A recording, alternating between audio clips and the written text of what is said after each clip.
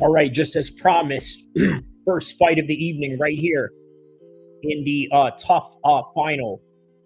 Daniel Bonchenko versus Zenando. Zenando. Is that how you pronounce his name? Very interesting way of pronouncing his name. I don't know if that is correct, but it's Zenando. All right, so here we go. Zenando versus Bonchenko. Obviously, not anything that we've really kept up with, at least not on my end. But who keeps up with Tough, the Ultimate Fighter, nowadays? But I'm sure there are people that still do that. Right now, we are focusing on UFC's Noche, the undercard, also with the what do you call it here? The Tough finale that is going on right now. So this is a Tough championship that they have going on right now. All right, so we got a clinch by Zendo right there. Cage side. They both have the Tough shorts, not the normal uniform of the UFC with the Venom shorts.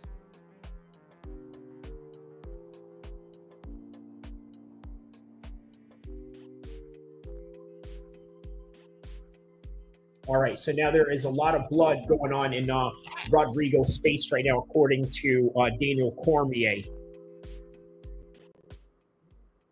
All right, so everybody around the world that is tapped in, let me know what part of the world you are from, because we are going to have some fun right now. And look at this. The Ukrainian has busted open Zendo.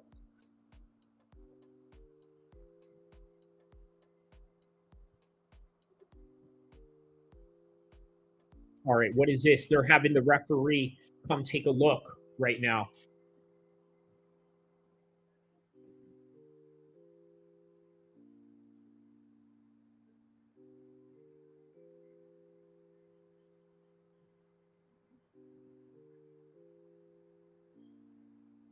All right, so the referee is looking on right now. It is time in.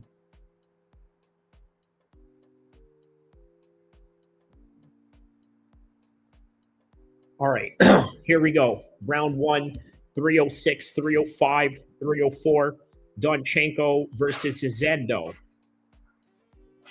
Okay, there's an oblique kick right there by the Ukrainian.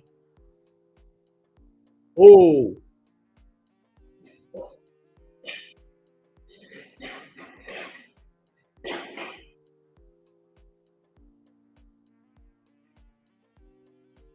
Oh, wow. Ooh, spinning back fist misses.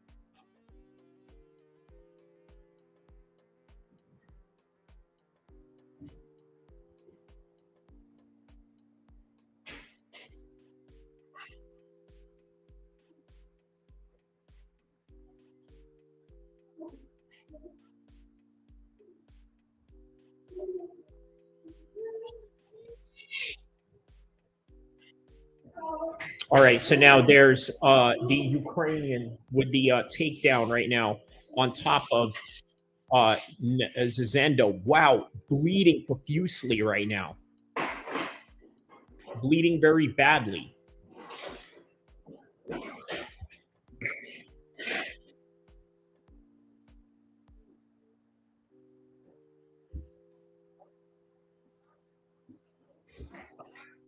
All right, so now we got a body lock by the Ukrainian right now. While the Brazilian is profusely bleeding very badly right now. Very badly, he's bleeding. All right, so there's a nice elbow right there by the Ukrainian. By the way, guys, I'm watching the embedded series between Canelo and Crawford right now as I am watching this fight at the same time right now. So sort of scoping out the scene and what's going on here. Oh, wow, look at this. There's a body kick right there. Oh, what is this? He complains of a low blow as they have those exchanges right there.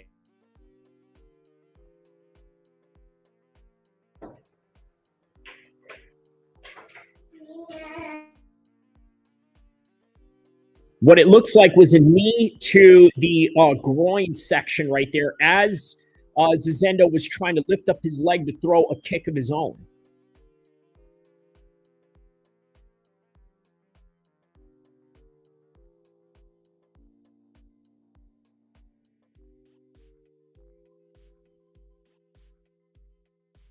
Takedown attempt right here by Zendo.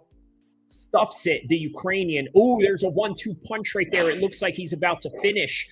Ooh, he's about to finish him right now. He is about to finish the Brazilian right now, and that is it. That is it. I told you guys he was about to finish him. So there it is, man. Danil with a finish. Wow.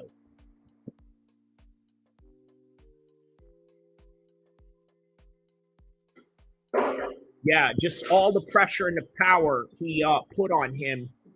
He had no choice but to succumb to those flurry of shots that was coming his way. So there it is, man. Here's a couple of takedown attempts by Zendo. Doesn't work. And then here comes the flurry with Danil. Now, what Danil was doing here was accumulation of what he was working on previously. By the way, come check out my video on Critical Eye MMA. It is on my members section only. You guys don't want to miss this. And also Adam 22 fighting with a homeless person. Very interesting content. Now, yes, here we are. Canelo versus Crawford fight week. Obviously, right now we are covering the UFC, but rest assured, the main event or the main interest for the entire night is going to be Terrence Crawford and Canelo. And by the way, we're going to have a little segment later regarding the alleged killer of Charlie Kirk. We're going to talk about that as well, because you know what? It's not just a combat sports channel. It is a channel that encompasses a wide range of different topics, and we're absolutely going to stick to that reality. I will be on camera in just a second, of course, just setting things up as we continue on with this fight day.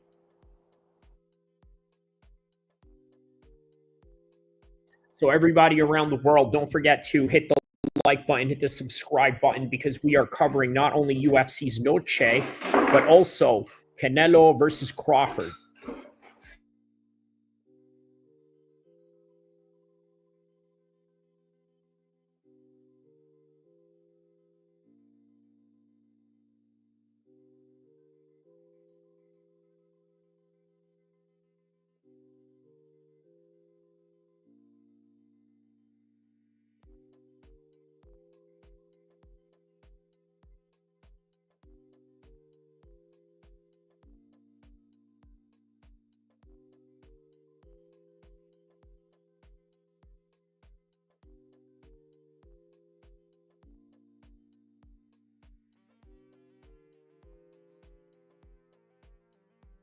All right, well, there it is, man. Danil finally wins it right there. He becomes a tough champion. All right, let's get to a few of my videos that I had out this week.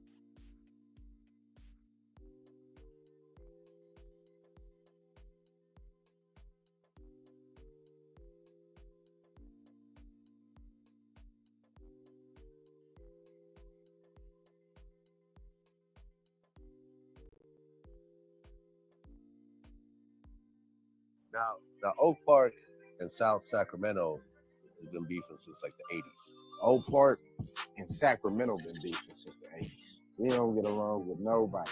We Midtown, shout out to Manners. function with the East because of Sally Rue, but we don't fuck with nobody in Sacramento. We been funking with every hood in Sacramento. Any nigga from Sacramento will know, and they'll be able to, you know what I'm saying, they'll be able to vouch for that. And why is that? I think because we the most notorious. Keep it 100, not even because it's my jurisdiction or my neighborhood, but it's like, I just think it's, I mean, shit, that motherfucking notorious, like, for real. Every gang war that ever happened in Sacramento, Oak Park was involved. It'd be fake. Does it work? It should be fake. Now, Oak. I know boys who've been pack stabbed. When 4 dudes roll up with blades and jump you, man, it's fucking, you're dying, man. You're dying. It only takes one fucking wound. Oh, I know Krav Maga. You don't know shit. You ain't Steven Seagal. You are dying. It doesn't matter. You know to kickbox, box.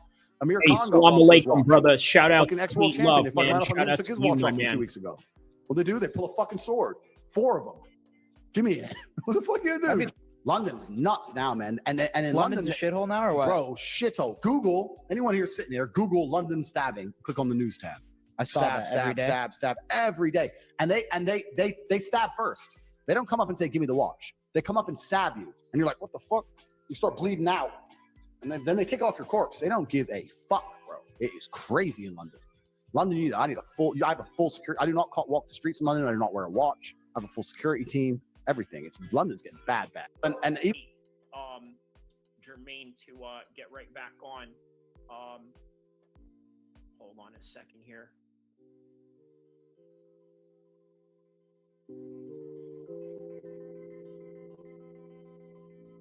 And then we got Zayn joining us as well. Zayn, my man. What's going on, bro? What's going on, man? All right, so okay, I'm gonna put this on 34 minutes. And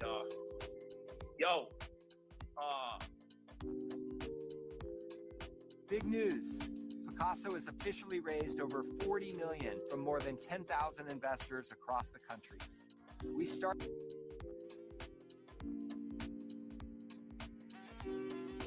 Okay, there we go. All right. Just wanted to add that in there. Is Jermaine on? Jermaine, you there? My man's having a little bit of some trouble with the the internet connection. Hold on a second. No worries, bro. What do you think of this fight tonight, bro? Usyk versus Dubois, bro. It's gonna be sick.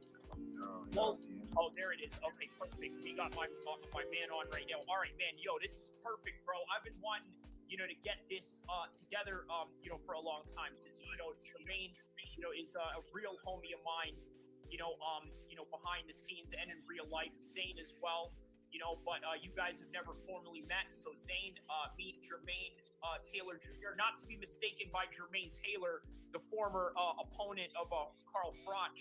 But yeah, you know what I mean? This is my homie, my longtime homie.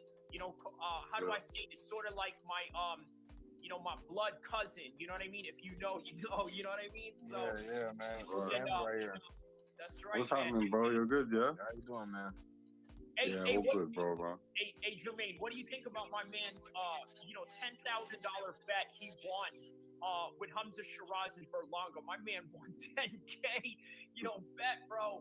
You know what I mean? And I told him not to do it, bro, because I was like, this is a dangerous fight. Berlanga is no joke.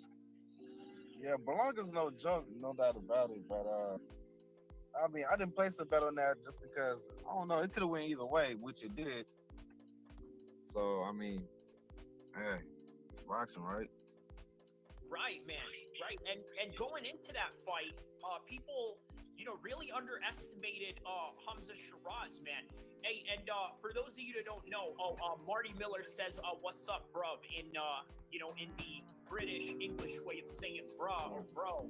You know what I mean? Shout out to Marty Miller on that one. So I guess that's in reference to you. Hey, bro, ever since that live stream that you and me did, Zayn, people have been asking about you. You know what I mean? They're either asking about you or they either want to tell you that gambling is haram for a Muslim to partake in. Your thoughts on that, man? Bro, what it is I watch boxing all day, every day, innit? So I know who's good and I know who's not that good, you get me? And with this fight, obviously no one really heard of Hamzah Sheeraz in America, but I knew all about him because I'm hooked up with him, I'm linked up with him, so I've got close like connections with his father and that. I know that Hamzah is a dedicated boxer. He don't drink, he don't smoke. I think Berlanga is all into all of that stuff, you know, behind the scenes. It's just the way he carries himself, you know.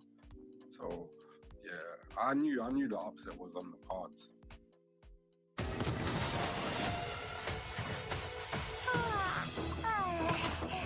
終わった。あとは任せたよ。起きなさい。隊長、痛った。分かったよ。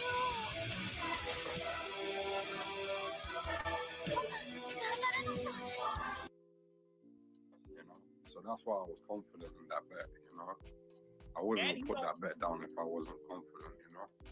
And he don't hang out with weirdos like Fat Joe and all of that. You know what I mean? Like, you know, so that's a plus right there, bro. Yo, Fat Joe got a curse, man. He got a curse with that lean back song, man. Yo, for real, man. And he walked him out to that song too, bro. Man, you can't walk out to no lean back, man. For real, bro. And you know what? I don't know what Arabic song he sampled that song off of, but man, you know, whoever made that song, bro, you better get at Fat Joe, bro. I know he sampled that off of some Arabic song. You know what I mean? Like, you know, yo, check this out, man. Remy Ma and Papoose were at the event, like one side of the ring to the other.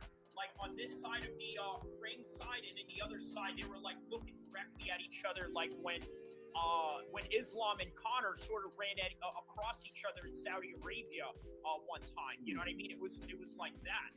You know, so I was like, okay, you know, this is awkward right here. You know what I mean? But you know, they were on their best behavior because, you know, Remy Ma don't want none of you know, Clarissa Shields. You know what? Why you say you fight me? Because I hate niggas. Hate them. Yeah, they talk tough, but they can't kill it. They not. You punch them like you sit straight liquor. You know what I mean? And on top of that, Clarissa is, you know, MMA trained. On top of that, she trains with John Jones. So if she gets her on the ground, it's going to be elbow strikes from there. And, you know, yeah, man, you know, Remy Ma would not have any response to that. You know, and she killed her on a rap battle, too. Do you see that, you know, that rap that Clarissa Shields did on Remy Ma? I was like thinking, you know what? Papoose probably wrote this. Ooh. Her man wanna take me to dinner. I call him, what's her name? I don't even remember. Who? I know you nervous, baby. And now you with a boss bitch. She's the worst, baby. Brokey. And I deserve it, baby. Cause ain't nobody give me shit. I had to earn it, baby. Yes. She don't like me cause I spend money. Now I'm in the real estate. I've been crib hunting. Flip. Running out and they been running. Saying they to go but never did nothing. In the whip stunting. In the Billy Spurs like I'm Tim Duncan. Always been a yeah, bust a yeah, bust head. Time red bottom, yes, I love red. Hey. I'm so paid. I refuse to be broke when I reach your age. Ah. I don't turn down no fade. I put my foot up in your asshole for both legs. I need some new haters. I don't see y'all. Where y'all at? I know you like to hate a bitch. What? Brave heart, yeah, I ain't afraid of shit. Nothing. I never hesitate to take a risk. Never. 5 fingers, close your hand, make a fist. 5 weeds, make them pay, make them miss. Ooh. Flat line, I ain't come to play with this. Nothing. Hoes know I got it locked, they the kiss. Ooh. I guess he wanna make me wife to get something. Hey. Kinda lock me down, gonna indict me or something. Okay. Now she on the ground talking spicy for nothing. His girlfriend mad, guess she wanna fight me or something. Talking spicy for nothing. His girlfriend mad, guess she wanna fight me or something. Wow. Some people say I'm a killer. You are. Jab to the mouth, then a shot to the liver. Ooh. Her man wanna take me to dinner. Of course. I call him what's the name? I don't even remember. Who is that? I know you nervous. Hey. And now you with a boss bitch. She works, baby. Brokey. That's the first time she really dropped something like that, so. Yeah, because you know, she's not known to be a rapper, but I don't know, maybe she has some unhidden talents, you know, that we don't know about.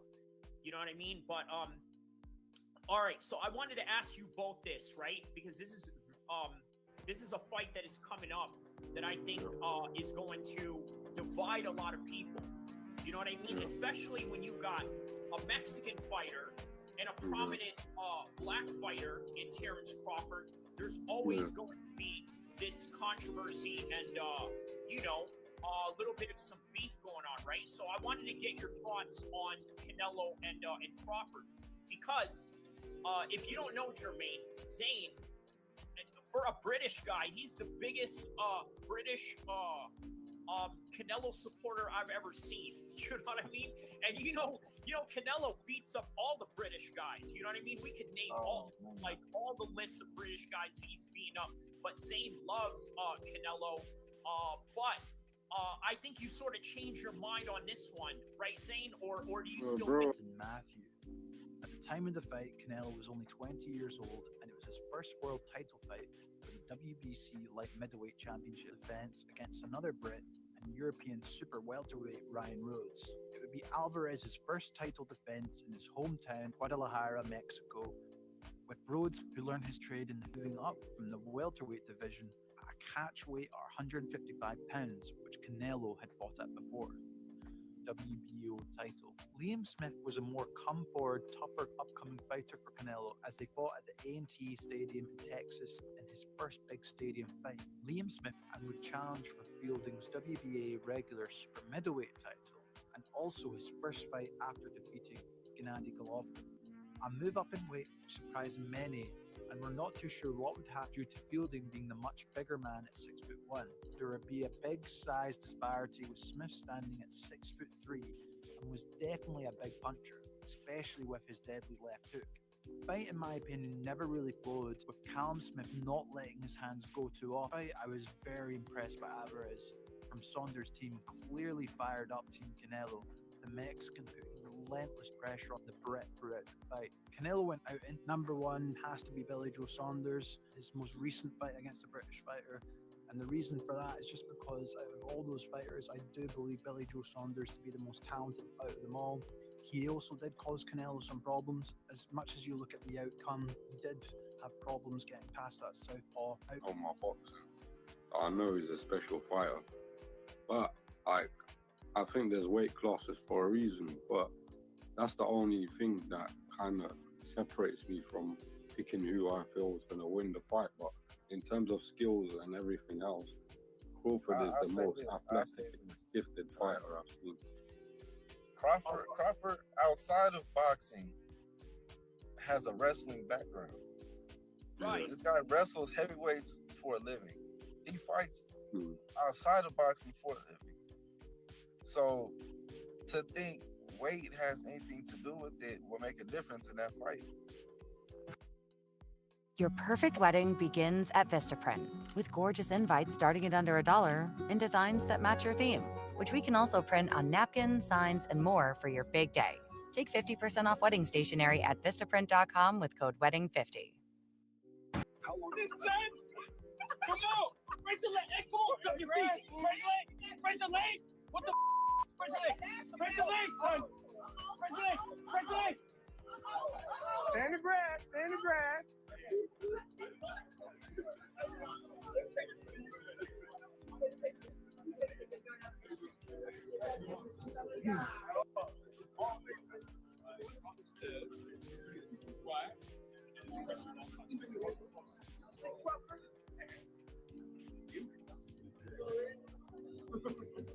Yo, baby, Mila, yes, Crawford! I can't believe it!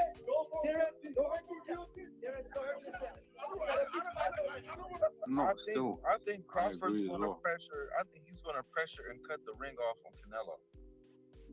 The way Canelo has looked the last couple of fights hasn't been great still, I'm not going to lie. And leaning towards Crawford as well. It's like a 50-50, bro. But I'm kind of biased, so I'll back Canelo. But I think Crawford's got a big chance to win the fight, and I'm not going to be surprised if he does, because he's a special fighter. If anyone can do it, it's Terrence Crawford. And yeah, I just think it's a fight where Crawford can dominate as well, because skill-wise, he's not as skillful as he's more skillful than Canelo. You understand? Yeah. Canelo's only chance is to win by trying to knock him out, you know? That's the only way he's going to win. Yeah, that's But not happening. I don't it's think. not going to...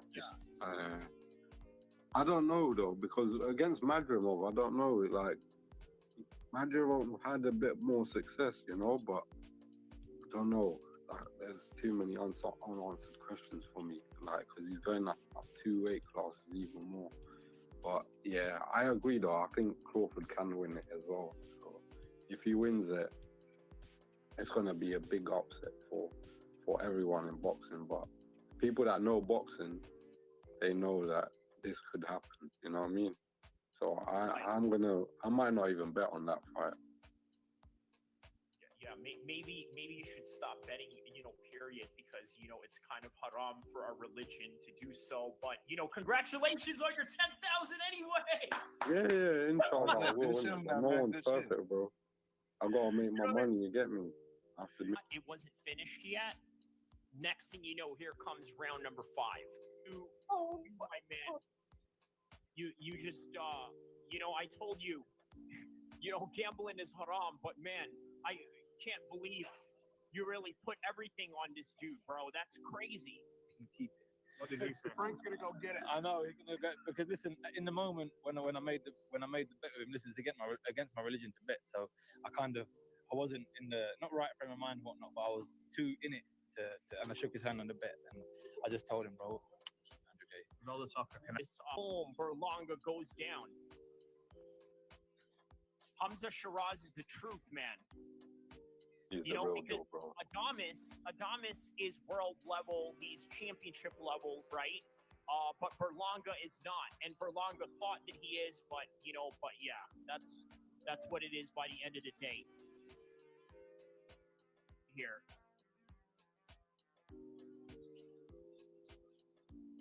And it reads, now Zayn can have his mustache and become a non-gambling Muslim.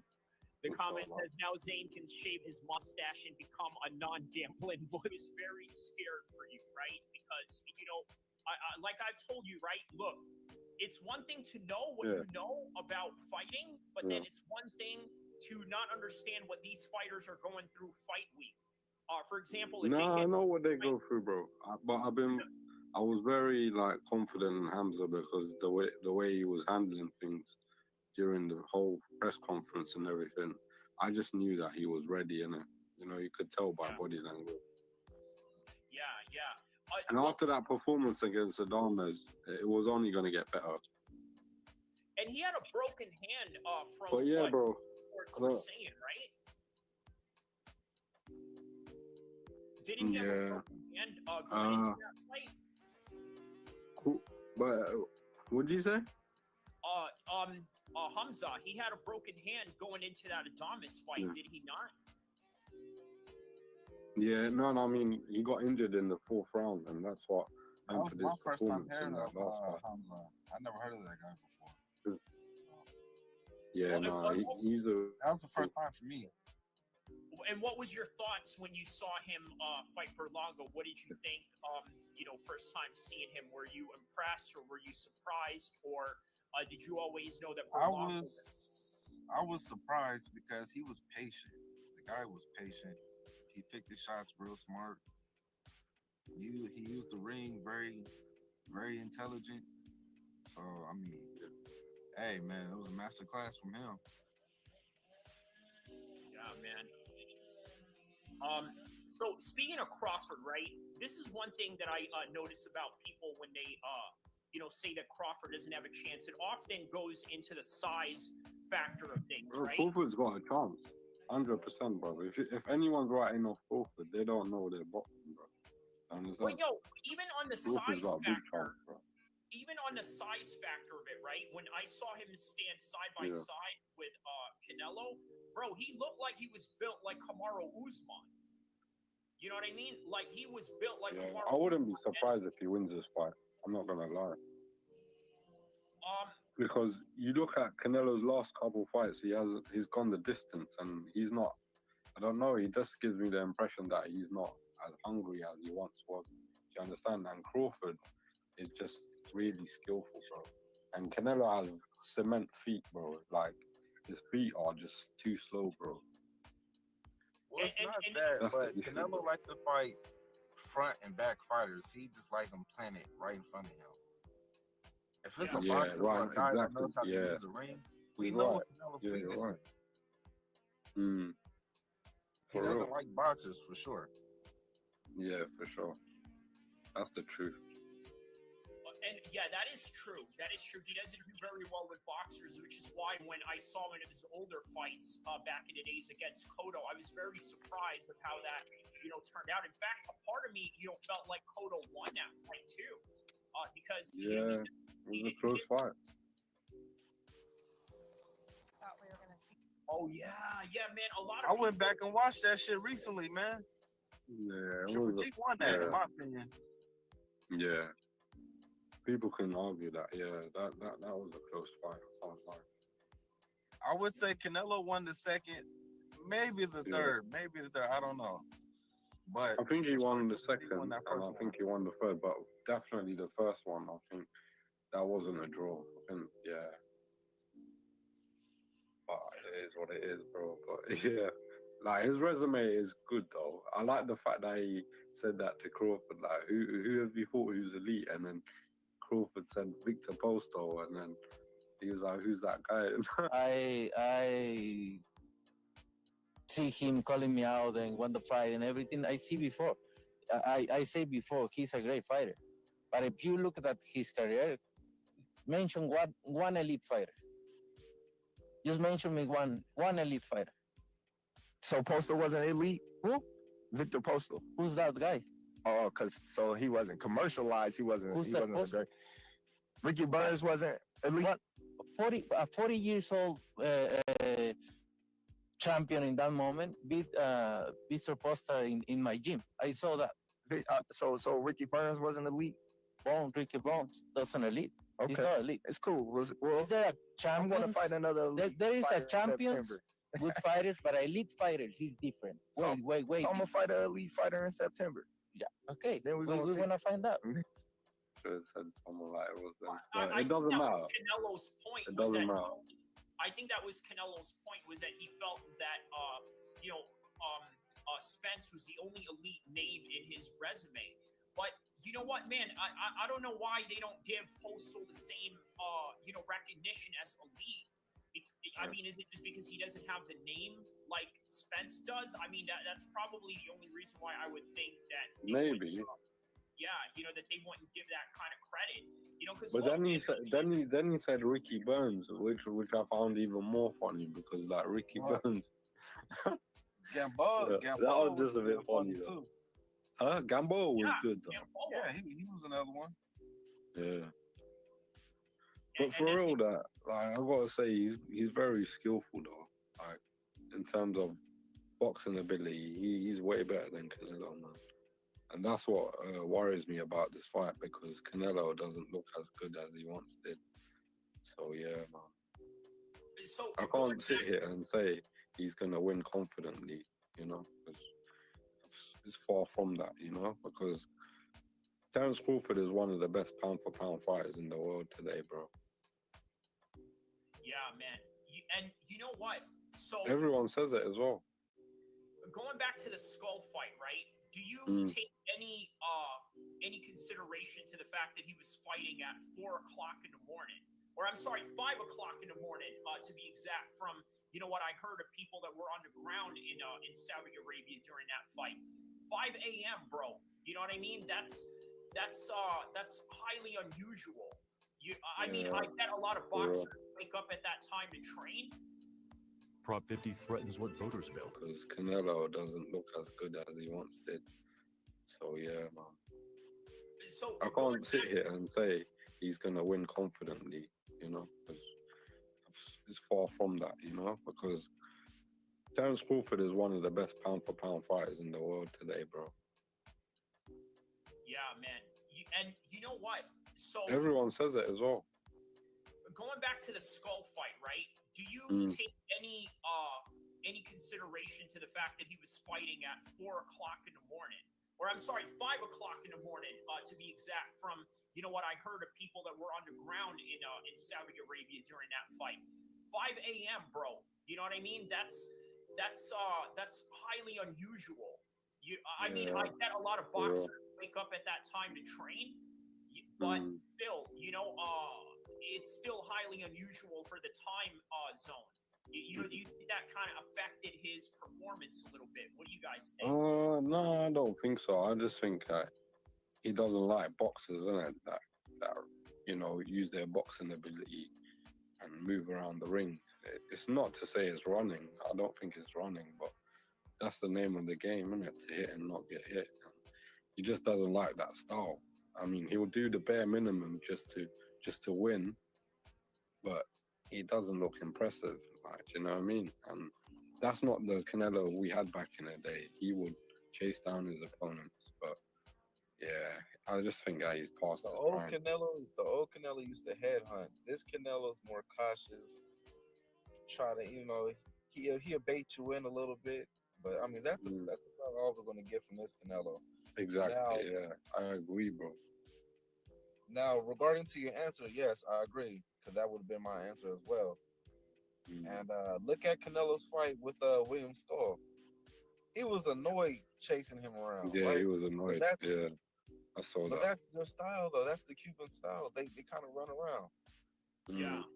Yeah, it's true. Yeah. So, and he constantly complains about that. He's like, "Oh, you're a runner. You're a runner." You know what I mean? Like that's the constant complaint that he has. But Jermaine, you also said that Crawford will walk him down. So you're saying that you see Crawford using the Mexican style on the Mexican.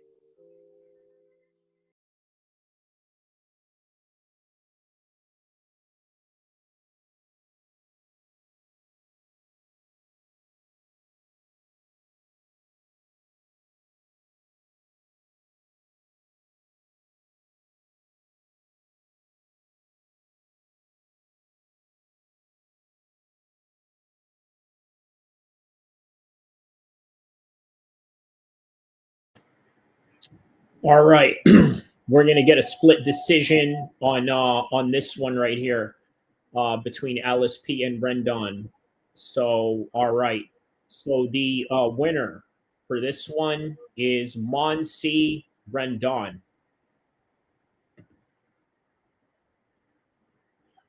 All right, so Monsi Rendon wins this one by split decision. Look, it was a very close fight. It could have gone either way, but that's what it is. So there's a 3-round right there. All right, let's get back to the video. Next fight coming up right now in the UFC's Noche is going to be Alvin Carrera versus Costa. So Costa versus Carrera.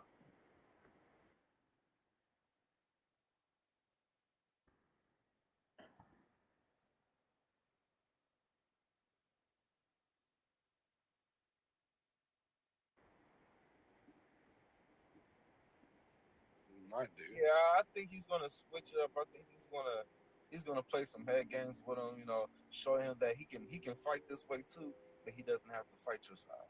He's gonna fight his fight, but he can show you. He's gonna show him that he can if he wants to.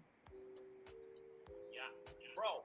The dude's weight training regimen is what makes me believe in how he can do in this in this higher weight class. Terrence Crawford is pound for pound one of the strongest guys I've ever seen. That came out of 140.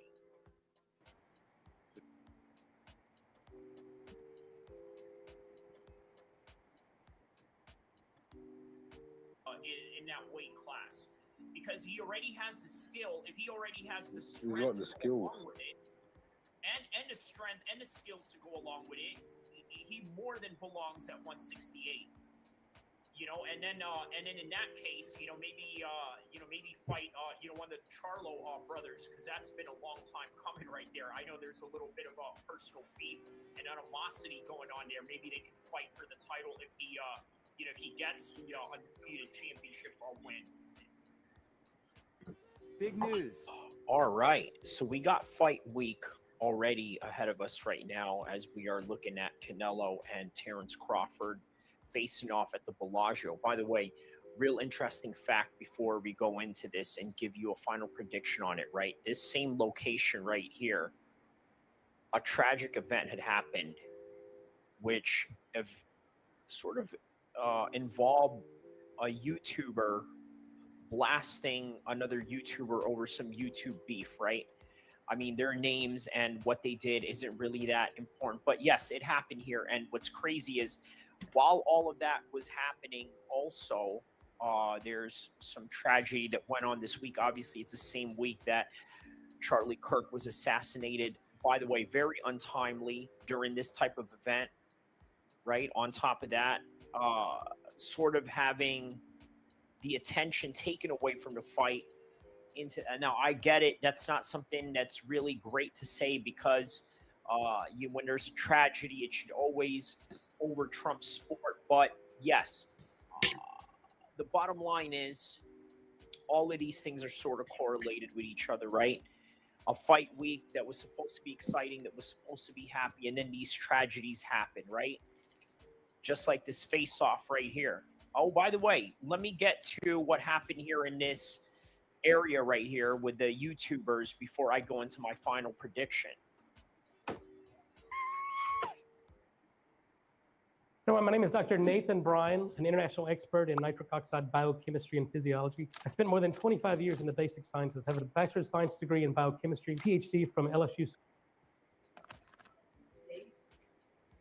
That's right.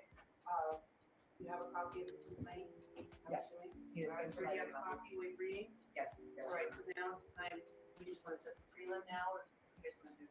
Actually, Your Honor, I think at this point in time that Mr. Rose would like to ask for perhaps a 3-week status check. He has not had any opportunity to speak to family about the possibility of hiring private counsel, and I think he would like. So once again, very tragic on that particular story that happened in Vegas.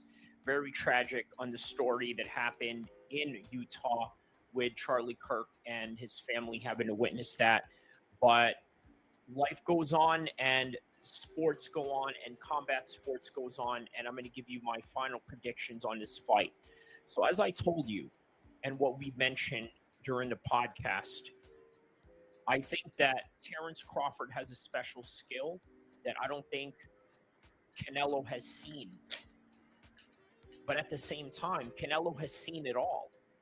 But it doesn't mean that he is unbeatable. He's beatable when it comes to Bivol. He's beatable when it comes to Floyd. Now the question is, Terrence Crawford, is he as special as Bivol and as special as Floyd? And I'm going to go out of the limb and say that he is. And that is the reason why he's going to win this fight. And I think that he's going to win it by close split decision. And that is my final prediction on this one. Don't forget to like and subscribe. I will see you guys in the next content and in this fight stream that we are going to have, inshallah. MMA needs. If you want to find predictions, news, and everything that deals with MMA, shout outs to Kyrie, Abu Al-Kir MMA, Sacramento, California, represent. That's right, Kyrie. I appreciate you, my nigga. You came in here, you was talking that shit. That's right, bro. Much love, Flo. I appreciate you for always stepping in, bro. Be safe out there. Man, my nigga Kyrie, my man Kyrie came through. He started talking that shit. Hey, here's the thing. Here's the thing. That nigga will whoop your fucking ass. You would think that nigga's all squared up and all that type of shit. Nigga come through and beat your fucking ass. Like, man, fuck you up. You will never see it coming. So for those of y'all,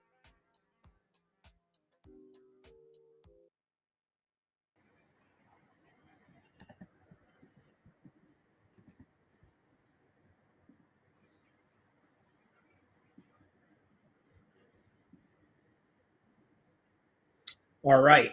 So here we go. Costa versus Coria right here. Round number 1 between Coria and Costa. They have what it looks like to be the special shorts for the occasion of UFC's Noche. But the real big UFC Noche of the night is obviously the fight of Canelo and Crawford. That is the number 1 fight in terms of the Mexican interest for tonight. So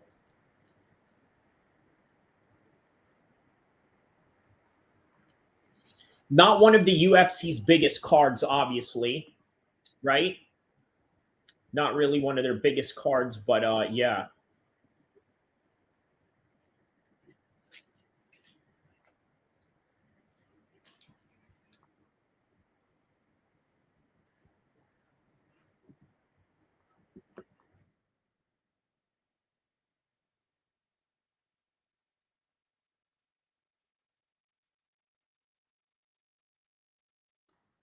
All right, so we are covering UFC's Noche right now. Oh man, there's a right hand right there by Costa.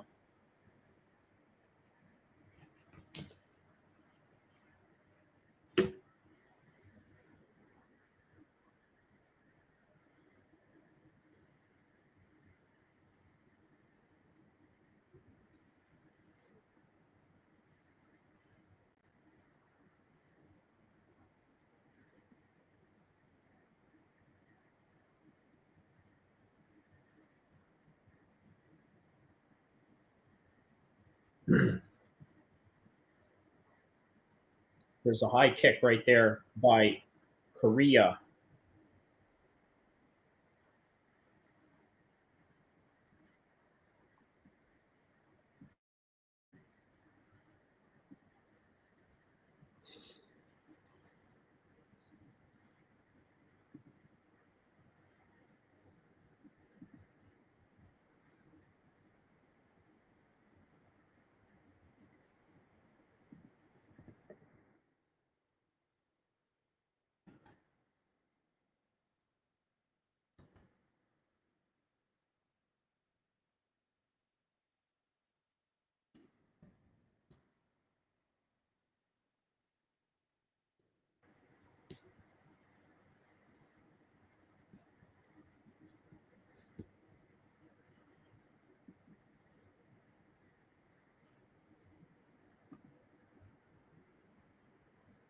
Nice swing right there by Costa.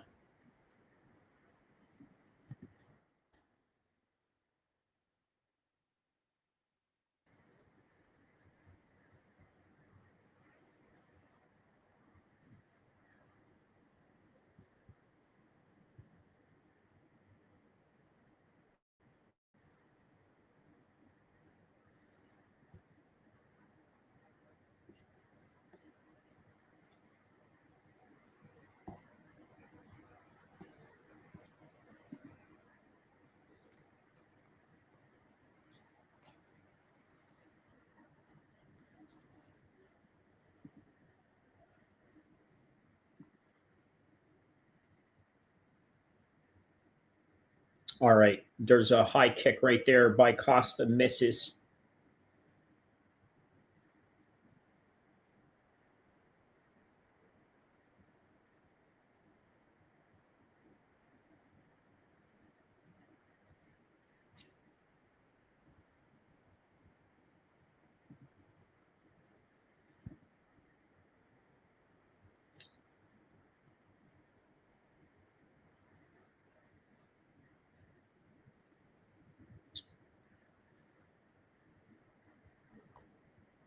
Okay, there's a shot right there by Coria. All right, that's the end of the first round right there.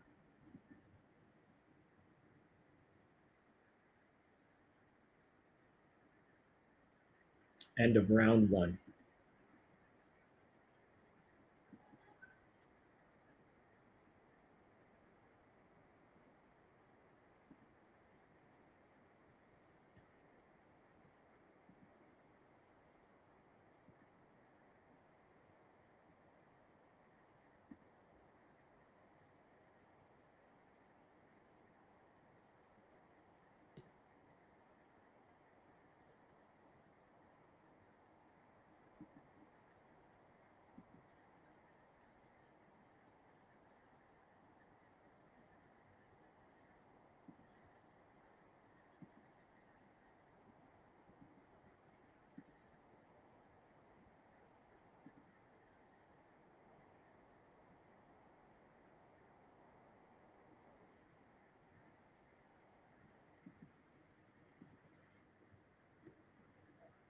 All right, round number 2.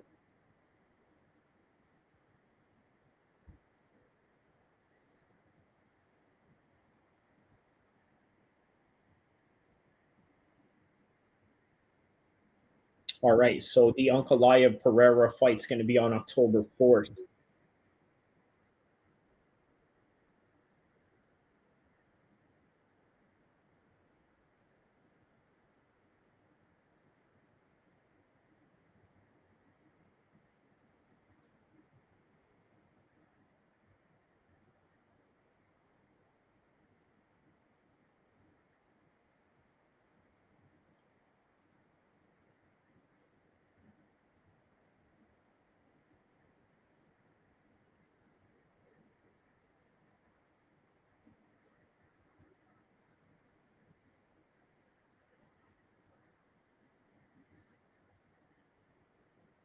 Okay, looks like a triangle attempt right here by Correa Costa on the bottom, and Correa's right on top, maintaining this full guard position.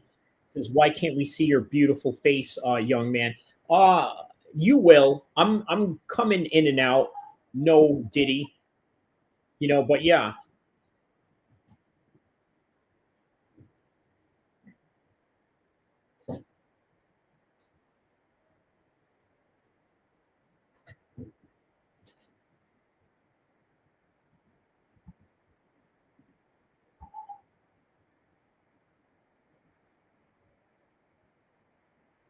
All right, looking for a leg lock right here. Costa looking for a leg lock. Okay, doesn't get it. He says yes, Fresh. We got people now.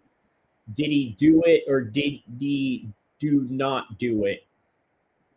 I think Diddy did a lot. Just like Carrera right now is looking to do a lot on Costa right now. Oh, there's a Kimura attempt right here by Costa. Oh, wow. He's got a Kimura attempt right here. Says, hey, man. Boom. There's a knee to the thigh right there. Another knee to the thigh.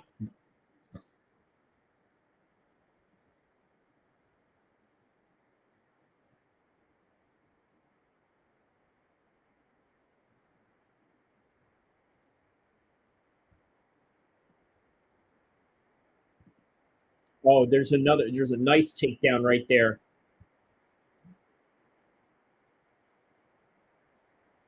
Oh, he's got a body triangle. Now he's got the crank right here. He could fight it off, not under the neck. Costa looking to get it right under the neck.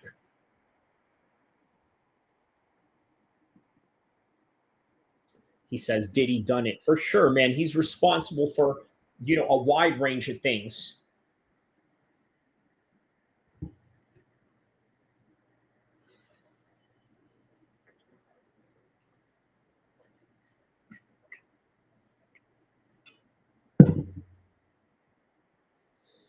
All right, 135, 134, 133 of the second round right now.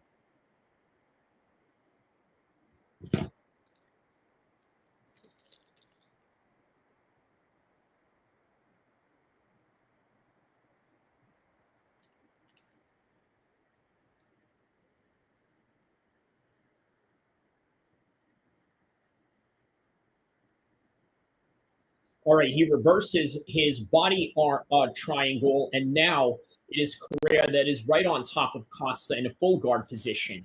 Everybody around the world that is tapped in right now, don't forget to hit the like button, hit the subscribe button, because we are right here in the middle of the second round as we are watching Costa versus Correa at UFC's Noche, while also covering Canelo versus Crawford in this very much historical card that we got going on right now. 37 seconds left, 35, 34.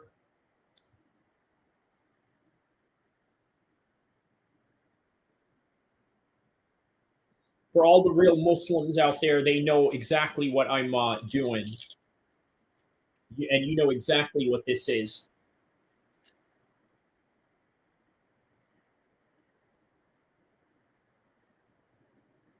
All right, 10 seconds left into the second round right now.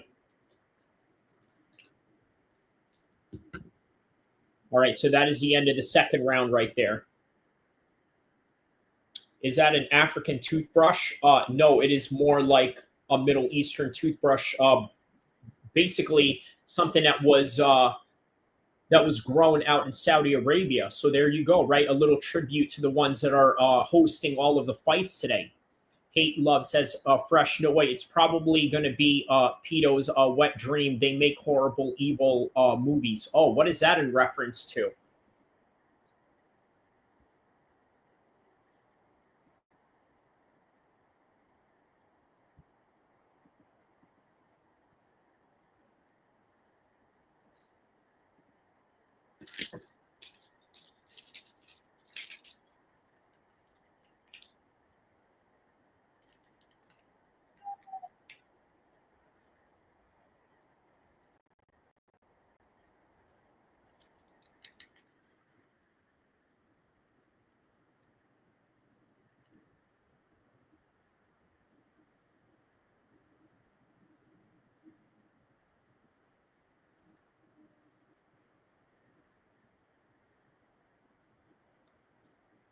All right, so we are on to round number 3 right now.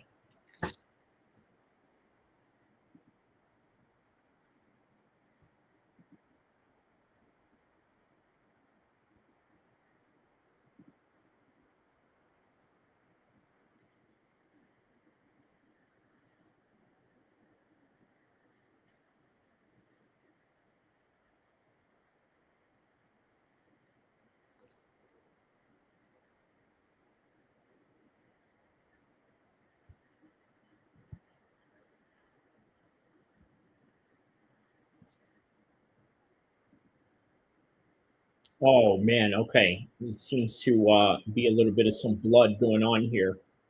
It says most evil people think they're good people. That's very true, right?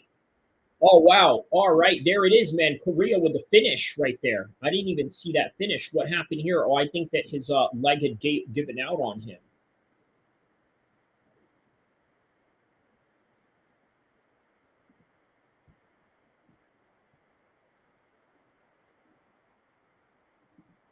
Wow.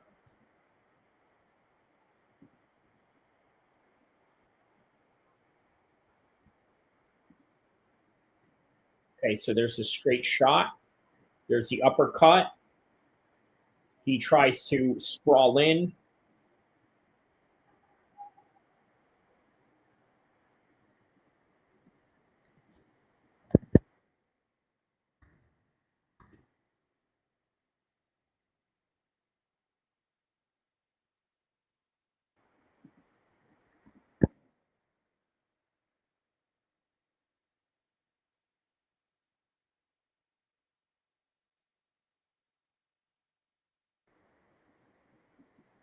All right, man. Yeah, big moment for the homie right there.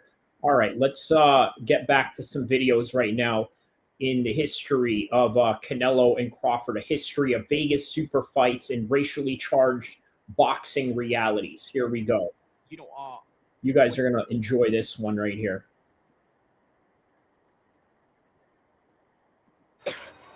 Lysol knows little hands deserve big protection.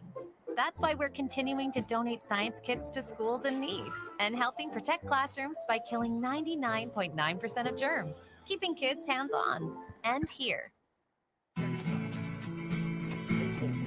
Try imagining a place where it's always safe and warm. Come in, she said, I'll give you shelter from the storm.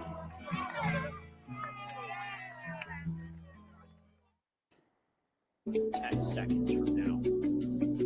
5, 4, 3, 2, 1. All right, here we go. All right, so it is Canelo versus Crawford fight, and we're going to talk about a bunch of different stuff unrelated to the fight, also related to the fight as it goes with this tradition of Las Vegas super fights that have gone on for years. Obviously, there was Manny Pacquiao versus Floyd Mayweather, which was held in the MGM Grand Arena. Also, how about Joe Calzaghe taking on Bernard Hopkins back in 2008, by the way, at the old Thomas Mack Center. So we're talking about places that are rarely used nowadays, right? MGM, Thomas Mack. But this weekend, or next weekend rather, the fight is taking place in Raider Stadium. Now, how amazing is that, right? How amazing is that? Raider Stadium. I don't think there has been a real big fight in Raider Stadium yet, at least not to this magnitude. Okay, now, obviously, the other big fights that we can talk about in the Las Vegas super fight sphere of things is, well, how about Khabib versus McGregor back in 2018?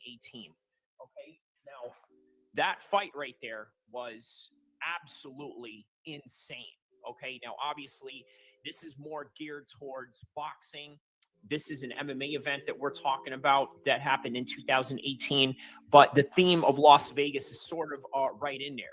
Let me read some of the newer comments right here. So Boars MMA says, hello, Paris was a fantastic card. Indeed it was. It was very much underrated. BSD submission looked like Khabib versus Conor. Yes, that is a very good point. And it's a great way that we're segueing this into that, because obviously we're talking about that fight that happened in 2018. And yesterday, BSD sort of did a choke that was very similar to that. Okay, now the choke, it's not so much right underneath the neck, okay? The choke is more of in the chin.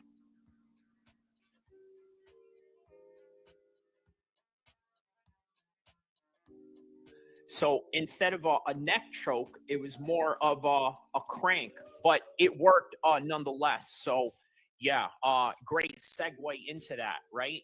Also, the other Las Vegas fights that have happened all throughout the years, as we are preparing for Canelo versus Crawford, okay, is how about this? Speaking of McGregor, how about Mayweather versus McGregor that happened in 2017?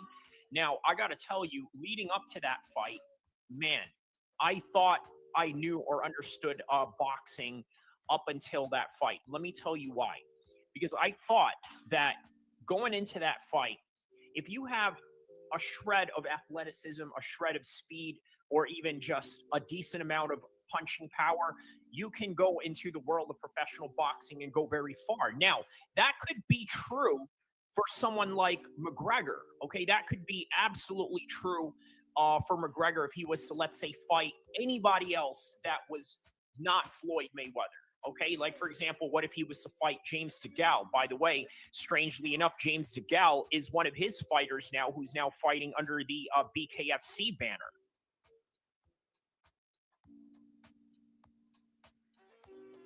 And it's crazy how a lot of things have changed since then, obviously, right? From 2017, could you even imagine that James DeGale is going to fight at BKFC? Or did we even know what BKFC was back in the days, right? Now, obviously, when it comes to boxing, the roots of boxing come from the bare knuckle boxing days, right? In which they just decided to implement gloves one day, and then as history has shown, all of a sudden they decided, you know what, we're going to make this into two different sports. Face crank, yes, that's right. Big Boars, that is a face crank. Conor going to boxing ended up being his downfall. That is absolutely true. You know what, I'm going to mark that comment right there, okay? Because I've said this over and over again, and I think a lot of people sort of agree with that notion.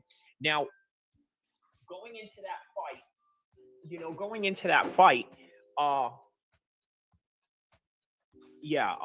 what was I saying? Sorry, hold on a second. Got a little distracted there. Let me see what I said prior to that. Let me rewind back what I just said so that I can, catch my my thoughts here for a second.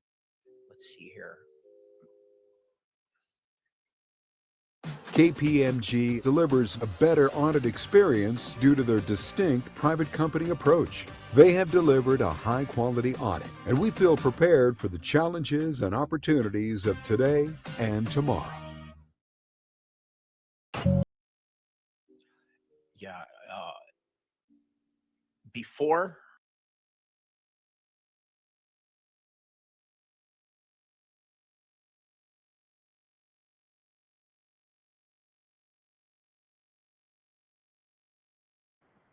All right, we're on to round one right now. Zachary Reese taking on Dumas.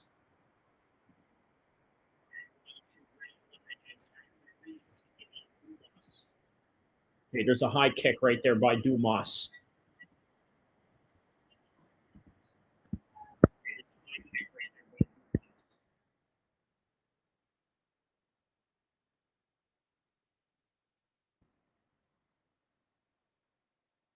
By the way, Cedric Dumas involved in a beef with No Jumper co-host, former co-host rather, for Extra. I'm going to play a video of that after this fight, by the way, of my coverage on that. And everybody that's tapped in around the world right now, don't forget to like and subscribe. What is that? Looks like we got ourselves a bit of a low blow right there.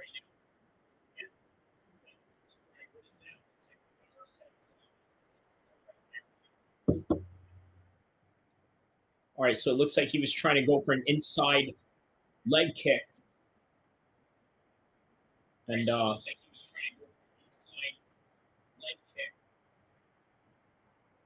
yep, and that was that. That was the end of it. Didn't really get much of it.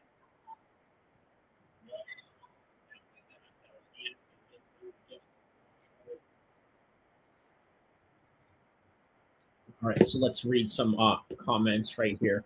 So Fresh Melon Juice says, they are like parents who feed their children fast food and candy every day. They love their children, but they are stupid, ignorant people. Befriend them and teach them.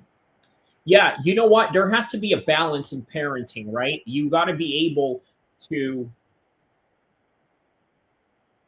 insert discipline when it's needed. Hey Love says, very good point. That is a very good point. Look at Cedric Dumas really just complaining of the pain right now,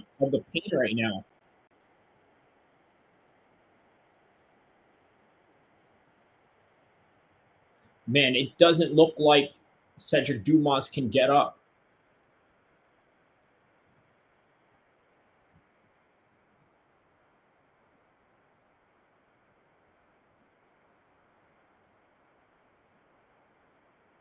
All right, the referee is not rushing right now, but then it is a doctor who is coming in there.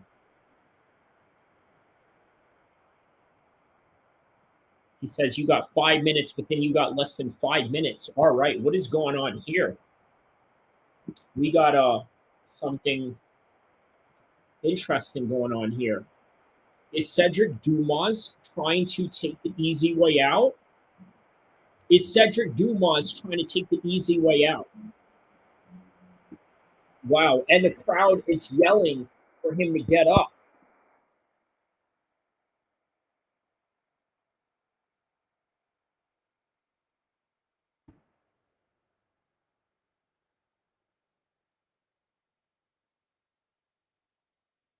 Wow, man. Is he playing victim? That's what we got to know, man. Is he, oh, man. Truth Seeker, shout out to you, my man. Shout out to you. Hate Love says, hey, Truth.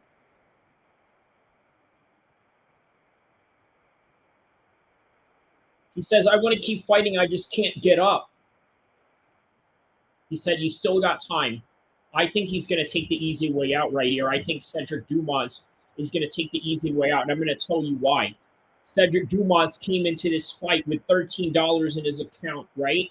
And so if he walks out of here with a win, guess what? He takes the win money very easily. This is an economic decision by the part of Dumas right now.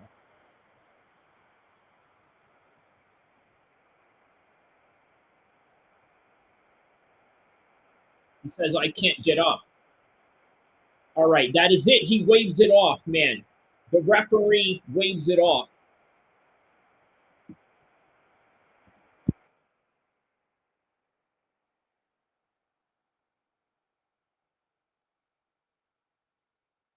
Wow.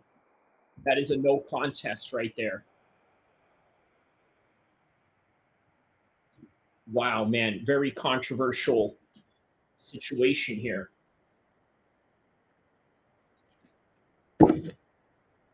Very controversial situation. He says, Kyrie, I'm sure you didn't delete my reply to hate about the Ukraine. No. I don't know what that was about. Was that for the Charlie Kirk live stream that you were talking about? Fresh says illegal strike. Yeah, it was an illegal strike, and Cedric Dumas was not able to get up as a result. So make of that as you will. Look, I think that Cedric Dumas was playing victim. I think that he thought that he could get away with a victory here.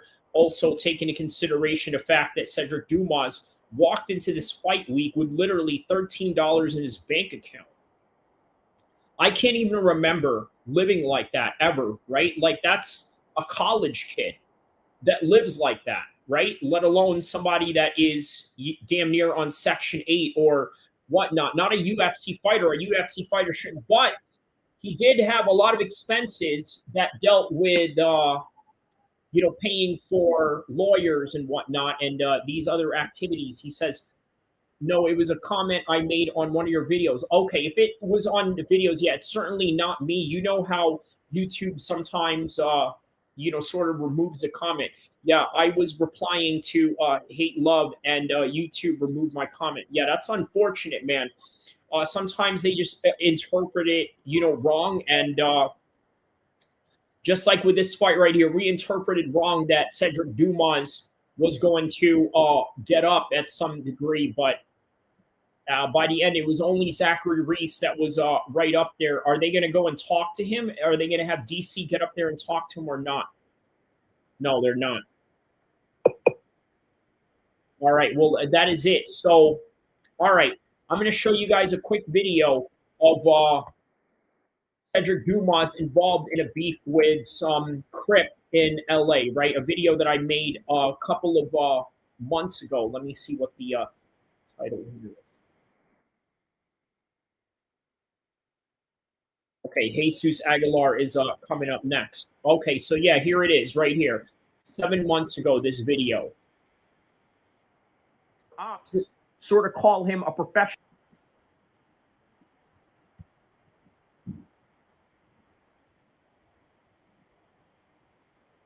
Enemies or ops talk about their street fight or county jail.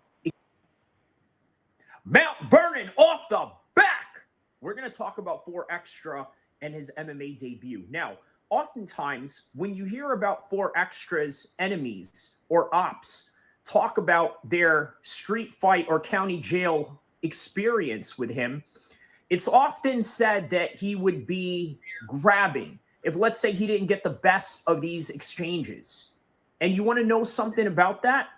As somebody who analyzes MMA, also somebody that analyzes the hip-hop world, the gang world of California on top of it, I think this is great for 4 Extra.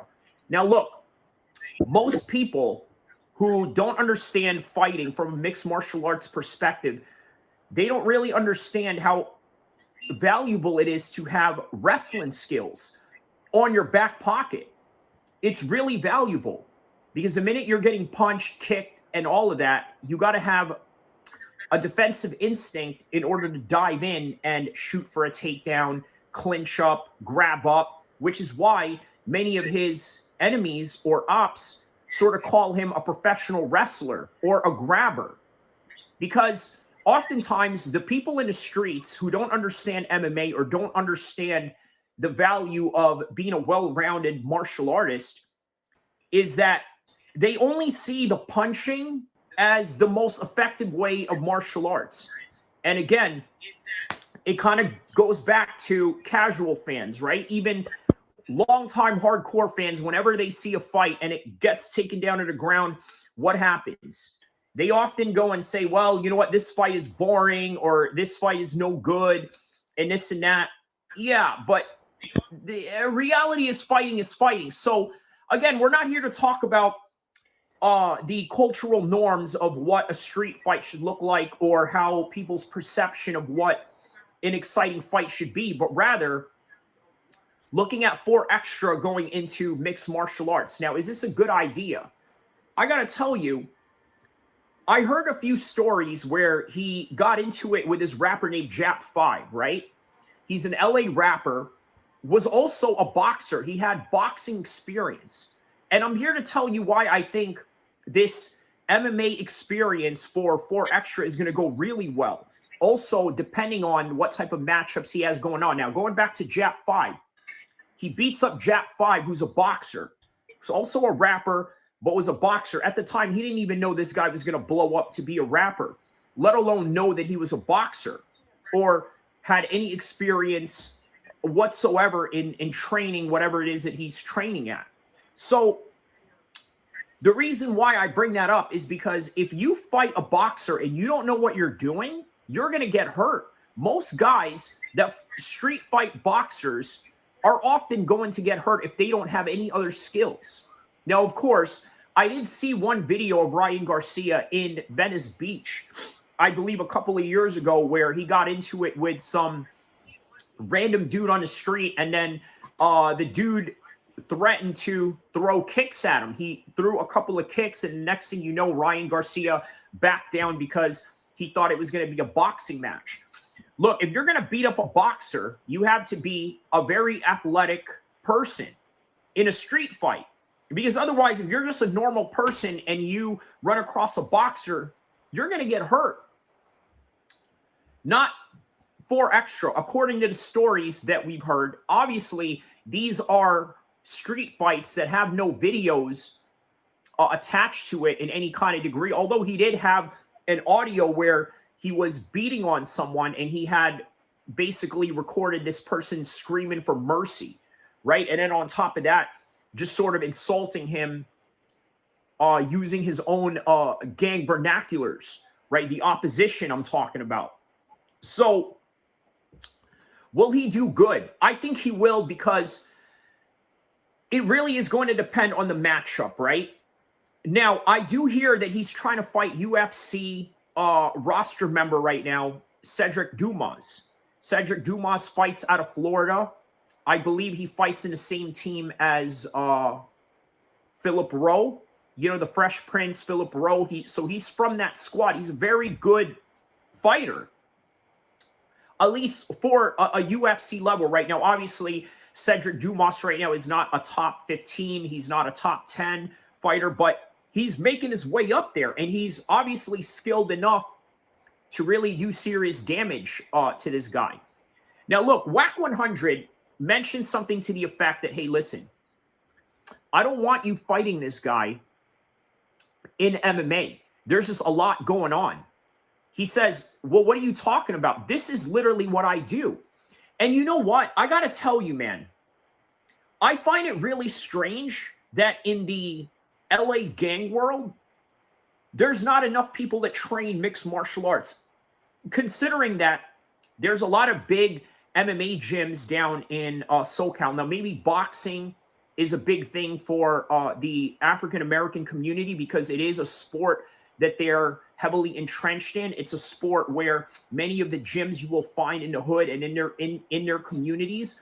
So, yes, they are going to have boxing gyms available, but MMA gyms are so prominent in LA that it really surprises me that not enough so-called gang members go and train this particular sport that, in all honesty, is really made for gangbanging, at least a head-up, fade gangbanging.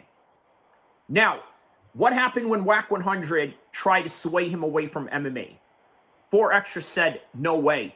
I want MMA. I want to do it all. I want the kicks. I want the punches. I want the takedowns. I want the clinches.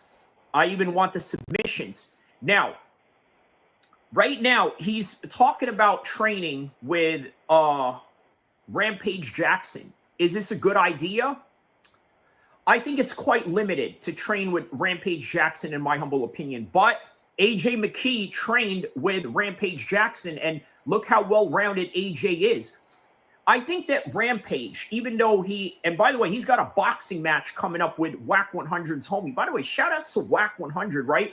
Aside from all the controversies that are going on with him, all these allegations and all of that, he still rises above it and finds a different lane. Obviously, music producer, music mogul, ran with Suge Knight, but now has an opportunity to get into the fight world.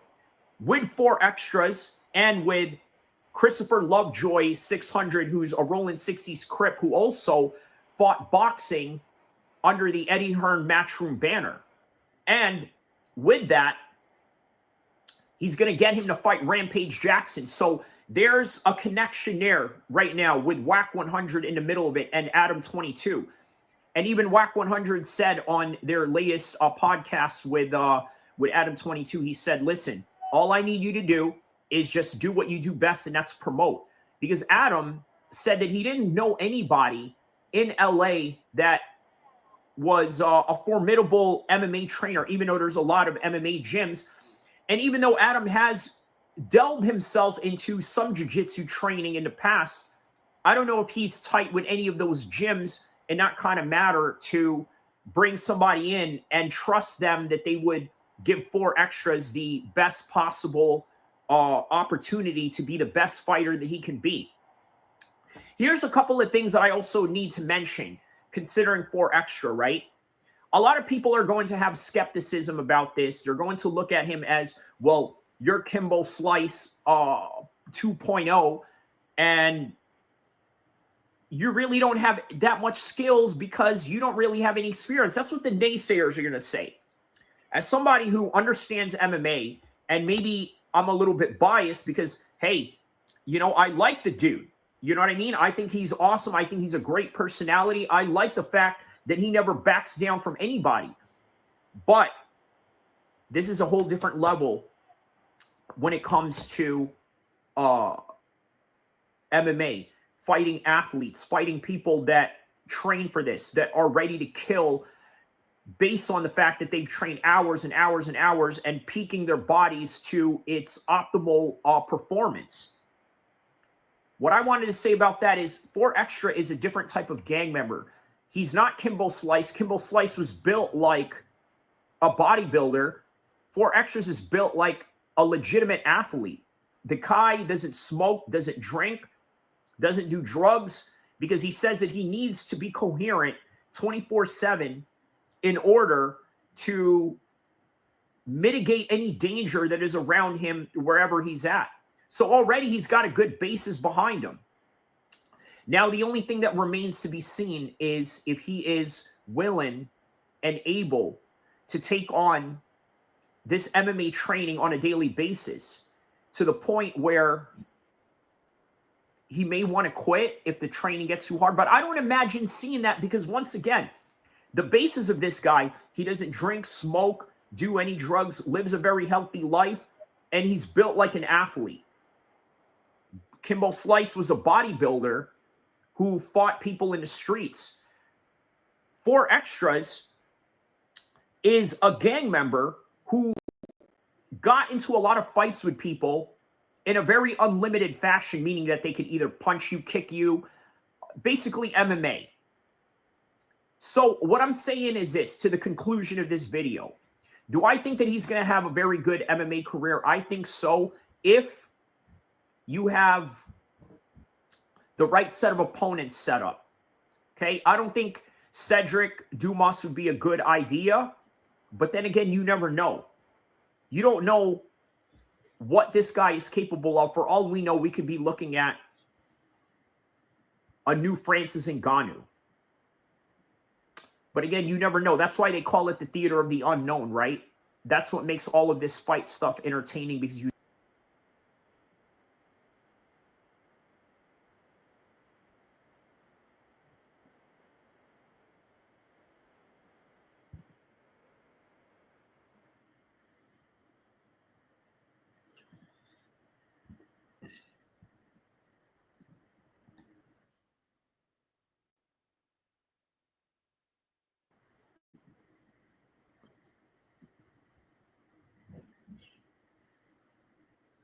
All right, so what do we got right now? We got Aguilar versus Gurule, and we're going to get Zayn Musa boxing in here. Let me send a link to him right now.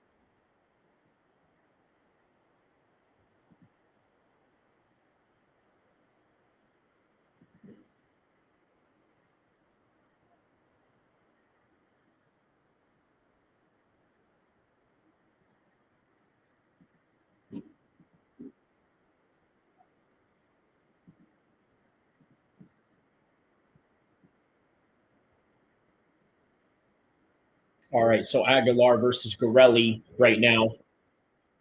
First round.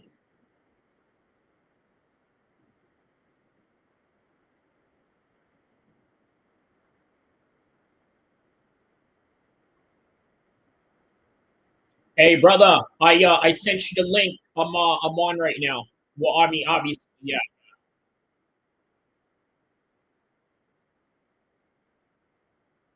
All right, see you in a bit, brother. What's that? Oh yeah, I can't wait, man. I can't wait. You did?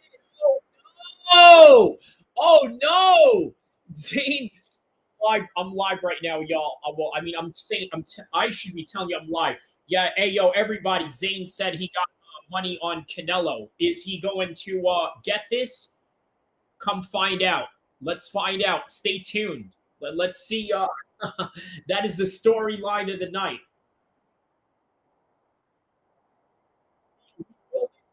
We're building storyline. Hey, bro, did you see the video that I reposted? I repackaged the one with me, you, and Jermaine. Right? I put a video, reference to everything that you guys were saying. Like.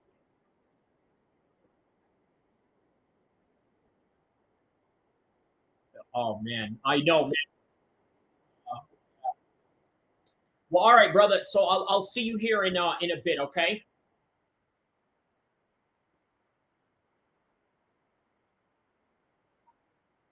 I will. I will. Matter of fact, I'm gonna hit right now. All right, brother. See.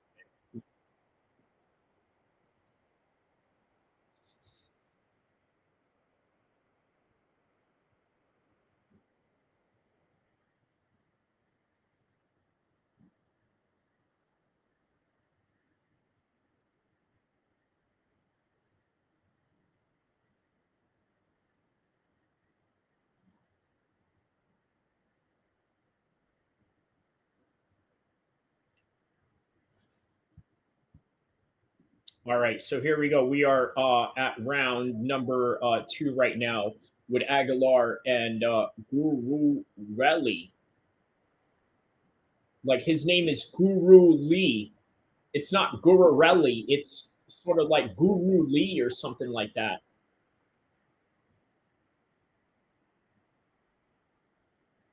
Hello? Yeah, what's going on, man? Hey, you want to hop on, bro? I'm about to have Zayn on. He actually asked about you. He's like, hey, bring the homie on. I was like, yup. Say no more, man. You know, but yeah, man, hop in, bro. Stay as long as you want. You can stay for beforehand or even all the way till the main event. However you want to do it. I'll send you a link on Messenger.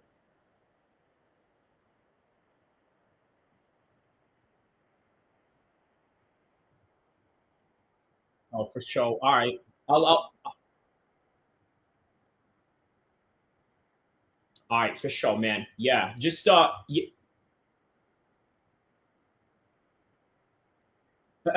of course. Oh, wait. They fought already. The undercard.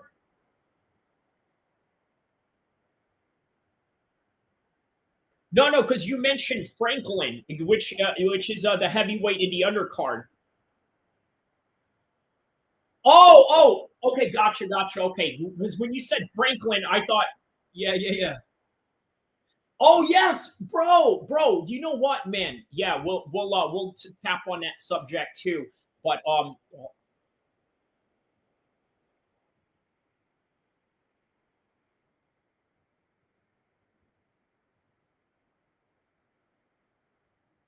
yeah. I mean, look, man, it's hard to root for a guy that also said, I don't care about the lives of dead Palestinian children. Like, that's, you know what I mean? Like, that's crazy talk right there, Like, he's obviously, um,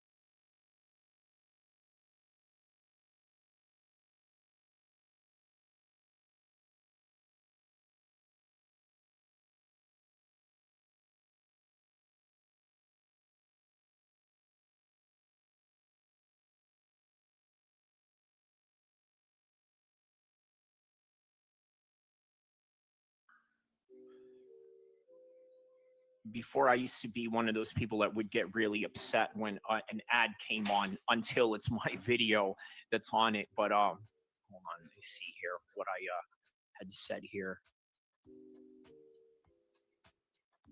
Oh, okay. Connor ended up as a downfall in boxing. So yeah, okay. So yes, it's a downfall for him, right? Because look, here's the thing.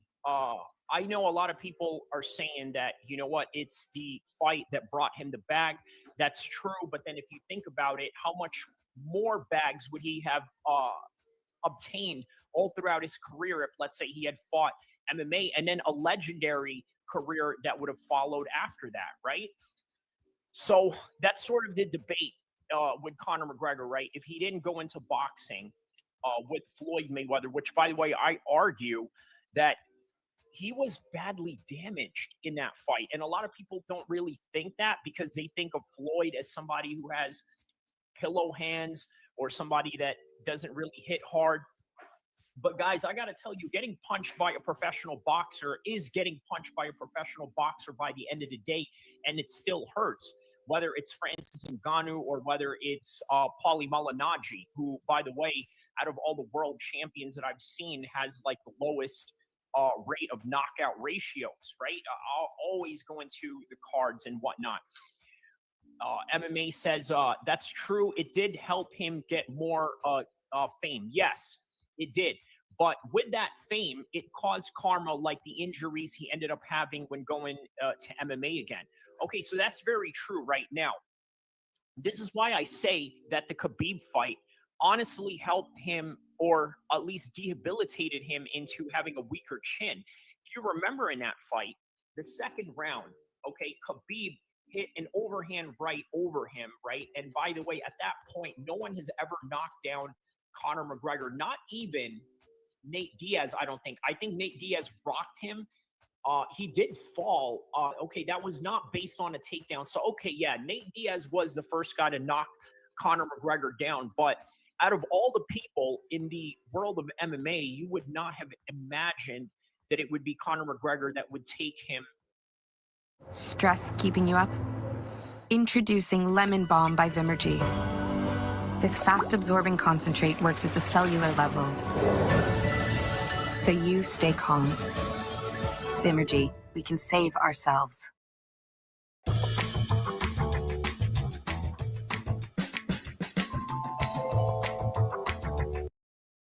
That would knock him down, that it would be Khabib to knock him down.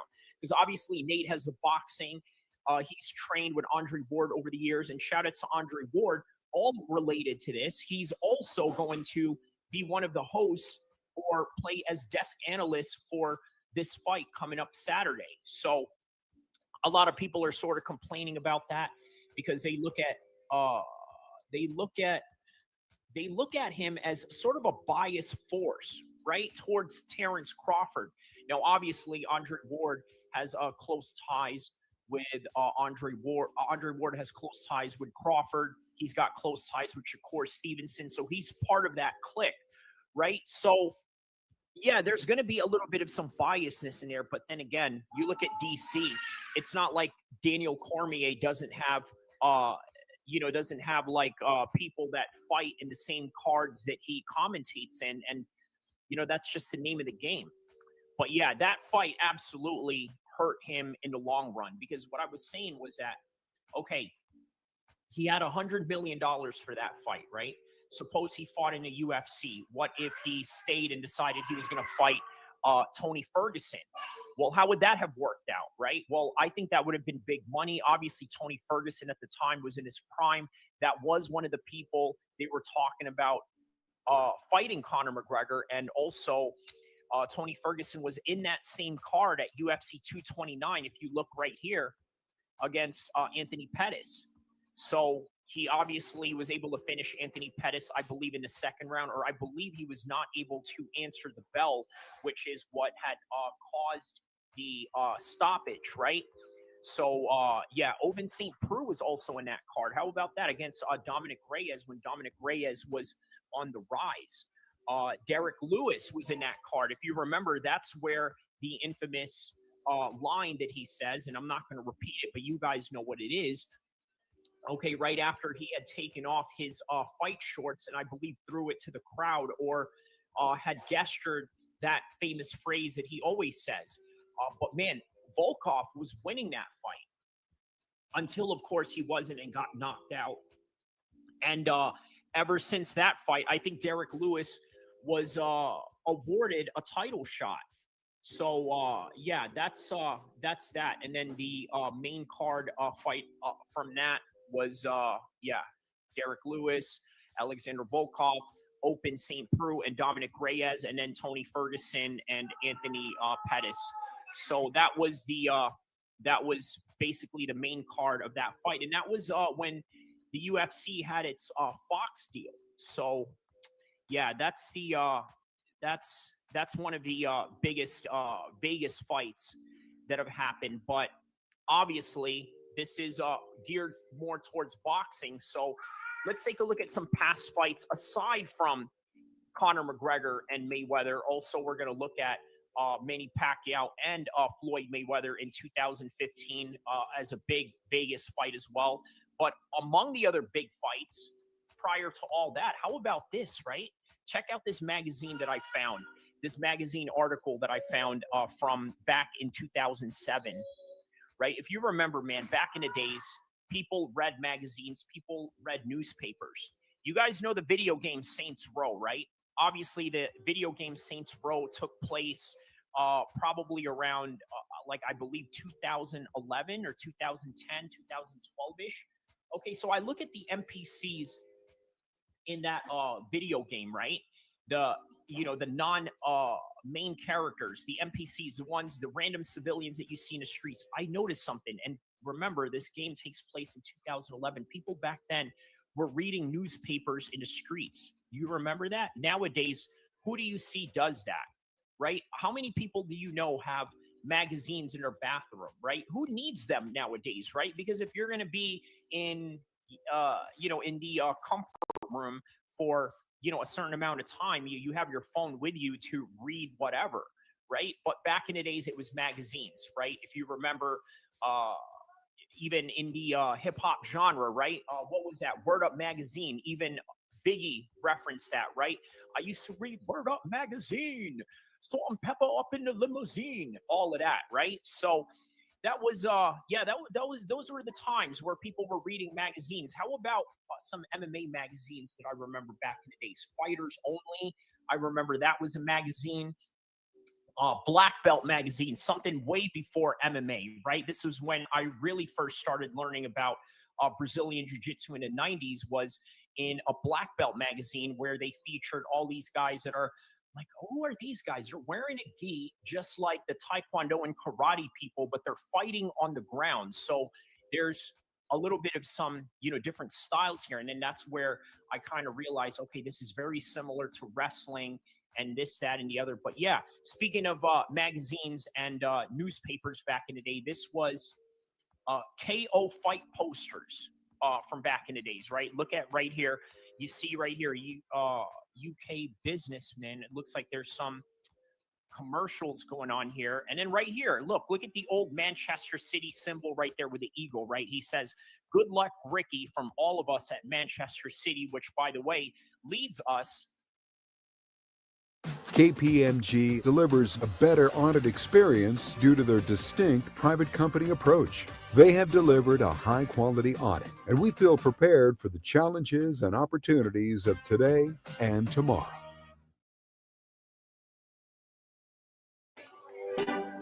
When your severe asthma says you can't, Tespire says you can. Tespire is an add-on treatment for people 12 and over that treats your type of severe asthma to help you prevent attacks, breathe better, and relieve your asthma symptoms. Tespire is not a rescue medication. Serious allergic reactions may occur. Get help for swelling of your face, mouth, tongue, trouble breathing. Rash or eye allergy can happen. Don't stop asthma treatments without talking to your doctor. Tell your doctor if you have a parasitic infection or your asthma worsens. Avoid live vaccines. 2, the fight between Mayweather versus Ricky Hatton, which took place in December 8th, 2007 at the MGM Grand Garden Arena. What's significant about that fight, they were both undefeated, okay? Very similar to, Fresh, this is not a replay. This is actually me on here right now. So just letting you know, yeah, this is not, one of those replays. This is me live and in person right now as I am speaking to you. But yeah, so if you could remember back in the days, Ricky Hatton was undefeated, right? So was Floyd Mayweather. So it was great because let's just be honest about this, right? You got a white English guy, undefeated, black American, undefeated. Guess what you're going to get? You're going to get the dum-dums of the world tapping into that fight. And I'm not talking about the people that know or understand the sport for what it is, because that's not who I'm talking about. The dum-dums out there who don't know the sport, who don't understand that there are different groups of people that train with each other in multiple gyms around the world, and that there are people in, let's say, Floyd Mayweather's staff, for example, right? There's this overall narrative where they used to say that Floyd hates Mexicans or this, that, and the other. But he had a Mexican assistant trainer. He had Mexican training partners. He had Mexican fighters under his promotion or under his management that he went and helped out, right? Helped out with their careers, right? And then also this other narrative, right, of when he fought Manny Pacquiao, one of Floyd Mayweather's cameramen, the guy that follows him around, basically his social media manager, was a Filipino guy. Right. And a lot of people don't know that. So they try to, create this divide or this, that, and the other. And well, the reason for that is because there's not really a lot of smart or intelligent people out there. They just don't understand the sport of boxing, let alone mixed martial arts or combat sports, period. They just know and understand that, hey, you know what? This is our guy. We're going to root for him. He comes from the same place as me. He comes from this, that, and the other. So we're going to root for him just based on that alone, right? That's the mentality of most people. And here's the thing. Floyd absolutely understands that. He absolutely understands the implications of that and how people are when it comes to all of this, racist stuff, right? So they play into it, and that's why it was a big fight, right? So it was two undefeated guys from two different parts of the world. And if you remember, let's take a look at some world tours that Ricky Hatton and Mayweather had going on, right? I believe Mayweather was wearing a Manchester United jersey at this time, right? And obviously, Floyd Mayweather doesn't understand football or soccer from a can of paint, but he wore it anyway to basically agitate the fans of Ricky Hatton, who are majority of them Manchester City supporters, if not just, the fact that they would support an English guy anyway. But let's take a look at some footage on that back in the day, Mayweather versus Hatton.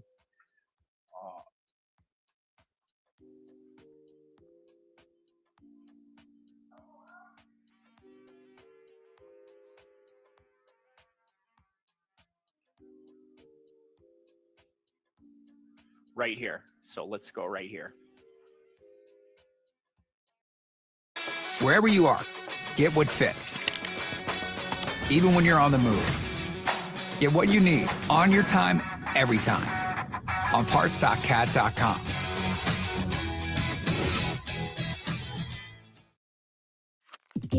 I haven't achieved all my ambitions. They've always been about more than just football. Even as a kid, I wanted to get my money right and have the financial freedom to support the next generation of athletes, just like my family supported me. I joined SoFi because they've helped millions of members earn more money, save more money, borrow better, and invest for their ambitions. Join a generational player. SoFi. Get your money right.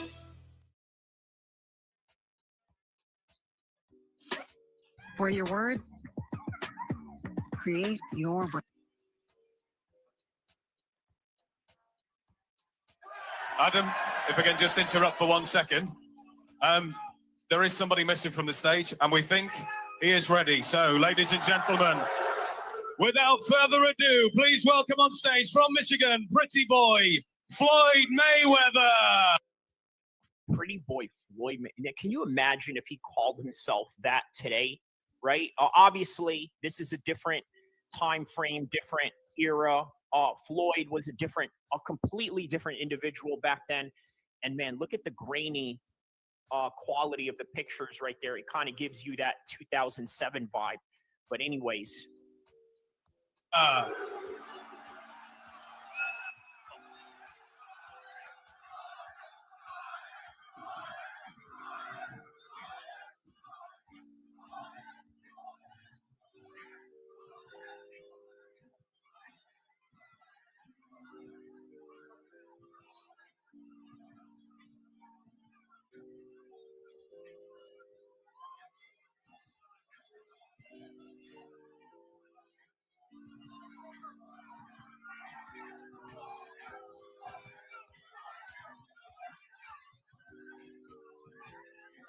All right, and here he goes right here. He's going to put on the Manchester City.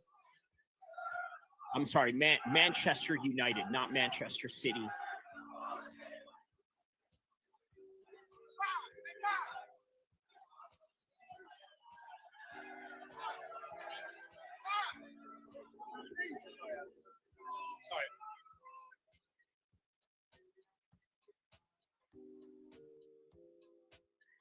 All right, so there you go. Yeah, that was Floyd back in the days. And Ricky Hatton, good times. Obviously, that is what this live stream is about, is going back to the nostalgia of all these past fights. Now, obviously, yeah, so we were talking about Floyd Mayweather and Manny Pacquiao, if you remember, right? Obviously, that fight right there took a very long time to get done, right? And for multitudes of reasons, right? And looking back at it in hindsight, I'm going to be honest with you, right? I think Floyd had every right to be suspicious of Manny Pacquiao because, look, man, he started out at 108 pounds, okay? 108 pounds. All of a sudden, he moves up to 115. Then after that, he moves up to 120. Then after 120, he moves up to 130, then 135, then 140, then up to 147, where he never really went higher than that. But in between that, he was getting knockouts left and right and this and that. And look, here's the thing. Manny's never failed a drug test, right? But it doesn't mean that he hasn't done it. Look, at a certain level and at a certain pay grade that you have in boxing, you can absolutely get away with a lot of things, okay? You can get away with drug tests because here's the thing, right? The only people that drug test you in boxing are the athletic commissions, and it's not really that elaborative. Okay, you go to a doctor's clinic or a place where they draw blood. They check your blood just to make sure you don't have any type of diseases that would somehow affect the fighter in a negative way or affect your opponent in a negative way. And then that's about it, right? And if they find any traces of drugs on you or anything like that, then, they can flag you for whatever reason. But what is very elaborative is, let's say when you have USADA under you, which is what the UFC had. And by the way, that's a little bit different because in the UFC, you are, people say that you're an independent contractor, but in reality, you're an employee because I don't know what employer out there can literally send somebody to your house to do a drug test, right? In fact, that's just basically impeding your own personal rights and privacy to a certain extent, right? No job in the world will really do that unless it's a government job. And even then, that's done at a facility where you are working at rather than, just being, asked to take your piss at a random place, right? So, all right. The thing is that I think Floyd had, some rightful suspicions, about Manny. I mean, look, it's very unusual, right? 108 all the way to 147, and you're knocking out people in between that. Like, have you guys ever seen a fighter that is 108 pounds, right? You guys have seen fighters in the UFC at 120 pounds, and guess what I've noticed, with that? what I've noticed with that is, well, you know what, man? There's how do I say this, man? Oh, there's not a lot of knockouts in these fights, and with good reason. Look, they're smaller men, right? Fighting against other smaller men who are fast, who have a lot of durability. On top of the fact that they have a lot of stamina, so it's very hard to get a finish. And then here's Manny Pacquiao just finishing people left and right. So it is no wonder why Floyd decided to wait a little bit longer until he would fight Manny Pacquiao. In fact, he waited until Manny Pacquiao got knocked out by Manuel Marquez. And then after he got knocked out by Manuel Marquez, Manny Pacquiao took a year off under the advice of Freddie Roach. And then when he took that year off, he came back, got a couple of wins, and Floyd was like, hey, you know what? Let's do it. I see vulnerability in you, so I'm going to take that opportunity. And this is the reason why Floyd retired undefeated, because he had, you know, a very methodical way of planning his fights. But on any regard, it's kind of indicative of what I heard Manny Pacquiao say in the Netflix documentary with Canelo and Crawford, right? That one panel where they had all the different boxers. They had Roy Jones, they had Mike Tyson, they had Manny Pacquiao go talk in there. And I noticed there's no Floyd in there, right? And I started to notice a very subliminal language going into that, right? And the subliminal language goes as something as follows, right? He says something to the effect of, you know what, man, this is Manny saying this. You know what, you cannot avoid people because it will stain your legacy. That's what he said, right? And I almost feel like that's a shot at Floyd Mayweather. In particular, you could kind of take that as a shot against, against John Jones as well, right? So Granger knows that if you're a lineman in charge of keeping the lights on, you go to great lengths and sometimes heights to ensure the power is always flowing, which is why you can count on Granger for professional-grade products and next-day delivery, so you have everything you need to get the job done. Call 1-800-GRANGER, click Granger.com, or just stop by. Granger, for the ones who get it done.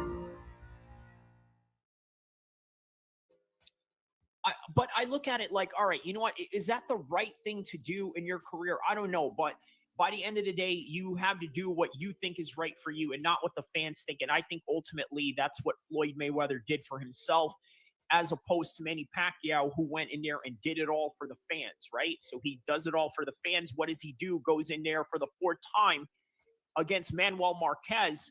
By the way, a fight that he never really needed to do in the first place. And then gets knocked out like this, like what you see in the picture right now, face down, right? He walks in on it, right? Like literally walks in on that right hand that Manuel Marquez hit him with, and then goes face down, and and then that was that. So then after that, obviously, Floyd started seeing the vulnerabilities. But the Manuel Marquez Manny Pacquiao fight, that was one of those fights that was part of this Las Vegas super fight theme that I'm sort of going at right now. So the other fight that went on in Las Vegas that was big time fight, big time drama show, as Triple G would say, was Bernard Hopkins taking on Joe Calzaghe. Speaking of guys that retired undefeated, here's Joe Calzaghe retiring at 46-0. Right. And what's crazy is that it kind of reminds me a lot about Khabib and the way that he went about his career. Right. Going into this fight with Bernard Hopkins, it was his 44th fight, which means that he had 44 wins going into that fight. So this was his 45th fight. And then the last fight was against Roy Jones Jr. OK, and then that was his final fight. Very similar to Khabib. He fights Conor. Then afterwards, he fights Dustin. And then in his last fight, he fights Justin Gaethje. And then that was it, right? Very big names of that particular division, just like Joe Calzaghe fought the big names of his time, which was Roy Jones and Bernard Hopkins, and then among other names as well. But the top two Americans that he had fought is obviously, the two biggest stars of that time. So, yeah, man, that was another interesting event because this took place at the Thomas Mack Center. Right now, where is the Thomas Mack Center now?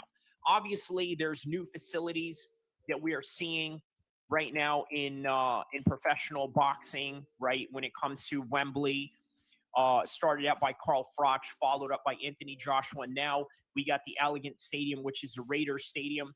Where is Thomas Mack Center at? Let's take a look at where this place is at right now. So is it still around? I believe it is still around. Wow. Okay, so Thomas Mack Center is still around. Looks like, what do they have going on here? Bull riding shows of some sort. Okay, so this is the planning, the seat planning right here. So, okay, so you would see that they would have a ring right there. These are the seats. These are the insides. Okay, so Thomas Mack Center is still around. And obviously, it is a place used by the UNLV, the University of Las Vegas Rebels basketball team. So there it is right there. There it is, the Thomas Mack Center, right? I thought this place was long gone, but obviously they still use it. Okay, the NBA Summer League was played there 6 months ago. Maybe still do. 6 years ago, maybe they still do. So, okay, so this is the Thomas Mack Center right here. Let's see video of this. Okay.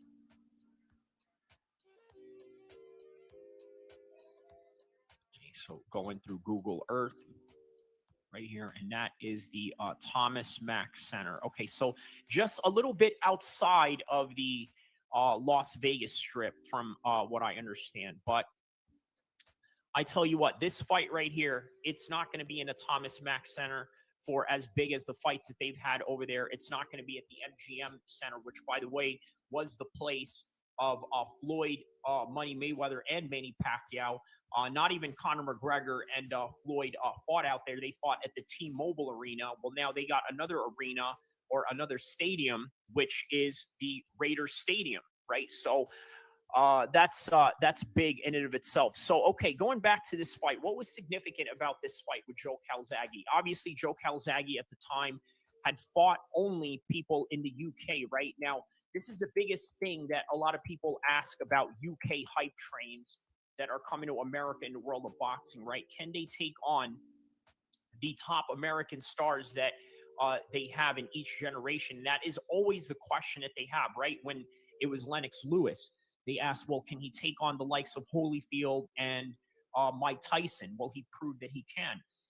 When it was Tyson Fury, they asked, well, can you go in here and take on the likes of Deontay Wilder? And lo and behold, he did. After that win, all of a sudden, everybody started jumping on Tyson Fury. And here's the thing that I really want to emphasize on that with the Tyson Fury fight, right?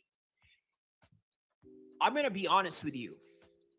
In the UK, the Fury family sort of see themselves as something different from the average white Englishman, right? In fact, they sort of classify themselves as a race of their own, right? They sort of classify themselves as gypsies. So even though they have some sort of white European descent, in reality, they don't claim that whatsoever. What they claim is just being a gypsy. But in the United States, they see Tyson Fury as the great white hope, because I'll tell you this from what I've read in the comment section of that fight during that time. By the way, there's another big Vegas fight right there, was the Deontay Wilder and I think that was that took place in LA first, and then they went to Vegas. And yeah, so the comments were, oh, I can't, I'm so happy that Tyson Fury beat the living heck out of this, and then you insert racial connotations underneath that. I seen all of that. They saw Tyson Fury as a great white hope as a result of that fight. And again, it kind of shows you that, hey, sometimes, it is the UK guys that win in these exchanges. Just like if Tom Aspinall was going to fight John Jones, many people are picking Tom Aspinall to win that. But speaking of racial implications, I mean, look at the racial tirade that Bernard Hopkins had said during that fight. I'm going to play you a clip. And for those of you old school guys, that have been following boxing for a long time, you're going to understand this, right? So let me pull out this. Let me pull out this this little sound bite that he had.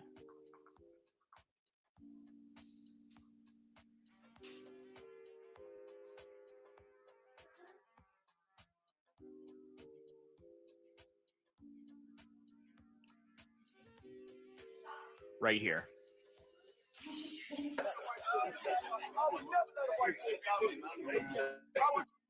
Never let a white boy be me. I'll never let a white boy be me. You call it any state you want. If I pray that I would never lose a white person. I would never let a white boy be me. In 60 seconds, I'm going to teach you more about creatine than you've learned in your whole life. Does creatine actually work? Yes. Is creatine safe to take? Yes, it's the most studied supplement on Earth. Do I need to load creatine? No. How much should I take? 5 grams every single day. Even on rest days? Yes, 5 grams every single day. Should I take creatine before or after my workout? Doesn't matter, just every day. Is creatine just for bodybuilders? No. Should women take creatine? Yes. Do I need to cycle off creatine? No. Can creatine be taken with other supplements? Yes. Does creatine make you bulky? No. Does creatine harm your kidneys or liver? No. Is creatine a steroid? No. Does creatine only work if I lift heavy? No. It helps with endurance, recovery, and even cognitive function. Will creatine break a fast? No. It has no calories. Will I feel creatine working immediately? No. But strength and endurance improve over time. Will creatine make me bloated? Only if you take low-quality creatine. What kind of creatine should I take? Instantized creatine monohydrate. Should I quit overthinking it and just take it? Yes. Here's a bundle deal to get you started. Try Instantized Creatine today and get $10 off plus 3 free gifts. That's $10 off, a free funnel, free shaker, and a $20 gift card. Click the link and claim the deal while it lasts.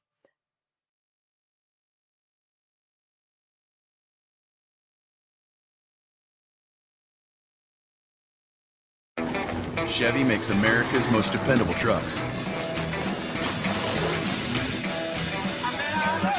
Because in a Chevy truck, dependability comes standard. Chevrolet, together, let's drive. Okay, so I know what you're thinking, right? Probably ignorant on the part of Bernard Hopkins to say something like that. But here's the thing. This is what goes back to the comments that I had said earlier about the dum-dums that they are trying to attract into the sport. Because the reality is that, yes, real hardcore boxing fans and real hardcore MMA fans have good knowledge of the sport. They have a great understanding of the sport, and that I understand. But the reality of it is this. The reality of it is that you need the dum-dums in order to attract what do you call it? A higher sample pool size of an audience. Okay, they're going to eat all that up. Oh, I can't believe Bernard said that. He said that about Joe Calzaghe. Oh, now I want to see it. And then, of course, on the other side of things, you know, you look at the white English guys that are looking at this. They're like, oh, my God, I can't believe that racist wanker said that. I can't freaking believe that. I hope Joe Calzaghe puts it on him. You know, and then next thing you know, now they want to go tune into that pay-per-view. Maybe they even want to go fly to Las Vegas and go see that fight, book a hotel, make a whole event out of it, sing soccer chant songs like, you's a wanker, you's a wanker, all of that, right? That's what they do. That's what all of this is literally about. So I tell you what else? It was some of the big fights that we talked about Manuel Marquez. We talked about Pacquiao, number 4. That was a very big one because it was a fight that Manny Pacquiao didn't need to take. But guess what? Because of that loss, it was the fight that Floyd was like, I see vulnerabilities in this game, and I think that we can step in here now and do it after 10 years later or something like that, or maybe 5 years later when they first wanted to do it in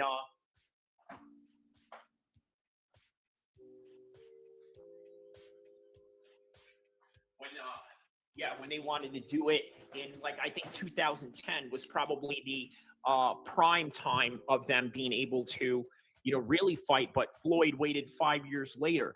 So we talked about Bernard Hopkins and Joe Calzaghe, the whole thing about, race, nationalism, all of that being displayed in this fight.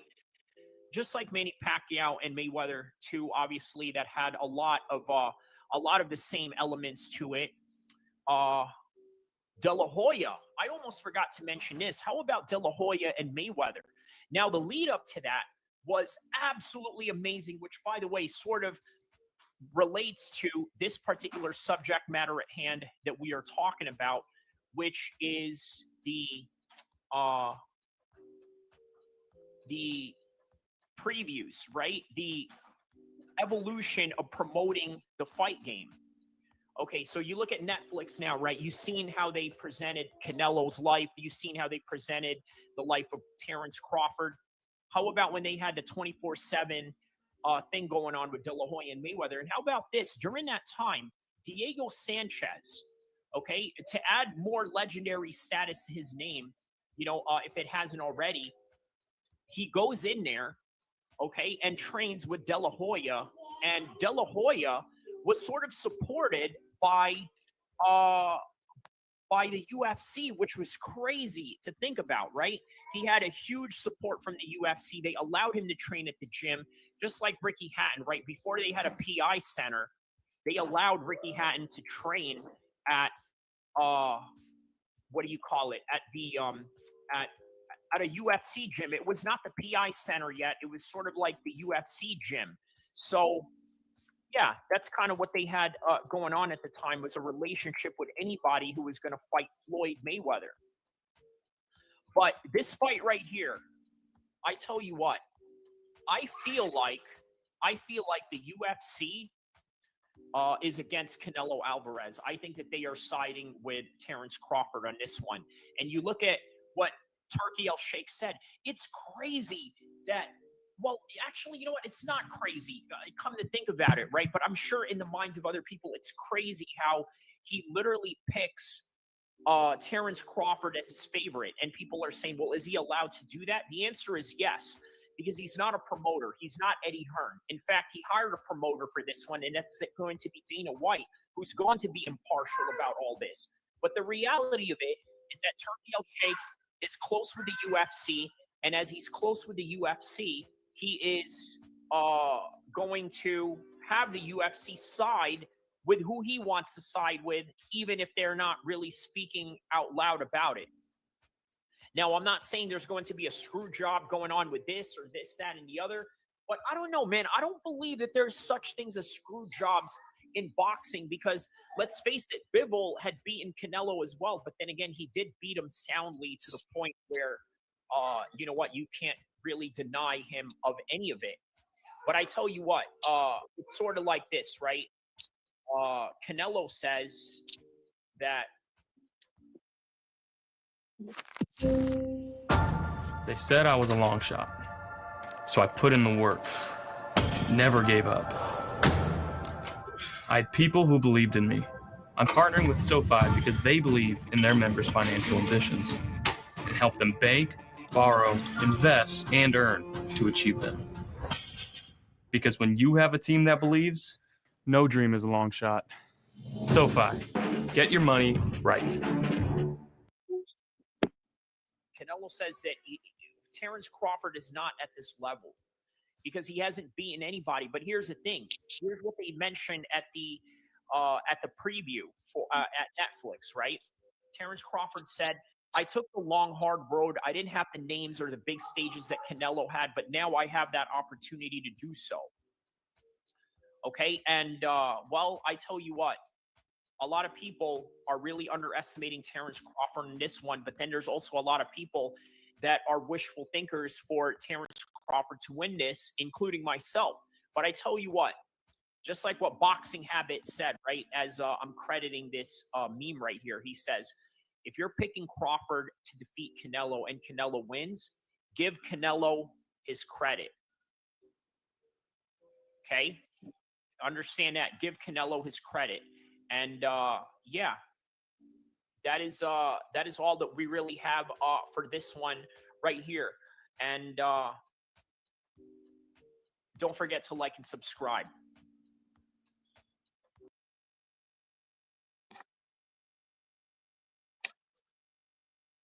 And everything that deals with MMA. Shout outs to Kyrie Abu Elkir MMA, Sacramento, California represent. That's right, Kyrie. I appreciate you, my nigga. You came in here, you was talking that shit. That's right, bro. Much love, Flo. I appreciate you for always tapping in, bro. Be safe out there. Man, my nigga Kyrie. My man Kyrie came through. He started talking that shit. Hey, here's the thing. Here's the thing. That nigga will whoop your fucking ass. You would think that all that type of shit, nigga come through and beat your fucking ass. Like, man, fuck you up. You will never see it coming. So for those of y'all, shout outs to Zayn Musa boxing dosage, but not. I paid for my own college, so I knew I'd have to. Rich Trapper. By the way, Zayn, that same guy that you saw right there, you know, a lot of people gave that dude flack for joining the anti-ICE protest, right? Because a lot of black folks felt like you know, that was you know, not their problem or whatever. And yeah, so there's some sort of other politics that sort of go into that. But speaking of politics, man, I know we're about to get real political tonight, and we ain't talking about the political. Well, we're probably going to talk about all that stuff too, right? Because it's just we can't deny. But how about that? All this news that's going on around the world right now, overshadowing Terrence Crawford and Canelo. Imagine Crawford winning tonight and having all of this overshadowing him because of the news that's going on around the world. Bro, if Crawford does it tonight, bro, for me, as a Canelo fan, it's going to be an upset because I'm looking at it from a point of view where I'm taking the biasness out of it. And I know Crawford's a special fighter, yeah? But to go up 2 weight classes, it's difficult to do that, you know? I'm not saying it's not possible because Crawford is a special fighter. So let's get that right. I'm saying Crawford's a special fighter, but it very rarely happens in boxing, you know? But if he does it, Crawford's a special fighter, like I said. Do you know what I mean? So if anyone can do it, it's going to be Terrence Crawford because with that skill set, bro, he will give anyone trouble at any weight. But, you know, how long can he sustain the punishment from Canelo? Can he take the punch?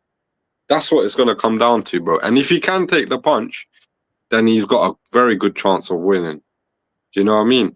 I know at the weigh-in he looked really good, though. You got to give that up to him because, like, he's put in a tremendous amount of work in this training camp and he looks confident, you know? So all I have to say is may the best man win, even though I'm picking Canelo.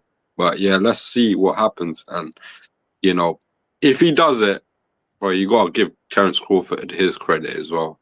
And he's going to cement his legacy as a, 3-4-time undisputed world champion? 3-time undisputed, I think. Yeah, crazy, bro. Yeah, going for the third undisputed belt. That's right.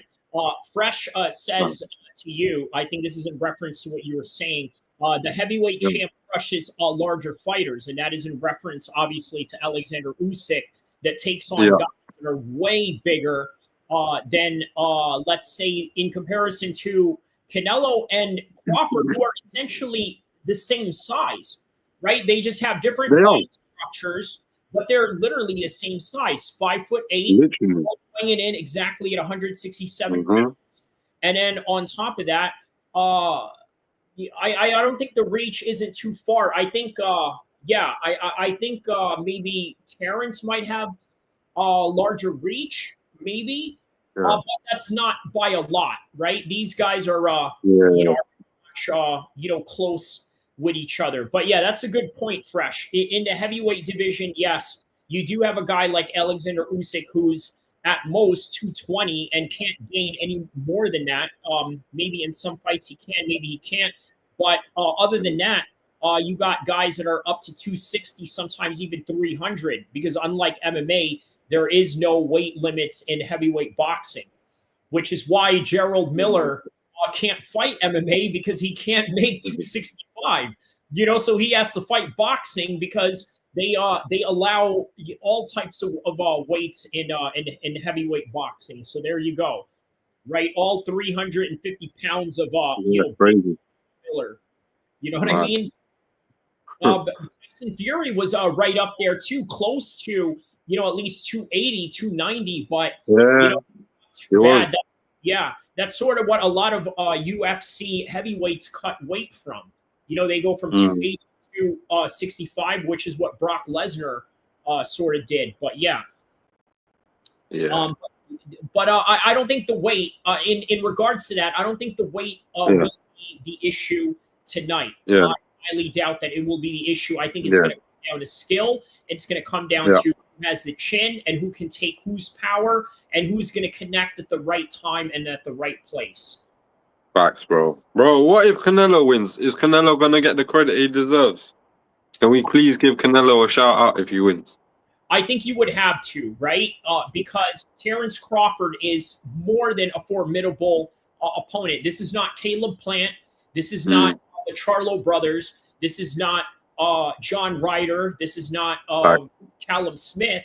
And this is not the other Smith brother as well, right? It's neither of those guys. This is Terrence Crawford, and I would say that right now he's as good as Floyd, if not better. So if he beats Terrence, what that says is that he can beat a much better version of Floyd, because I don't think that it's not necessarily the most that we got out of him in the Floyd fight.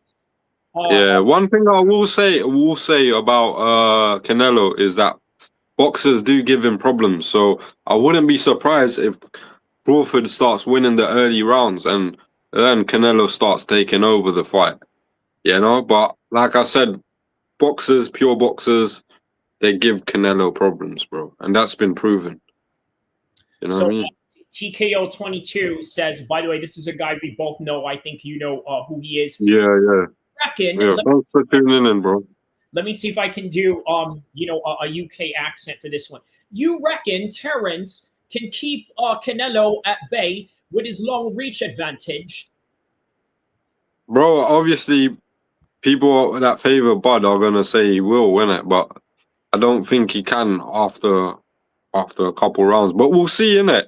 You know what I mean? He's put on the weight well, and he looks like he can hang in there with Canelo because the weigh-in says a lot. You get me? So, but I don't think so. Personally, I think he's going to do it for a few rounds, and then it's going to be weight classes for a reason. That's what I'm hoping. But a lot of people are backing Terrence Crawford tonight, and I wouldn't be surprised if he wins, bro. I've got a few comments here regarding you. This is why I love having you on, man. You know, you've got some fans here that that are really intrigued to see you here, which is great. I appreciate that, man. Big shout out to all the fans tuning in as well, and everyone that's tuned in from Kyrie's channel, man. Big up yourselves from America, you know. I love the support, man. Yeah, so Fresh says, Zayn, grab your English flag and join the protests. Okay, so this is in reference to Tommy Robinson in London today. Did you catch a whiff of any of that, by the way? I know bro, I'm not even in London. I'm in Amsterdam, bro. I'm at my girl's house. So all right, good. Man, yeah, keep yourself away from my life don't stop for nothing, you know what I mean? I still carry on with my life, you get me? Because at the end of the day, country is a country and my life is my life, you get me? So well sir, yeah, man. If you were in London right now, I think you would probably have challenges on the traffic side of things, when it comes there's a lot of shit going on in London. That's why I stay away sometimes, you know? Okay, good man. Peace of mind. Yeah. Get peace of mind, you know? Yeah. And then he says, bruv, he says, Zayn better be in bed eating chicken or this one. I don't know what okay, I mean, he's in some kind of bed right now, but not necessarily, all right, chicken, I guess if you want to call that, some chicken, I suppose, but yeah. And then Hate Love, my man from the UAE says, Fresh, you really like Zayn, don't you? He does, man. He always asks about you. This guy asks about you. So obviously, yes, you know, Appreciate he that. liking to Zayn, you know, not in a Diddy way. You know, I No promote, Diddy. Yeah. no. No Diddy. We don't swing that way. And then Fresh Melon Juice says, "Yeah, I do. He soft." I'm like, what do you mean by that, man? I know you're not saying. Yeah, man. I don't know. I don't know about that. Fresh, and then hate love with the laughing emoji, and then he says, "Dude, mellow. This is a word. He's good for the stream." So there you go, right? You know, he feels that you're good for the stream. I agree. I agree. That's why, you know, that's why I love having Zayn here. Hate says Appreciate it. means calm, and also mellow is a name of a WWE wrestler. LOL. Okay, and then he says mellow Zayn then. Okay. So all right, so then he goes on. Okay, here we go. Some Charlie Kirk content for you right here. Okay, so he says Charlie Kirk has never said that he doesn't care about Palestinian children. Extensive research is across the web, sources including news articles, fact checks, and video descriptions, as well as his own ex. Okay, so I guess that's in reference to a lot of people saying that they were sort of glad that you know, he got hit up, and part of that reason was because he said that he didn't care for the lives of dead Palestinian children, right? Which is a very disgusting thing to say. But Fresh here is saying to the contrary. He said something contrary. So in regards to that, I think that he may have said something like that, but maybe he either retracted back or maybe felt like, all right, you know what, I'm going to keep pushing this narrative because it's great for my views. And oftentimes that's where a lot of right-wing commentators sort of get pushed into saying certain things or keeping a certain narrative. And then he goes on to say, posts turn up no evidence of such direct quote or statement from him. Claims circulating on social media attributing his phrasing to him appear to be a misinterpretation, paraphrases, and fabrication. Fresh says, you know what they say, Kyrie, always speak ill of the dead, on the dead homies. No, probably not a good idea. And then he says, or where did that go wrong, SMH? So, all right. And then that's where, okay, so Truth Seeker, bruv, we get you. Bruv, we get you. Okay, that's from Truth Seekers. I think when they say bruv, for sure they are referencing you. And then he says, classic Kyrie. Shout out to you on that. He says, I'm Canelo, but I feel this is a Crawford show, mate. And then Zayn is a sound mate, proper. Okay, so when he's trying to say you're sound, you're a proper mate. I think that's what he's trying to say. All right, so shout out to you on that. So right now we are in the third round right now between Pulless and Silva on the UFC side. We're also covering the boxing side. Is the boxing card on as of yet right now? Are there any? You know what? I'm literally tuning on to Netflix right now. 1 second. Because it's on Netflix. I'm checking now. In Netflix, but I think they also have a prelims for it. But so the prelims may be on the what do you call it? Maybe on the YouTube of some sort, maybe. Yeah. Bro, my one starts at 3 in the morning, so we got like 3 hours, bro. But yeah, there probably is prelims that start earlier though.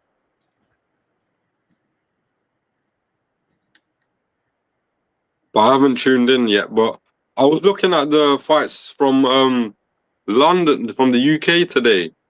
You know, we had a card there. So whilst I was watching, I had a bet on the Tyrone Mckenna fight. I don't know if anyone tuned in on it. I don't know, but he won the fight. Oh, okay. So we started the night on a great note, you know. I need Canelo to win. Do you have it by decision or by you know, by anything? What, Canelo? Yeah. I got Canelo outright. I've put a few parlays in with Terence Crawford on points, but yeah, majority of my money is gone on Canelo. because I just feel the size will be too much, man. But you just never know with Crawford. You know, Crawford's a special fighter, but surely the inactivity of Crawford will play a part as well, man. Surely, that's what I'm thinking. But hey, I could be wrong, innit? You know what I mean? But as for now, I've been on a great run, so hopefully may it continue. TKO says, I thought it starts 1 o'clock UK time. So that's what I'm saying, TKO. That's why I think there is a potential for a prelim somewhere. Yeah, it probably does, but because I'm in Amsterdam, it's a different time zone. So my clock is 1 hour ahead of the UK time. So yeah, it probably does start at 1 a.m. Okay. Let's see here. Yeah, bro.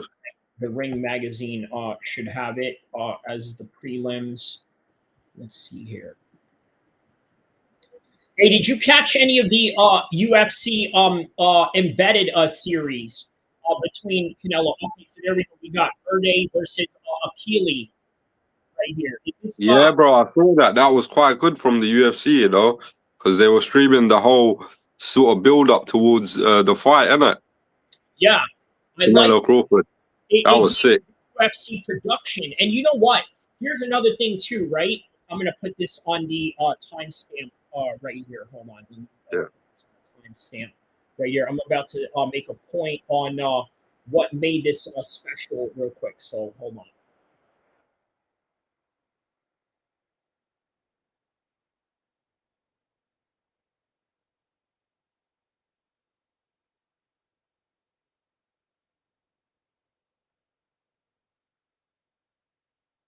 All right, so at the 2 hour and 48-minute mark, okay, so 5, 4, 3, 2, 1. So I don't know if you heard about this, right? But the fighters on all the prelims were using the UFC PI Center. So in other words, all their were prepared for, right? And it was all performance-based meals, right? They give this to every UFC fighter that's in a Las Vegas card, or if they are anywhere near an event where they can facilitate it, right? So all the boxers are fighting on this card all got treated like UFC fighters. Okay. That's good, though. Yeah.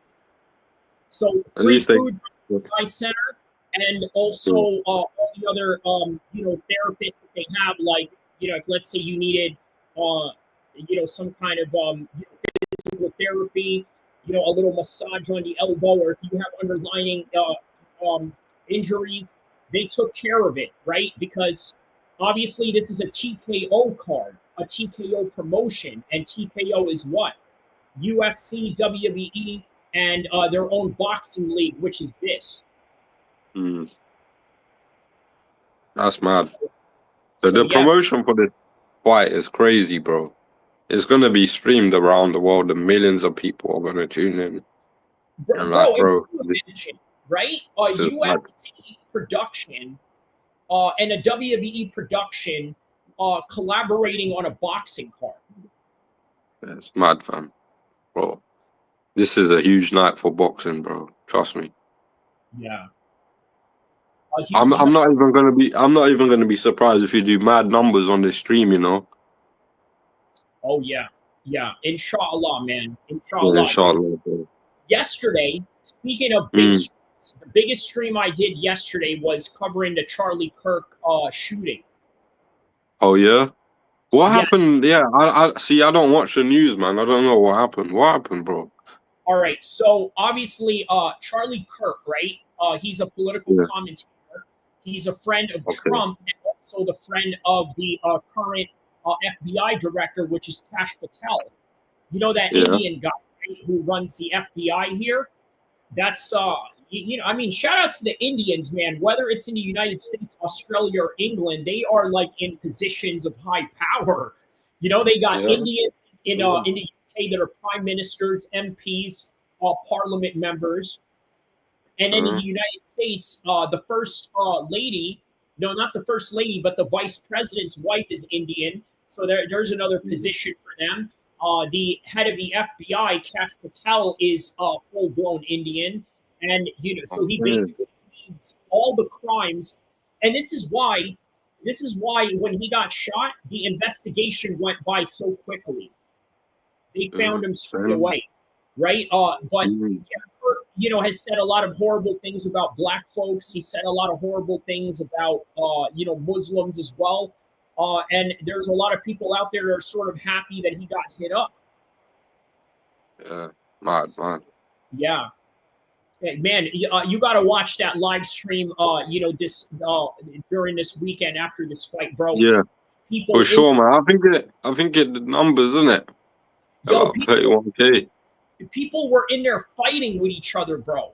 You know what I mean? Like it was, bro. I'm telling you, it was.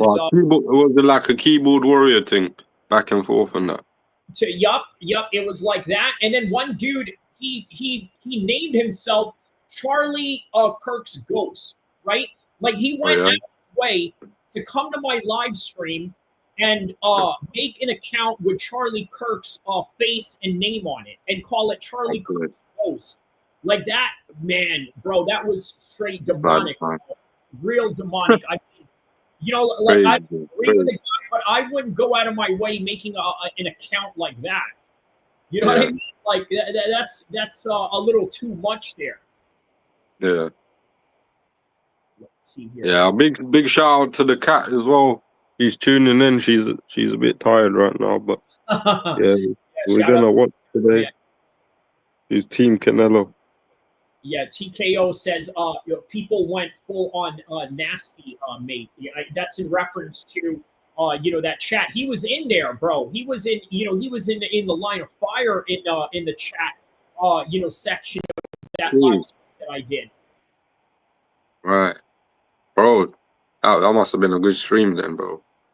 It was, man. It was. And you know what? It was not even MMA or boxing related, which is crazy, right? I mean, it got a little bit to that. You know, there were a few that would ask, hey, what do you think about this and that? But then the rest was like, you know, F Charlie Kirk, or he deserved it, or he didn't deserve it, or you're going to hell for saying that he deserved it. It was just like back and forth.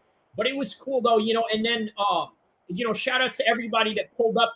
Bro, even the people that did not agree with me, they gave me super chats because they said that they liked the fact that you know, I let everybody speak their, and you know, and that's what we emphasize here, right? You know, we allow bro, you know what we need to do, Kyrie? We need to go on TikTok like live on that, bro, because I heard you can get paid on that. You know that? Yeah. We need to start doing our lives on there as well, fam. But we could get some bread from this because, like, bro, we put our time and effort into this stuff, and we give you lot like flipping commentary, and we give you lot like interesting stories and facts. You get me? So if only we get paid for our time on our passion, we'd give this to you all the time. You get me? So we'd like our support on TikTok. You get me? If we ever make that happen. But yeah, that's something to look forward to in the future for both of us. You know? Inshallah, yeah. Yeah, for sure, bro. Because it's the way forward now, fam. You get me? Yeah. We gotta get our bread as well. You get me? All right, so here we go. In the next UFC fight right now, we got Dusko versus Medina. What's going on tonight? Who's fighting in the UFC, man? Break it down, fam. We have Silva taking on Jean Lopez. Jean Silva versus Diego Lopez. So yeah, it's a featherweight fight. It's not the biggest fight there is, but they had to put something on for UFC, you know, Noche, you know, which is Mexican Independence Day. So they had to, you know, do something for it. So yeah, believe me, not as exciting as this, but I will say though, maybe the prelims of the UFC is probably more exciting than maybe the boxing card, but you know, there are some good main card fights in the you know, tonight with Callum Walsh. Shout out to Callum Walsh. Yeah, Callum Walsh. Fernando Vargas, man. He's the reason I got a lot of Irish supporters here in this channel. Is you know, I remember I covered a few of his fights, and then big shout out to the Irish people. They support Palestine. You know. That's and right. Shout out to Tyrone Mckenna. He came from Palestine tonight. He done his thing. You get me? Oh, for real? So what he was like carrying the Basically, flag? he took, yeah, he was carrying a flag like you know the scarf, the Arabic scarf. Yeah, the kafia, Yeah, yes. Uh-huh. yeah. He was wearing the shorts. He was wearing the when you come in with the entrance with the jacket on. He came in with a jacket as well on that with the sign showing. Also, that brother. Not only that, before this training camp, he went to Palestine and he actually went into the West Bank. This was a couple months ago, but he put it up on his Instagram. So I was watching it before studying the fight, obviously, for his fight. And he won tonight. And yeah, and I think he did it for a lot of the Palestinians tonight as well. You get me? Because they were supporting him, and yeah. So big shout out to him for doing it tonight. I was supporting him as well. I had my money on him. Yeah. So yeah. Shout out to Mckenna right there, man. Mckenna, big shout out to him. Yeah.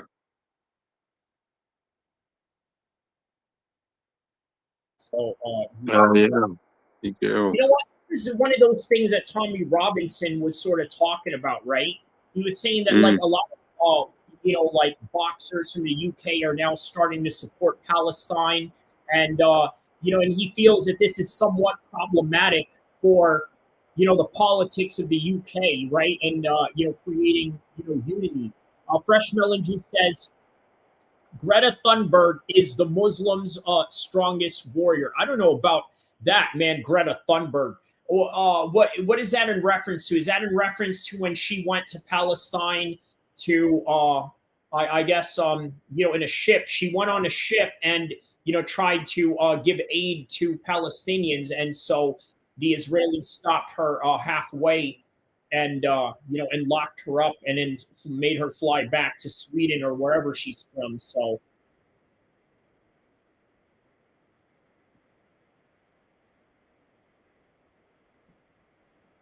she's there now again. Are you saying she's in Palestine again? Shout out to Mr. Burberry who says, "Stop fresh melon juice." All right, man.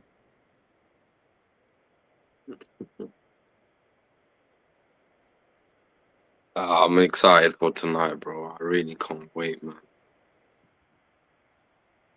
Wow. Okay, so she's back there again. All right. So, are they deporting her back again, or is she like in some kind of territory of some sort? Oh, there it is. Hold up. There is a choke right there. All right, Dushko gets a submission right there. All right, shout out to Dushko on that one.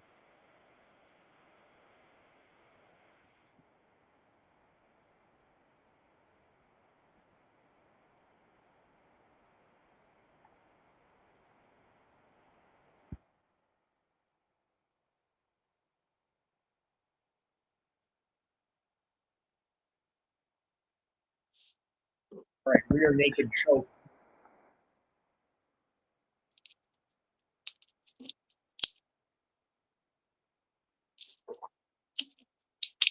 Man, it's so weird that John Anik is the voice of boxing tonight, where I usually hear him in like MMA, UFC fights. Yeah, bro. Mad, isn't it? I'm gonna try to see if I can get the boxing stream on, if it's on YouTube. Tuning in from the TV, but I don't know on See how the reporter crush Dana White. He was in shock. Oh yeah, that's right. Yes, I remember that right there. Let me put this on a timestamp right here.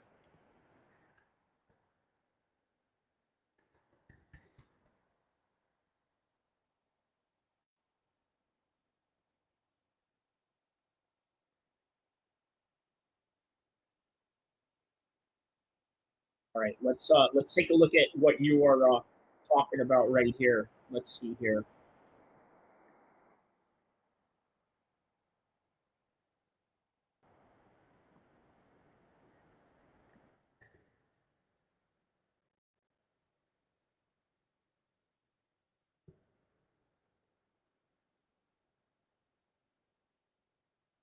Oh shit. No, that's not it.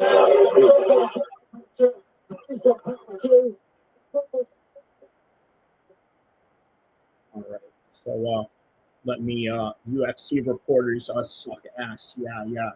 Okay. So here we go. Right here. I'm gonna put this on a timestamp. Right here.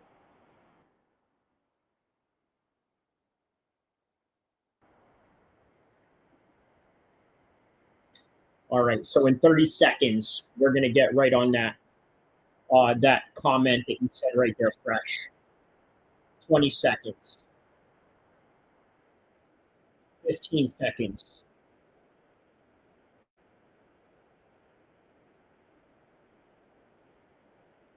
10, 9, 8, 7, 6, 5, 4, 3, 2, and 1. All right, so check this out, right?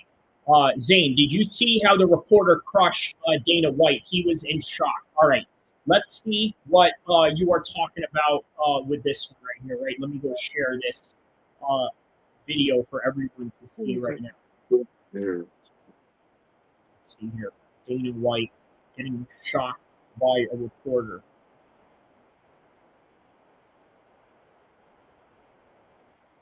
Wrecked by the boxing reporters. So Dana White held the Canelo. Dana White got wrecked by the boxing reporters. So Dana White held the Canelo vs Crawford press conference, and the boxing reporters were not holding back in regards to fighter pay, which clearly got Dana flustered as he was trying to move away from answering any of these questions.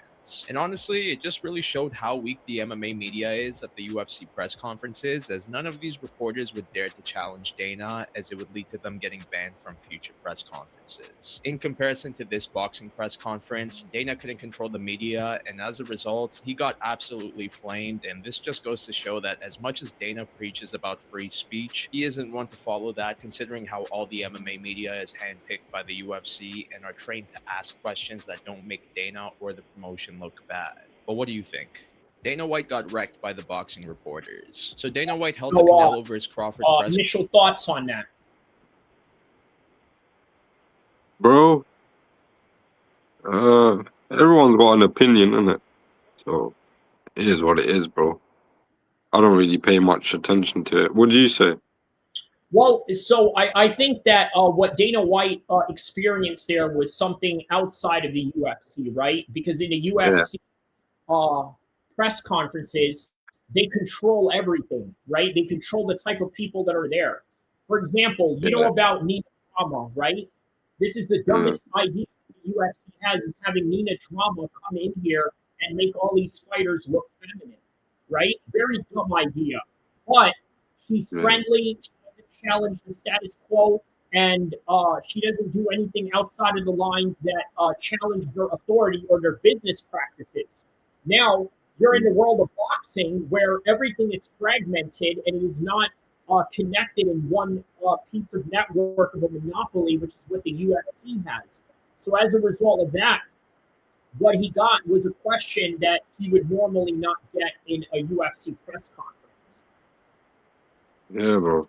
Man, it is what it is, bro. Like, you see, with you got to respect someone like Dana White, who's came up by the UFC, the only UFC like sort of promoter out there, who's really doing it for UFC, and now he's branched out into boxing. It's really, really amazing. You get me? Because he's combined two sports into one. So the publicity we get from it is mad. Because a lot of people that don't know about UFC or don't know about boxing, they're gonna both indulge in both sports now. You know what I mean? Right. It is literally one in the same sport right now. Fresh says promoter. Burberry says, "Where's Umar?" Says the UFC needs that boxing reporter and Ariel back in the UFC.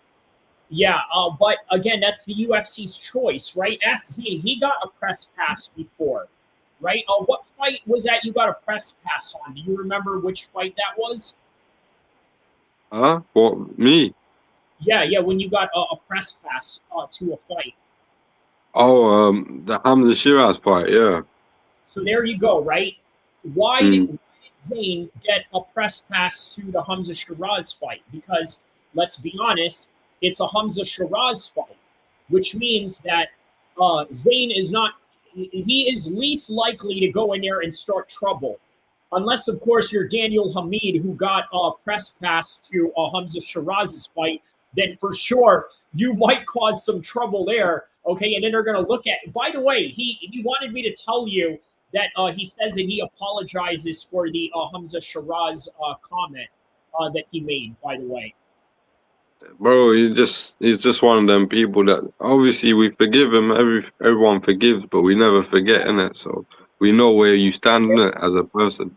You're a cool guy, though.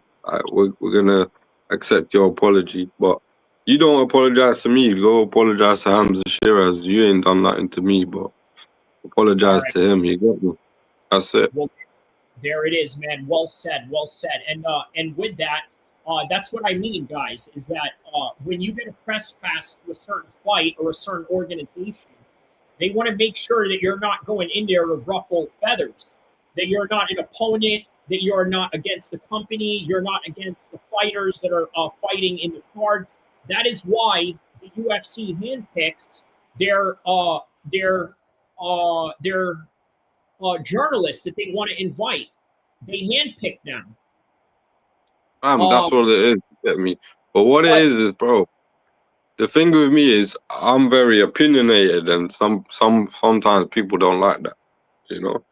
So that's why I only go to certain fights, you know, that I really, really like want to go to. And yeah, bro, like it's not easy to get a media pass. So I'm proud that I actually got a few. You get me?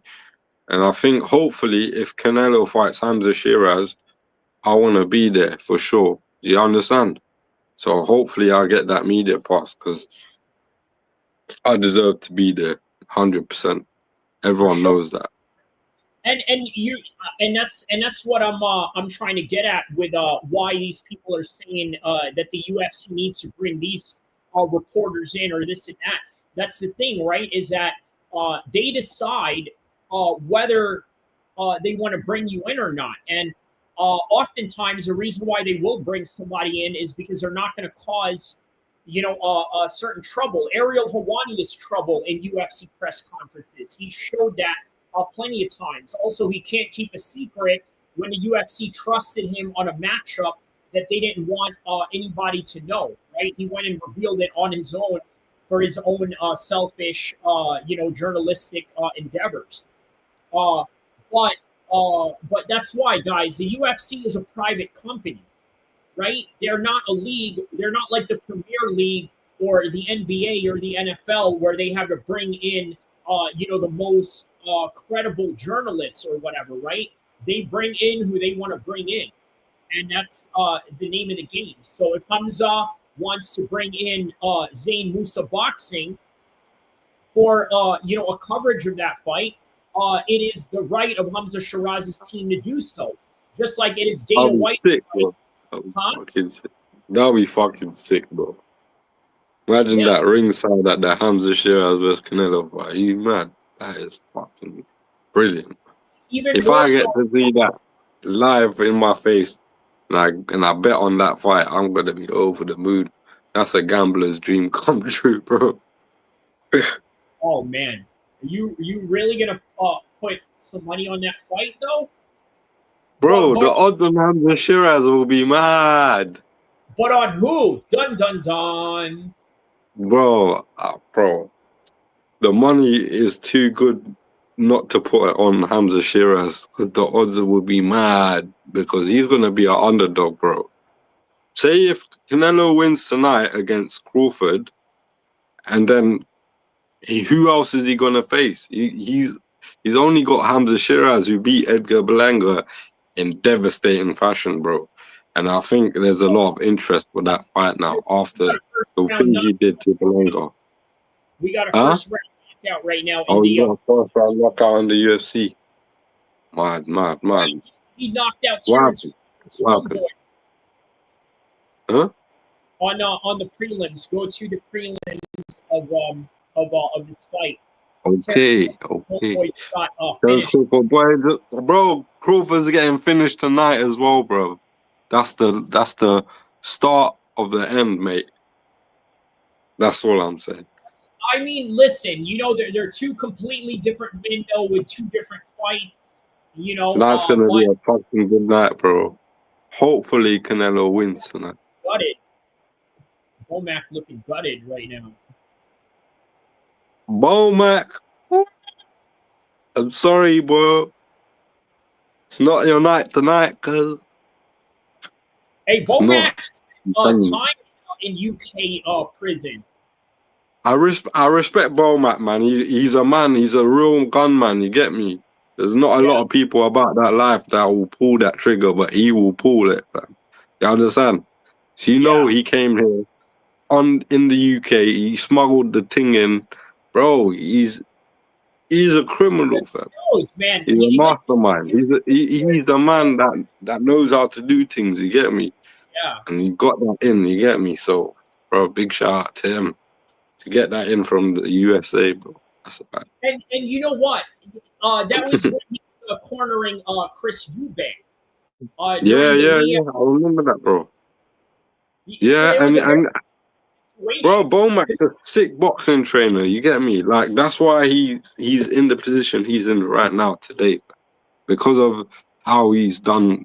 The thing he's coached Terence Crawford was when he was young. He's brought him to this stage right now, facing Canelo, who's the biggest star in boxing. He's made him a multi-undisputed champion in weight classes, bro. That is just amazing, bro. You got to give it out to Bomac. And if he does pull the upset here tonight, bro, you got to say that is one of the biggest upsets in boxing history, bro. So Bomac is a fucking good trainer, bro. There's not a lot of good trainers out there, but Bomac is one of them, bro. Yeah. He definitely is, man. Definitely is. But yeah, that guy who just knocked out Santana was his name.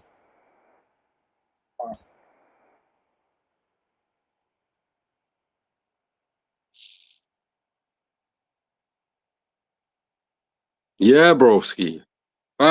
Tonight is the night, bro. But I'm telling you right now, Bomac's got it all wrong, fam. I'm telling him right now. I went against Asketir, who was the last boxing coach. He got it wrong. He said Billy Joe Saunders was going to knock out Canelo.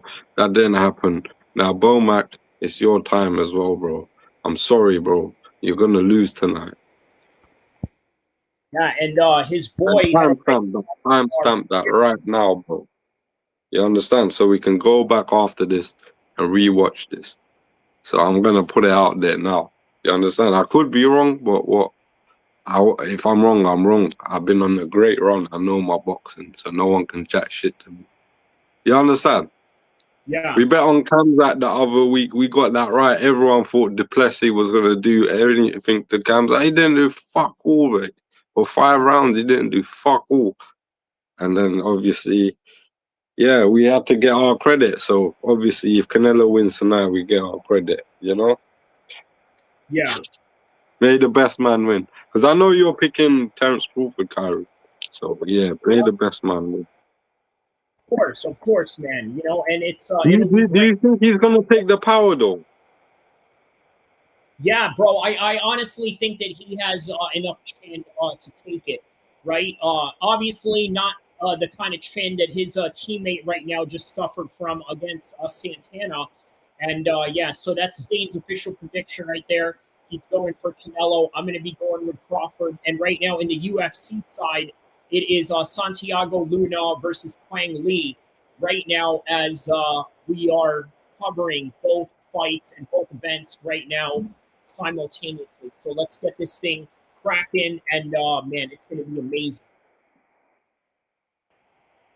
Sick, bro. I can't wait, bro. This is a fucking huge fight, bro. This is something I couldn't wait for a long time, bro. I swear to God. I couldn't believe it was actually happening when it happened, you know? When it got signed. And here we are already. Crazy, Oh, man. there it Big up Turki Al Sheikh, man. Al Sheikh There for it is. making it happen. Sheikh. Perfect timing right there. Turki Al Sheikh make his entrance. Man, what an amazing financier for the sport, isn't he? Yeah, broski. Trust me, he's done a lot for boxing and boxers in general. Like, he's changed lives. Hopefully, one day he can change both of our lives as well, bro. Because, like, bro, we deserve a shot at greatness as well. Oh man, for sure, bro. I think that he would. I think that he would endorse us for sure. You know what, We are guys? honored to meet him. You do like and subscribe. Do Khairi Abu Al Khair MMA and Zayn Musa boxing dosage. Okay, like and subscribe now, guys. Now, right?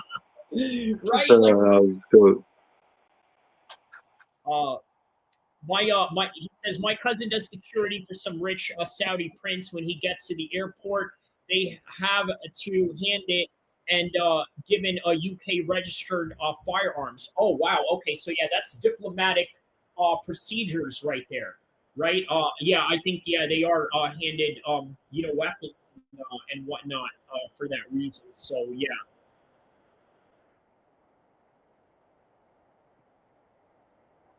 All right, man. So Kang Lee is about to fight right now in the UFC side of things. Are you tuning into the prelims right now?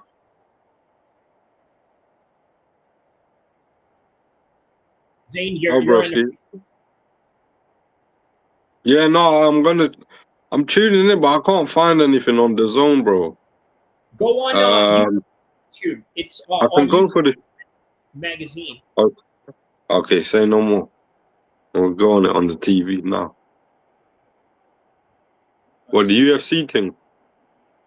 Mr. Burberry says, I need money tonight. Good banter back and forth. Fresh Mellinger says, UFC reporters suck ass.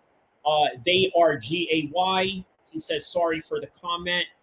UFC needs that boxing reporter and Ariel Hawani back in the UFC. And yeah, okay, so we're caught up with that one right now. All right, so Kwang Lee right now in round one against Luna. Oh, there's a good knockdown right there by Kwang Lee, taking on the hometown favorite in Luna. By the way, UFC is taking place tonight in San Antonio, Texas, and there's a head kick right there. A head kick that went from Florida all the way to Texas on that one.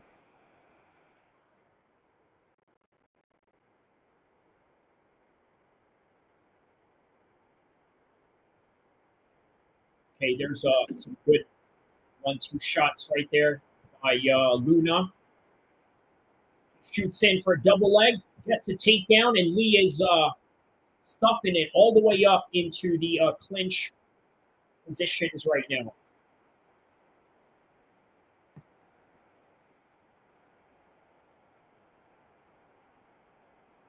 Hey, by the way, did you see Hamzah Sheeraz predicting the Canelo fight?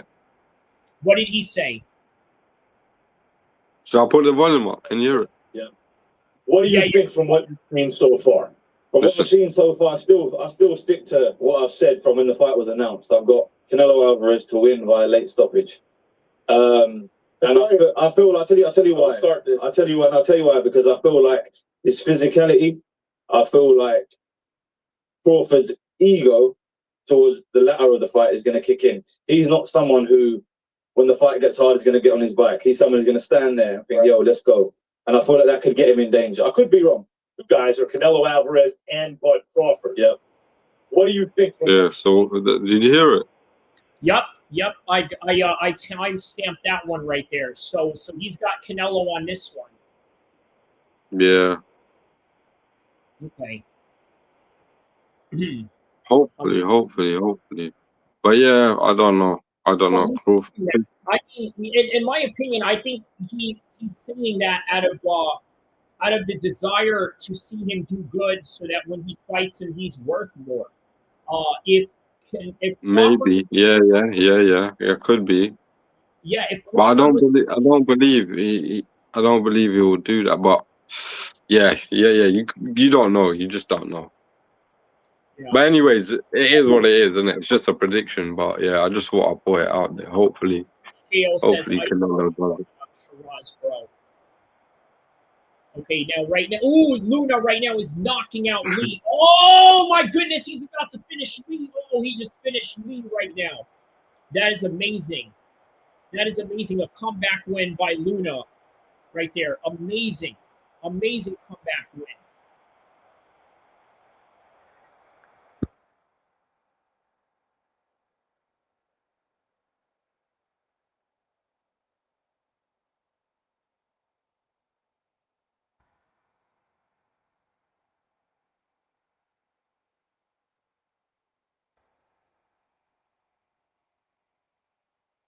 All right, man. Great.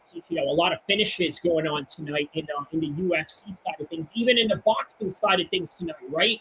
Terrence Crawford's homeboy just got knocked out earlier, so but not always the sign, right? I mean, we've seen plenty of UFC cards where the main headline had one of their homeboys get knocked out in the prelims. It's it's part of the game. So, all right. Yeah. All right, that is the end of that fight in the UFC right now, and right now we're just waiting for the next prelims in the boxing side of things. Zayn, I'll be right back. Hold the fort down, okay? I'll be right back. Okay, yeah, go for it. Then no problem. So yeah, man, guys, we're gonna watch the Crawford versus Canelo fight tonight. Let us know your thoughts and predictions in the comment section. Who you got, Canelo or Crawford? Who you picking tonight? It's gonna be a great fight, man. Tune in on Netflix, man. I'm gonna watch it. I can't wait, and I got my money on Canelo. If you don't want to know who I've picked, I've gone with Canelo. I could be wrong, but I follow Canelo, and he's one of my he is my favorite fighter. So I gotta back my guy. So yeah, maybe maybe I bet with this fight with my heart, but I still think Canelo can win this fight. But yeah, Crawford is a special fighter, and if he pulls it off, bro, he's just done the upset, innit? He's a special fighter. That's all I gotta say. If he pulls it off tonight, and yeah, he deserves credit because he's gonna be in the history as a multi-weight undisputed world champion. Crazy, fun. That's mad. Crawford's special, but is he special enough to beat Canelo? We're gonna find out. Or is Canelo just that good? Yeah. Either way, either man's got to get their credit. Either way, you get me? Whoever wins this fight tonight, Terrence Crawford or Canelo. But I just want a fair fight. And, bro, I just can't wait, man. Been waiting for this fight for a long time. So I've got Canelo. Let us know who you got. Canelo or Crawford, guys. Apart from that, like, what we still got a massive boxing weekend. Tomorrow we've got Naoya Inoue fights. Akhmadaliev, Merjan Akhmadaliev. That's a great fight, man. That's a Kazakhstan fighter. He's going in there with Inoue, and he's a very dangerous fighter, man. There is a fight. That's a fight which I can see it could be an upset, because he's got a very big size advantage over Inoue. Inoue came up from featherweight, so he's at bantamweight right now. And his frame compared to Akhmadaliev's frame, I just looked at the weigh-in today. It was mad. And Akhmadaliev looks like he's got a big size advantage over Inoue. And the last two fights, I believe, you see Inoue get dropped. You get me? Constantly, in the last two fights that's happened, I wouldn't be surprised if he gets dropped in this fight as well. You get me? Because, I don't think he's learned from his mistake. But I'm hoping he has in this fight. But I feel like there is a chance of him getting knocked down again. That might be a good bet to put down for Naoya Inoue to get dropped and win the fight, because that's what he's done in the last 2 fights.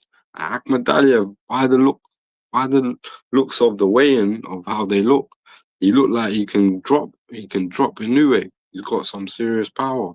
You understand? Because Inoue can get caught slipping. We've seen that. And, you know, but he's a great fighter because not a lot of fighters can come back from that and win the fight. Do you understand? They can't come back from a knockdown. So that's mad. Inoue is a special fighter at that. You get me?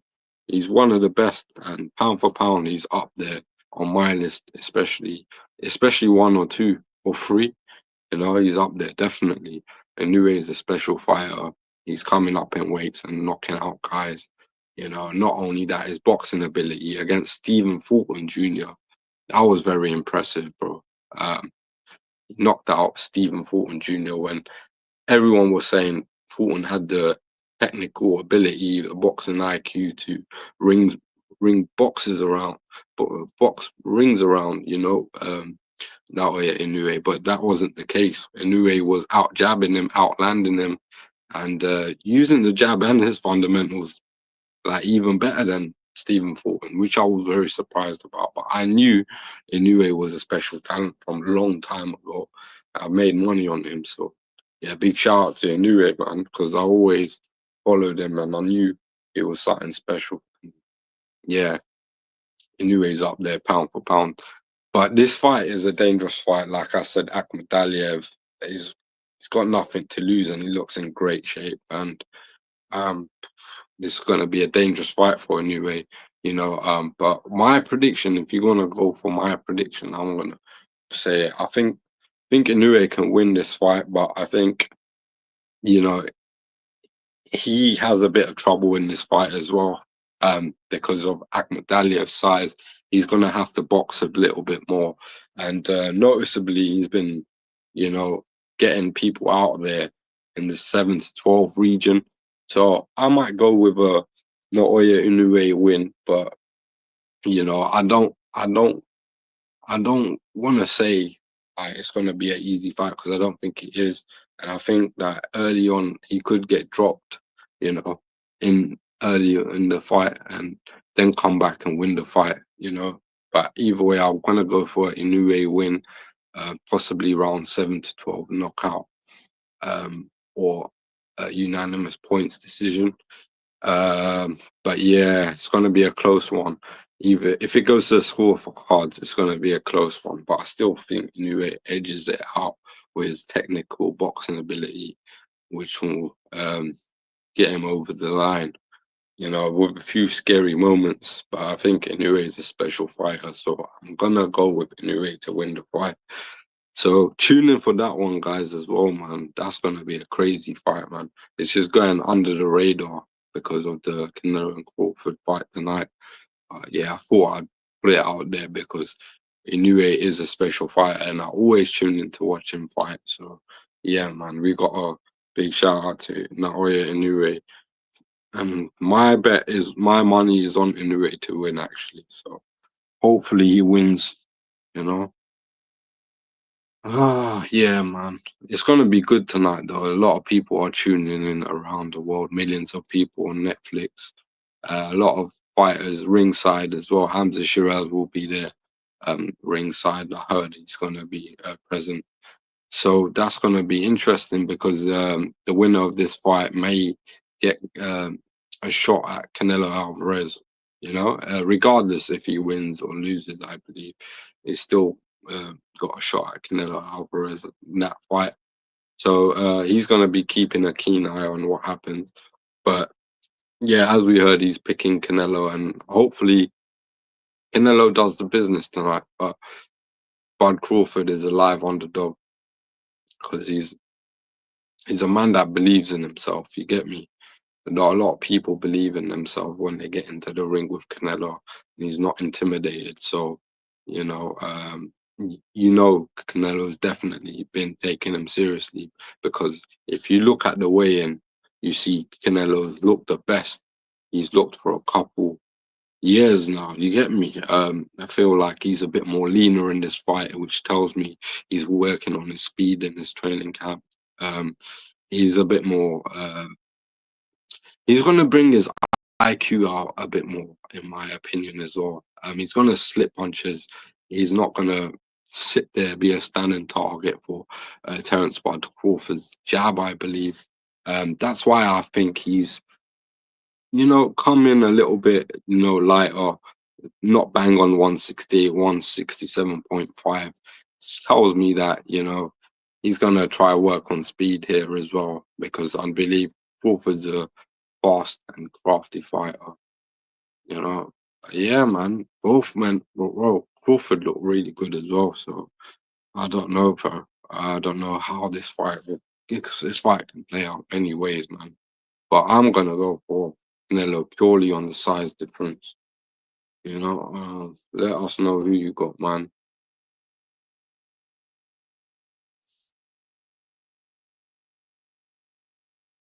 Yeah, we're just waiting to Kyrie to get back, man. Gonna watch the stream. I'm gonna try put on the stream here on the boxing.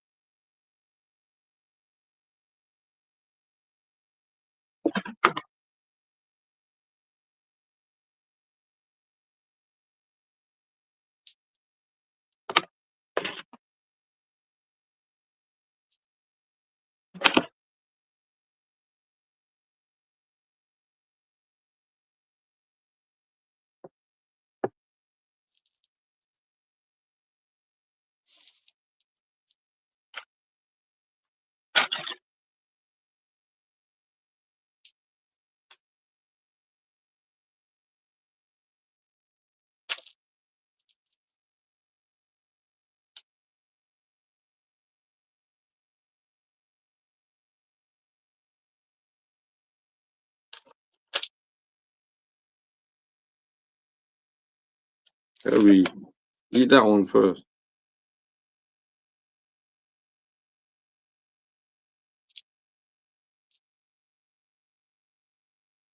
Yes, babe.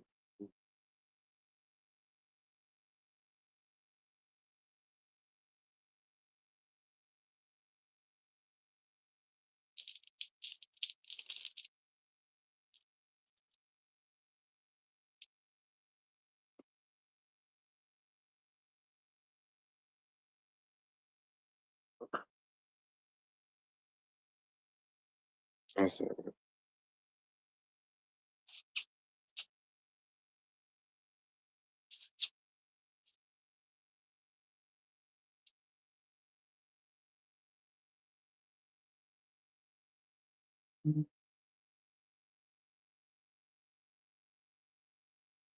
But yeah, guys, let us know who you got. I can't see the comments, but when Kyrie comes back, we check the comments.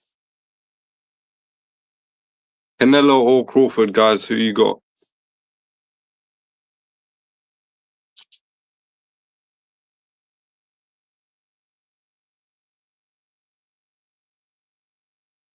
Let's see. Add to the stream code. AB. This is the cat. Cool cat. There's a lucky charm tonight. Yeah? We got Canelo for the win.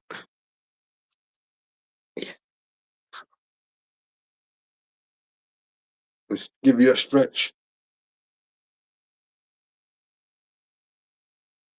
They give it a little stretch. Okay. There you go. You can chill now. But yeah. Where's Kyrie gone? I need to charge my phone as well, bro.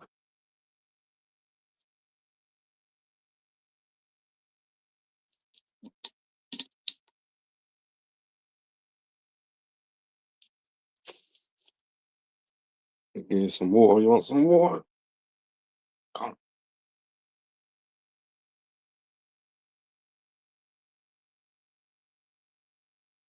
Some fresh water.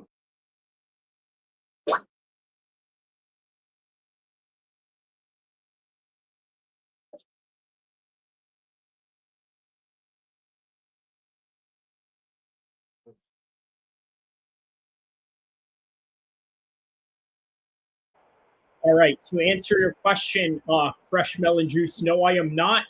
I am actually. I actually went and got coffee, my boy. You know what I mean? Check this out. I got some coffee right here. Got my LA cup right here. You know what I mean? A blue, nice cup, and all of that. You know, so yeah, wasn't doing that. My boy was, actually getting some coffee. Zayn, while I was out, you were mentioning Inoue. That's a very underrated matchup right there. I think that we just assume Inoue is just going to run through everybody, and that's not always the case. So, Bro, the thing with Inoue, he won the last 2 fights, but he got dropped in both fights, man.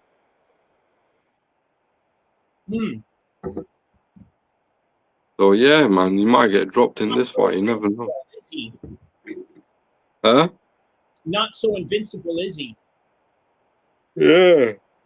So like, you never know. You know, Akhmadaliev look bigger than him at the weigh-in, and bro, he looks like he's a natural bantamweight compared to Inoue. You know what I mean? TKO asks you, what's your prediction, Zayn? Canelo late stoppage or something else? I'm going Canelo on points. Okay, there you go. Yeah, that's I don't think he's gonna be. He may stop Crawford, but I don't know, man. He hasn't had a stoppage in the last couple fights, man. So I don't know. I know that Canelo's slightly declined a bit, but he's still a good fighter, man. He's not shot. I wouldn't say he's a shot fighter. And that Crawford's at 38. You never know. Father time could tick in as well. You never know. You know? Both of these guys aren't at their best, I'd say, in terms of their age. You know? But they're still great fighters. They're far from, like, over-the-hill fighters. This is a big fight, and both men are really good, like, pound for pound, up there fighters.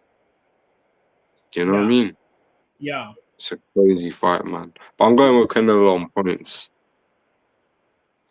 Yeah, and to answer that question also, TKO, I'm going with Crawford also on points. So this is just what you're going to get with two extremely high-level guys. That is just the reality of high-level boxing, right?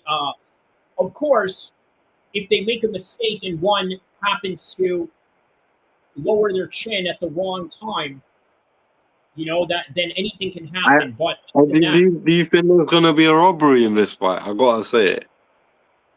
Do I think there's... You know what? If there is, let's say Canelo was looking good, all right, but then Crawford was looking all right. All I got to say is this. Brother, why I sit next to Canelo? I want to sit next to Crawford. Why they put me here, I don't know. But I tell you what, behind the scenes, I put something that nobody knows. Okay? Because I run boxing now, brother. Okay? Who am I? Who am I, Zayn? With the accent, who am I? Turkey. Mr. Turkey. So if you're saying all that, I'm just saying, you know what I mean? Like, we know why.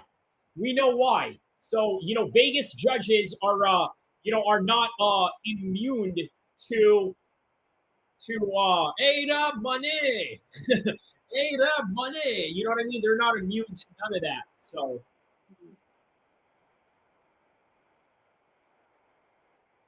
yeah. So that's a reality tonight, ladies and gentlemen. So just so you guys know.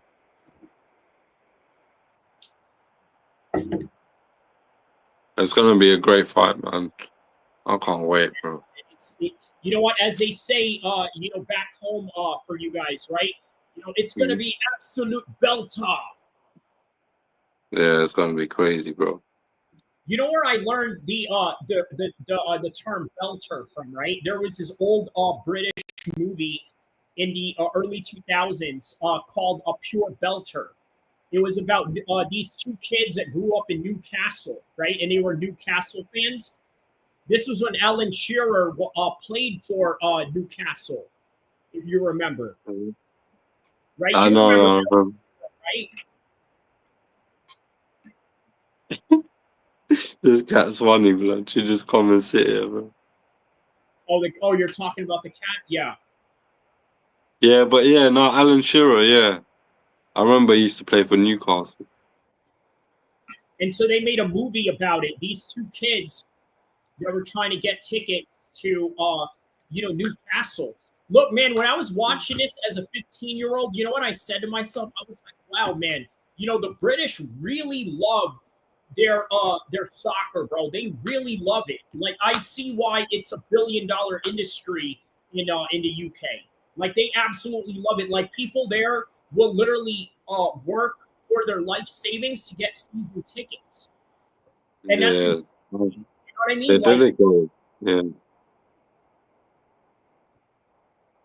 They're definitely dedicated to the it's just like you see in America, they're more interested in boxing, whereas in the UK, it's more like they're interested in football, soccer. yeah.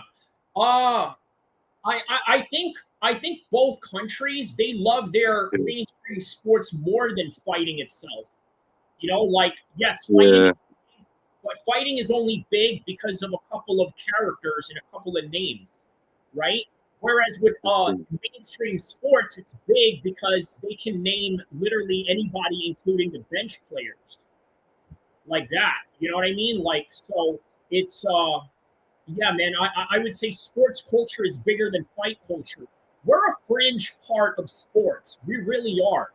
Like, we're not as mainstream as people would like to believe we are. Well, we think we are. Like, we think people that are in the MMA or boxing space, we think that it's the end all be all. But you step outside of the world of that, it's like, like, I had a few people on the chat saying, it was like, well, I don't really watch fighting, but I like that you're covering, Charlie Kirk, like that. You know what I mean? Yeah. You brought another set of audience, basically, innit? Yeah. It's always important building, a different set of audience outside of fighting, because the fighting, the people are always going to be there, right? They're always going to be there to support you, and much love to all the hardcores out there that are hardcores like me and Zayn are.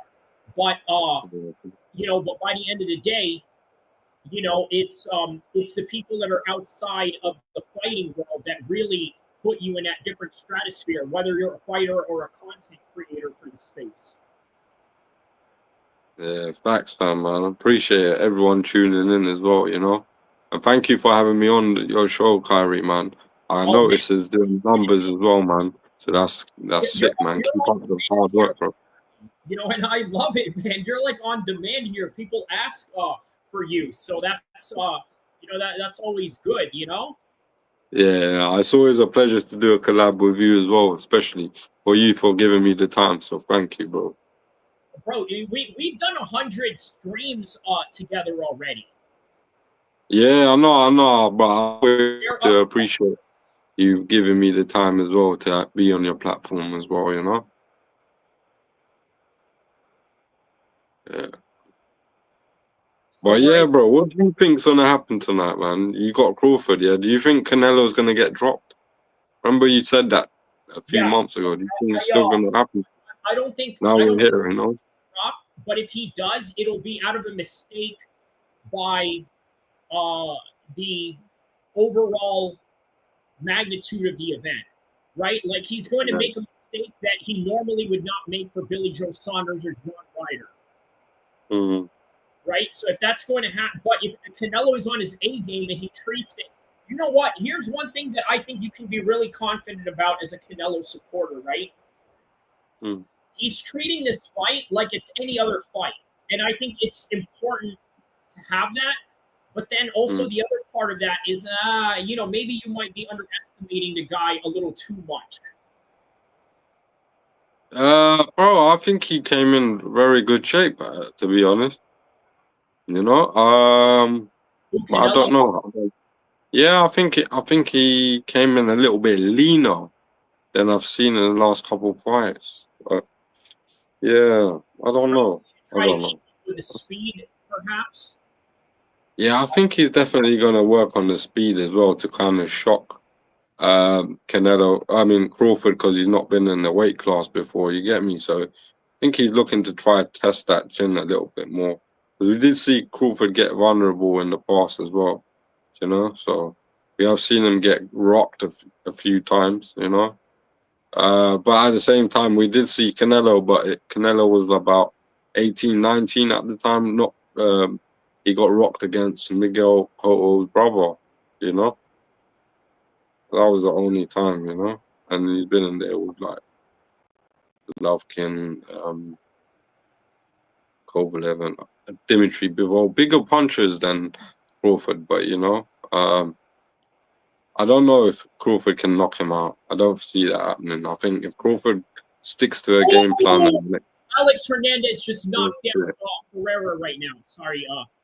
Oh, wow. It looks like Alex Hernandez is finishing him off right now. Alex Hernandez just finished off Ferreira right now. All right, man. Alex Hernandez with the finish. Wow. Good finish by Alex Hernandez right there.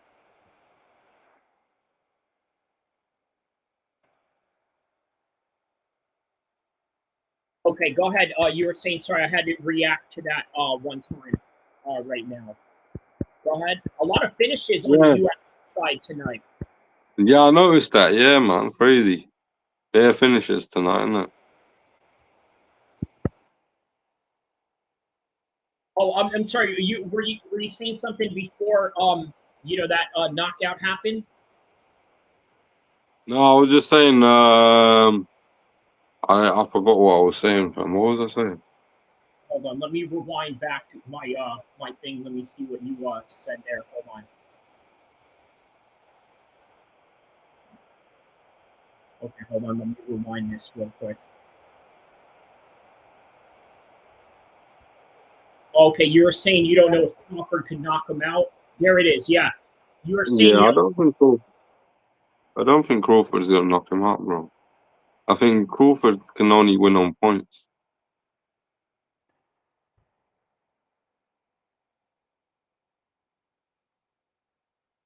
Okay, so you said that you don't think he can knock him out, but you think that he can win on points. That's his only chance, bro. Because, like, let's be honest, bro. Canelo's been in there with Bivol, Golovkin, like, bigger punchers, bro. Like, Crawford, no disrespect to him. He didn't do nothing to Madrimov, you know, at 154, if he's that big of a puncher. You understand? Yeah. So you know what I he's say? only chance to win on points, bro. You know what I say to you, saying that Crawford is only Crawford ain't gonna knock him out, bro. But we'll see tonight. You know what I'm gonna say, right, brother? I'm sitting next to Canelo. I want to sit next to Terence Crawford. And also, I want the judge to sit next to me. Okay? And I want the judge to hold my hand and make sure that he give right score for fight. Okay? So, yeah, I kind of agree with you, man. Yo, listen. I know I'm joking, but man, listen, Terence could win on points, bro. Yeah, he might win on points.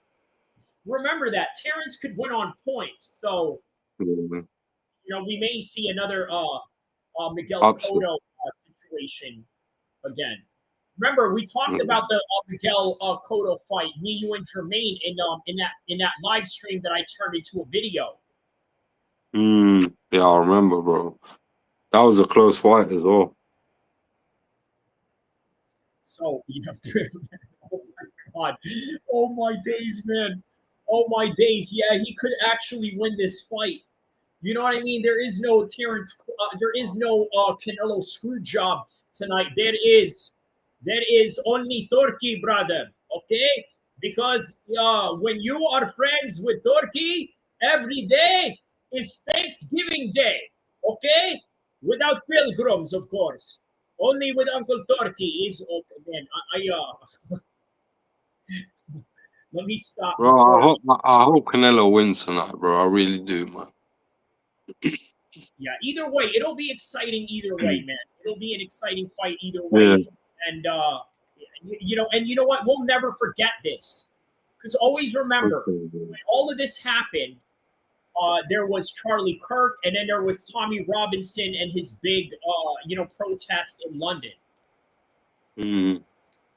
That's mad, bro. But you're not there, so you don't got to worry about traffic because, whenever they have demonstrations, traffics are a thing of the, like what happened with the ICE raid protests, right, man? LA had some serious traffic jams going on, and LA already got a bad traffic, situation going on. You know what I mean? It's just natural bumper to bumper traffic every day. And, that ICE raid, protests made it worse. So Madness, bro. World's messed up, innit, fam? It is, man. It is. And you know what? Sometimes with a messed up world that we have, it's nice to have a little bit of escape like this. Good boxing, good MMA, maybe a little bit of good football along the ways too. If you follow that, rugby, whatever it is that you follow around the world. I know I'm speaking to like my, Aussie and European audience, but to my American audience, there's baseball, NBA, and and the NFL. So yeah, man, a little escape sometimes, doesn't hurt. The crazy things that go on in the world, But if you want it all, if you want all the crazy things that's going on in the world, and you want MMA and boxing, you've come to the right place because I do it all. So, it's the perfect place if you're looking for that. Okay, so TKO in regards to today's protest. Today's protest was gigantic. Media already lied saying 100K plus attendees, but that was actually more than 1 million people apparently, bro. Wow. So, yes, you would have had serious traffic issues trying to move around London if you were home today. So, yeah, facts. I'm lucky I'm in Amsterdam.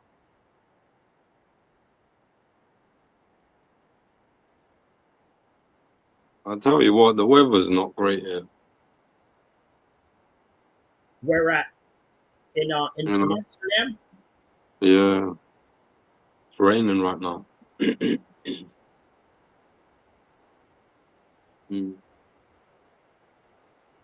TKO, if you're still in the chat, were there any arrests in London today? Like, in terms of like police intervention or people wilding out, maybe counter protests or something like that? Let me know. Fresh says, have Zayn seen the Danish movie Pusher? The Danish movie Pusher. What exactly is that? Explain what that Danish movie Pusher is.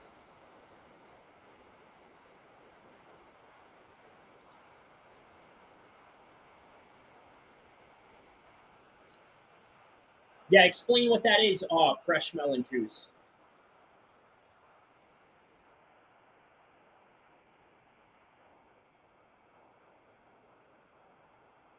A movie called Pusher. Oh, okay. So, is that Danish, or do you mean Dutch? Because I don't know if you're referring to Zayn being in Amsterdam. But yeah, or or you're just referring to a Danish movie in general.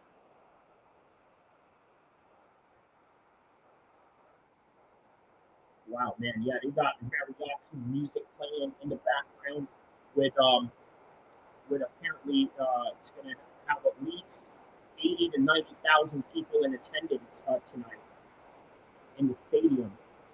Danish movie, but they make deals in Amsterdam.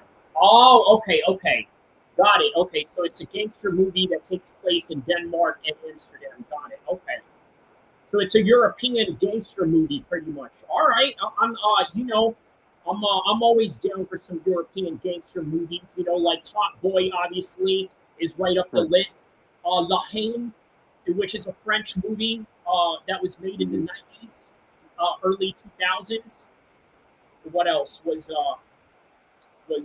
By the way, Cyril Gane is in a French action movie. He's in a French gangster movie, actually. Cyril Gane.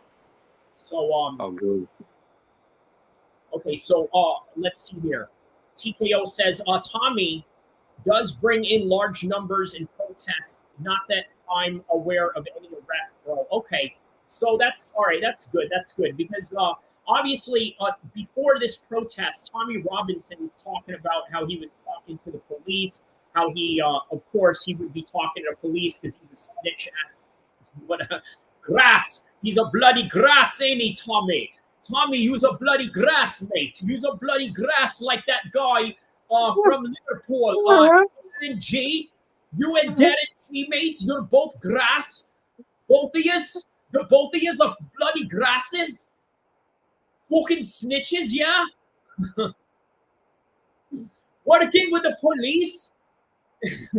Both of yous, wankers, all of that. But yeah, so no, that's what he said. He said that he was going to, be working with the police. He's going to talk to a liaison, and he said that we're going to keep everything under control. And he said that he did not allow anybody to come to the protest wearing a balaclava mask. He said that he would not allow that because you kind of look thuggish. You look like you're about to slide on somebody. So, but the reason why they did it is because, a lot of the EDL guys, not just the EDL guys, but also the Islamists that are on the other side of that, the reason why they wear masks is because, you know how it is. People see that you have a harsh opinion on certain things. They're going to get you fired from your job. They're going to get you fired from opportunities. So, but this time I guess he wanted, a non-violent protest, and he got like a little mini concert going on at the same time too. He had people doing like some concerts or this and that. Obviously, no drill rappers were there because I know all the drill rappers in the UK like want to drill Tommy and all of that. You know what I mean? Fresh says the French one is one of the best movies. The French one, are you talking about La Haine, the one that I'm talking about, or another French movie? TKO says, strong chance Nigel Farage is our next PM, mark my words. Hey, TKO, doesn't Tommy Robinson have beef with Nigel Farage? Don't they got beef going on a little bit, right? Like Nigel Farage apparently says that, he thinks people like Tommy are like a bunch of tattooed thugs or hooligans or something, or some sort of like class discrimination that he has going on against like white working class English guys or something. But I don't know. Do you think that Tommy would endorse Nigel Farage though? And by the way, I'm surprised Nigel Farage hasn't been prime minister already. Well, all right, you vote for me now for the next Prime Minister of the United Kingdom, Mr. Nigel Farage. Fresh says, don't lean at the painting. You don't lean at the painting. You are the painting. All right, Fresh getting a little philosophical here. All right.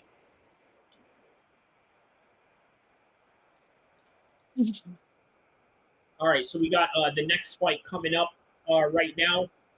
We got Kelvin Gastelum right now. All right, man. The legendary Kelvin Gastelum versus Solkov right now.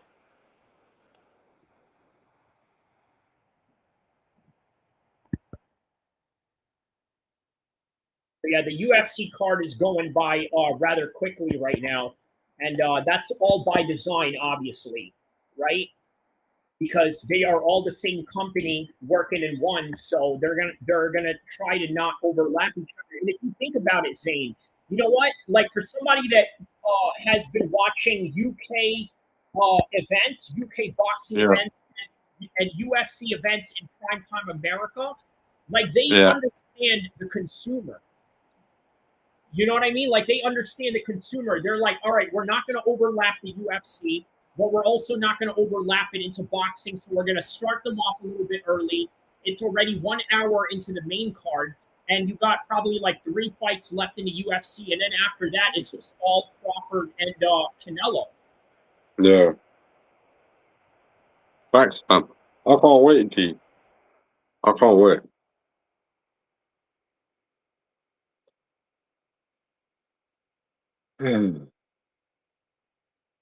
But yeah, fam. If Crawford pulls it off, it's going to be mad. Yeah.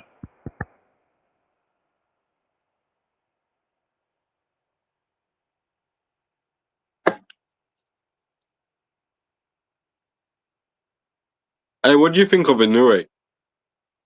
Bro, I tell you what, great analysis that you made while I was gone. I was actually listening to what you were saying, and I think that he's great, and I think that would be absolutely of a crazy upset if he were to win tonight. And you know what's crazy? That's taking place just right after this fight. Yeah. I think it's in the early hour. Yeah. Early hours of the morning because it's in like Japan or something. I don't know. Yeah. From Mad time zones, bro. Fox, man. TKO says, mate, they're all at it, bro. Don't be surprised when they do exactly that. In my opinion, scary times ahead. Okay, so that's in reference to the potential riots that's going on. True Seeker says, does Zayn sleep on the top or bottom bunk? I believe that's an Airbnb, isn't it, Zayn, that you're staying at? Or is that just how Dutch, like... That's how Dutch houses are, man, you know. Unfortunately, housing is very expensive in the Netherlands, bro. Okay, And this is not my house. It's just like my girl's house, you know. She lives by herself, so, you know, just... gotcha, okay. Yeah. I don't live in the Netherlands. I live in England. Oh, trust me, they know, bro. Trust me, they know. I live in London, yeah. Yeah, You know what I they mean? know you're a UK guy. Well, obviously, my girl's from Netherlands, so I'm here, you know, Yeah. chilling out here. Shout out to the Netherlands, man. Very beautiful country. You know, very Yeah. similar to California. You know, if you know what I mean. Facts, fam. Like, big up to California as well, man. Kyrie, I always want to come down to California and visit America, you know. And I want to train that Big Bear, California, man. I want to go up the hill. I want to go up to the altitude. You know, I want to experience that. Oh, bro, that'll be great, man. You know, doing some road work on top of that. Yeah, road work, yeah. Man, yeah, getting some rounds in. Oh, that'll be great, bro. Right now, it's not looking so good for Kelvin Gastelum right now. Sosoft is looking to get a rear naked choke on him right now.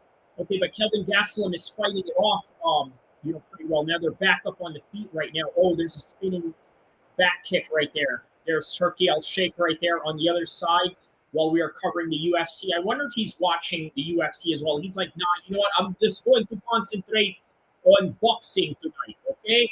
You know, I told Dana we should not do a UFC event on same day, but he refused. And he go do it anyway.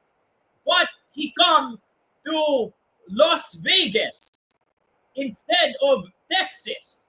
So we know what is the better fight tonight. I think we lost Zayn on that one. Two seekers, you trained in Big Bear, Kyrie. Yes. Not too long ago. Yes, it's high altitude. Also in Lake Tahoe as well. So we're gonna try to get Zayn back in here when we can. So.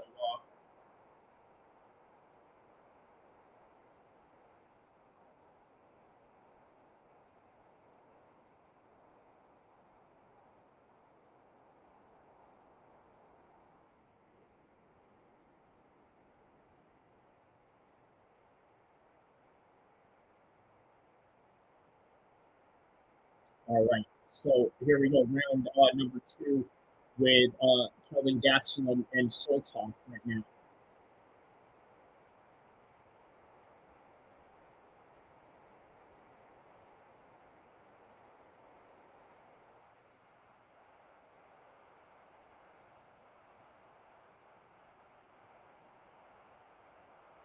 Oh, good shots right there by the Japanese guy.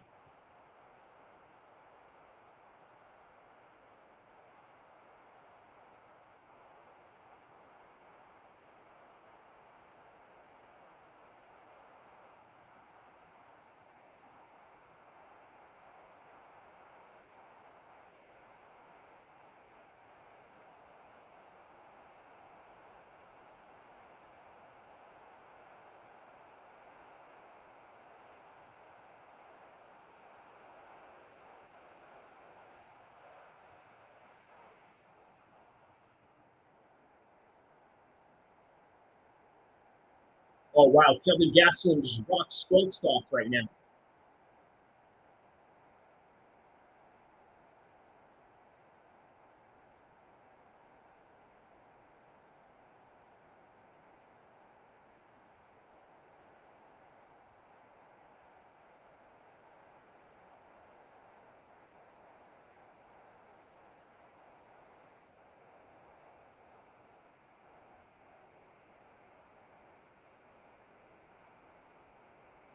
Oh, wow. Kelvin just got rocked on that exchange right there.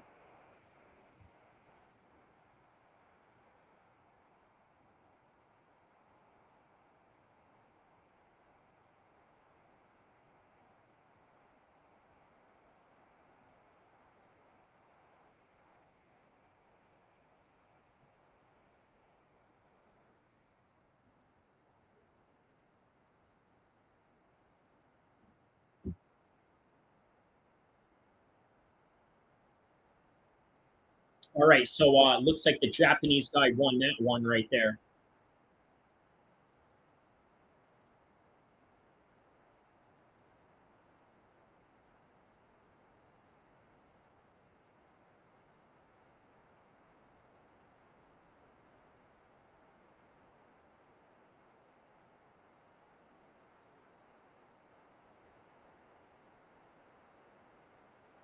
All right, there's Turki shake right there. Congratulating the Japanese fighter.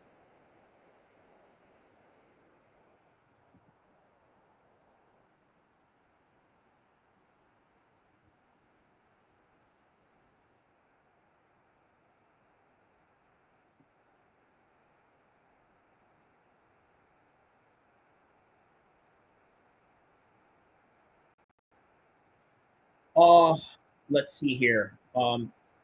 Oh, nice. Legendary. It's almost legendary at this point. Yeah. What do you think about Gastelum missing weight again? You know what, man? That could be a variation of things. There could be an underlying injury going on. Marty Miller, that could be a possibility. Also, 5 pounds is a lot. Yeah. Perhaps the injury is sort of what caused him to not be able to lose those extra 5 pounds. So yeah, I do agree it's a lot, but oh wow. And that may be the difference right there with that left hand that he caught Stoltz with right there.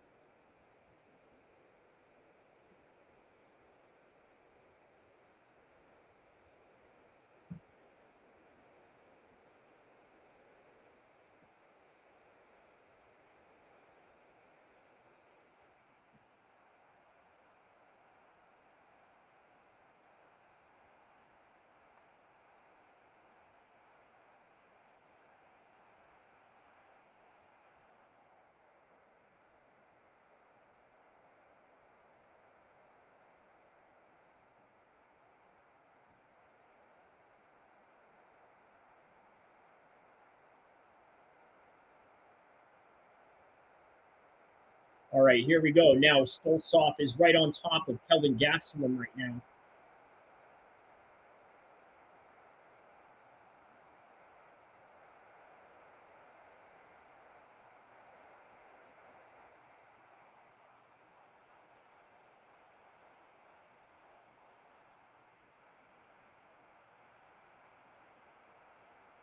Oh, wow. Okay, Kelvin Gastelum looked like he was about to get finished there for a second.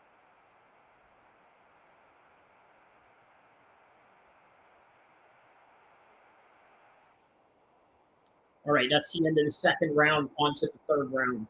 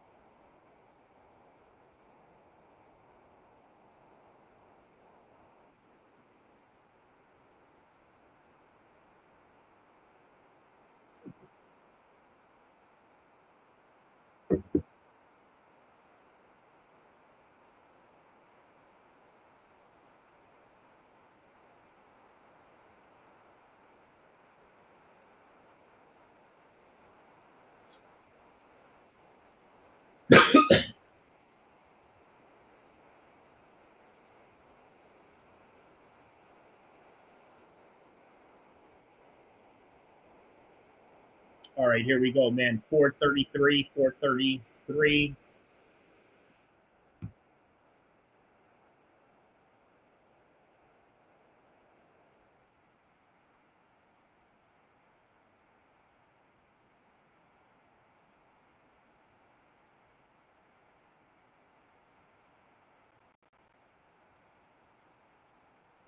All right, there's a bit of a lazy kick right there by Stoltzfus. There's Kelvin Gastelum moving forward towards Stoltzfus.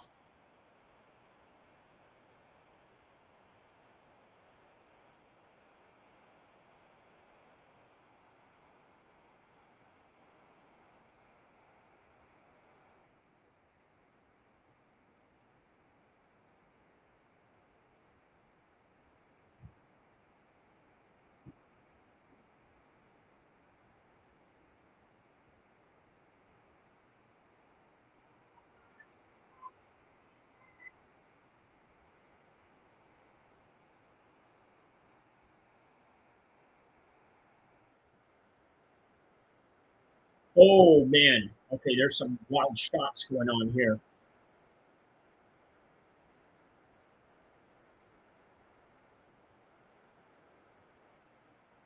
Okay, there's a shoot in right there by Stoltzfus.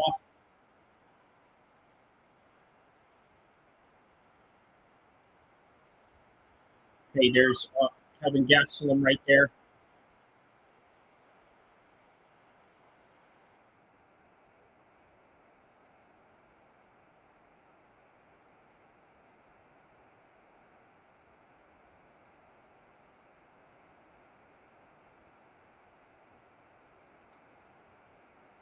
All right, yeah. Kelvin Gastelum's looking a little bit sluggish right now.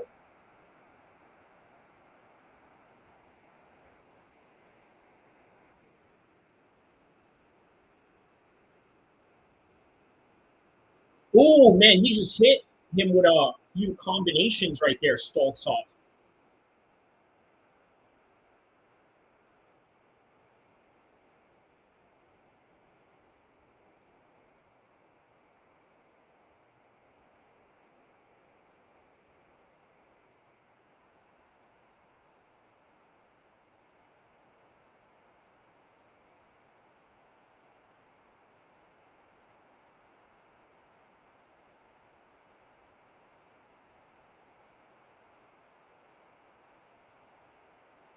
All right, man, there's a good shot right there by Kelvin Gastelum.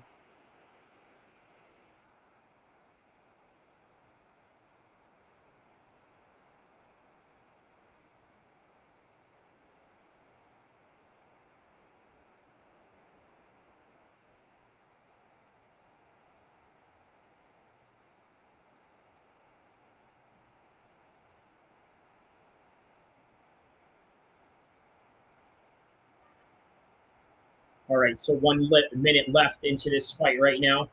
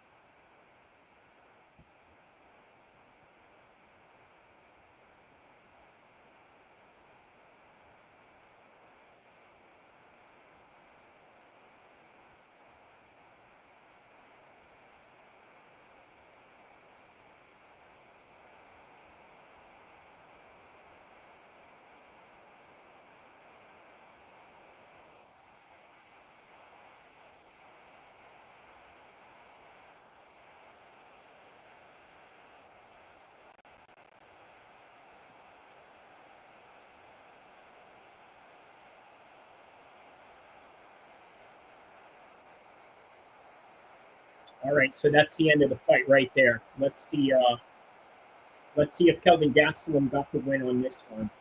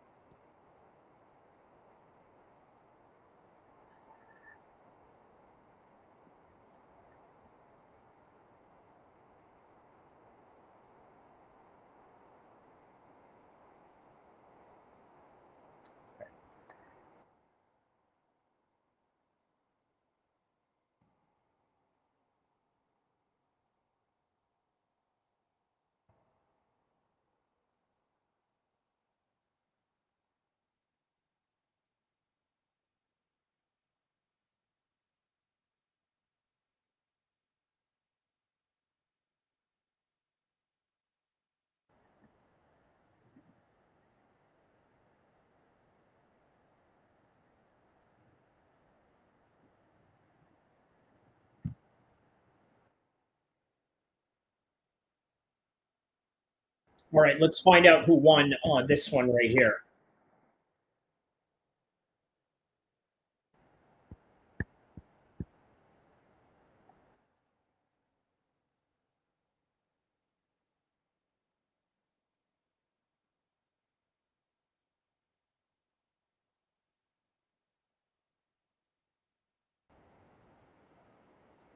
All right, so let's find out the winner between these two right now, and then we're going to get to my reaction to Charlie Kirk from yesterday.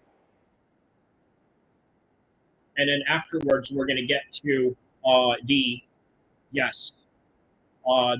would-be alleged killer of him. So, all right, by unanimous decision, who wins? Wow, Kelvin Gastelum still winning out here. Kelvin Gastelum. That's a unanimous decision win. Shout out to Kelvin Gastelum, still out here doing the dang thing, man. All right, back to my Charlie Kirk reaction yesterday, and then we're going to get to the reaction of finding out who his would-be assassin is. On 9/11, right? 9 hours and 11 minutes into the hour, so 9:11 a.m. to be exact. Obviously, today is 9/11, and it's crazy to think that this happened 24 years ago now, if you really think about it, right? 25 years ago, which is absolutely insane, right? A whole lifetime already, right? But I'll tell you what, even though it is 9/11, even though this is a day that will forever live in infamy for a lot of people, this year in particular, there's a particular story right now that is overriding this this particular day, and that is the untimely demise of Charlie Kirk. Okay, now it is worth noting that the FBI did find the weapon. Okay, FBI found the gun, but with no suspect. Okay, so that's important to know. Also, it's still an ongoing investigation, but that right there is not the focal point of this entire live stream. You see, the focal point of this whole entire live stream is predicated on the fact that many people have a very controversial take on this topic from one side to the other, okay? And there's a good reason. There's a good reason why this is very controversial. For one, you got to understand something about Charlie Kirk, right? He's very controversial. But we also have to understand, I'm just going to say this out flat and out loud, he's not an Israeli soldier. He's not even an American soldier. He's not a soldier, period. So in that regard, I feel bad for him that this happened, okay? I'm not going to lie. I feel bad for Charlie Kirk. I really do. But there are a lot of people out there that don't feel bad for him, and we're going to analyze exactly why that is. Because many people are celebrating his death right now, while the other side of that see him as a martyr for free speech. Now, which side of the aisle are you on when it comes to looking at Charlie Kirk? Do you see him as a martyr for free speech, or do you see him as a supporter of a genocidal regime in the other side of the world? And I'm not going to mention the country's name. You guys already know what it is. There's no need to mention anything to get anything flagged or anything like that. We're just going to, you know, claim it as it is and understand it for what it is, okay?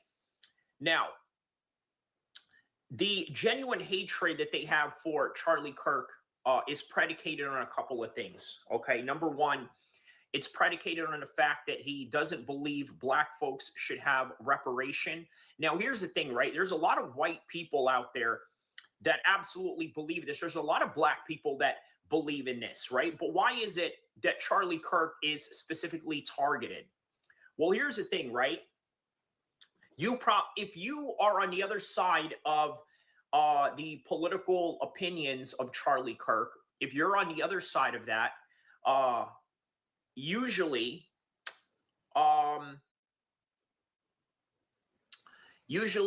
it would be because you don't like the fact that he said that reparations are not for black people, the fact that he supports Israel. Maybe these are the reasons why you don't like him, right?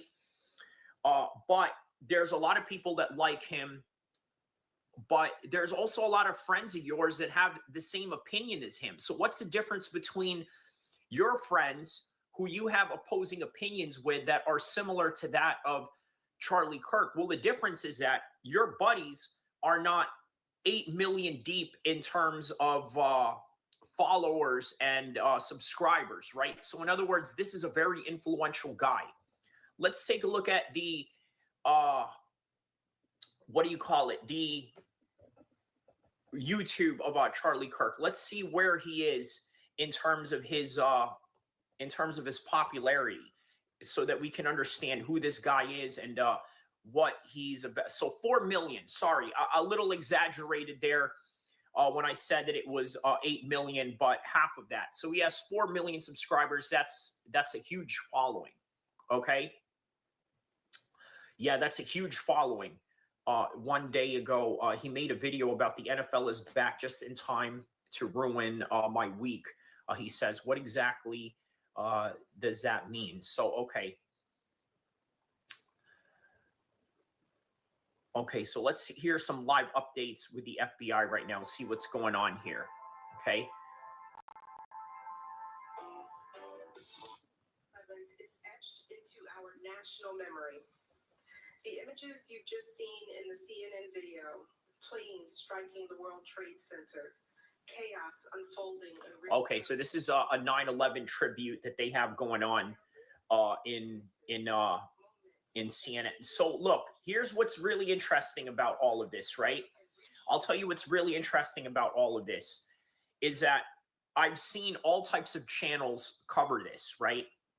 I'm in the MMA channel. I'm in the California Gangster League channel. I'm in the military channel. Of course, they're going to cover this because there's a lot of guys out there with military experience that would love to share their knowledge as far as what happened with the sniper, what he did to evade the police, and how he got out of there. All these tactical plans, right? I put curing hepatitis C on my today list. Epclusa treats all types of chronic hepatitis C with a 98% cure rate. Epclusa is one pill, once a day, for 12 weeks. If you've had hepatitis B, it may flare up and cause serious liver problems during and after treatment. Tell your doctor if you've had hepatitis B, liver or kidney problems, HIV, and all medicines and supplements you take. Taking amiodarone with Epclusa may cause a serious slowing of your heart rate. Most common side effects include headache and tiredness. Ask your doctor about Epclusa today.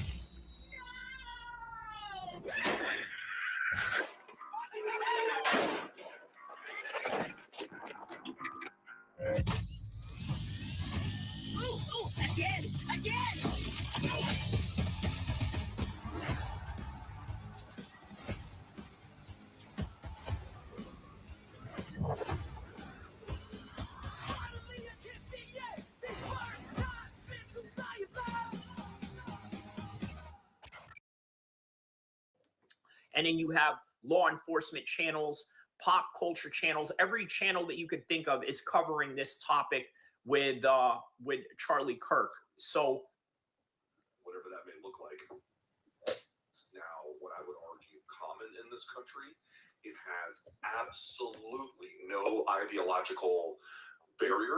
It has absolutely no ideological. Easton says, hi. Hey, man, let me know what part of the world you are from, Easton. Shout out to you, my man. Russell says, I just got a thrilling news to share. My sister is pregnant. I'm going to be a... Oh, wow. Okay, shout out to Russell on that one, my man. Hiya, buddy says, hey, brother, good to see you. Hope you are doing well today. I'm doing very well today, brother. Thank you for asking. Hope you are doing well as well. So Easton says USA. Well, I'm from the United States as well. I'm particularly Northern California, Sacramento, California represent. Let me know where and what part of the United States you are from and where it is that you represent. Shout out to you. Miss Bun says he's trolling. LOL. I know. I think I kind of understand when people are trolling nowadays, but yeah. Specialization or particular alignment in one direction or the other. It is. Easton says he's from Utah. Wow. Okay. How far were you from the event that had taken place? Let me know.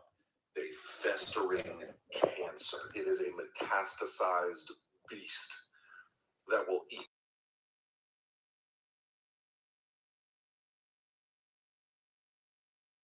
Oops, sorry, I forgot to put on the volume on that one. All right, so we are back. Here we go. Truth Seeker is asking, are you picking Silva to win this one? No, I'm picking, I got Diego Lopez on this one. Hate Love says, hi. Hey, what's up, Hate Love? How are you? Sorry, fam, my phone died. Okay, so that's what happened. Got it. Okay. Yeah, so, all right. So right now we are on, what fight are we on in the UFC right now? Jared Gordon versus Rafa Garcia. And then and this is when Zayn comes back. All right, we got the timestamp going on right there. All right, man. So what do you think of the boxing matches so far? Oh, we got Jermaine Taylor. I'm sorry, Jermaine Taylor. That's my boy, Jermaine Taylor, who's supposed to be with us. Jermaine Franklin to be exact. How's that fight going? The Jermaine Franklin fight, they're being announced right now. So yeah. Okay, I'm literally tuning in right now. Is it on YouTube. YouTube? Magazine. Yeah. Mm-hmm. Ring Magazine, innit? Fucking hell. Ring Magazine, YouTube. Yep. Yeah. This is confusing because it's in Dutch, man. Flipping don't understand for real? nothing. They Yeah, bro, because obviously she watches in Dutch, innit? So. So they just automatically give you the Dutch commentary. Well, it's all right. At least you won't be swayed by the commentary. You know what I mean? So yeah, it should be fine.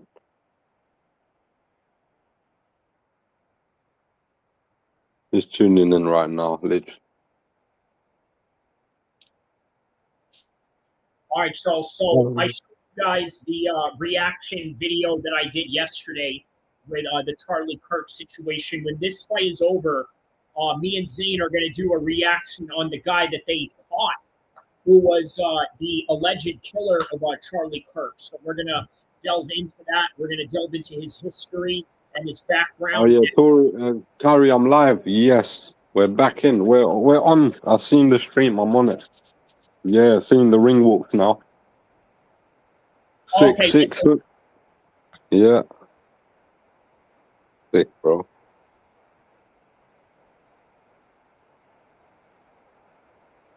Yeah, Ivan Dyshenko. I actually got a bet on a Van Dyshenko to win the fight. You think he'll win this one, though? Yes, Jermaine Franklin, he looks in crap shape, bro. True, but I don't know if that. I mean, look at the two people he lost to, right? Yeah, no, I hear that, but he's getting iced out. This guy's an Olympic gold medalist, bronze medalist as well. Oh, is he? Wow, and 6'9". Yeah. He's gonna get iced out, bro. I hope so. For my sake, I got money on the line. But I don't know. This guy is older though. Joe Martinez, there. That's a UFC announcer right there. Joe Martinez.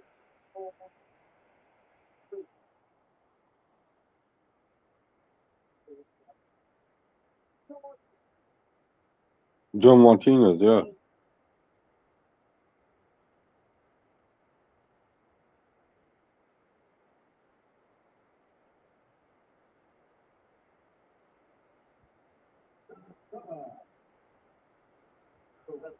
The Nighty Night Assassin. What a name.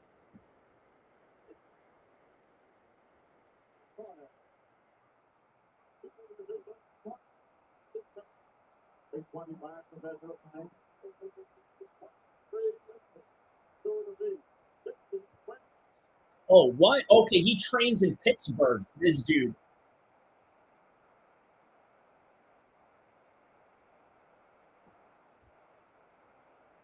Hometown of Wiz Khalifa and Kurt Angle.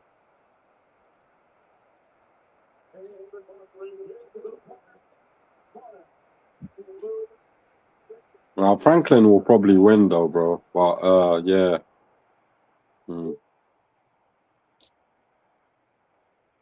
I hope Dhenko wins, whatever his name is, bro.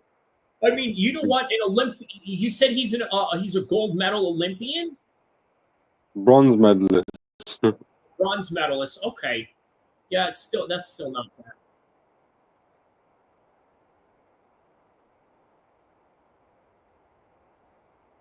But yeah, let's see, fam. Has it started for you? Not yet. Not yet. You? Not yet. They're giving the ring instruction. All right. Yeah, this guy is my favorite referee, Harvey Dock. Oh, he never stops the fight unless they're proper hurt. Well, I'm telling you, this guy ain't gonna stop the fight unless someone gets iced out like proper. that shows you how much of a hardcore Zayn is. He even knows the referee's I mannerism. know the referee, fam. know the mannerism. Yeah. You're gonna see it on full display now. Watch. You're gonna listen to what I said. This looked like it's gonna be an explosive fight. You know, someone gonna get knocked out. Yeah. 15-0, 14 KOs. This Dhenko got. You know. Oh man. Well, he definitely has a lot to prove in this one. Oh, Franklin might knock him out as well, though. His hand speed is mad. He looks like he ain't in shape, but his hand speed is mad. Yup. Yeah. This is gonna be a good fight. And remember, all these guys all week they've been fueled up by the UFC PI Center. All their meals were by the UFC PI Center. So you know maybe there's a little Jermaine Franklin got some tits on him. No homo. He do, yeah. What did my man here says? Why one Zayn? The man knows his reps, mate. Bro, as a betting man, I gotta know this stuff, bro. Yeah, right. When you put everything Trust on, me. when you Bro, put you gotta know the judges. You gotta know the referee, bro. You gotta know. yeah, you start noticing these things, right? Just way beyond Facts, bro. and the kicking of things, you know. It could mean the difference between stopping a fight and the fight going the distance, you know, depending on the referee, on how he likes to. Like, if you, for example, you remember Tony Weeks, who's a guy that got scrutinized for stopping fights earlier than they should be. Yep. Whenever he referees a fight, I always know there's a big chance of a knockout because he's a guy that likes to stop fights. Do you understand? Yeah. Well, you see with Harvey Dock, he's a fighter. He's a guy. He's a referee that just lets the fighter carry on, even though when they're hurt. So he wants to actually see them get knocked out, like they can't get up. That's it. Because if they show that they can resist, then he'll let them carry on. So it's mad. Because there was times where fights could have been stopped, but he just let them carry on because of their heart, you know. So this referee. He said, this referee, unless someone gets knocked out bad, like on their feet, that's when he's going to stop the fight. He's going to do everything to let the fight go on. Yeah. I'm telling you, Jermaine Franklin's going to lose this fight, bro. I think that first round, I don't know, bro. I think Dhenko won this round. But I don't know. Yeah, that was a hard round, honestly. Franklin had his moments, though. I can't lie. He's swinging as well, and his hand speed is quite impressive.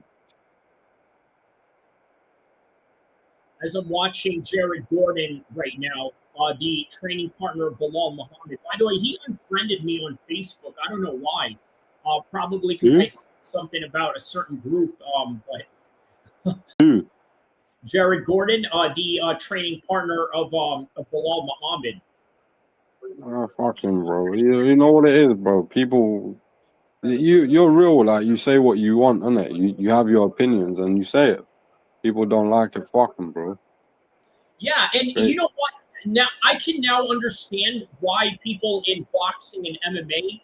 Well, okay, not so much in MMA because if you notice in MMA, everybody has a political opinion in MMA. But with boxing, I think boxers and boxing people are very good at not engaging in in the political side of things. And when you do, oh man, people are gonna tear you up for it. Kind of like with Radio Raheem and Deontay Wilder as an example of that. He's like, what you mean, people? You know what I mean? Till this day, remember that little bit that Radio Raheem, when he got the scolding from Wilder. Yeah, I remember that. Yeah. I mean, like that's when you see stuff like that is where I notice a lot of boxing people are they see that and they're like, all right, I'm gonna hold back on my political views because maybe it will deter me from getting interviews or or being friendly to certain fighters or this, that, and the other. You know what I mean? Whereas, I mean, you look at the MMA world, bro. People are politically activated in the MMA world. You look at Guru, for example, you had, the British police visit him a few times. You know what I mean? Because Okay. they're so scared of his influence. And plus, Okay. MMA Guru has a little bit of a white nationalist, pro Britain first, type of, sentiment to him a little bit. So, those types of people are going to gravitate towards him in a way. But you know what? Him, he does a very good job of like, these are my political views, but I'm not going to take it, that far into elaborating on it. You know what I mean? And that's why he keeps it MMA for the most part, way more than I would. Yeah. Obviously, way more MMA than I would. Obviously, I talk about the kicks, the punches, the technique, the breakdowns, the predictions, but then I'll also go into Ramzan Kadyrov and what is his relationship with Hamzah. Why is it significant? Why is this, these outside of the ring, outside of the cage stuff, that I think would, scare a lot of people into talking about. But, even with that, there's things that we won't talk about. There's certain people we won't talk about because, it just would not be a good idea. But other than that, that's the reality of politics in combat sports. Yeah, facts, dude. That's how it is, isn't it? Yeah. Yeah. But what do you think of the second round, Franklin versus Dhychko? I think Dhychko's won this round, but obviously. Yeah, I give the second one to Dhychko. The first round is a little ambiguous, but I'll give the second round to the Eastern European. Yeah.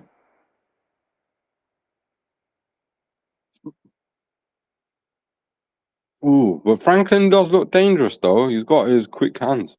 Mm-hmm. I like his hand speed. So he can catch him on the counter. For a while. Yeah. Good counter puncher.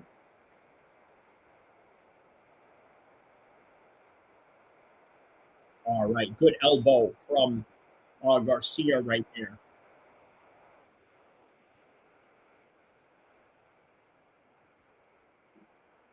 But overall, man, right? It is important to understand that when you are a fighter, a content creator, a journalist, even a promoter, your job in this game is not to make friends. You know what I mean? Like there's someone out there that's going to that you're going to ruffle their feathers, and that just comes with the game, isn't it? Fam, it is what it is, bro.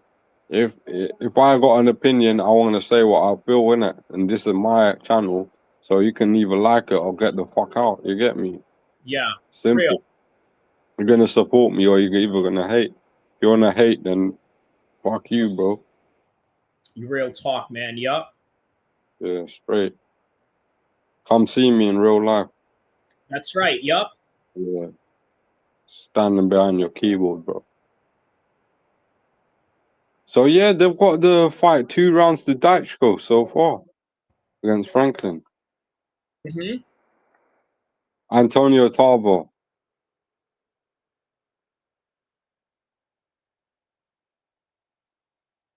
Chris Mannix 2. Wow. Yeah. Looking to finish Jared Gordon right now. Okay, no rear naked choke there. And meanwhile,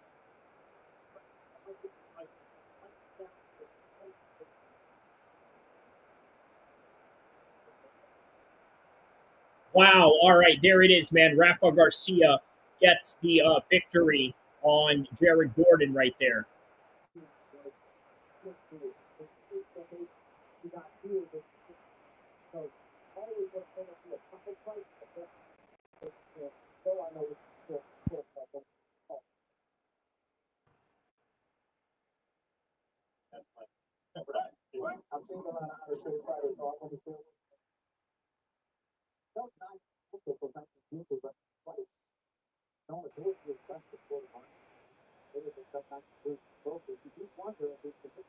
All right, meanwhile, we still have the Jermaine Franklin and the, how do you pronounce his name again? Dhychko? Dhychko. Daichko. Okay, Daichko. Got it. Yeah, I got a bet on Daichko, so Daichko's winning the fight so far, according to the commentators. So yeah, it's looking good for me. So yeah, man, happy this coming in as well. You know what it is, Kyrie? If these bets come in, it's nice, isn't it? Because obviously it helps me, you know what I mean? Yeah. For sure, man. I need Daichko to win. Is that included in a parlay that you put with Canelo? Yeah.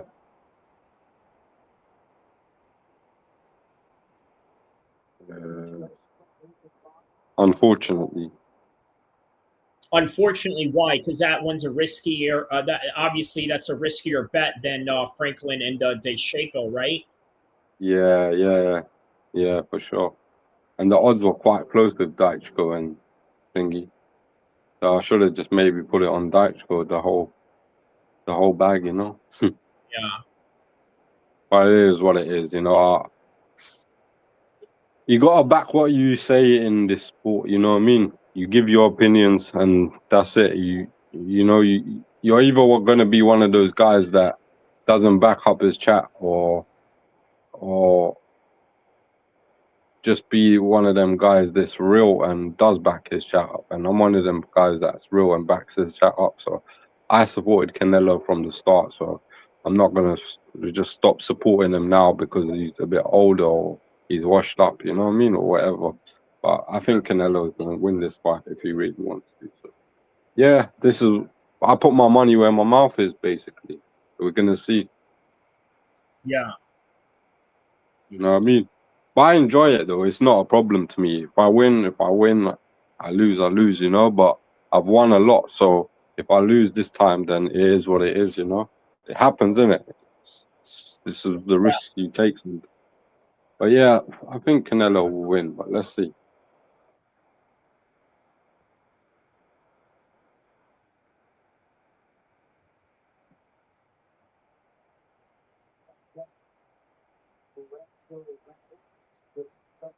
Are you seeing this fight so far though? The Daichko fight.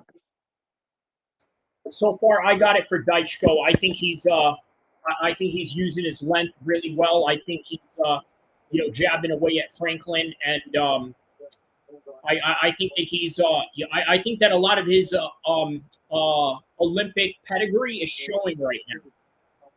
Yeah.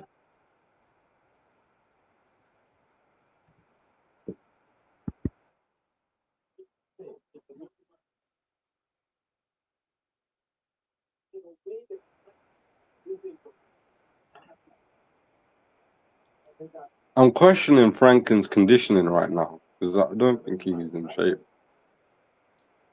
Yeah, he does look like he's slowing down a little bit now, right? Maybe some of the explosions he may have thrown towards Daichako's way. It may be affecting. Yeah, but to be honest, Daichko is quite bigger than him, and it's like the size of Daichko. He's smothering his work, Franklin's, and he's wasting a lot of energy, Franklin.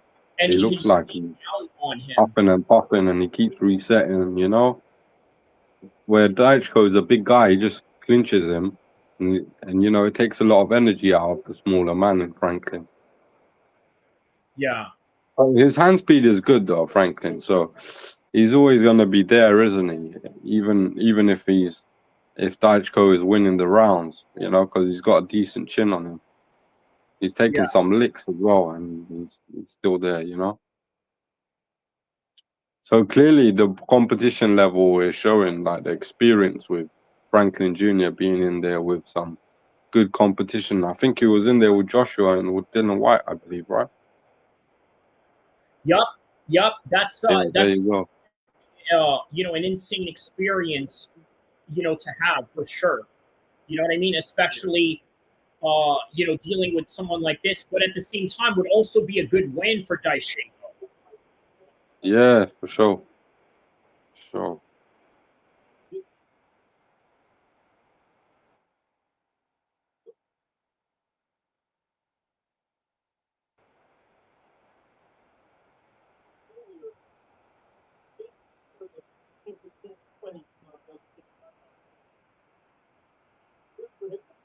Oh.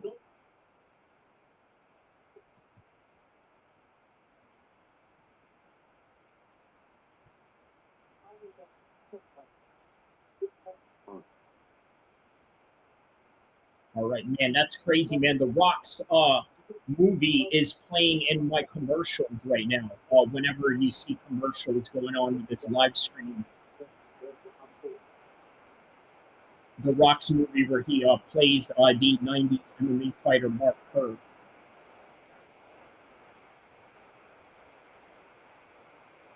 All right, so next up in the UFC is Dave Martinez versus Rob Font. While we got Franklin and Dhenko going on right now.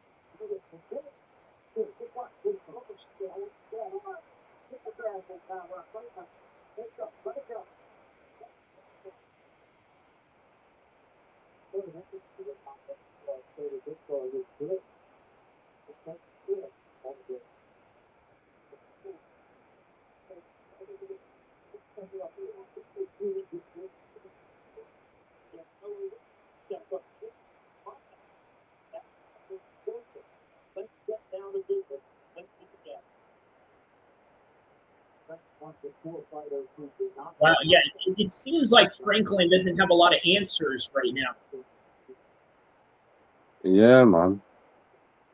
Like, I think the height discrepancy is really playing to him right now. Yeah.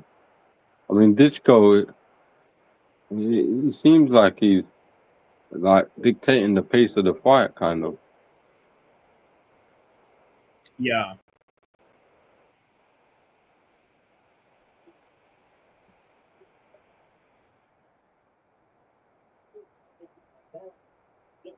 Oh.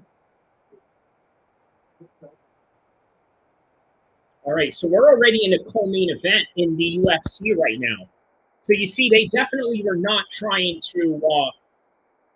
They definitely were not trying to overlap one over the other.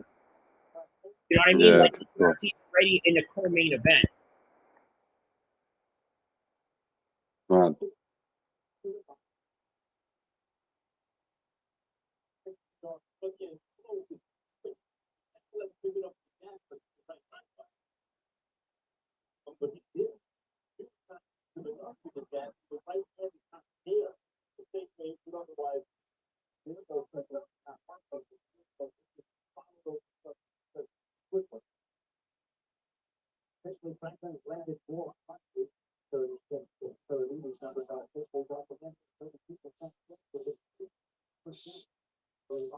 So apparently, Franklin's landed more now, but I don't On know. this round, Yeah, on this round or the whole fight? this round, I believe. I mean, the last round. And this round, I mean, yeah. Okay, okay.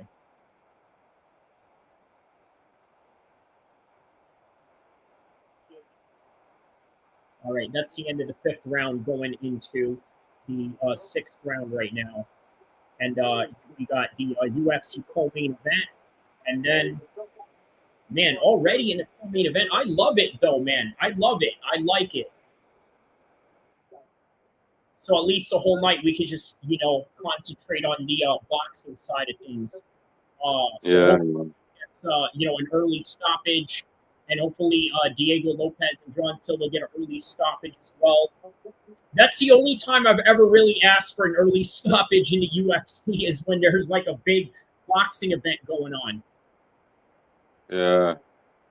Facts, man. This is a big ass fight, man. Ugh.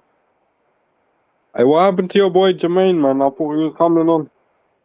He is. He's. I sent him the link, so we just gotta wait for him and stuff. So hopefully he'll join us while the fight is going. I told him, you know, you could come in at any time, you know, whether it's you know, during the fight or just right before the fight, but just let me know, man. You know, so you know, inshallah he'll be here, or you know, we'll see. Mm-hmm.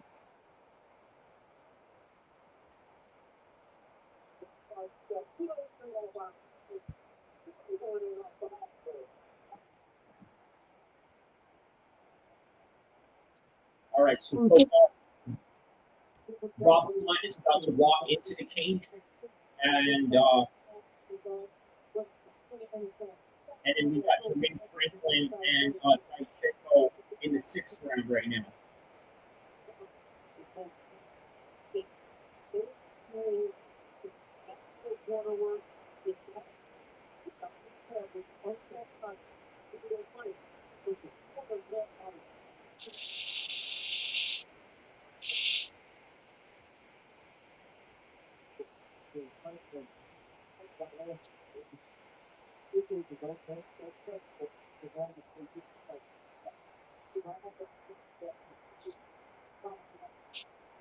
All right, so now they're clinched right now, Jermaine and Dhenko.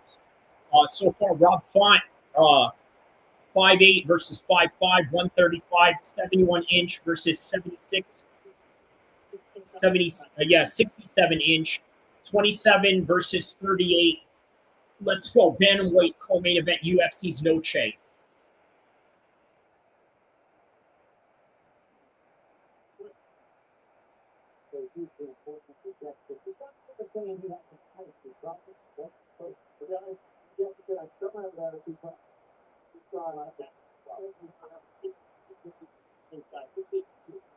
Wow, there's Turki El Sheikh in a picture with Jason Statham right here.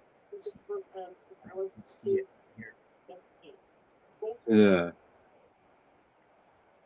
Yeah, chilling in his hotel room in Vegas, getting ready to pull up to the fight. I wonder who Jason Statham is going for. Well, you know what? I reckon I'm gonna probably go with my man Canelo. Mm-hmm. You know what I mean? Yo, what part of the UK is Jason Statham from? Is he a London guy? I'm not sure, you know. Or maybe somewhere outside of the you know, the main cities, like maybe a countryside or something like that. Yeah, probably the countryside, bro. Okay.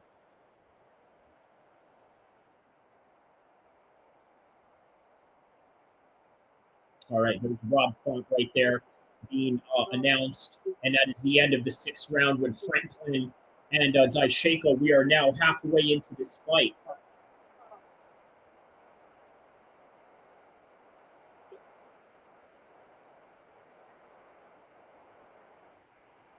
All right, co-main event right here. Here we go. Round 1 between Rob Font and Dhenko. This is going the full distance, bro. Dhenko. Yeah. They are not knocking each other out right now. They are at a rinse and repeat cycle right now. Yeah, definitely.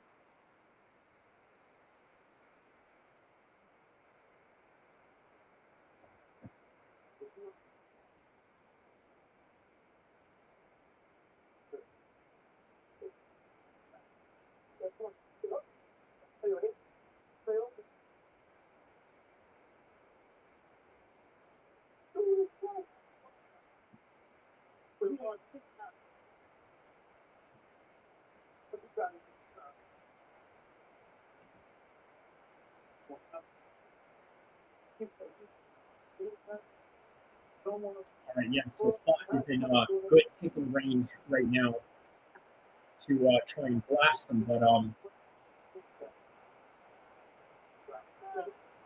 you know, a lot of stance switching that's going on in this fight right now between Font and Martinez.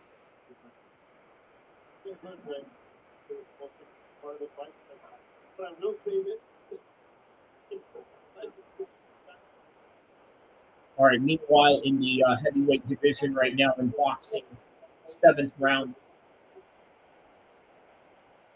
Meanwhile, Oh yeah, shit. guys right now, Point and Martinez are going for the hot guards right now.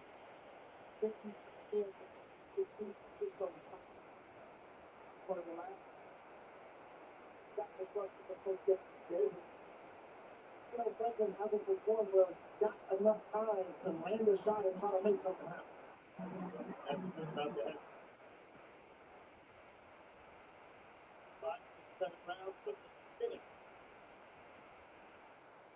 Just landed right there on the side of the head of Disco. Yeah, one of his better shots of him. It's really the visual suggests that Disco is all the 2 minutes to go around.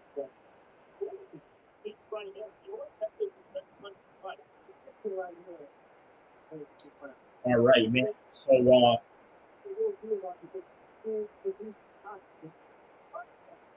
right, man. Yeah, Franklin's getting a few good moments here. Yeah, Franklin's winning this round, bro.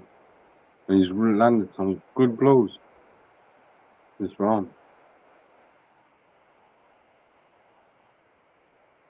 But let's see if he can maintain it. Yeah. Yeah, that's what he has to do here is But he needs a big finish if he's gonna win this fight. He's doing good though. Oh, he's catching him. Franklin could knock him out, you know that. Because this guy Daichko looks tired. Yeah. Looks a bit fatigued right now.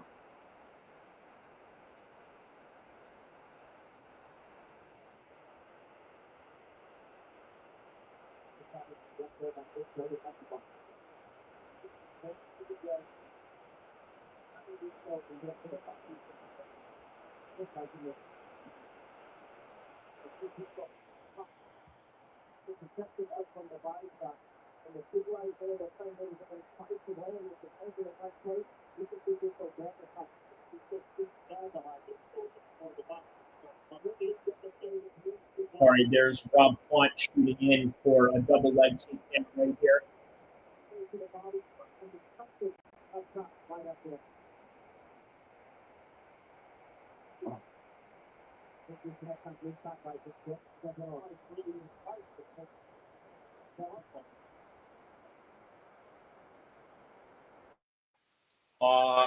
Fresh melon juice here says the fighters are blowing and finishing each other. What's with the sus comments there, Fresh?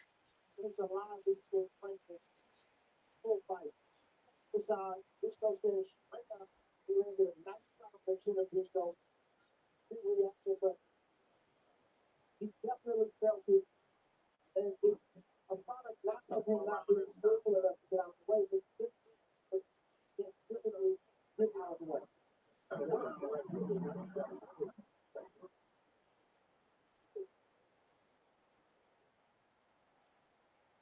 All right, yeah, Daichko is definitely winning this fight right now.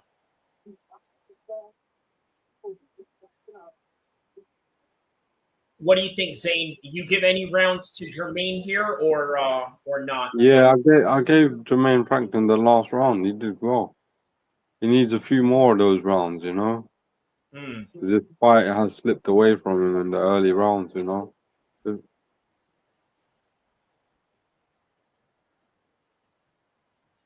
If Franklin can get a lucky punch here, he can land, you know. But the thing is, Daichko looks like he's got a bit of a chin. That's the only problem. Like he's taken a few solid bangs. He hasn't really been hurt.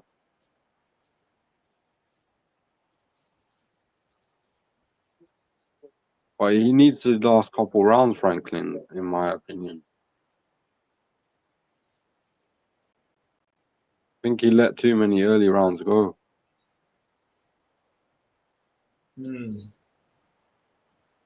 That's just my opinion. It could be anything on the scorecards. I don't know. Yeah, he's hurt right now, man. Andre Ward is notices he's hurt right now. Yeah. He's hurt, man, Ditchko.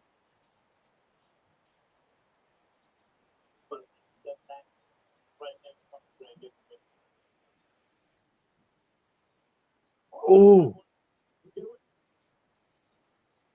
the fuck happened? What a punch.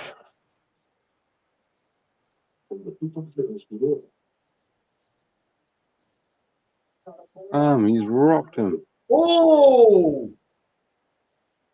That was a cracking right hand by Franklin right there. 1 point. What? That's liberty, bro. Even 1 point as well. Nah, this could be a close fight now. Really close fight, man. How tall is Franklin, by the way? Like 6, he's not, obviously, he's definitely not 6'9" like this guy. He's 5 foot something, I think. Is he really? Wow. I'm not sure, though. Could be 6.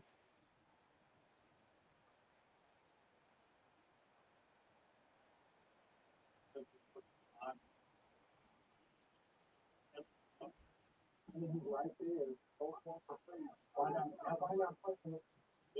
there. 6'2". Yeah.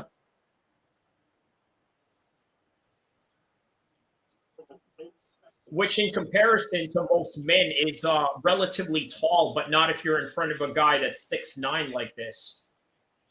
Mm-hmm.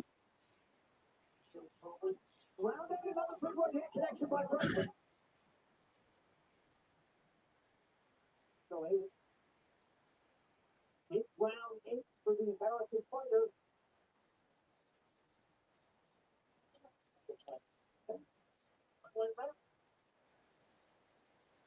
Yeah, so a little reminder to all you guys going into the main event. If you're picking Crawford, which I am, okay, to defeat Canelo, and Canelo wins, give Canelo his credit. According to Boxing Habit. Shout out to Boxing Habit and making this meme right here. Well said. Right? Because if Canelo wins tonight, you have no choice but to really give him all the credit in the world. Yeah, back, bro.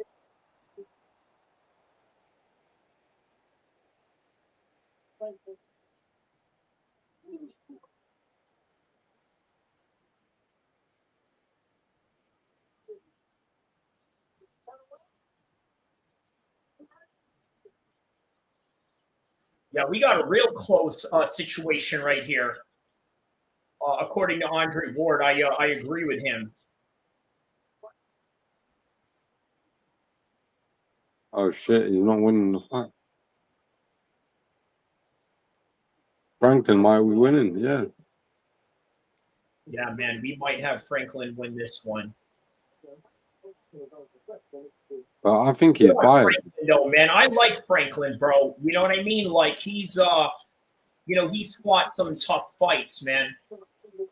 No, man, Franklin, I don't think he's that good, bro. That's just my opinion. He's not, but he's been in a lot of good fights, though. Yeah, I think he don't. Big name fights. I don't know. The thing about me is, if he was better conditioned, he would easily beat this guy. You know that. But he's just letting this guy off the hook bare times. He's had him hurt, but he's not like he can't because of his conditioning. He can't go up that gear a bit. You get me? Yeah, like there's not a lot of explosion in his. That's it. Yeah. Like, even if he wants to, he can't because he's tired, bro. He's fatigued as well because the size of the guy. But if he was in better conditioning, he could start throwing a lot more punches, you know? And like if you look at Tyson Fury when he's in actual shape, right? There's a certain speed that he can operate in. Same thing with Tom Aspinall. Very fast and well-conditioned all year round. And you see the results of that, right? He's one of the fastest heavyweights in the UFC. But that's, again, predicated on his conditioning, which Franklin doesn't necessarily have. So I don't know. He could be winning this fight, innit? Judge, but I just think. Oh, man. And we got to go around to really determine that. It's going to be maybe a close fight. Because remember, there was a point deduction as well. Yeah. So if any of the rounds swung in Franklin's favor. It's a 10-round fight, so it could be a bit interesting on the scorecards. Yeah. You know? But definitely Franklin's really tried to win the last half of this fight. Yep. You know, the last couple rounds. So you got to say, you know, I'll give him a bit of credit for that. I say I'll give him about 3 rounds, you know, 3 rounds. It may be 4. So it could come down to the last round, you know, because, yeah, he really has come alive in the last couple of rounds, Franklin. Bearing in mind it's a 10-round fight. Yeah. Yeah, it really is. We got one more round on top of that. You know, this kind of segues into how Canelo fights, right? Like, if you've seen the Amir Khan fight, it looked as if Amir Khan was, you know, getting the best of him, and then later on, he just wasn't. Yeah, for sure, for sure. Hopefully it goes like that, bro. Yeah. Hoping.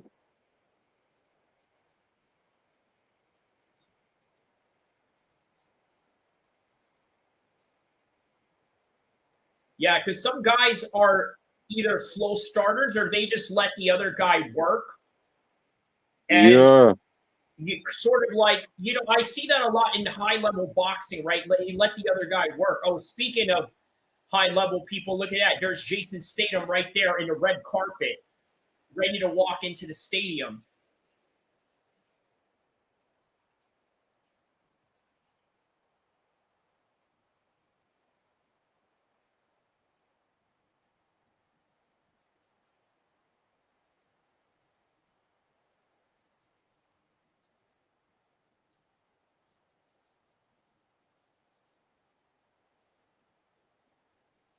All right, so both Di Martinez and Font fight coinciding with Dhenko and Franklin are about to end, both in less than 4 minutes.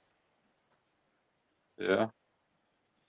Yeah, so we get to find out the winner of the co-main event in the UFC, and then we get to find out the winner between Dhenko and Franklin, and that is in less than 3 minutes now. Sick. Covering both sides of the sport for you guys. By the way, all by the same company, which is crazy to say, right? The 2 top fights today, and that's what they want to do. They want to monopolize the fight game, bro. Facts, bro. Anything that got punches and kicks going on, the UFC, TKO, and WWE want in on it. Okay. And they are tonight. They are tonight. They own the kicks and the punches tonight. The punches especially tonight, right? Because, yeah, they definitely own boxing tonight. I know they had a London card going on earlier. You know, yeah, that was a cool card they had going on. Yeah. It was sick. Quite good. Yeah. Aaron Mckenna won on that. Mckenna won on that one. Yeah, the Palestinian Donny. Irish Donny.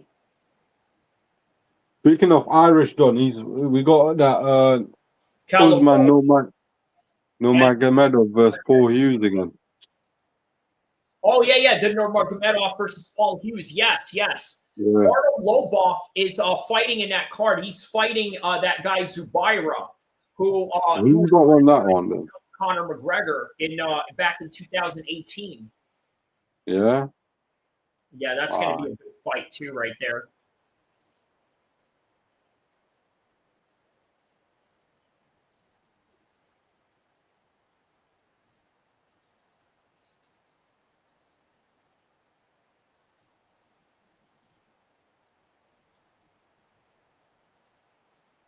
All right, man. So we're not that far away from the main feature right now. You know, in reality, the UFC is the prelims for Canelo and Crawford. Yeah. Like the way that they treated this card, it was literally like designed that way. Huh? Like the UFC tonight is the prelims. It's kind of like, all right, we know that you want to watch Crawford and Canelo. But I tell you what, we're going to make the UFC as the prelims for this big fight. And they're already using the UFC's platform, you know, the UFC embedded. I mean, dude, I saw in one of the comments, Zayn, Yeah. somebody said on the comments, Canelo by second round submission. And I know what they mean by that comment. What's that? I know what they mean by that comment. You know damn well there ain't no submissions in boxing, right? The closest thing to that is if you quit on strikes. And in MMA terms, that's exactly what it is. It's quitting on strikes. But when they said Canelo by submission in the second round, they're trying to like make fun of the fact that, hey, they're producing this like it's an MMA fight. Yeah. You know what I For mean? sure. That's what they mean that when the commenter said that, like, Canelo by second round decision, that's what they meant. Right. Oh, wow. How about that? How about that? Man, a late finish by Martinez. Martinez finishes Rob Font. Was that a finish? Hold on. Was that a finish or that was the end of the round?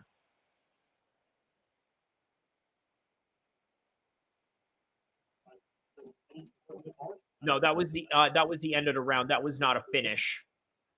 Yeah, that was not a finish. Good fight, though. Good fight. All right. So now let's find out who the winner is right now.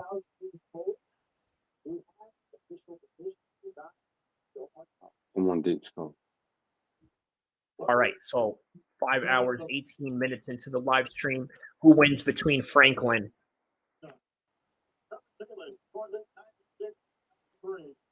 Wow! Franklin wins! Oh, shit. Franklin wins. Franklin wins by decision. Wow, by unanimous decision too, man. Wow. That's why I said at the beginning of the fight, Zayn. You know what I mean? I was like, yo, Wow. listen, we can't underestimate this dude. No, well done, Kyrie. That was a good pick. Yeah, man, that was, there it is. Wow. Shout outs, man. Yeah.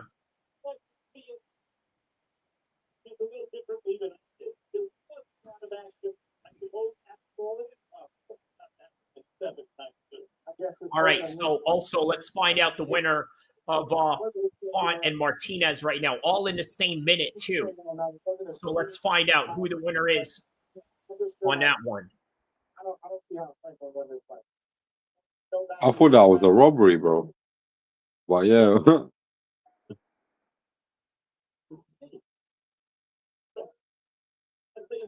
All right, so Martinez wins that one. Martinez wins that one by decision. All right, so both decisions right there. All right, I'm excited for this one, right? Brian Adams versus Serhiy Boachuk. Yeah, that's going to be a sick fight. I think Boachuk wins, but I don't know. No, I can't say. Brandon Adams was pretty entertaining in the. This is screaming. This is screaming robbery for this whole fight, whole card. You know that. I wouldn't be surprised if Canelo gets robbed, bro. Fucking hell. That's what I'm saying, man. That's what I'm saying. Anything can happen right now. Let's check out Mario Lopez right there. Of course, Mario Lopez would be there, turning up for the big fight. All right, brother. Hey, I'll be right back. Talk about the fight, your bet, why you feel confident that Canelo's going to win this, and what would happen if Canelo was to win, what would happen if Crawford was to win. I will be right back, guys. Listen to the voice of Zayn Musa Boxing Dosage breaking this main event down. We'll be right back. I'll be right back. Zayn will be right here with you guys. Go ahead, Zayn. Yeah, thanks, bro. Yeah, so Canelo versus Crawford, stakes are at an all-time high. One box is going to prevail and one's going to unfortunately come up short, And personally, I think Canelo's going to win this fight. Weight classes for a reason. And, yeah, Crawford's a very confident fighter, but when he gets into the ring, he's going to find out it's going to be different, the power. at 168. So yeah, that's my opinion. But Crawford, you know, is very skillful, and if he doesn't get hurt and he takes the power of Canelo, and Crawford's going to win this fight on points. He's a naturally gifted fighter. He's a very good boxer. Canelo's always had problems with boxers. So yeah, Crawford can definitely win this fight. But for me, the inactivity of Crawford, I don't know. I don't know. But hey, let's see what happens.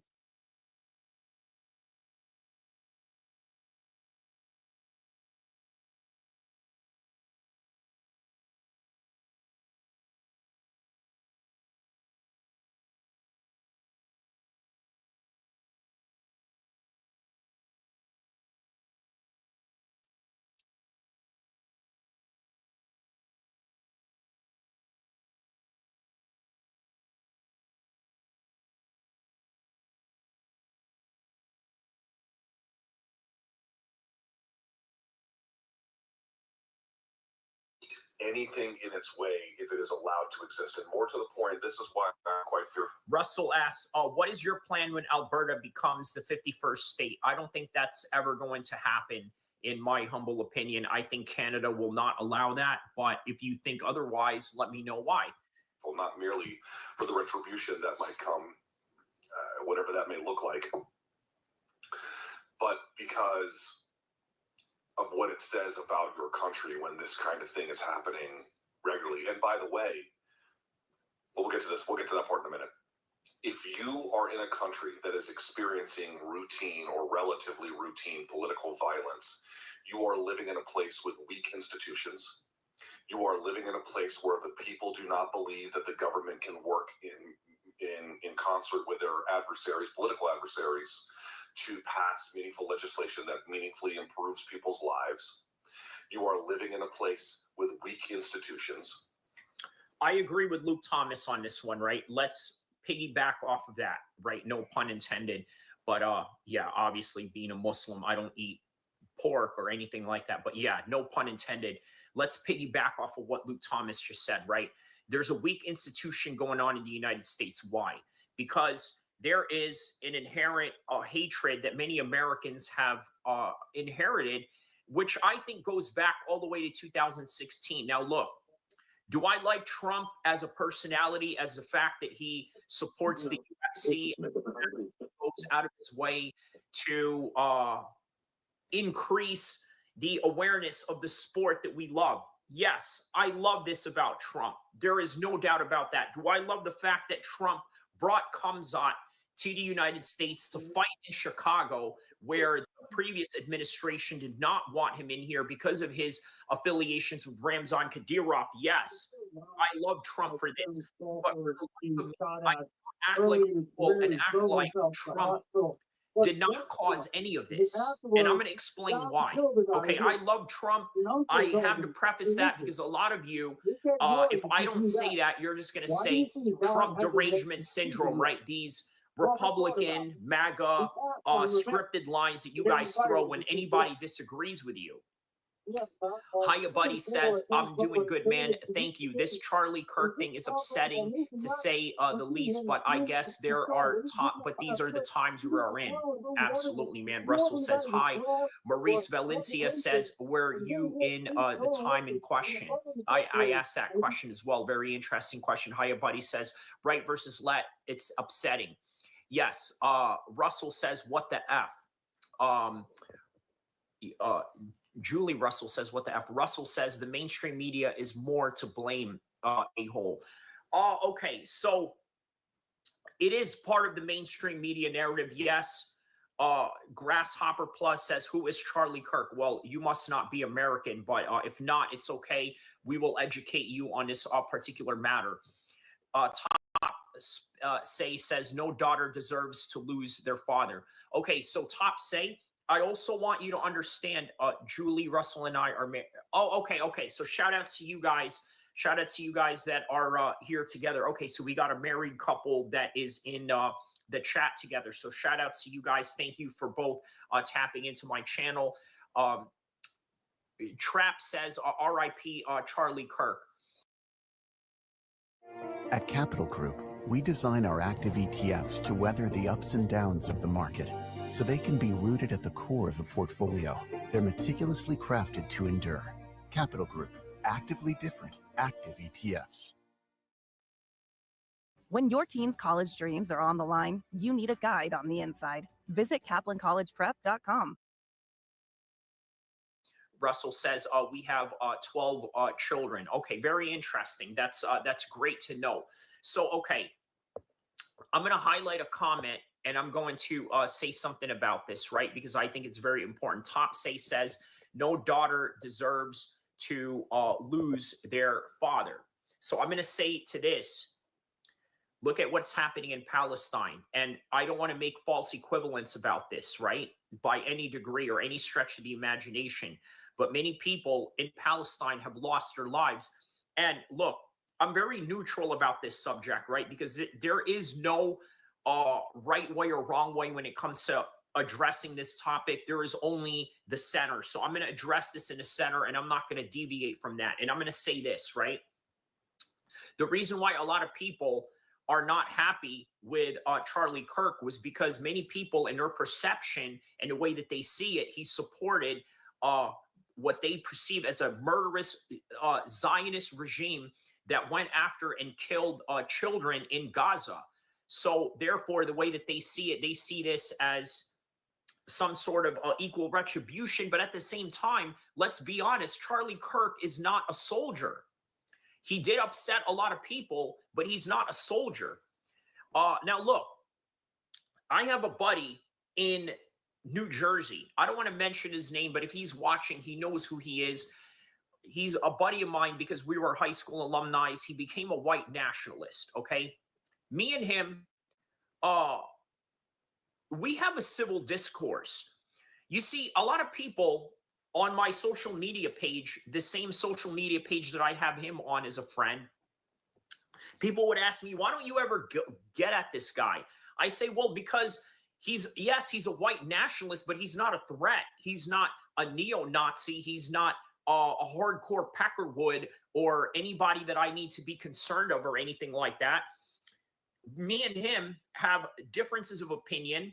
I am a Muslim. He is a Christian white nationalist. And me and him interact with each other online all the time. And it never got to a point where I decided, hey, I'm going to go threaten this guy or I'm going to make this guy my enemy, because I didn't classify him as that, because he was a person that just wanted to have civil discourse. He wanted to have a debates about Islam. And look, here's another thing. Here's another thing, guys. In this page, I told you guys, I welcome freedom of speech. Okay, I welcome freedom of speech. As a Muslim, I welcome freedom of speech. I'm going to tell you why. Okay, B. Fairchild says, I'm a white nationalist and I like you. Well, there you go, B. Fairchild.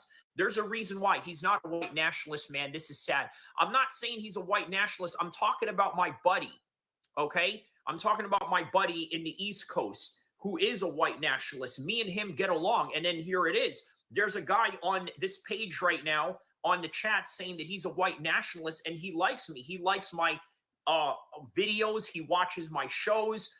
So this is good. This is what we preach over here. Okay, this is what we preach, is that I am a Muslim with, I'm going to make no bones about it, fundamental Islamic beliefs. But at the same time, I can sit down with a white nationalist. I can sit down with a black Hebrew Israelite. And in that very same token, we can have a civil discourse. Man, the comments are coming in blazing right now. So please excuse me if I'm not able to read all the comments. Samuel Bivin says, did you see Charlie shrivel up though? Perfect special ed reenactment. Ooh, man, listen, that's a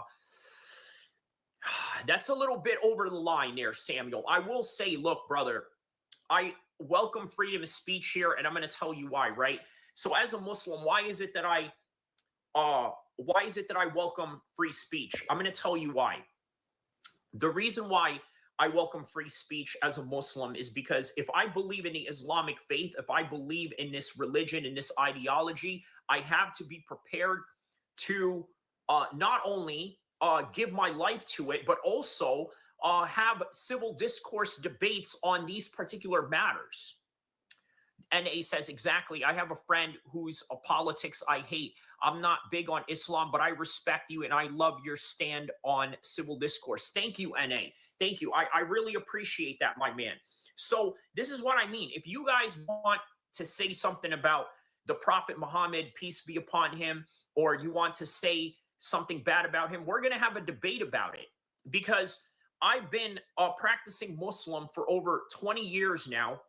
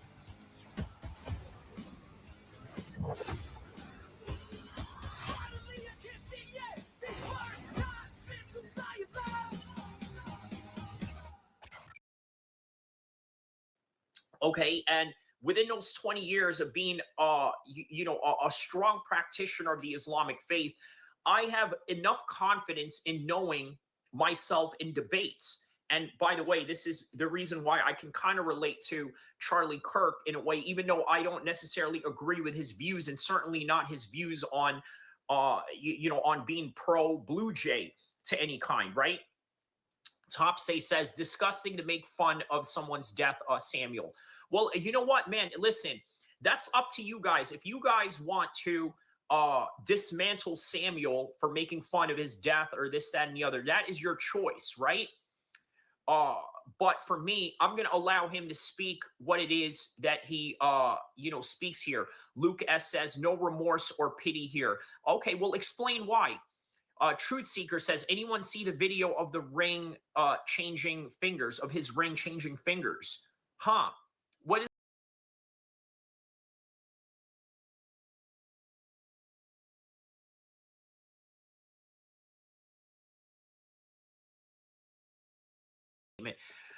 Charlie got deported from Earth. Oh man, listen, that is horrible, man. That is absolutely horrible. You can't be saying that. Come on now. Wow, we got 111 people around the world right now. Let me take a screenshot of this.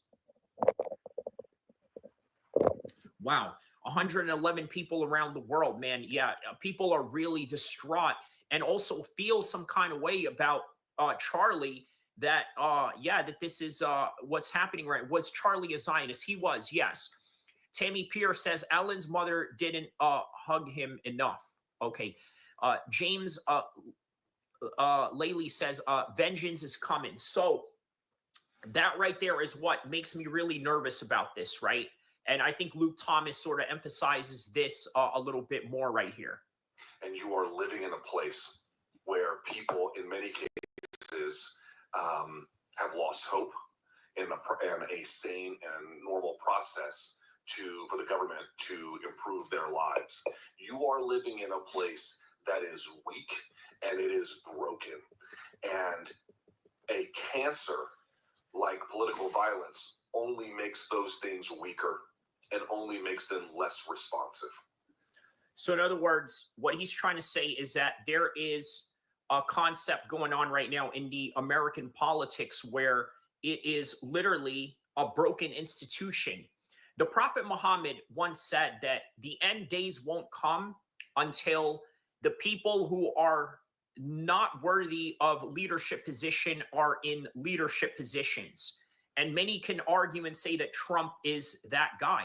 Man, we got some comments, comment right now. Toothbud says, doesn't matter what your political view you have, this is not healthy for America. Very true. Yes. James Laley says conservatives are off the sidelines over this tragedy. Man, yeah, I'll bet there's going to be a lot of conservatives that are going to rise up on this. But also, James, you got to understand, there's also a lot of conservatives that are not necessarily on the side of Charlie Kirk or the Zionists, right? In fact, there's a lot of conservatives that are celebrating this right now as much as liberals. It's not just liberals or Islamists or Antifa or none of that, right? Or the Palestinian resistance movement. It is, man, it's crazy. It's crazy. Charlie's pronouns were pop, squirt, and quote. Oh, man. Alan going hard on this one. Charlie Kirk was an evil man. He preached evil and immorality, and God dealt with him with the same hand he dished out to others. Live by the sword, die by the sword. You know what, Zed? I'm going, look, that's going to be upsetting for a lot of people, Zed, but I'm going to mark that comment right there. Okay. Mr. Burberry says, what's crazy is nowadays you can't get got for having a different opinion. That's not wild to y'all. I mean, with all the trolls in the world that could possibly pull up to your location. So, Mr. Burberry, that's a very good point right there. Okay, I'm going to mark that comment right there. Okay. So the reason why I'm going to mark that comment right there, Mr. Burberry, is because understand this, right? Kirk is not your buddy. It's different when it is your buddy that is talking this, right? Your buddy that doesn't have a platform. Your buddy that, like I said, my white nationalist buddy that I grew up with in New Jersey, right? Whether you go a mile or 100, what if you called the shots, not the trail? What if the next peak wasn't a question, but a plan?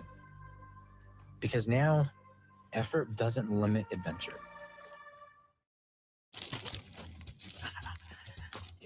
4 parties this week, Ryan?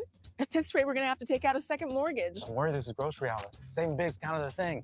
He's right. You'd be surprised how much you can get for less here. From gourmet items to everyday staples, we've got it all. Even this is in our budget? Absolutely. Go ahead, grab more. Hey, don't worry. The house is safe. Okay, spa day with the girls. Because these parties aren't going to de-stress themselves. Grocery outlet, bargain market.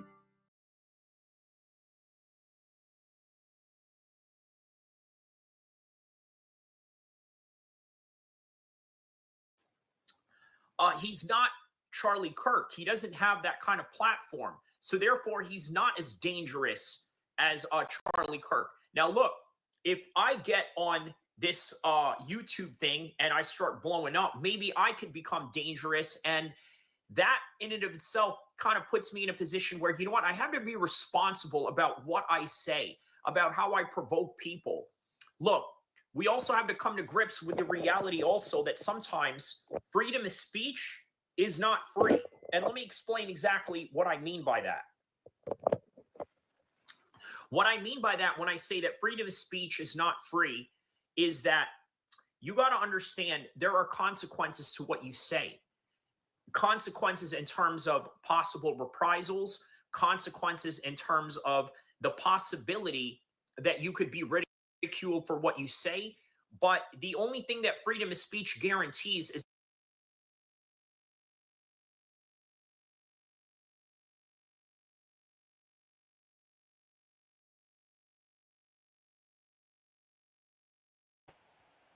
all right, guys. Sorry about that. We are back. So we got Bochuk and Adams. How was the first round been, Zayn?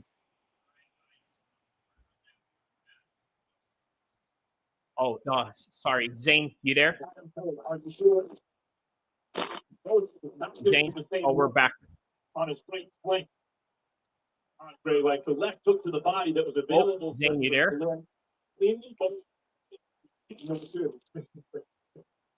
Zayn? If he wants to land it, he's going to have to. Zayn, lower the volume down a little bit. I'm hearing Max Kellerman in the background. Okay, say no more. Yeah. Yeah, no worries. Yeah. So how did you score the first 2 rounds so far with Bochek and Adams? I've got it to Brandon Adams. Okay, so you're giving it to Brandon Adams. Wow. Yeah, I think Brandon Adams is beating Bochek up. Speaking of beat up, how about this right now? Diego Lopez is in a mount position on top of Jean Silva. Wow. He might get a victory over the Brazilian. The Mexican looking to get a victory over the Brazilian on UFC Noche Day. Will Diego Lopez be the only Mexican to win tonight? And you know what I mean by that, Zayn Musa boxing dosage. Hey, bro. He's going to be the second Mexican to win tonight. Oh, okay. Well, hey, yeah. You know what? He's got to work on being the first one yet. But here he is in a ground and pound position, elbowing Jean Silva on top, still remaining on full mount position. Now he gives up his back. I cannot believe this. Oh, That's wow. cool. Such absolute domination by Diego Lopez right now, still on the mount position. This right here, I swear to you, this type of ground positioning is what I think Hamzah wanted to do if he did not want to go 5 rounds with Drickus. Okay, but now Jean Silva gets up, but he is busted up from the top of his head. And you could see it too because he's absolutely bald, and it's so noticeable.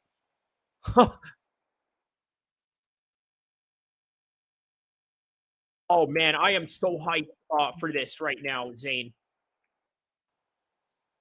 I can't wait, bro. I cannot wait for both of these fights that are happening right now. But I am so glad that during the Terrence Crawford and Canelo fight that I can only concentrate on one fight. Right now, I am literally using every ADD muscle that I have to try and keep up with both of these fights. Yeah. At the same time. And it's crazy, great. isn't it? I'm loving it. I'm getting such combat sports overload right now. Crazy, bro. Gonna be a good main event as well. Yeah, man. Main event. I am enjoying the living heck out of this this live stream right now. I am so happy right now. This is like such a great and happy day. Look at that. Look at them two right there. There's Crawford and Canelo. Hey, man, get the fuck out of here. Get the fuck out of here. You're a horrible fighter. Horrible fighter. Bad day. You want bad day? I know that. Right. Meanwhile, here's Terrence Crawford. He's like, yeah, man. You know what? Canelo, man, he know I'm the hardest. He know I'm the hardest fight he ever been in there with. Omaha, Nebraska in this. Mm-hmm. Hey, man, fuck you, man. Mm-hmm. Yo, Canelo, I swear, Canelo sounds even funnier because it's his second language that he's trying to perfect. And as a result of that, it sounds very forced, and which is what makes it hilarious, if you know what I mean. Yeah. Oh, wow. Jean Silva even kicked him with a nice front kick as well. But in the middle of that fight, he hit him with a 6 to 12 elbow.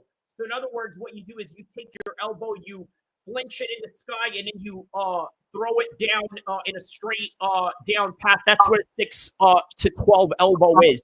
He hit him with that and cut the top of his head open.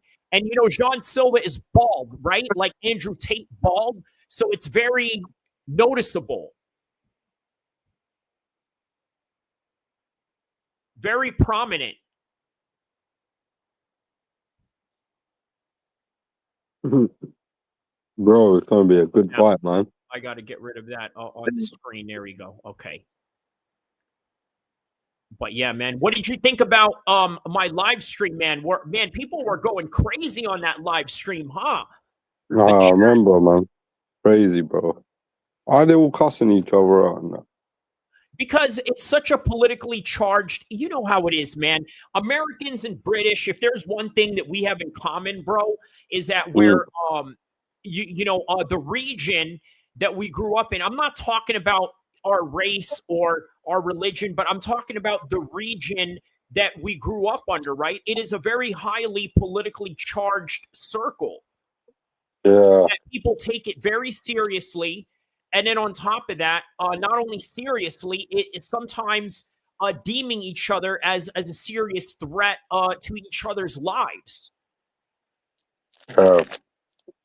So that's what makes it, that's what makes America and the UK particularly dangerous politically, right? Especially in the modern world, if not even before in the past.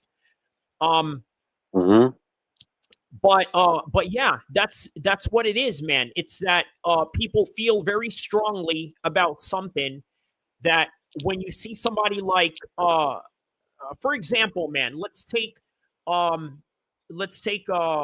example, right? Have there been a lot of police deaths with the Muslim youth in the UK? No. No? Okay. None at all, man. Well, I mean, like accidental, like what are some cases that I know that are like that, like accidental deaths from the police? Okay, how about this? In 2005, they accidentally killed a Portuguese man because they thought he was involved in the 7/7 bombing in 2005. Yeah, I remember that. Yeah. And so he was a Portuguese man. He was not, he was not an Arab man, was not an English man, but because he looked Arab, was olive skinned, because, the Portuguese, the Italians, they look like us Arabs a little bit. You know what I mean? They have that resemblance. We carry that same Mediterranean, featured, Semitic features, you know what I mean? So he got mistaken for an Arab, a Portuguese man, not even a Portuguese man, matter of fact, a Brazilian man. So he was Portuguese speaking, but he was a Brazilian man. Okay, looked brownly ambiguous. And what did the cops do? They blasted him. Yeah, it's liberty, bro. I remember this as well. The name of the underground station was in Stockwell. Yeah, that's near Brixton, yeah. There it is. Yep, in the southern part of London. I remember it's a Brazilian guy they killed. Yep. Yeah, I remember. For an Arab. And what was crazy? The police don't care about us, bro. Yeah, that's what I'm saying. the police, bro. So we see a lot of that in within the Black community, right? There's been a lot of Trayvon Martin. You're familiar with this case, right? Yeah. George Floyd. Now, I'm not saying that they were right, because I got a few criticisms, and some of them, especially like, let's say with George Floyd, the dude was known to have put a gun into a pregnant woman's, belly before. Who, George Floyd? Yeah. You know what I mean? So there's some controversy in that, but the fact remains, it doesn't take away from the fact that the police still really do go out and, and kill the Black youths out here. You know what I mean? Like that's not. Yeah, the police took the piss. He was saying he couldn't breathe, and they're still banging him up, bro. And then Oscar Grant is there it is, man. Diego Lopez has now finished the Sean Silva. Sean Silva has now been finished. So there it is. That is the end of the UFC main event. There we go, man. There we go. So he finally finished him in the second round. The blood was gushing. Oh, wow. Look at Silva. He still wants to fight. He has no idea what's going on right now. He has no idea what's going on right now. You know that response when you think that the fight is still going on after you lost, right? That's what he's feeling right now.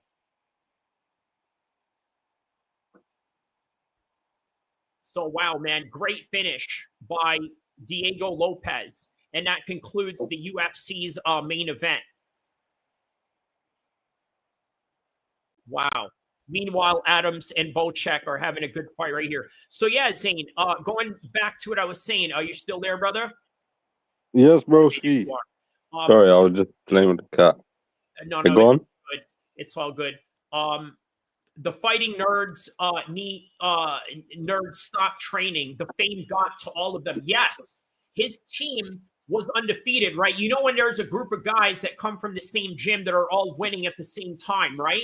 Well, that's sort of what they had going on. They had a lot of high-profile wins. Then next thing you know, this happens. Then next thing you know, last week it was Imavov taking out, Bohai Kayo. And then the week before that, Prates, got taken out, out of the hype train, right? All of their teams. So shout out to Diego Lopez. I knew Diego Lopez was going to win this. I had him winning this one.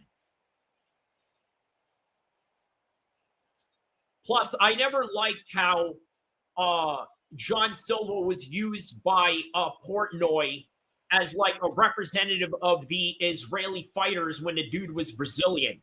Just like your boy in Stockwell. He was not an Arab. He was Brazilian, and they blasted him because they thought he was an Arab guy. Right. That's mad. You know what I mean? And I understand there's a terrorist attack going on or this and that, but, as somebody that understands the military world and military bearings and things of that nature, man, you got to hold your composure down together even if there is a terrorist attack going on. You know what I mean? You can't blame it on, I got PTSD, so I'm going to now endanger more lives. Well, then what was the point of, us being first responders in the first place? What's the point of being a U.S. Marine, a British Royal Marine, an SAS, what else other special forces you guys have? The SBS, the special boats, teams, all of that. And then the Royal Guards, the King's Guards, as they say, which is an army branch that you have in the British military where they serve both as a ceremonial marching band, but also a fighting force at the same time. So they travel with the king, and at any time they can go out into battle. Yeah, that's called the King's Guard regiment in the British Army. They're usually the guys that stand still, outside in Buckingham Palace. One of them, bruv. You know what I mean? They one of them, bruv. For real. But yeah, man, that's the beauty of the military, especially meeting people from other forces like the British. That's how I knew about all the British rap, all the British movies in the mid 2000s, because you couldn't just look stuff up like that in the internet back in the days. You know what I mean? Bro. And then, when I was a youth, bruv, yeah, I traveled with my parents, out to Paris, yeah, and then, I learned all the gangster shit that they be having going on up in Paris, yeah. I was like, oh, you're mad, bruv. There's absolutely some gangsters with that. Man, I'm telling you, I love British, gangster culture. I love all that, just like I love the West Coast. He says, sup with the video. What do you mean, brother? What do you mean, sup with the video? we just wanted to get on audio for just a little bit. You know what I mean? Like, you got to remember, brother, this is like 8 hours of streaming. So I don't know. That's why I always make fun of MMA Guru. Like, when does this dude ever go to the bathroom? You know what I mean? like this is not good for his bowel movement. I mean, it's just, I don't know, dude. You know what I mean? Like you're just sitting there for 8 hours. You know, like it's not like streaming with Rampage Jackson or old school Logan Paul and Jake Paul back in the days where they would stream for like 8 hours straight. If they were to handle their business in a comfort room, they would not be in the shot. Like, all right, here, let's film the homies. You know, what are they doing? Oh, okay, that dude's over there. Well, he says time for. You think that's what MMA Guru wears to try to get on with his stream? Is that what it is?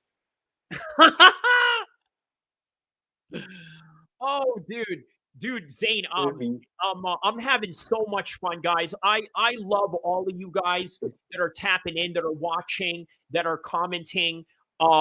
This is going down in the memory books, you know, as a very memorable fight with with happy implications.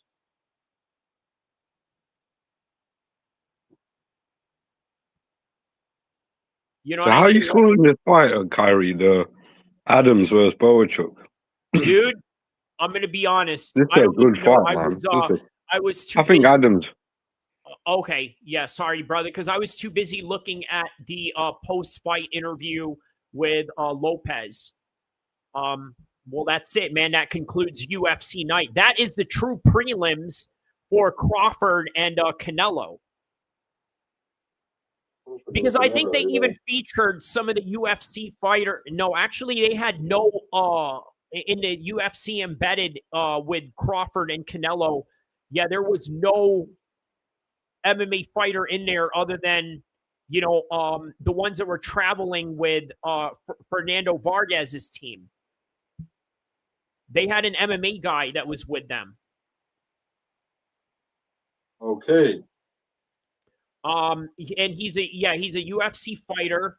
So that was the only mention of any UFC roster member was, just somebody that happened to be a homie of Fernando Vargas and was with them in Vegas. So. Oh, okay. Yeah. That's so right, though. Do you think he's gonna win this fight against Callum? Who's gonna win? Callum or Fernando Vargas? You know what, man? I'm going to be honest. I'm going to be very biased towards the fact that Callum Walsh has helped me get a few Irish followers in here. You know what I mean? Like, yeah. Yeah, like, I think I'm going to be very biased in that. And then on top of that, look, I don't know how good I don't know how good Fernando Vargas is, right? Like, you know how it is, right? These sons of legends, you see them around in Britain. Yeah. You know what I mean? Like, so it's like, what am I supposed to think about that? Like. Yeah. I get what you mean, man. They're never as good as their fathers, most of them, anyway. What about what about Floyd? I mean, his dad fought at a very high level. Floyd was like one in a bunch, But yeah, shout out to Floyd on that. His dad fought, bro. His dad had some names, bro. Facts, bro. Win or lose, and that includes Sugar Ray Robinson as well. Yeah, back then there were different caliber of fighters. They were doing 15 rounds, and they were like wearing harder gloves and stuff, I ran across Sugar Ray back in the days. Yeah. Back in the days in LA at King's MMA. I saw him there. I was like, wow, because LA, man, they just have random stars, walk around here and it's like, like it ain't nothing, Well, I don't know. I mean, I'm sure, you just have Jason Statham running around London, right? Like, Nah, yeah. They probably London's quite dangerous. They probably live outside of London, bro. oh yeah, they're like, all right, you know Yeah, what, we're for sure, gonna be in, man. we're gonna be out, Yeah, for sure, bro. They bro. definitely ain't gonna live in London. I'm glad you're saying that, bro, because Yeah. I think a lot of people really underestimate how badass London is. Yeah, London is, bro. You'd be surprised, bro. I stayed in Amsterdam. Amsterdam is safe, bro, compared to London, bro. Oh yeah. For sure, bro. Even though Amsterdam has its own has its own side of things, if you know what I mean. Yeah. It's still relatively way more safer than London out of any cities in Europe. Yeah, facts, bro.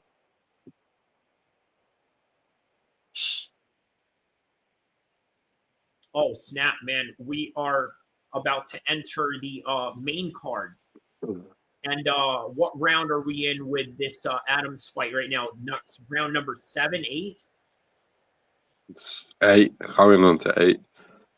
Wow, man. Yeah, man. Shout out to Diego Lopez derailing the hype train of John Silva over here. Punk ass John Silva. John Silva got what was coming to him in this one. Him and all his team, they thought they were hot, the fighting nerds, and then they realized, you know what, man, there's levels to this, and a lot of their levels are starting to get figured out.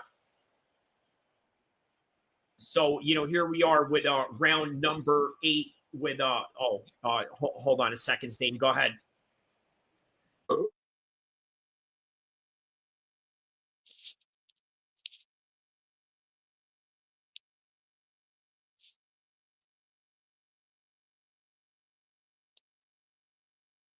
So what are you saying, bro? Oh, sorry, just on the phone with the homie Jermaine real quick. Go ahead and just. He's coming up, yeah. Tell him to jump on the live, bro. Yeah, so you hear that? So Zayn,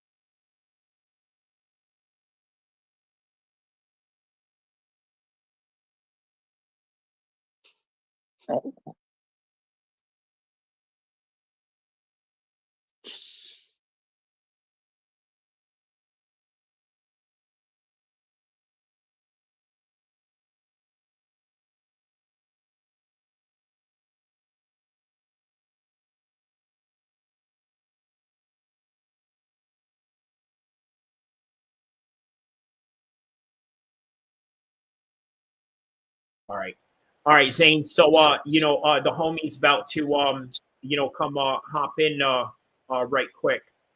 So Yeah, come through, bro. all right, man. My man said come through. Hey, let me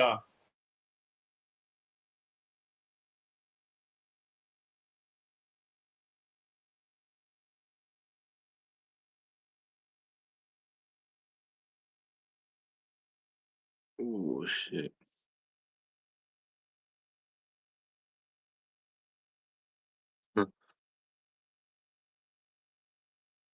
I think Brandon Adams is gonna win this fight, bro. Honestly.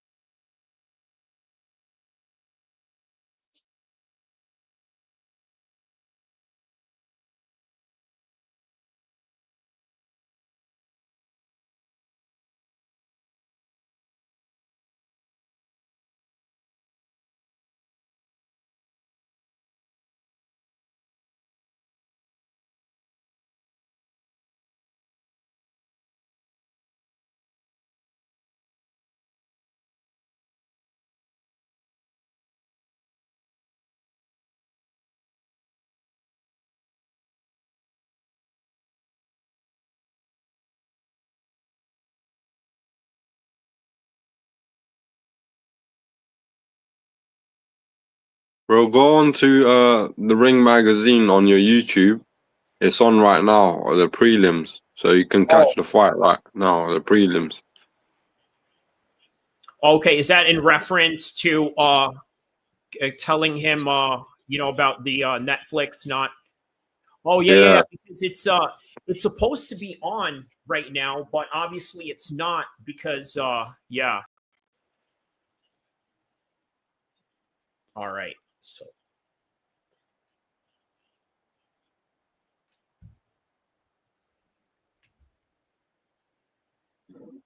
Bro, I am tired, fam. This is long, fam. Staying up this late, fam. Oh, can't do it, bro. all right, we got Jermaine joining us right now. There it is, man. Jermaine. What's going on, bro? What's going on, homie? All right, man. So, straight off the gate, man, you know what, man? Charlie Kirk, straight off the gate. This dude, man, you know what? A lot of people, you guys seen the chat in the last live stream, bro. Everybody went King Von drill rapper mode on Charlie Kirk, and it was insane, right? And then you had, of course, other people that were on the opposite end of that. Man, what did you think about that? And also, Zayn, I want you to also follow up on that question. How do you feel as a Brit seeing that as what we are, I guess, sort of almost accustomed to, in our part of the world in terms of, gun violence? Well, who's gonna answer that? Who gonna answer that? Oh no, like, what do you think, Jermaine? Like, are we a little too desensitized to, the reality of gun violence in comparison to other countries in the world? I think just a little soft, Okay. A little jelly. These guys, this is an everyday thing. This shit is normal. Maybe not an assassination the way that it happened, but I mean, man, what can you really say about it? It was wrong. It was wrong to kill a man for having no opinion. It violates our institutions at the end of the day. But shit happened. What can you do about it? Yeah. Unfortunately, though, there's this pushback of, well, all right, man, let me show you one dude that I know, right? This dude named Tyler Diamond, right? He fights for Team Alpha Male. This is what he said about it. He said that he wasn't able to sleep, right? Which is crazy to me, right? Like, I get it that he listens to this guy, like like anybody would go listen to Tupac on their on their headphones, working out. Like I get that, like, but it's not like he knew him personally. You know what I mean? And he said that he couldn't sleep. And it's like, if you got a dude who's a fighter, who's that disciplined, who's that strong-minded, gets so distraught over a death of a dude that he doesn't know. I mean, you got to think, man, there's other people out there that are way softer than this guy that obviously are taking this way too much to the heart, right? Where my sister at? I don't know. I mean, like I told you earlier, man. People just, I don't know, man. They're just soft. They're soft. They don't like the ugly truth about it. If you look at the situation and really listen to what he's talking about, what message he's really trying to put out there, it's like you're dividing people. You're trying to make people hate other people for whatever fucking reason. Oh. Sister! I'm going to show you this right here. Give me a hug. Look at this. Brandon Adams is winning this fight, though. This is the comment right here that he wrote. Another sleepless night. I don't care if I seem divisive like many. I'm in a complete shock, and I'm so unbelievably angry. Okay, you know what? He's got a country accent. I'm going to try to do this in a country accent. Well, I think it's 95% of people are good, but man, it's that 5% that are evil. The fringe minority is so abhorrently disgusting. It's hard to even fathom. I mean, man, I'm starting to sound like, what's that dude's name? Jim Cornette. You're a WE guy. You know Jim Cornette, right? Yeah. It sounds kind of like that. What did Fresh here say? He says, but Kyrie, you said you couldn't sleep when Ben Lane was unalived and Saddam. Bro, that's crazy that you would say that. But all right, that's cool if that's your opinion on things. Brother, listen, even if that's true, look, I'm going to address that real quick, Juice. Even if that's true, check this out, right? Like, ain't no one man is going to affect me in how I'm going to feel. Like, it's, look, it's like Cameron, right? He said, ninjas die every day, B. You know what I mean? It's like that. Like, people die every day. And I get what you mean, but it's this overall sensitivity that I think a lot of people have, when it comes to, all this, Yeah. Like, they also forget too, like this dude said that he was happy with, Palestinian kids, dead. And then he said that black people are better off during civil rights. Bro, Brandon Adams is banging this guy up, bro. What do you think, Zayn? Hey, so looking from the outside, seeing all this U.S. politics, what are you thinking? What you thinking, bro? I'll be honest, bro. Like with this U.S. politics, I don't really care about the UK as well. Like I don't listen to the news, fam. So I'm just dealing with my life how it is, bro. Nah, I try not to deal with the politics shit. On this line, real quick. But it's good to be informed, though, right? I mean, like, I'm sure, but I get what you're saying. If I don't live there, it doesn't really affect me. You get what I'm saying? Hey, but check this out. So today, the protests that they had in London, right? That would have affected you in some kind of way. But since you're in Amsterdam, you're not around the traffic. You're not around the police checkpoints. None of that. You know what I mean? Like you're in Amsterdam right now, chilling. Watching Canelo and Crawford with a blunt in Amsterdam. You know, yo, this dude's in Amsterdam, you know, with a blunt, bro. Bro. You're not in London, but if you were in London right now, which is where you're at, you know, most times of the Yeah. year, We you know, are for reside. real, Yeah. you're gonna feel the end of the protest of you know, traffic, because then you know you can't For real. drive on nowhere. You'll have checkpoints, all of that. Yeah, for sure, bro. I get what you're saying, but yeah. Right now, I can't really bother to think about it, to be honest. I'll think about it when I get to London, but I don't think it's that bad. You have protests, and the media always try to portray it as worse than it is. You get what I'm saying? There's protests every day in London. So it's nothing that we ain't seen before, you know? One of those things. Yeah, facts. Hey, I ain't gonna lie, bro. I gotta go, bro, cause I gotta go get these damn kids real quick, man. They calling me to get these kids. Man. But my bad, man. Let me get up with you guys later on. Real If you guys quick, still streaming prediction tonight. Real You quick said, what's my prediction? tonight. Yup. This guy or that guy on the screen right there. Obviously, I'm going for Crawford. I would say it's gonna go. The full 12 is gonna go by unanimous decision. All right, so I don't think there's going to be a stoppage or I don't think it's going to be none I think of it's that. going to be a points. Yeah. But Crawford got to be careful. He has to be decisive because two of the judges are known to be for Canelo. I forgot their names, but it's two judges. That's kind of it's like they tell low-key. him real quick, Zayn, what about that? We talked about that earlier. Hey, Jermaine, we talked about You might as well tell him, bro. I said to him, if there's anybody that's going to get screwed by judges, Turki is on the side of Crawford.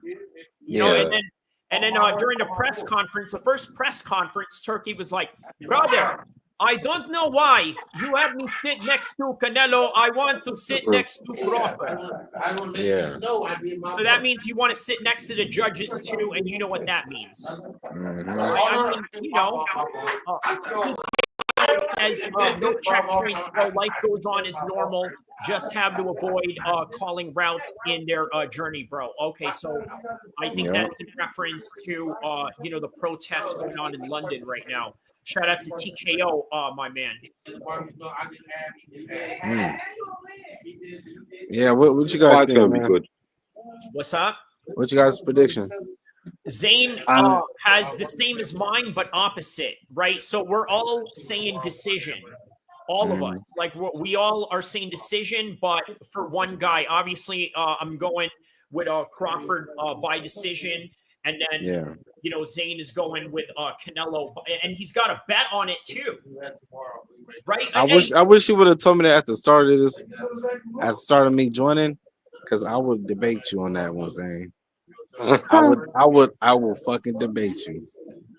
Bro, I think Crawford could win it as well, man. I'm not gonna lie, bro. You did put your money on Crawford, though. I should have put it on Crawford. I'm not gonna lie, but I just think the size. It's okay. Keep done, your bet where your bet is. Yeah, I got to bet it with someone like me. What do you think, Crawford on points? Yeah. Yeah. Oh shit! Unanimous decision. Them odds will be nice if you if it does come through tonight. If you put some money on, you know. Yeah. What about your parlay? Because your fight with you know, the Derischio and Jermaine Franklin earlier. Yeah, that one, it was just a separate parlay. It wasn't nothing like what I bet on Canelo. Canelo money is just different, so I've betted a different amount. Why would you say this, Fresh? Why would you say this? He says a black dude thinks you're racist for not picking the black dude. Yo, these people are trolling right now, bro. They love trolling, bro. All right, my brothers, man. I'm gonna have to catch y'all later, bro. Hey, man. Enjoy the fights, brother. Yes, sir, man. We're gonna talk about it after the fight, man, because I'm gonna call you after that fight. For sure. Yeah. If we're still on after the fight, hop right in. All right, for sure. Love, bro. Love. All right, y'all. All right, brother. Have a good one, man. Yes, sir.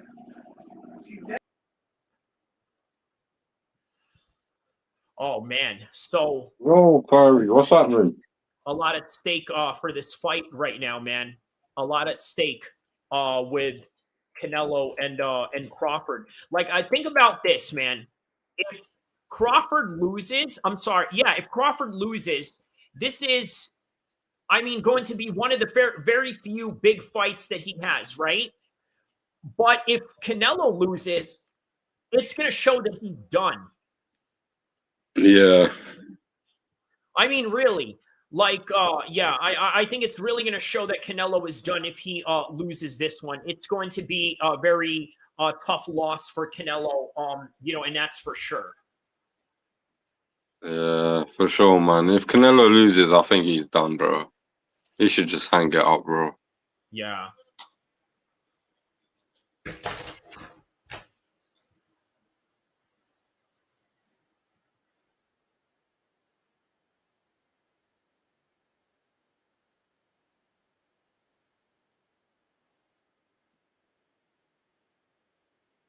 I'm nervous about this fight, man. Oh, yeah. I really need Canelo to win, man. Rightfully so, man.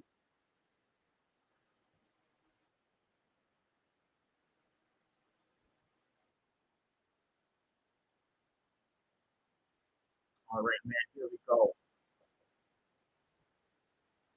Viva Las Vegas.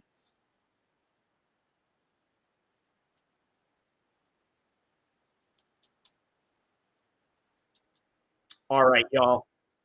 We are now in the main card, and let's see here. We're going to continue on with this video for a minute. We'll be right back. Sick, bro. Is that you are not breaking the law. You are not breaking the law by committing, a form of speech, unless, of course, you yell fire in a public theater, and then that's where it becomes a little bit different. Truth Seeker says, as he was hit, his ring moves from his finger to the pinky finger. Huh. Okay. So, that's interesting. Let me see. I'm not going to show you the video in front of me, but let me see if I pull this up. Let me see what you're talking about here.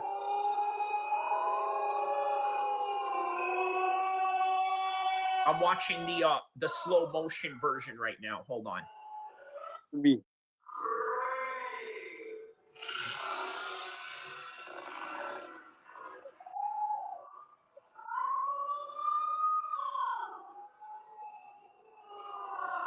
It's hard to see, Marty. It's hard to see what you're talking about with the ring finger because it's very difficult to see. I don't want to show the video because it'll get flagged.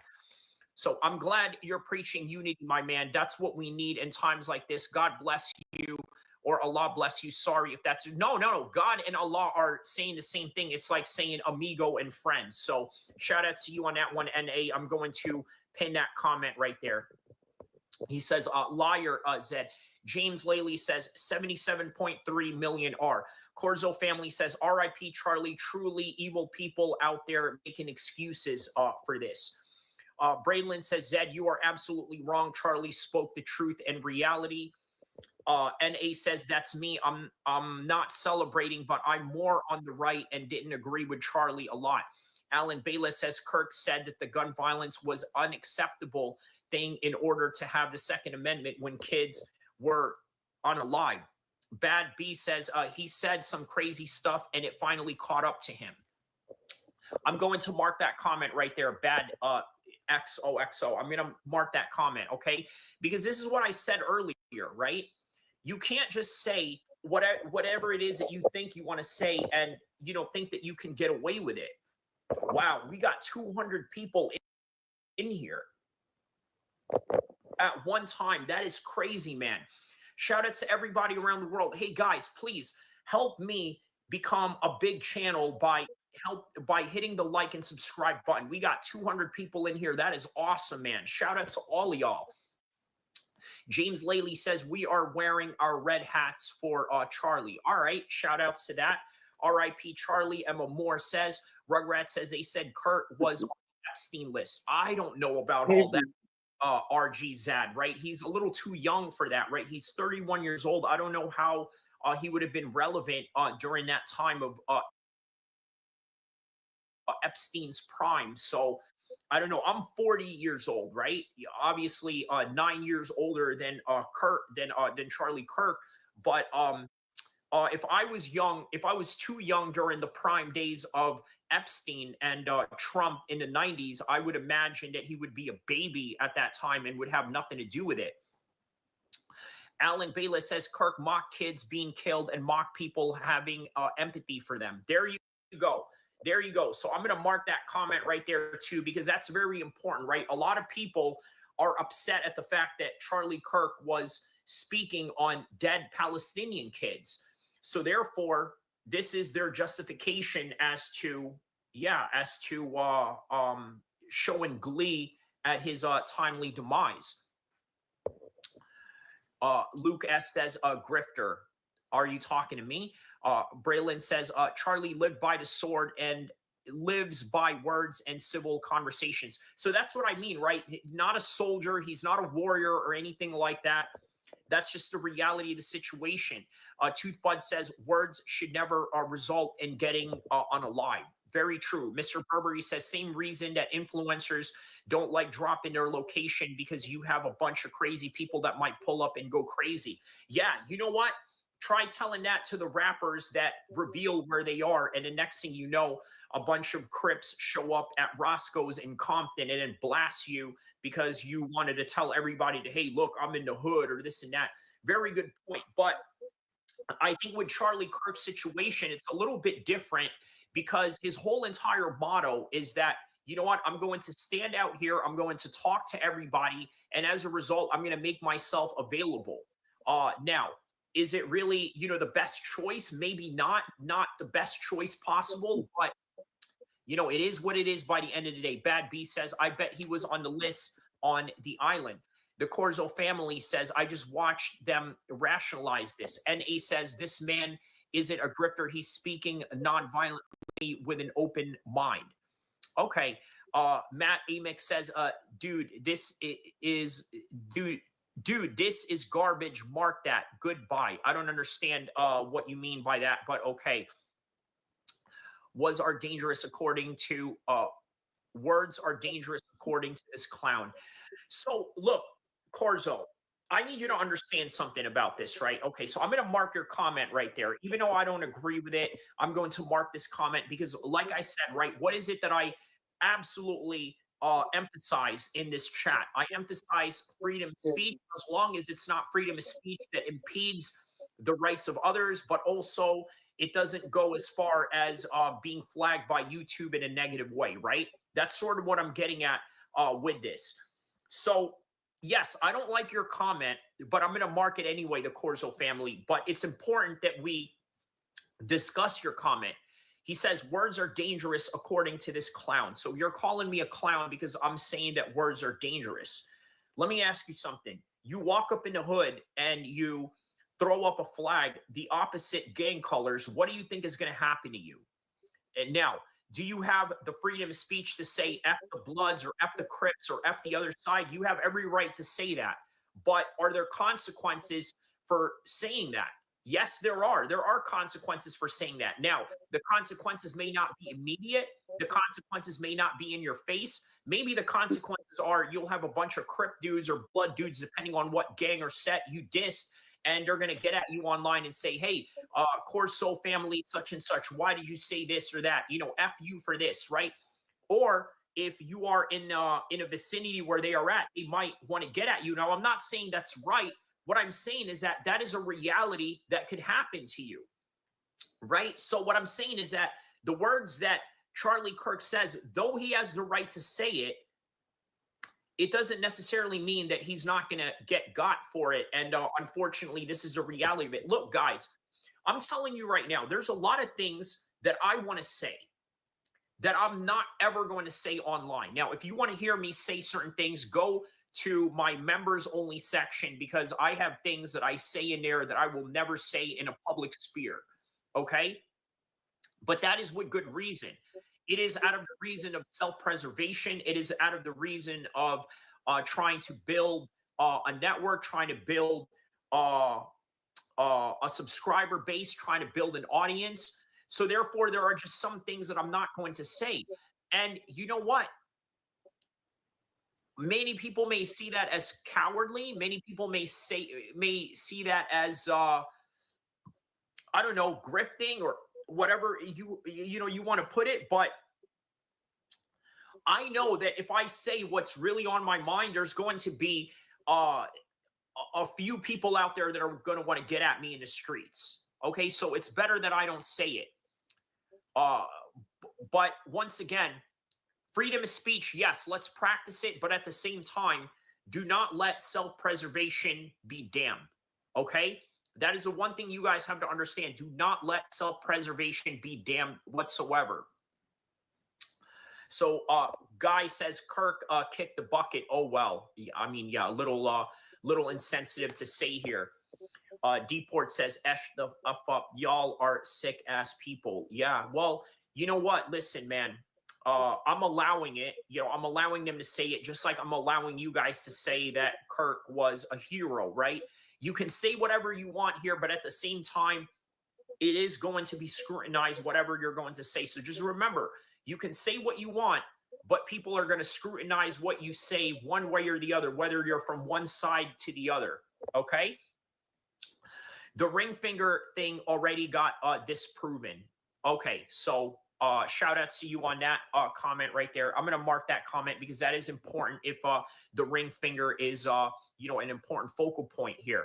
Alan Bayless says Charlie really stuck his neck out for the Second Amendment. Oh man, Alan going on some real insensitive trip right now. But you listen, freedom of speech, right? This is what we want. We want freedom of speech, right? A lot of you that are upset.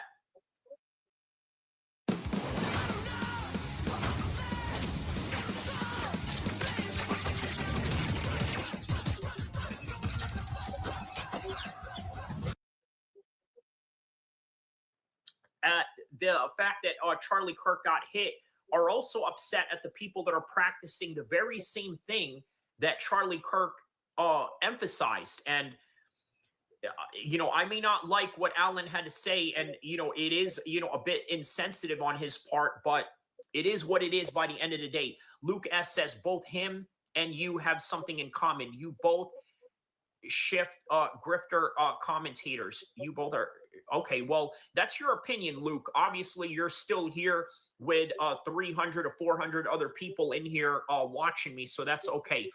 If you type video of his ring switching in the fingers YouTube, the video should come up. Okay, I will look into that. The Corzo family says they have the intelligence of people from the mountains, backwards people who believe it's fascist to live in reality.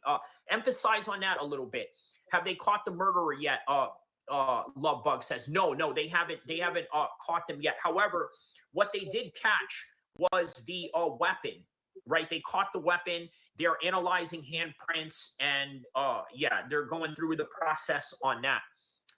Lovebug says this is depressing, man. I'm sorry to hear that for you, man. I'm sorry that this is you know, a tough time for you right now. I would imagine it is a tough time for everybody, as much as the Kirk family, and also let's not forget the families of people that live in Palestine who have to deal with this every day, who do get shot by snipers on a daily basis and don't have the clout or the name that Charlie Kirk has, right? No human being's one impact is more important or less than the other, so let's not forget that. Blade Man says crazy stuff.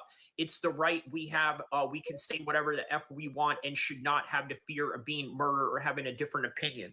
So Blade Man, here's the thing, right? I'm going to mark that comment by Blade Man. Okay, I'm going to mark that comment by Blade Man, and here it goes, right? So, Blade Man, you're absolutely right. If you want to say something to me, or you want to say something on this page or this group chat, you have every right to say that, and you're not going to get any reprisals out of me. Okay, that is a guarantee that I will give to you from me. You're not going to get that out of me. However, Blade Man, the rest of the world is not me. Okay, I'll give you an example. Do you guys remember the Charlie Hebdo shooting in France, where they made fun of the Prophet Muhammad, peace be upon him, and then a bunch of French Muslims decided to go do something about it and bust them up, right? I don't agree with this. Certainly, I don't agree with people getting unalived. I'm not with that whatsoever. But I'm not those guys, okay? Now, if I had a chance to talk to the editors of Charlie Hebdo, what I would say to them is, you know what? I don't think that you should make these cartoons. You know what? Let's have a debate on the Prophet Muhammad. Did he really marry somebody that was of this age, or was it a wrong chronological understanding of the time differences that people are trying to analyze within his time frame and his historical chronological order? Okay, we can have that discussion. But with other Muslims, they may not have the same type of desire to have that civil discourse with you. And that's just the reality of the world. Okay, just because people like me, just because Muslims like me are willing to let you speak bad about Islam, but in a capacity that we have to debate it and we have to talk about it and we have to come to a conclusion and some facts and figures of its reality and not run off what our own opinions, that's one thing. But with other people, it's a little bit different, and you have to be very aware of that. Kaleo says the Charlie effect. Yeah, this is definitely the Charlie effect, 777, because, man, listen, I think I'm projected to probably get 10,000 views on this live stream right now. So shout outs to everyone. Hit the like for our man Kyrie. Truth Seeker says, shout outs to you on that, man. Mr. Burberry says, it doesn't matter white, black, liberal, conservative, you speak the truth, someone will have a problem with it. Doesn't even matter the message, honestly. Very true, man. True. Truth Seeker says to Mr. Burberry. Rahul Sashi says, I'm not an American, but this was the most disgusting thing that has ever happened in American politics. I don't know about all that, man. You know, I mean, we've had a lot of crazy things happen in American politics, but yeah. NJ03 says, what's up, my guy? Shout out to you, my man. Shout out to NJ03. Zach Scott says, Corso, what's the lies? Quoting Kurt. John says he was a dad speaking his mind. Yeah, man, we're all dads. We're all parents in some way, right? No lives are more worth than the other, and I think that's an important. When your severe asthma says you can't, Tespire says you can. Tespire is an add-on treatment for people 12 and over that helps you prevent attacks and relieve asthma symptoms. Tespire is not a rescue medication. Serious allergic reactions may occur. Get help for swelling of your face, mouth, tongue, trouble breathing. Rash or eye allergy can happen. Don't stop asthma treatments without talking to your doctor. Tell your doctor if you have a parasitic infection or your asthma worsens. Avoid live vaccines. Sore throat, joint, back pain may occur.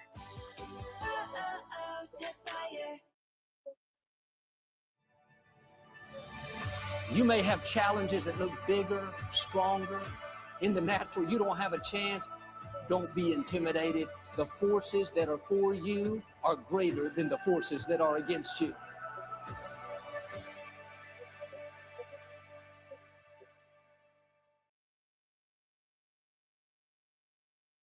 Thing to talk about. Way to prove what I'm saying, Kirks. Fresh Melon Juice says not JFK. That's what I'm saying, right?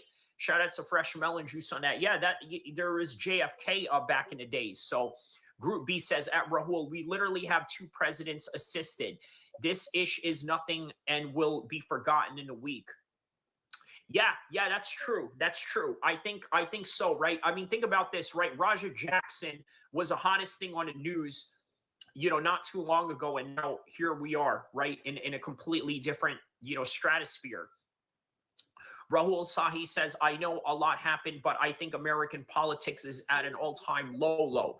Zach Scott says, we are. What is the quote? What quote is a lie, bud? Blade Man says, doesn't matter. We have the right to voice our opinion. If words hurt you that bad, mentally seek help. You're part of the problem. No, I'm not part of the problem. What I'm trying to merely explain to you, Blade Man, is that there are people out there who do need mental help. So what are you going to do about that? I don't need mental help. I'm not out there, busting at people for having a different opinion or anything like that. I'm not out there doing that. So it's not me who's the problem. What I'm merely trying to tell you is that, yes, I agree with you. There are people out there that have mental problems. So therefore, you have to watch out for them. You have to move cautiously. That is all that I am trying to say. But shout out to you anyway. It's a great, civil discourse that we have going on. And look, the best way to really celebrate the life of Charlie Kirk, if you guys really care that much, okay, is to have these civil discourses in this particular matter. And that's the theme that I am merely trying to emphasize with you guys right now. I don't like what you have to say. You don't like what I have to say, but let's sit down and talk about it to try and reduce the violence that could happen in the future, right? I mean, isn't that a beautiful solution? Kirk called for violence repeatedly, Group B says. Group B, let me know in what context did Kirk call for violence? Let me know. Okay, whatever Kirk is, he was way off rational outcomes. Blade Man, who said Kirk couldn't speak? Corzo says needs a safe space. So sad you can't voice your opinion anymore. JB says, you lefties are weird, bro. Who are the lefties? Are you talking about the lefties that are in here or lefties overall, JB95? Let me know. Blade Man says he was killed for having an effing opinion on things. John says the other Arab lands couldn't always help the Palestinians, but they don't. Why not? John, I'm gonna mark that comment right there. Okay. So the reason why a lot of Arab states don't want to bring in the Palestinians is because they believe that Palestinians have a high proclivity of espionage, military operations that could somehow lead to an overthrow, right? That is what the Palestinians are good at. They are good at creating, at least according to them, not according to me, right? The Arab governments consider a lot of Palestinians as dangerous in a way that they could overthrow a government easily. So rational outcomes is your first day on Earth. Rational outcomes. Is this your first day on Earth? Rest in turds, JL says. Wow, man, the comments are brutal in here.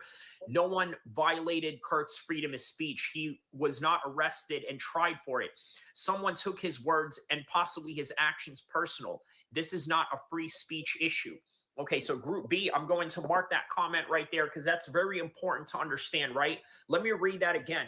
Group B says, no one violated Kurt's freedom of speech. He was not arrested and tried for it. Someone took his words and possibly his actions personal. It's not a free speech issue. Yes. Zach Scott says, Blade Man, you got a source for that motive could be, wow, okay, a gay lover feud. Wow, okay, you're referring to Charlie Kirk on that. Wow, okay. Kirk did not call for violence against anyone. He addressed social problems people didn't want to hear about. JL says, rest in turds, pal. Wow. Charlie Kirk had it coming. Blade Man says, we have the right to not agree and voice our opinions. If words hurt you, seek help. You're weak-minded. Brother, I'm not saying words don't hurt me. What I'm saying is that you got to be careful with people whose words are hurt. It's a gang now too high. Okay. I don't know what you mean by that. If you want to be forgiven, all you have to do is ask. Everything happens for a reason. And they'll make reason.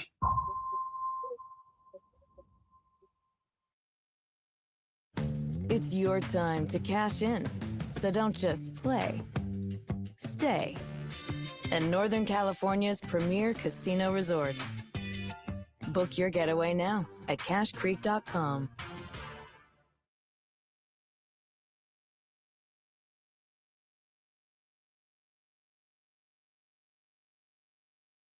Hey, Foolish, what are you talking about? We're talking about a news cycle, Shaw. Big Boars, shout out to you. Big Boars MMA says, hello.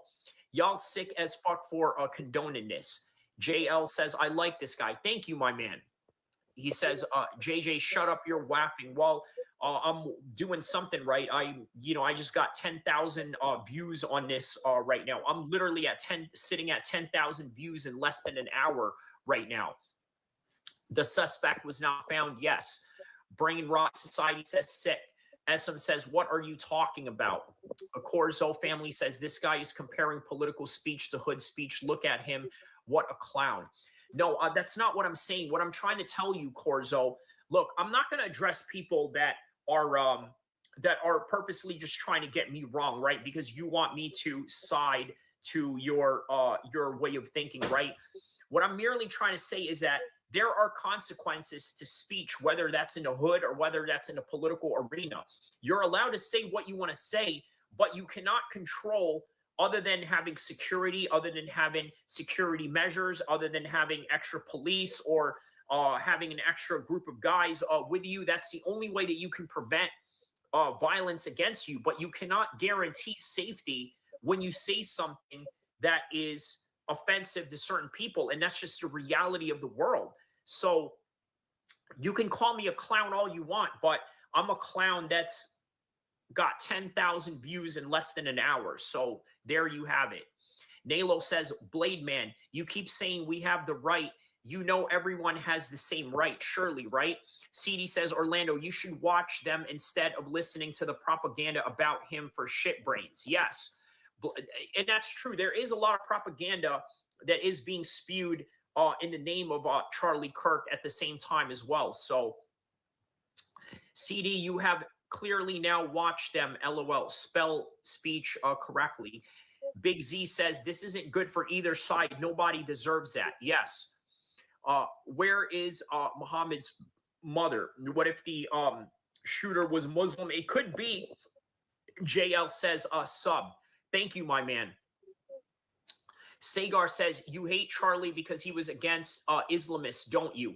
Well, okay, you know what? I'm going to mark that comment, Sagar. I don't hate Charlie. I disagree with his statement, and that's just a natural course of action. I'm going to disagree with him. That's just what it is. But it doesn't mean that I hate him. And also, could it be a good chance that a Muslim had done this? Maybe. Maybe he had done this, but we don't know. Sup, dog? I'm so... Oh, wow. Okay. A little too much information. You hate Charlie because he was against Islamists, don't you know?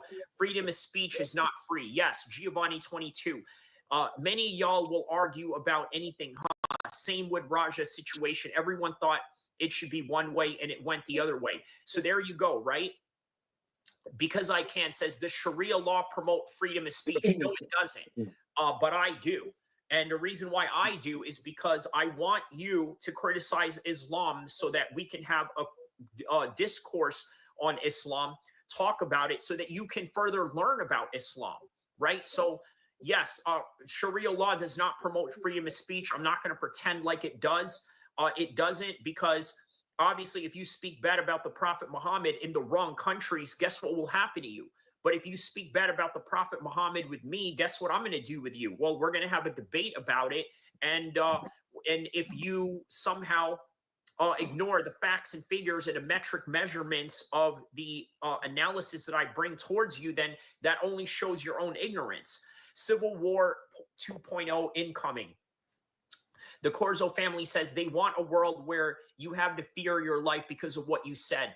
The same is done under Sharia. Well, I tell you what, man, you're allowed to say what you want to say, but all I'm saying is if you're going to say what you want to say, pack a lunch, because you live in a world now where people are going to want to check you for saying what you want to say. Look, guys, I told you this, right? There's a lot of views that I have that I will never spew to the world.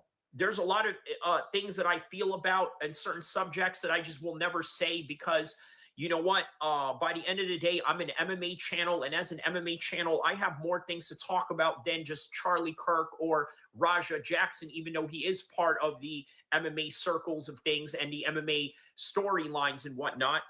But by the end of the day, I don't have to go and, make outrageous political speeches every day or anything like that. I could talk about MMA. I could talk about Crawford and Canelo that is coming up. I could talk about UFC's Noche. As long as there is a UFC and as long as boxing is boxing and people are fighting, I have a platform to speak different things that are not as controversial. Joe Smith one says, we just need peace between all the sides. Yes, I agree with that. Zach Scott says, JB95, bring it on, baby. 2A applies to Democrats too. Marcus Ebert says, this is messed up, man. RIP Charlie. John says, don't worry. God has a special place for these people, and it's not heaven. Wow. Parker Dam says, they're trying to incite violence when the fact of the matter is they don't even know who the shooter was or what the motive was. That's what I'm saying, right? So, yeah, that's a very good point, Parker Dam. I'm going to mark that comment right there. Man, the comments are deep right now. Oh, my goodness. Look at these comments. Oh, my goodness.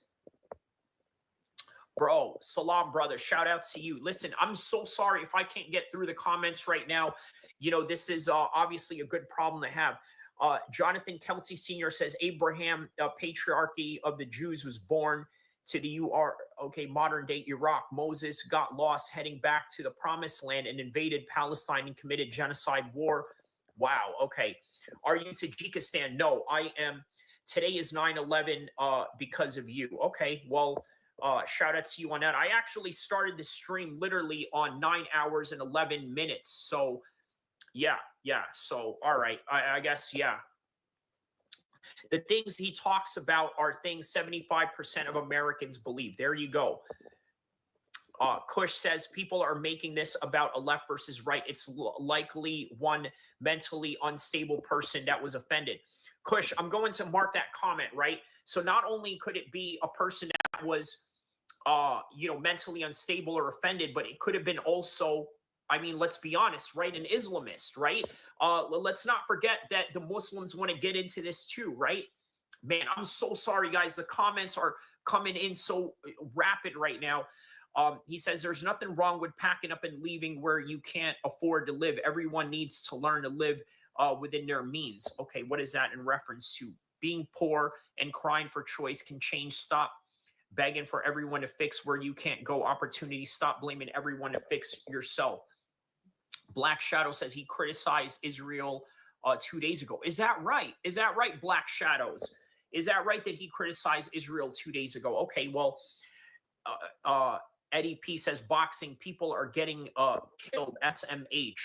Well, I am an MMA and a boxing channel, so Eddie P says you just want to be entertained.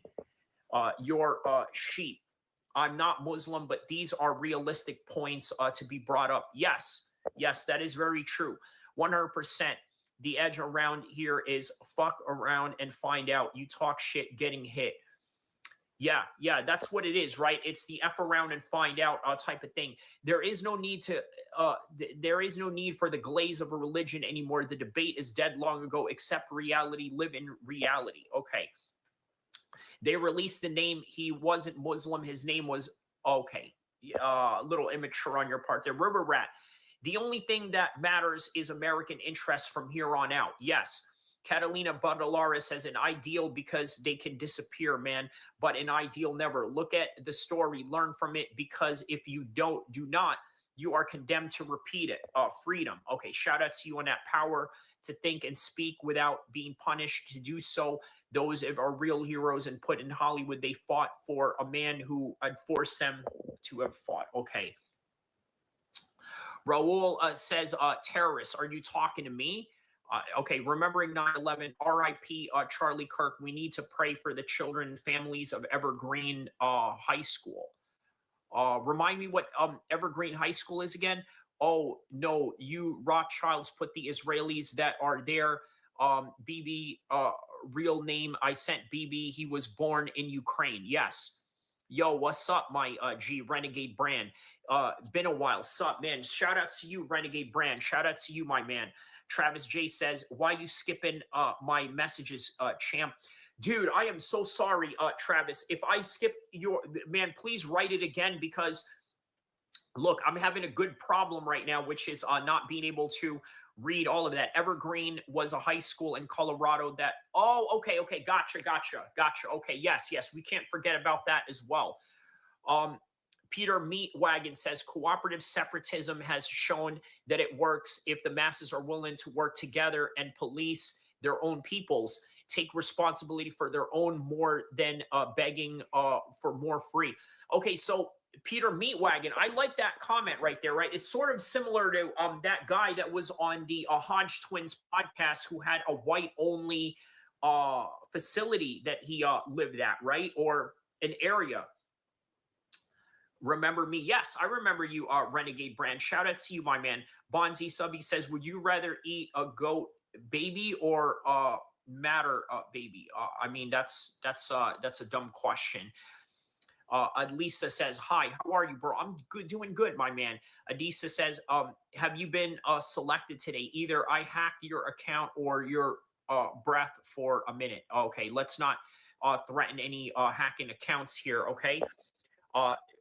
Iron Gillet's third chin, RIP Charlie. I sell my hole at 7-Eleven. Okay. Malcolm X was a cooperative separatist after coming back from Mecca. Okay. Jesus Christ is the main character in this story. We are side characters. We should know our place. Okay. Very interesting comment there. A trusted strategic partner already by your side. Imagine that. We can. Hungry? Think pizza. But not just any pizza, Pizza Factory Pizza. Our pizza is piled high with quality ingredients, like fresh veggies and mozzarella, that are sure to please a crowd, which makes Pizza Factory Pizza a great value for. Group B says, you have yet of an example of working anymore. Brian C says, Trump didn't care to attend a funeral of Michelle Hortman, but he's hung up on Charlie. Yeah, because you know what? Charlie absolutely put him in office. Wick Lovian says, are you fanatical? Depends on what it is. I'm fanatical about MMA. I'm fanatical about boxing. Peter Meatwagon says, Martin Luther King preached about forced diversity and division. A lot of people in this chat need Jesus. The shock jock commentary is saddening to see, wasting your life in front of you. Yeah, man. Building the top hat says, I like the cheese.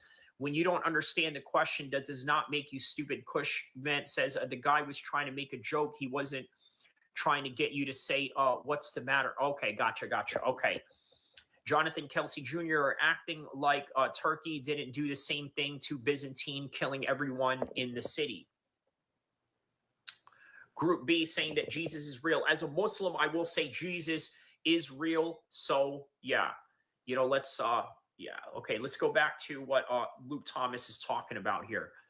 When Luigi Mangione killed the healthcare executive, even if you were one of those people that did not feel a great degree of personal sympathy to the victim in that particular case, trust me when I tell you, you would rather live in a world where your healthcare needs can be more meaningfully addressed than a world where someone... That's an interesting comment there, Brian C. Charlie cared more about division than unified country. Divided we fall, together we stand. Travis J says, fuck, mate, I get skipped every time. Travis, man, I'm so sorry, brother. Look, this is bigger channel, right? Getting bigger up there. It's a good and bad problem to have. Jovian says, let's respect religions here. Group B, I'm Christian, but I respect Muslim beliefs. Shout out to you, Jovian. Shout out to you on that. Imagine being a libtard, Kenneth says. Who's a libtard?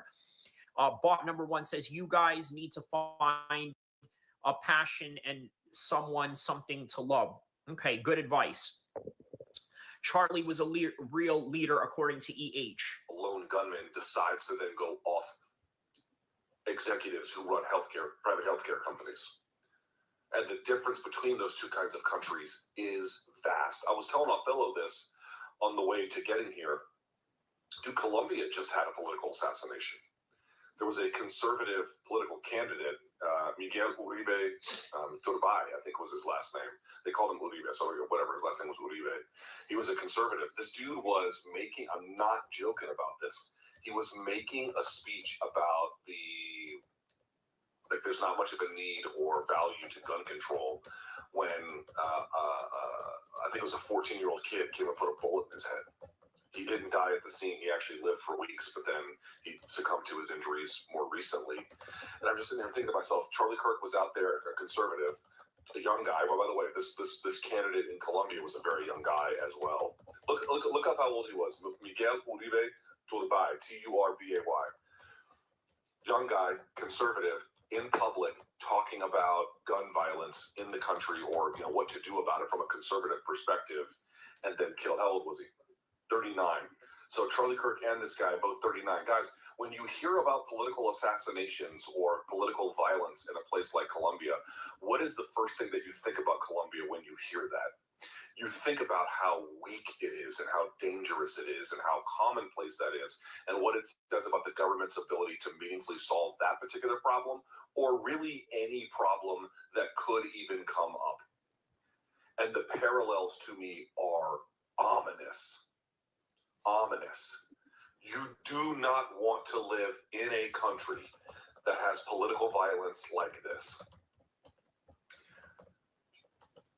What it says about the rot of our system is frightening. Hey, shout out to you, afternoon. Chad R says, I don't understand why they haven't released any footages yet. The reason why is because they don't want any information to be leaked. Obviously, that's just standard procedure by the FBI to maintain their cover and to not let anything leak so that, it can cause, issues with the investigation. Shout outs to Port Chop Point in the afternoon. Wick Livian says, people are tied up to politics and religion and driving mechanisms is social media. Your profile pic is Batman bro out here talking about living in reality. What a spaz. Haha. Okay, I guess that must be in reference to someone. I believe they released a picture of the shooter. Did they? Okay, I have to look that up. It is frightening. It is frightening.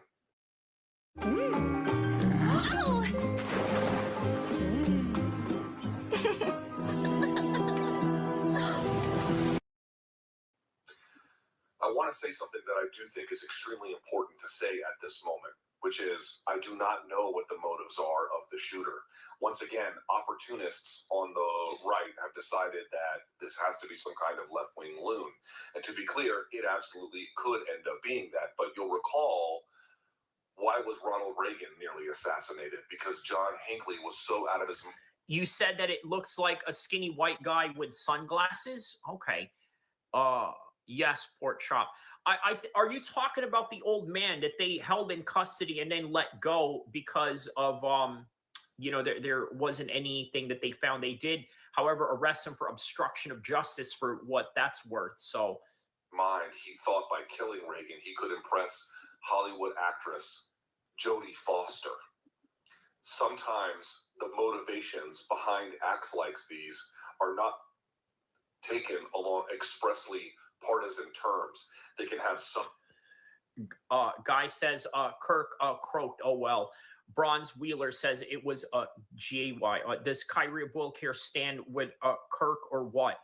I'm neutral. I'm pretty neutral about this subject. LS. That's the best way to put it. Bro, you don't even have a profile pic. Kush says, if anything, this shows that the Second Amendment needs to be reevaluated. Nope. Sorry, Kush. Don't talk none of that. No. You can't do that. Okay, you can't do that. Okay, don't touch the Second Amendment. Okay, the guns are not the issue here. Look, man, I'm very neutral about this, but man, there is one thing that I'm not going to be neutral about is no, we're not going to do that. You're not going to take my guns away. None of that. No way. We're not doing none of that. Look, Kush, I'm close like a race. Out of all the comments people are saying here, okay, I'm kind of close of erasing your comment right here. But you know what? I don't agree with it, but I'm going to mark it anyway. Okay, so here's what I just marked right now from Kush, okay?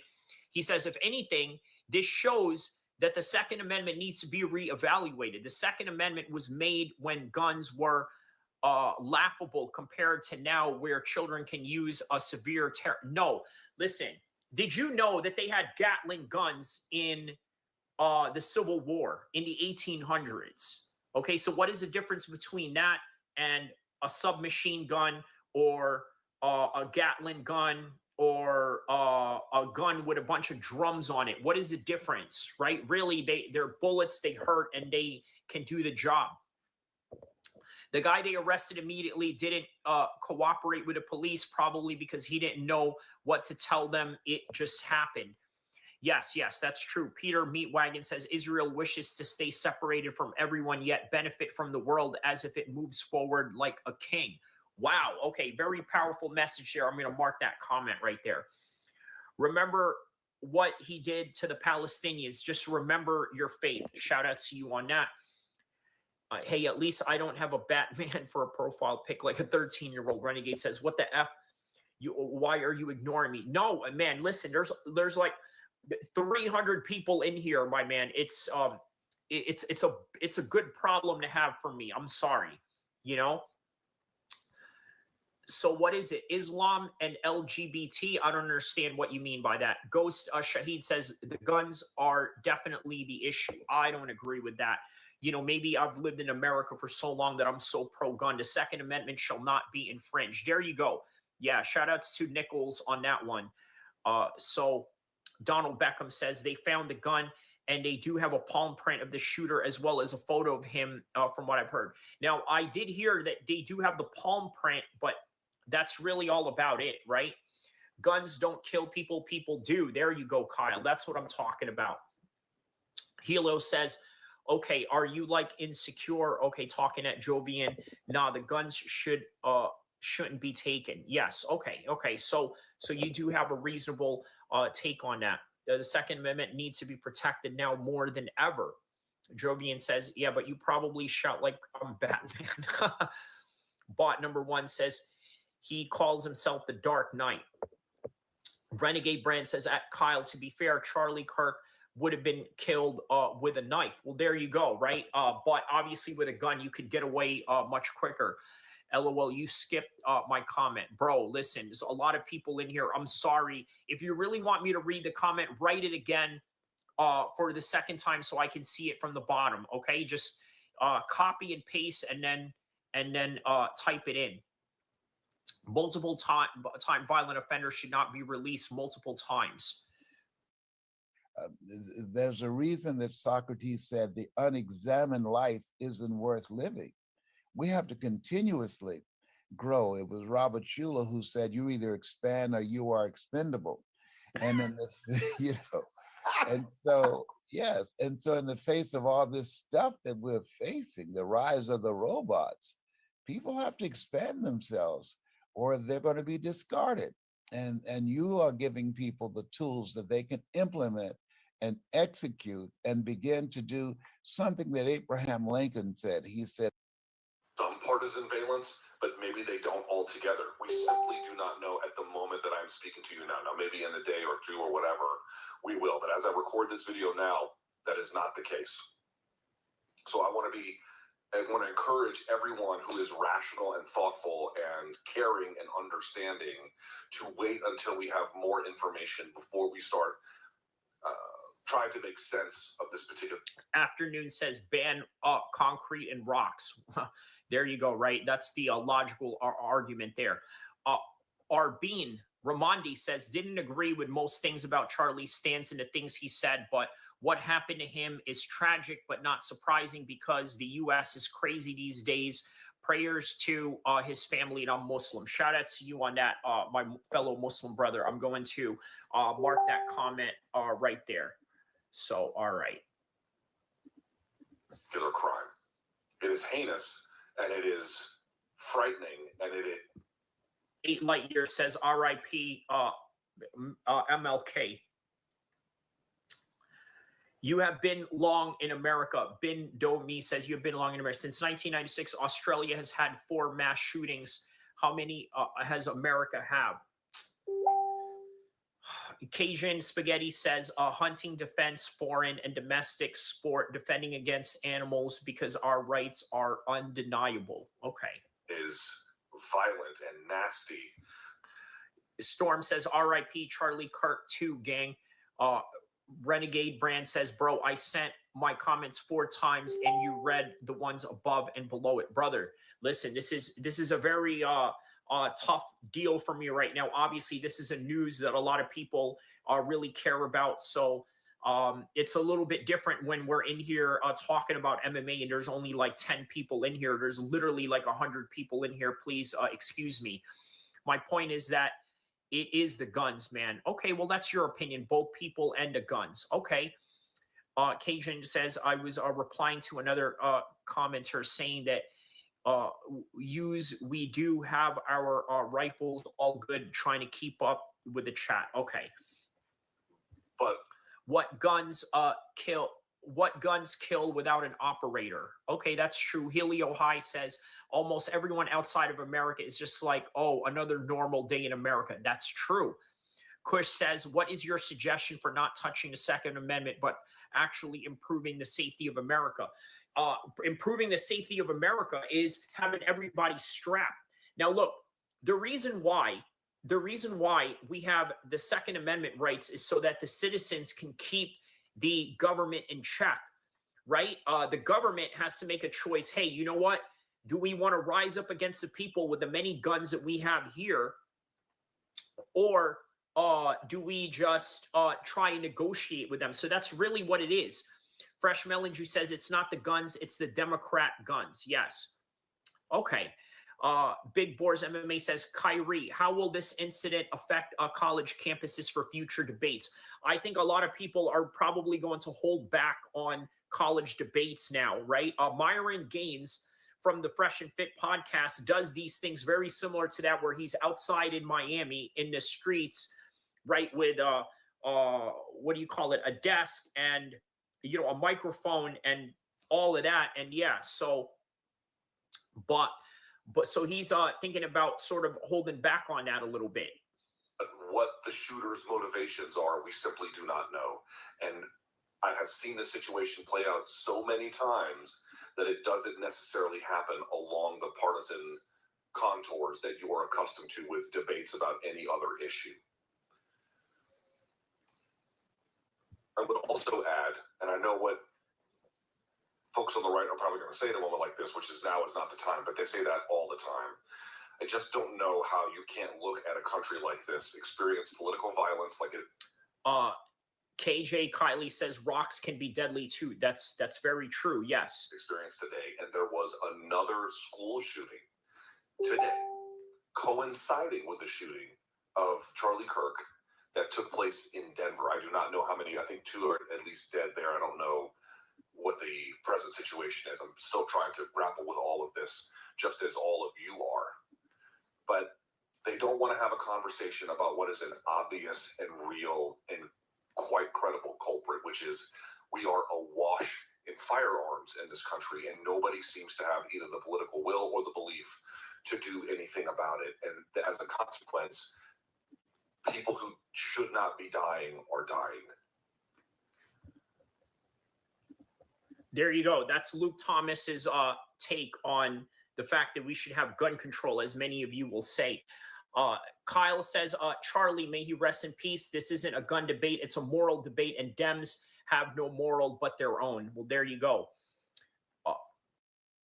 You used to buy a compact luxury sedan when you got your first big kid job, a C-Class or a 3 Series to let everybody know that you mean business. But in today's world, you buy one of these. The Mercedes GLC, quiet, understated, but shouldn't be left out of the conversation. The Audi Q5, the tech-focused, serious one that has features that the other two don't, but features we're not sure you actually. E. Plurius Unum says, it's funny to me that every Republican I know has more guns than people in their house. pork chop. Yeah, that's what I'm saying, right? And they're not out there committing mass shootings unless, of course, you're Timothy McVeigh. But other than that, yeah. The internet in general has made too many people comfortable with not getting busted in the face. Yeah, that's true. That is also true, right? I think, yeah. Charlie the Jerk, according to Scott Duncan. Phoenix is preaching. Mistake. The killer hasn't been caught. How do we know their political persuasion? Right. That's why, man, look, everything that you guys are saying is okay, but, you know, let's back off on the political persuasion of the alleged shooter, of which we really don't know yet. So I'm going to mark that comment right there by mistake right there. Utah has some laws about permitless carry. Individual universities, I don't know what UVU's rules were about what you were allowed to carry on campus there or not. I know that Utah has, relatively speaking, because of gun violence, unusually high suicide rates. But, you know, I know RFK has recently said SSRIs are the problem, but yet Iceland is on them to a degree, much more so than us, and doesn't have any of the political problems. Japan is an advanced society that has as many. He says, guys, are you chatting in a live stream? We are all losers. Haha. No, you're not. I don't think you guys are losers. You guys are helping me by making comments on the comment section. Keep it going. The law does not control reality. No one can kill or rob me. Oh, that's a fair point right there, right? The law does not control reality. And that's something you guys have to understand about the limits of freedom of speech, right? Is that, yes, the law guarantees that you won't get arrested for freedom of speech, but the law also can't protect you because the police are not your personal bodyguards. The guy was very likely just mentally ill, political, or individual doesn't speak for the party. Yes. Kuma says after September 23rd, the world will not be the same. Remember, Noah was mocked before the flood. Come to Christ while you still can. I wish you could see what I saw. I mean, look, I think you're just talking a whole bunch of, you know, nonsense there, right? You know, one of these people that claims that they talk to Allah or this and that. Yeah, you're one of those. Luca says, there you go, Kyrie. Shout out to you, Luca. Hilo High says, it's obviously going to be more difficult to buy a gun in America. Where I live, it takes several months of time. Okay. Bought one is literal cranker. Don't even acknowledge them. Okay, so dropping some Bible verses. Rest in peace. Charlie Kirk, not only did he have a wife, but had 2 kids and have to live with his death. We have all the freedom of speech, so his life was taken very sadly. Renegade Brand says, you let thousands of people in dense places in open sunlight. This was almost bound to happen. Yeah, the security measures were just not up there. Do not challenge your ops to an open debate with a side stance on what they believe. This will prove me wrong. Tour was going to have a negative impact. Yes. Can you read my comments? Dude, write your comments again because, yeah, look, you know, tired of people blaming mental problems on everything. Of course, there was something wrong with him. He murdered people. Yeah. Sagi Guma says, no, not Allah. Jesus Christ is the only truth. Remember. Okay, whatever. Hilo High says, sorry, it should be more difficult. It was missed by me. Rising Phoenix says, Jesus is a king. This isn't a Democrat or Republican issue, Luca says. It clearly doesn't matter what someone's political affiliation is. It comes down to individuals, how far they are willing to go. Acting this way isn't okay. Renegade Brand says, what state are you from? California, my brother. Part of their culture is in terms of video. Yeah, so Kuma keeps saying September 23rd. I don't know what you mean by that. As we do, these are not the culprits. The culprits are firearms. And if we have no political will to do anything about this, this is not violence that is going to spill over into one ideological camp or the other. Everyone is going to get a lick. Everybody. And then as a parent to somebody who has a daughter, I'm a parent, I have a daughter in Thank you. Public school, my producer, Othello, same thing. This is a frightening thing that we have to think about all the time. Kush says there needs to be more police. They need to be paid more. We need more strict on who the police are. Police are sometimes power-hungry assholes, but we need more police and security. Tripp says, yeah, the most illiterate comments are coming from the mostly profound, stupid to imagine that. Yeah. Charlie Kirk should be alive today.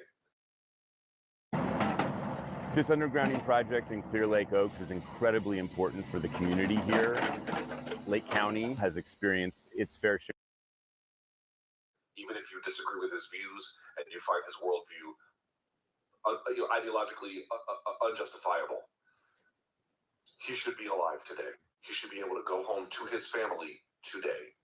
And there are many reasons why he cannot. Perhaps mental illness is one of them. Perhaps there are a series of other factors we don't know about yet. But one of them clearly is the fact that there are enough firearms in this country for every man, woman, and child. With that amount. Chase Lewis, no, they have not confirmed the caliber as of yet. Tripp says, yeah, the most illiterate comments are always the most profoundly stupid. That would imagine that. Hilo says, oops, sorry. I meant to say earlier that it should be more difficult to buy guns, in my opinion. The people in America clearly are more violent, so they need more restrictions. Man, I don't know about all that. Like, you say we're more violent than other people around the world. I don't know about that, man. You know, I don't know if Americans are far more violent than any group. Yeah, that's hard for me to. Yeah, that's hard for me to like imagine that's what it is. But yeah, okay. Amount of ubiquity plus an unwillingness in any kind of way, for the most part, to do anything about their ubiquity or their access or where you can take them or what these weapons specifically can do. We are in. Yeah, compared to Europe, yeah, I mean, they got violent gangs in Europe as well. Lucas says we could benefit from investing more in helping people with mental health rather than cutting it funding and boosting gun sales. It's a bad combination. Okay, it doesn't take a genius to see that. Okay. Fighting this kind of violence into our lives. Ask the UK how gun restrictions are going. Yeah, they still got gun bucking going on over there, right? You know, they still got gangs out there with guns and all of that. So Cajun Spaghetti says, hello, hi. Yeah, no. Number one, sounds like you are a foreign dude. That's paraphrasing. Per capita, we are nowhere near as violent as the rest of the world. It's why we have rights and you don't. There you go. There you go, right? I'm going to mark that comment right there, Cajun Spaghetti. Shout out to you on that one. Yeah, sure, but on the average. Gordon Headspitch says the Second Amendment should be protected. Guns don't kill people. People, instead of taking firearms away from the law-abiding citizens, should be looking into better background checks. In the UK, you get more time for a YouTube comment than a hard R. Wow, okay. Venezuela has many restrictions, yet one of the highest crime rates. There you go. There you go. High restrictions, yet very violent. That's a very good point. I'm going to mark that comment right there. I recognize that what happened here today does not begin and end with this part of the conversation. And for people who say, well, what would you like them to do?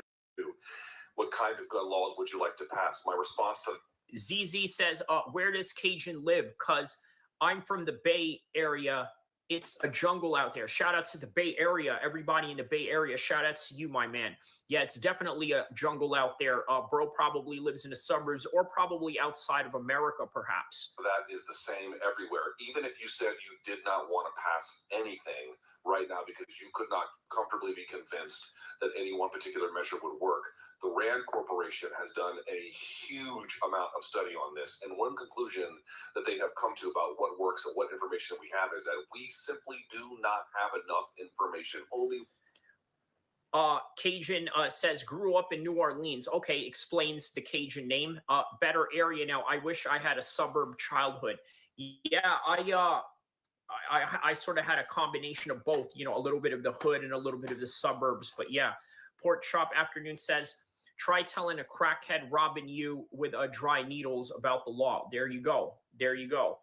recently. Right. The law, yes, the laws are there, but it doesn't mean that it's there to protect you. The laws are a reminder for reasonably minded people. And for those that are not reasonably minded, well, you know, you're going to have to face whatever consequences they want to deem, you know, appropriate for you because of what you said. And that's what you have to watch out for.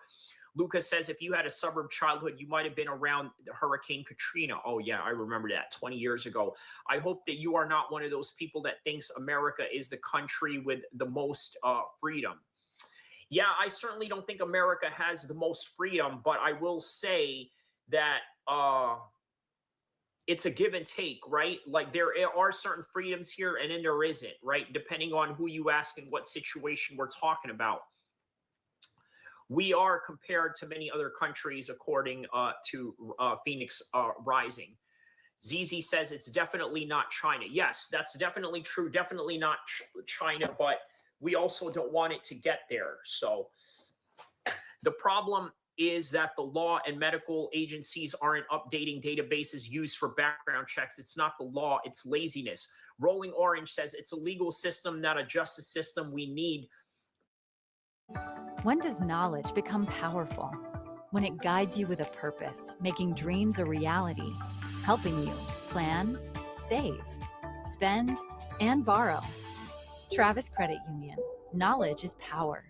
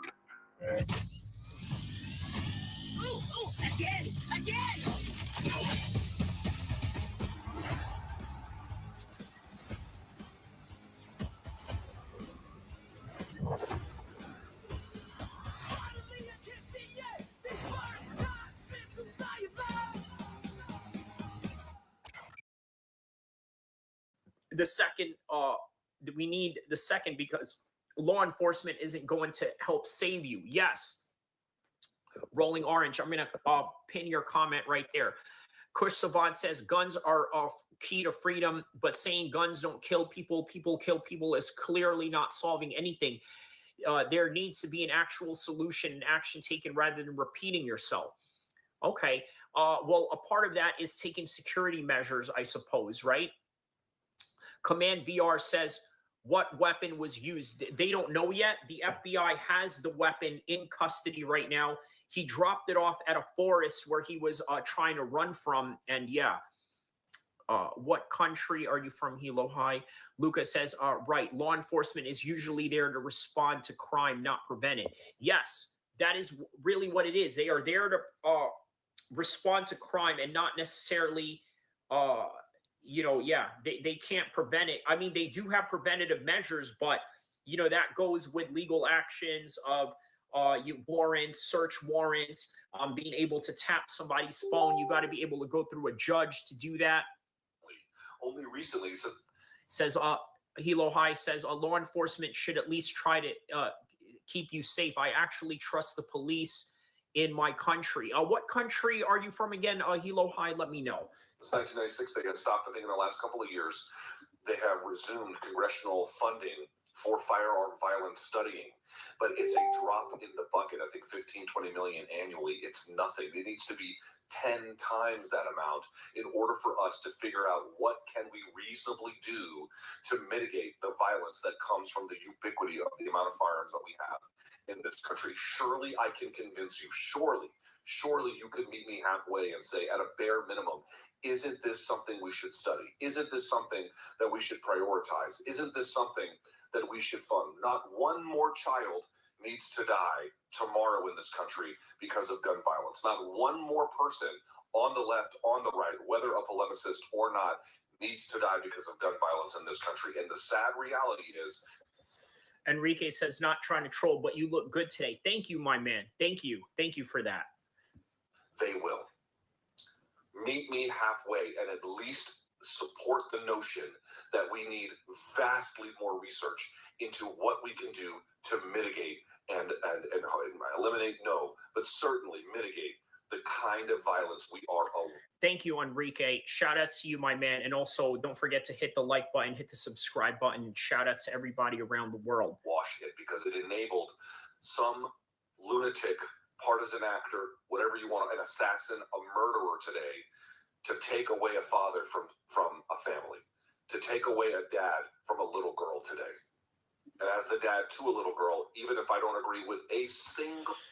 Dogstar6 says, not everybody that shoots another person has mental illness. Stop making excuses for bad behavior. True. Ellis says, is that John Howley speaking? No, that's Luke Thomas that's speaking. I'm trying to give you guys different perspectives on the people that are covering this. Obviously, this is an MMA guy, but Luke Thomas is also a political commentator. I'm going to show you guys a clip from the streets. What are the streets saying about it, right? What are the Mexicans saying about it? What are the blacks? What are the Samoans and the Asians saying about it? I'm going to get to that. Effing thing Charlie Kirk ever said. And even if I think some of the policies, the anti-Palestinian rhetoric he went into, the anti-trans rhetoric he went into, and I know. Hilo says, I live in Western Europe more than, okay, I gotcha. Yeah, that's right. I was the guy that told you, where I thought you had lived before. Or Roland Orange says, so you don't have a clue what you are talking about and don't want to be called out. Got it. Luca says, the speaker is right. No one of any upbringing or background or beliefs should die, but there's enough people with enough capabilities who disagree. If we all arm and protect ourselves, what kind of society would we be? Yeah, man, I think it's a God-given right to be strapped, right? Because you can't always rely on the police. So know that there are people out there saying, don't we have evidence of him saying that some gun deaths are ultimately, we have to accept it as part of a civilized society. I realize that. That doesn't mean I have to agree with him in any of those points. And it doesn't. Wow, that is true, right? Charlie Kirk did say that, as a part of, it's just a thing that we have to deal with as a society, right? We're all going to get hit up and there's going to be shots that are going to be fired, and that's just what it is. I didn't agree with Charlie on every point, but he was a masterful debater. Yes, he was.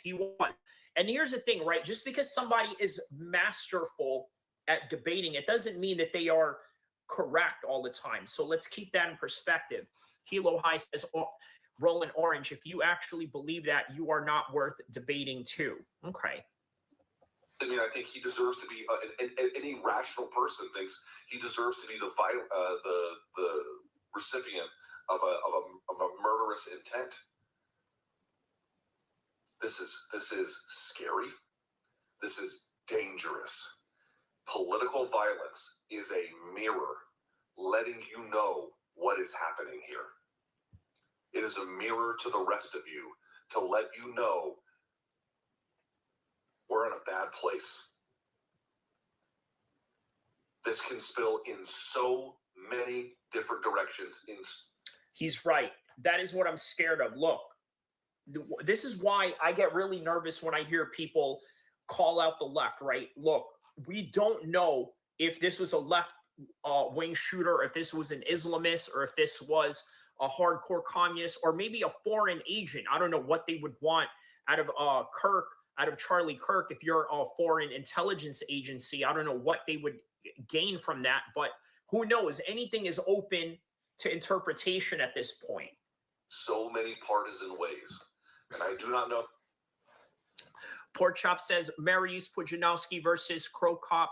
Who would you bet on? Who? Right now, I would probably go with Crow Cop. Even now, right? Even past his prime. Noah says this is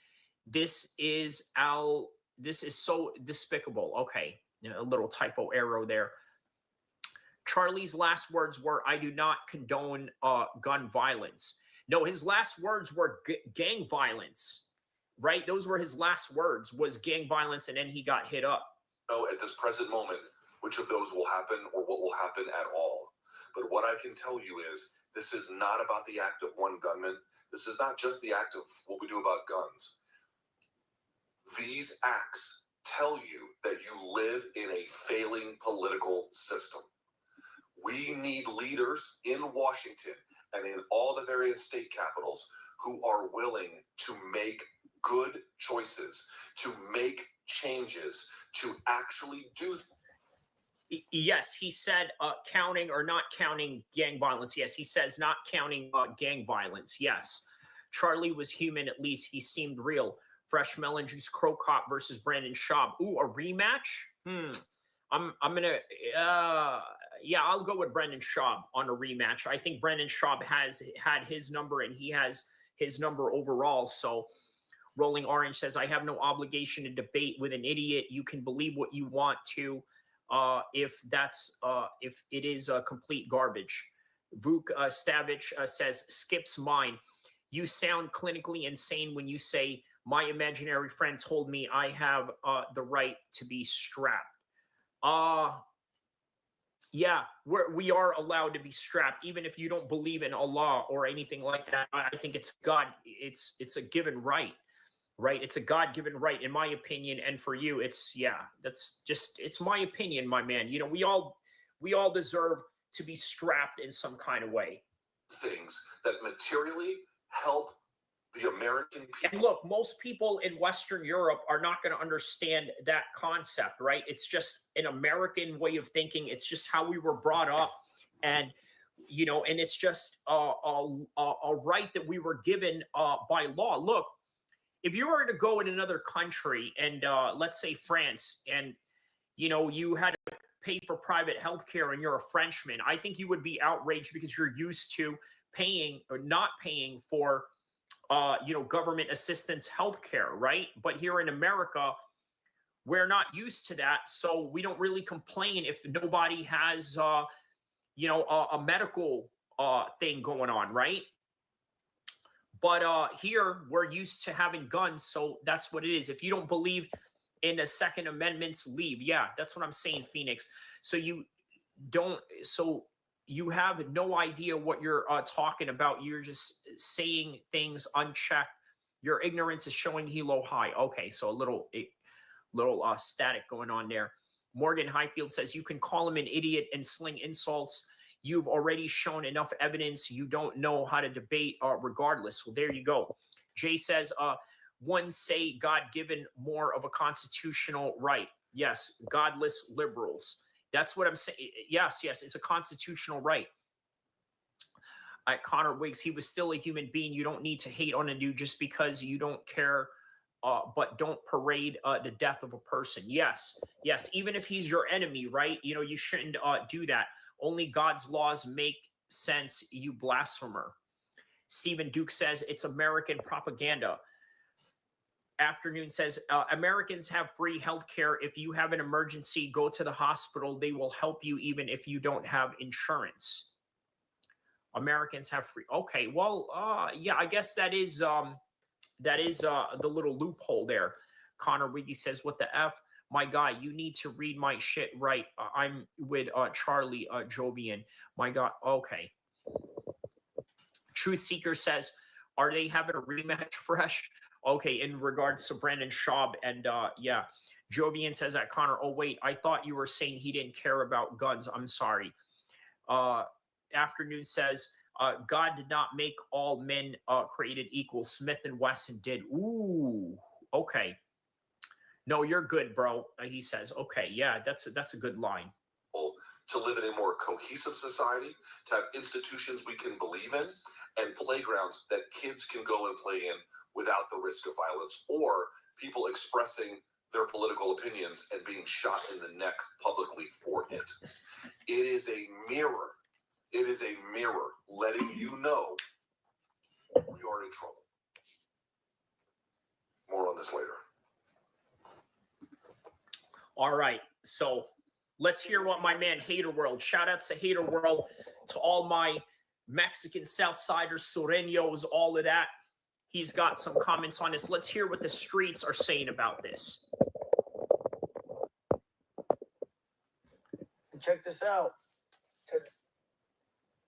You may think that an adult that can't stop watching the P word looks something like this, but this is what they're... Today, Eyewitness News, ABC 7, and Hater World Media. All right. Activist Charlie Kirk shot and a Utah college event, bro, around 12 o'clock. I think 12 o'clock or 1. The news started to Yeah, so that we're literally like in the 24-hour mark from now. ZZ says, just know, let's keep each other safe. Yes, that's true. That never happened according to you. Kush says, anyone not supporting the second are ignorant. I think we need to target the youth education. We need education of morals and mental health for the youth. Clearly, parents are not doing their job right. Yes. to hit the airwaves, bro. This young man was smoked on national television. Now look, this is no laughing matter, homie, at all. But before we press play on the video, I want to send a big shout out to everybody that's been subscribing and been showing love to the platform. I appreciate you guys 200%. Now, to those that don't know, I'm going to put a link up here. Click on it. It'll take you to our reaction page. We got 2 videos out today. Santa Cruz Upstate Southsiders and Phoenix Las Cuatro Milpas 13 Gang. All right? 2 hood vlogs. Go check them. ZZ says, what about the girl who got stabbed on the train? No one rushed him. Yeah, man. Yeah, that was really sad and, you know, kind of pathetic of those people to not do anything, in my opinion, right? You know, this was an innocent girl, right? Regardless of race or political opinions or persuasions and things of that matter. Yeah, somebody should have aided this woman. Come out, go show some love, go support. All right? And other than that, salute to the squad, salute to the day 1s, the day 3s, and the day 4s. We don't discriminate over here. All sides, north, south, east, west, you name it. Salute to everybody, bro. Shout outs to Emmett, shout outs to Haters World, one of the biggest gang channels in California. Listen, very quick before we press play on this video, bro. Rest in peace to Charlie Kirk. Nobody deserves to go like that, especially to go over your thoughts, your opinions, and your feelings. Everybody is entitled to feel how they want to feel. Everyone is entitled to their own opinion. That's ZZ says, the guys in the comments, what are you fighting about? Connor Wiggy says, just watched it happen. That just watched it happen. the great thing about living. Okay, Ellis says, shortly after that train incident, there was another person being crazy on the train who was detained by a citizen who after was arrested for it. People are punished for trying to do the right thing. Yeah, man, I got to look into that story. Hilo High says, maybe you should look over what you just said instead of standing it like a flat earther. Roland Orange says, nothing now, he conceded. It's a legal justice system. Yeah, okay. Living in this country that we all have our opinions and our rights, right? But look, I'm not a political speaking man. I don't know about the left, the right, the red, the blue. I don't know, bro. I don't know about none of that. I always say the only red and blue that Blue Devil understands is the blue flag that he's got in front of him, which are gang affiliations. And look, this is a very important video that I wanted to show you because I'm going to show you guys different outlooks of how people are viewing this, right? These are from the non-political street people side of things. Hear what he has to say on that. Yeah, the in America objectively suck. Okay. The only punishment is standing in front of the Lord and saying, I did nothing. Yep. Connor Wiggy says, okay, but it's self-defense and not like I did it in cold blood. Why should I get punished for defending someone? Pork Chop says, what should make us a human is the ability to talk and work throughout problems and not killing each other or basic disagreement. Connor Wiggy says, why would God punish me for defending someone's life? Leave that for American children. But I do know what's right is right and what's wrong is wrong. So in other words, what he said is, you know, when it comes to the politics stuff, leave it to me because I will talk politics with you guys. And there's a lot of people in the comments being very disgusting towards Charlie and his family. At the end of the day, he got a wife and 2 kids, homie. And whether you didn't like the way he spoke or you didn't like the way he thought, he was still a human being, bro. You know, yeah, facts on that, Hater World. Shout out to Hater World on that one. Yeah, I was reading the comments, bro, and I was disgusted by all these wannabe dudes in the chat just running their mouth. But again, he has said some crazy things. He has done. ZZ says Charlie was the most normal of debaters. Thomas Cunningham says, why no police check the rooftop? That's a very good question, Thomas, because you know what? I think part of that, I'm going to mark your comment, Thomas. That's a good point, okay? The reason why, Connor Wiggy says exactly, the reason why they didn't check for the rooftop is because they just assumed that everything was safe. You look at Utah, it's not really a violent place, is it? So, you know, they decided, all right, you know what? We'll just, you know what? We'll just leave it alone, right? Nothing to see here. It's a safe place. Utah is a safe place. Yeah, right. They're not hyper skeptical or cynical about anything, so they just thought it was okay, and this was the unfortunate consequences behind it. Because Chuck wasn't really that important. Okay. Why? Yeah. Or important at all. Okay. Shout out to CB on that one. Some crazy things. But that man is that man. He's entitled to feel how you want.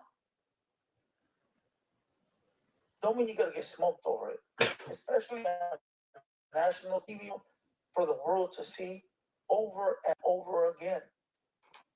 He got hit in the neck, and then it squirted out. Sad, bro. My nephew sent me the video, and I go, bro, quit watching that. Why are you watching that? You're about to lose $40,000 for your. Yeah, facts, man. You know, how many of you were watching that video over and over again? Let me know if that affected you in some kind of way, watching it over and over again. Lowest amount. I go, homie, that ain't good for you, bro. The big one was like, I've only watched it once, and the ZZ says, never forget, you're not safe either. This happens. Anything can happen. Remember, they shot up the Batman movie. Lawrence Rodriguez says, stop assuming that that God is not real. Yes. Travis J says, look, bro, it's going to be over soon. Ain't no more talking. Kenny Rowland says, if Utah's safe, does that make the desert paradise? Okay. Lucas says they couldn't beat him in a civil discourse, so they silenced him in violence. We don't know if that's the entire case, but it seems to be leaning towards that way. Travis J says, we are not talking. Connor Wiggy says, facts, Lucas. Pancake Face says, I watched it once and I regretted it instantly. Yeah, that's what I'm saying, right? So Hater World was telling his nephew to stop watching it over and over again, and yeah, it is crazy. The little one was like, I didn't click on it. I go, bro, don't be watching that. You guys are kids. That's just bad for you. That shit'll play with your mental. You guys don't need to be watching that type of shit, bro. But facts, man, don't let the kids watch this, bro. Like, if you want to watch it for your own educational purposes, do so. But, man, yeah, keep the kids out of it, man. I agree with Hater World on this one. That's the world we live in today, 2025, where your death is broadcasted, and then the trolls are the toughest guys in the world. You know. You hear that? So all of y'all that are speaking bad on Charlie Kirk right now, he's talking to you right now.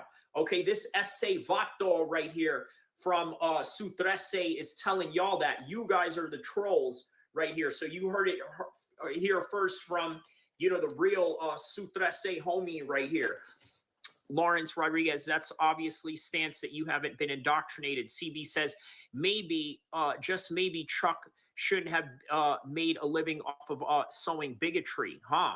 Connor McCory says, they lined homie up. Yeah, they definitely did. Kush says, when death is recorded, it's forever on the dark web. Yeah, for real. Oh, you come out and you show your face every day. Me, that guy, we show our faces. We're in danger 24/7. Everywhere we go. Because somebody might not like what we have said. But the troll... Facts. This guy right here, for those of you that don't know, man, he pisses off a lot of people in the hip-hop world, in the... It's your time to cash in. So don't just play. Stay. And Northern California's premier casino resort. Book your getaway now at cashcreek.com.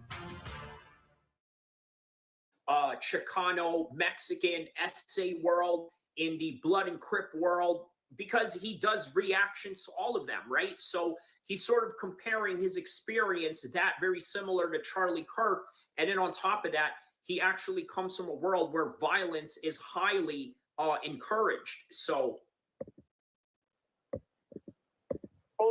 they get away with acting like they're the toughest. They get away with saying the craziest shit. They get away with running their mouth. Travis J says, I wish there was a way I could go on stream to really speak my mind. We are tired, bro. Yeah, bro. Hey, check out. There's a lot of things that I want to say also, but I don't, just for self-preservation alone. So Charlie Kirk looking up at us right now. Wow, with a fire emoji. Wow. Okay, yeah, you guys are brutal. It wouldn't surprise me if this was possibly gang affiliate. If this was possibly gang affiliated. Charlie Kirk, no, this was a political violence. This is definitely not gang related for sure. Everyone be good. Love y'all. I'm gonna head out. Shout out to you, CZ. Chrome Content says you looking down. You mean looking down. Okay, no, that's not me. That's Hater World, just so you know. Gang affiliated LOS, us US government gang. Okay. Datwanga says, funny, the same people who cry out blaming the victim when people remark on why women in Central Park alone at 2 a.m. are the ones saying Kirk shouldn't have said this openly. Appreciate letting me voice my opinion. Yeah, shout out to you, ZZ. O9 Master says, my comments keep getting deleted. Yeah, well, I don't know what you're saying. Maybe one of my moderators is saying, is deleting you because maybe you're saying something that is off the wall. I don't know. But, you know, obviously the comments are, you know, coming in hot right now. Chrome says, no, I was talking to Juicy. Juicy implied he was in hell, but low key. Got it. Okay. Not saying that he is involved in gangs directly, but the possibly wanted to silence him. There could be many things. Okay, I see what you're saying, Kush. Lucas says, blaming the victim, straw man. No one says that. Your mod is touch aggressive right now, but it's cooling. Your mod is a bit aggressive right now. Okay. Well, I mean, you guys are probably aggressive on the comments because remember, look, I may agree or disagree with your comments, but at the same time, I can't let it, be too hot. You know what I mean? Because, you know, by the end of the day, we work for YouTube and that's that. So pancake face on the bullet and went through Charlie's neck. Yeah. Mouth. And then they hide because no. That's why I said it's cooling, man. I get it. Yeah. I gotcha. Yeah, the bullet case up. Nobody knows what they look like. You could be standing next to somebody that wants to smoke you. And you don't know what they want to smoke you because you don't know what they look like. You know, yesterday I did a video reaction to Lucky Stevens, Kelly Legends Media, and you guys read the comments. We read the comments. I could be standing at Target in line to pay. Travis J says, but please, but just please understand the energy is hot right now, and it's not cooling off anytime soon. That's all. We done. Yeah, gotcha. Pancake says, look it up if you don't believe me. It's on mainstream media. Okay. Connor Wiggy says, Juice, where you go, little boy. Juice, where you go, little boy. Hilo says, bro, you keep skipping my comments and then reading the next one. I'm sorry, man. There's a lot of comments like coming right now. You got to excuse me on that one. But guys, hit a super chat. If you guys want me to read your comment, hit a super chat. You know, it won't cost you that much. You know what I mean? Like maybe drop $5, you know, $6, $7, something like that. You know, I'm sorry. It's just the comments are coming in really fast. Hey, and one of them dudes could be behind me. Travis J says, you're a good fella, man. I'll be around again, but it's crazy. It's a critical mass at this point. Yeah. Debbie says, R.I.P. Charlie Kirk. Kenny Rowland says, it's sad that the government will cover it up and we may never know. Oh, I don't know if they'll cover it up. I mean, the feds are hot on this case right now. They did find a gun. They did find a handprint, but now they got to, you know, find forensic evidence. And yeah, we'll see how this goes. It's insane how many people believe everything is a conspiracy because they don't get out much. I think that's really what it comes down to. And I don't even know. But they know who I am because I'm not afraid. If it's going to happen, it's going to happen. And I'm sure Charlie felt the same way. But look, it's not about me. It's not about these weird-ass trolls. Let's press play on the video, bro. And what That's right. It ain't about me, Kyrie Abu Al-Kir. It ain't about Blue Devil Hater World or you trolls in the chats or in his chats. It's about this. All right. Shout out to Hater said World. Everything I needed to say. So if I need to punch in, I will. If I don't, then I'll catch you guys on tonight's live broadcast, 7 p.m.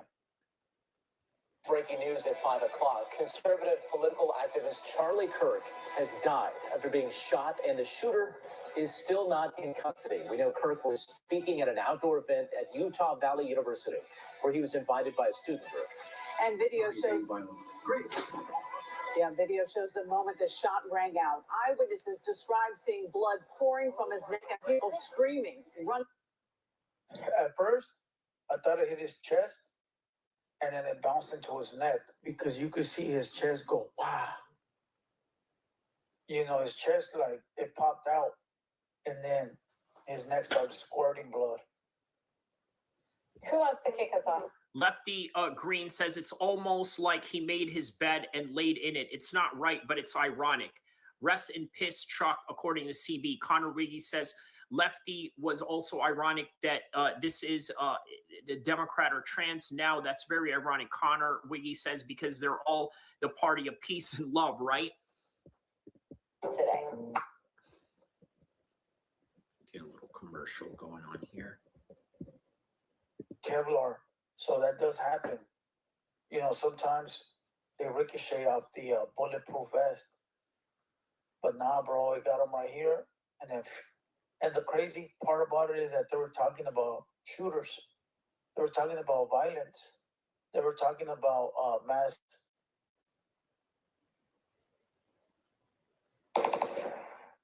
And they got them. For their lives. Everyone immediately started screaming. The security guard next to Charlie grabbed him, pulled him down. They ran back. People started fleeing. Kirk, a polarizing political figure, and his visit had been controversial. Hilo says both extremes are crazy, obviously. You know, that's very ironic. Kenny Rowland says, I'm sorry that Charlie's family has to lose a better man. They have to feel the pain. Yeah, man, this is not, yeah, this is very tragic for sure. A petition had been circulating online, asking for the university to stop him from speaking. This was the first stop on a 14-city... Yo, how about this, right? The university had sent a petition to stop him from speaking, right? Now imagine, if they were actually successful at it, this would have never happened. Imagine that. Imagine that, right? Lucas says both extremes are crazy, but there is no room left for moderation anymore. Yes. Connor Wiggy says it's a big difference. American Comeback Tour. Yeah, hey, on the chat, let me know what you guys think about that, right? What would have happened if they actually obliged with the petition that the students were protesting to not have them there? None of this would have happened, right? Let's think about that. That is an interesting point. Lefty Green says that's not ironic. That's been the case, but fighting to keep guns only to get capped by one is just an ironic fact. Okay. President Trump posting moments ago, sending his sympathies to his family and saying he admired Kirk. Kirk was described as a powerful force for the Trump administration, a so-called youth influencer. He was a rising star for the party and someone the president turned to for advice. We have several reports tonight, starting with Eyewitness News reporter Dan Kraus in the newsroom with more on this search for the shooter. That you guys ever watch them the movies where all kinds of internal shit is happening in the government? And he says, yeah, probably, but we can't go back in time. Michael Collins says, this is the outcome when you debate the mentally ill. Sad times in our country. Yeah, you know what, Michael Collins, I'm going to mark that comment right there, right? So do you think that Charlie Kirk sort of went after, you know, people that are a bit mentally ill, and maybe it was the wrong demographic that he was debating against? Let me know what you think about that. And us as the public, we don't even know. You know, like you've ever seen those movies where Brandon says, I don't understand why this is getting so much attention. This got 20 times more coverage than the recently Wesley Lapton murder. Okay. Dat Wangu says, we can't just censor different ideas because it would have saved this life one time. It'd make it educational centers where people think that the ideas aren't challenged and they don't think critically. Okay, so yeah, man, but you know what? You know, there's the argument also that, hey, maybe it could have been like, you know, what do you call it? Inciting riots of some sort, right? This is sort of in that category, right? Thinking that's ironic shows your lack of understanding. Using a gun to silence someone for being pro-Second Amendments is hypocritical. Pancake says, sounds like censoring. He definitely debate the unstable of these campuses. Yeah, and he gives everyone a fair chance to speak. He does. We'll give him that. Moreno B says, is that Blue Devil's voice in the video you're playing? Yes, it is, my man. I'm showing different perspectives on it, right? People that are highly educated on politics, and then people that don't care about politics, but also have experience in gun violence, right? So yes, it is Blue Devil. Shout out to Blue Devil on that one. It seems like more of a distraction was going up and down for people trying to push this stuff like that to make it a right versus left. Seems like a distraction to me. Vincent Robinson said he talked to everyday people. It gets attention because millions on millions love Charlie. Pancake, he's not promoting violence. Wiggy, not really what you just said. It's like you're diving into brownie bliss with chocolatey, gooey lava that erupts in a world of flavor. And it has 17 grams of protein. What the puff? Hit me. Oh! Fluffy, chocolatey, and packed with protein. What the puff? Built Puff.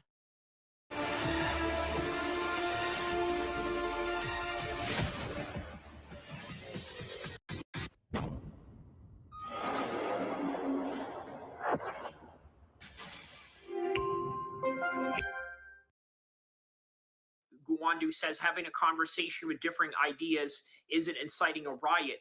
When is personal responsibility come into the equation? Well, here's the thing. We don't know who's personally responsible yet, right? So Moreno B says, oh, okay, just turned on your live. Shout out to you, Moreno B. Connor Wiggy says, you're telling me they didn't kill him for that, what he was saying. Hilo High says, I saw him shutting people down before speaking over them. Where the president's not even the president, there's somebody really running it. He's just the face of it. And then they got all these people in the government killing each other over. Adam Fournette says it's not about the kids. Connor Wiggy says, Well, yeah, because they're spewing a bunch of ish, usually that talk shit for 5 minutes straight. I just watched this video fully, and he's also very respectful. Don't judge if you don't watch this. Moreno B says hi. Shout out to you. CB says it's not about the kids. Michael Collins says he spoke the truth to people that believe the lies that he pushes. He knows info, that he knows info. This is what that is, bro. All this is an inside job, bro. All of this is inside job. We see it in the movies, bro. We see it in the movies where the government official tells somebody else, hey, bro, we need this guy gone. We need this guy gone by tomorrow. And then they get a shooter. Kylie says a house divided always falls. Yes. Murk somebody. Canon Video says leave her alone. And now that shooter is also wanted because he knows. And it's a game that don't ever end, bro. Brandon says, don't trust the narratives and ideas. Blackstone real estate executives recently got murdered after Luigi stuff, and they downplayed that and misdirected like no one's business. Oh, yeah, you're talking about the NFL shooting, right? The government is dirty, fool. All this is a game. You know, it's all... Richard Crosby says folks are already jumping to conclusions. Yup. A movie. Continues at this hour, Dan. Mike Brandon says NFL with quotation marks and has an LOL. Today, right now, police and the FBI are on the ground searching for the gunman in Utah who is still unaccounted for. The person was just about 200 yards away at the time of the shooting. Charlie Kirk was considered an extended member of President Trump's family and continuously praised for getting young people to vote in the 2024 election. My name is Cameron Silva. I'm Dylan Silva, and we're currently... Connor Wiggy says, but look at the people celebrating his death. Which side would you want to be on? Connor Wiggy says, not even like a side. I'm just saying, like, you should see bad versus good. I'm neither side. Hilo High says, yeah, I agree with that notion right there. Kirk's fall speaking tour called the American Comeback Tour at Utah Valley University. He was answering a question about gun violence when a gunman fired a... He is for apartheid. Don Trump says hi. Shout out to Don Trump. The fake Don Trump, obviously. Single shot from the crowd. We stopped the video before the shot was fired. As soon as he was hit, he fell backwards, went to the side. The audience went to their knees. I saw all the crowd running as fast as... He says, I don't think we should be picking sides when it's inherently evil. Drunk Nord says, there is no side, just rich versus poor. Connor Wiggy says, I mean, look at Kill Tony, Hilo, and then tell me if Charlie is so bad. As I could, and I was worried about people trampling each other. And I saw... Yeah, Kill Tony's pretty crazy. He supported Israel. No, he did. Yes, he did support Israel. Two girls, two college-age girls, one was having a panic attack. Kirk founded Turning Point USA, a conservative youth organization, and has millions of followers on social media. His speaking engagements at campuses have been tense before, sparking protests and counter-protests, but nothing like this. It was an open-air event today that was not limited to just students, something former NYPD Chief of Detectives Robert Boyce says was a big problem. Is it open to outside people? And that's something you can't control. Secondly, going back to the outside venue, and a controversial person speaking in any way, with any kind of petition, any outside threats we don't know right now, you really can't have it outside. You have to have a door to control. Connor Wiggy says, I don't know, but it just shows that Carly was not a bad person. There's so many others that do worse. Yes. Rock7 says, R.I.P. Charlie Kirk. John Steele says, do you think it was a mistake to make fun of lawmakers from Minnesota who were assassinated? Yeah, definitely. Yeah. Lucas says, Drunk Nord, no one is rich. No one is rich. Another is poor is to blame Odin. The sad is that he died, but we as a country need to thread carefully. Old men start wars, but young men fight them and die. Yes. Blackwell's ad sub says, prayers and thoughts to everyone involved. May you find humanity that brings us together. Don't follow the rabbit down the hole of evil thoughts and actions. Always work on morals and values. Vince Robertson says, laws and culture are ways of life is more important than the NFL or any entertainment. How can people really think that it's an empty inside job that's deemed? John, what the F are you talking about? Diane says, R.I.P. Charlie Kirk. Dan Malone says, anyone who is happy about this doesn't have a soul. Connor Wiggy says, facts, evil monsters. Richard Crosby says, someone who is represented to the public as a great guy often has a hidden skeleton. Okay. Connor Wiggy says, that's the difference. Edgar Real Jr. says, my soul died years ago. As Kirk said, empathy is a new age made up term. Wow.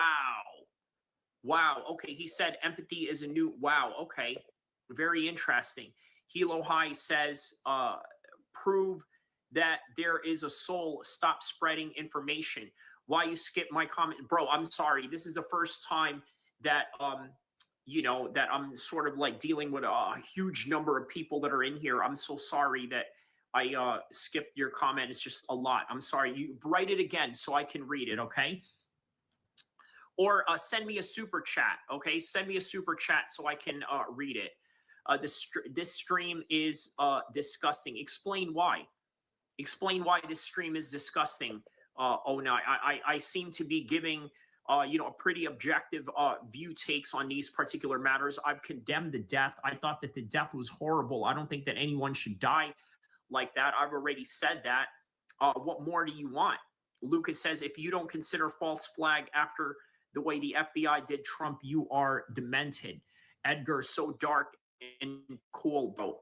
Yeah, empathy is an emotion, not a virtue. Donnie says he died doing what he loved, telling people about Jesus and speaking to the youth. R.I.P.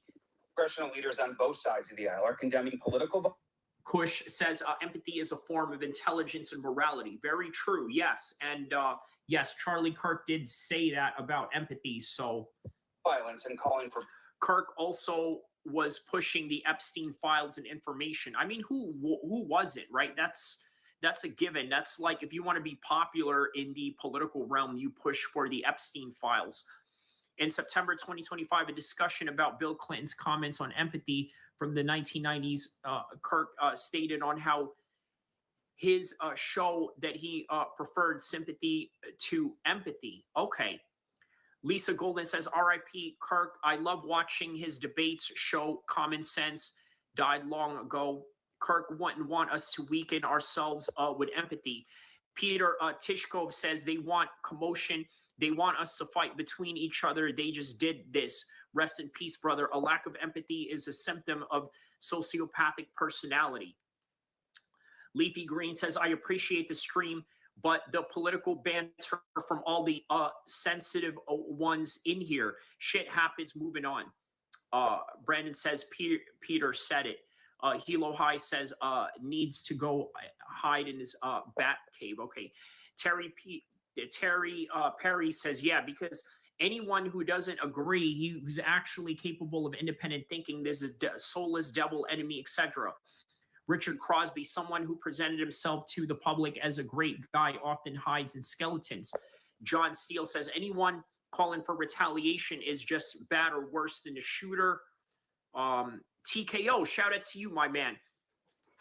Shout out to you, Nas. We can agree to disagree, but one thing we can agree on is that he spoke for us parents to protect our children in schools after our school is being hijacked by some filthy people. Yes, that is one thing that I do agree with Charlie Kirk on, right? Farrell says people are mourning Charlie Kirk's death like rooting for Goliath over David. He is a fallen angel complaining about the mess on earth after the sedacious rebellion in heaven. Comical, ironic. Vince says empathy is a new age. It's an excuse for those who want sympathy. John Steele says never forget about the Epstein files and Trump's love letter to Jeffrey. Wow. Okay. Connor Wiggy says Sandboy to a protect. Okay. Do you think it was a mistake to make?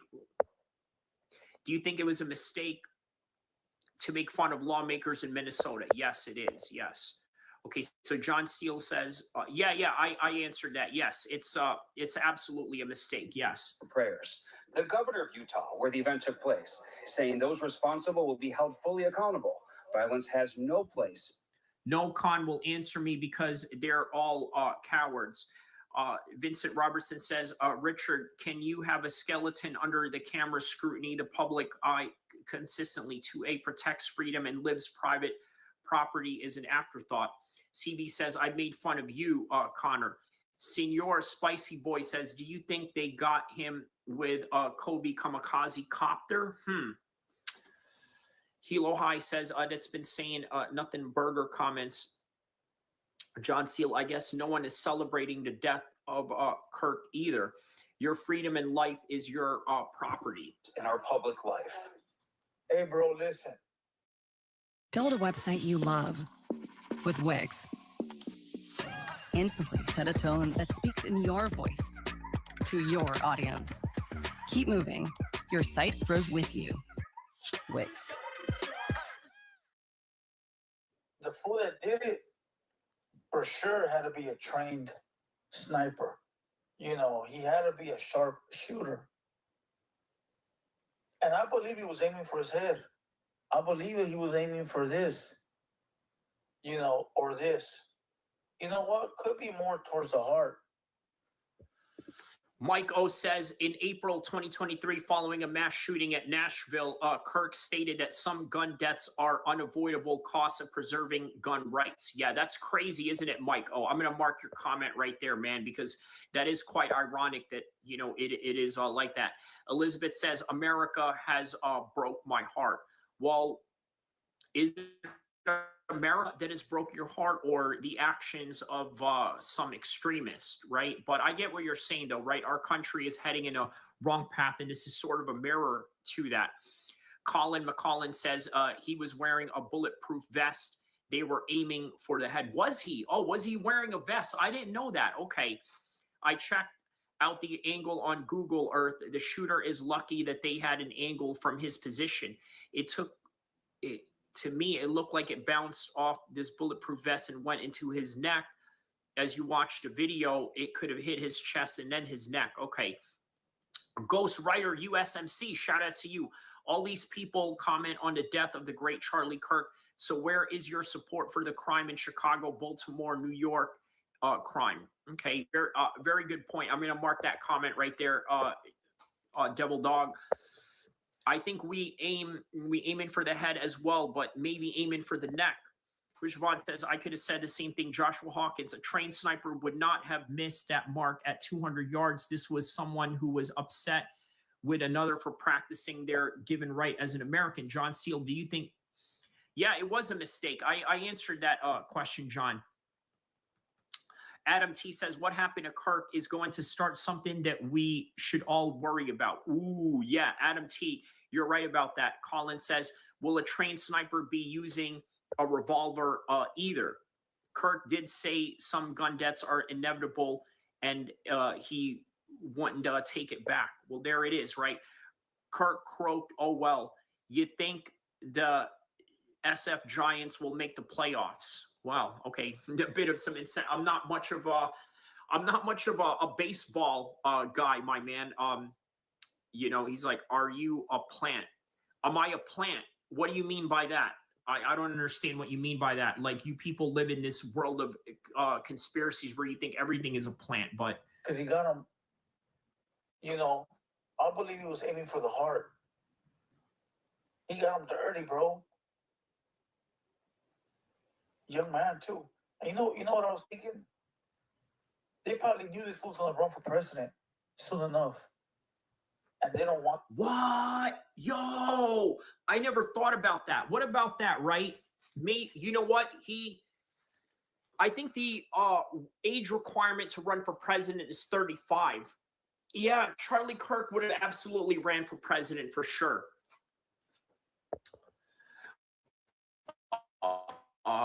Mass shooting of a death in Kirk stated that. Okay, so let's see here. Connor Wiggy says, yeah, 35. Yeah, you got to be 35. He's 31. He would have been a president for sure. William Chester says, yeah. Okay, Connor says, John, don't shoot him because he likes the Giants. It's okay not to like the same thing. Richard Crosby says, not everyone has some skeletals. No one is perfect. No one is good. Isn't that what Christ said? Kilimanjaro says, Charlie just lost debate to that British guy. Which British guy? Connor, I'm not a MAGA terrorist going after lawmakers. FBA Kush Boy 420. Okay, shout out to FBA Kush Boy. Connor, yeah. Are you Daffo? They say asking, it must be water. Have ran one 7 to 15 years. I like your chat. I'm going to subscribe. Thank you, Lily. Connor Wiggy says, John, don't shoot him because he likes to. Okay, we read that part. Yeah, don't spam that, my man. Yeah, don't be spamming that. I think he means Parker, but I don't think Parker is British. Piggly Wiggly had a stroke.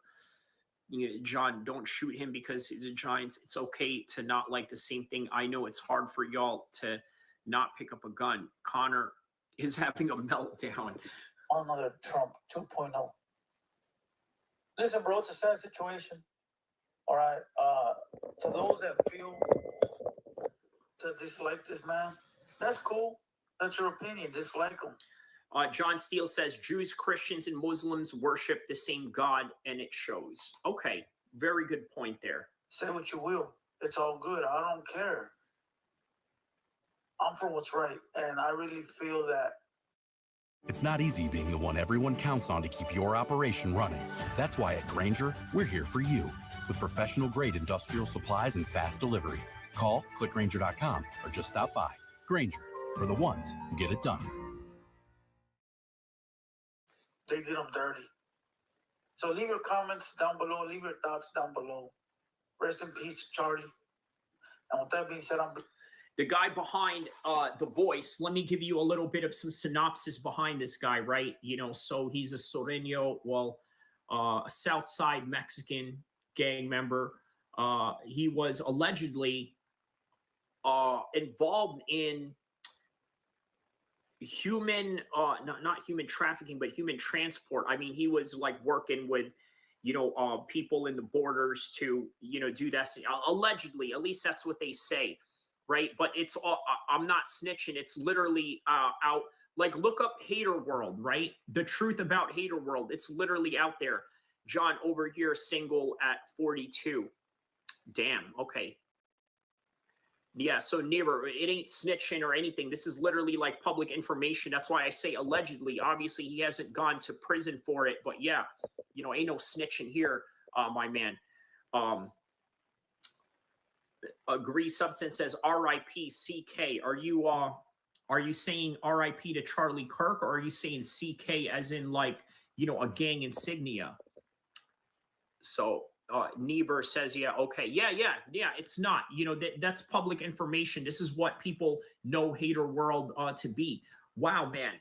This right here has been my highest viewed stream ever, right? We are at 20,000 K right now on these views. And shout out to everybody around the world that has helped me, make that happen, helped me make that possible. And I think we're going to keep on going, right? Let's hear what other people had to say about this particular topic, how Charlie Kirk became an influential voice for the young.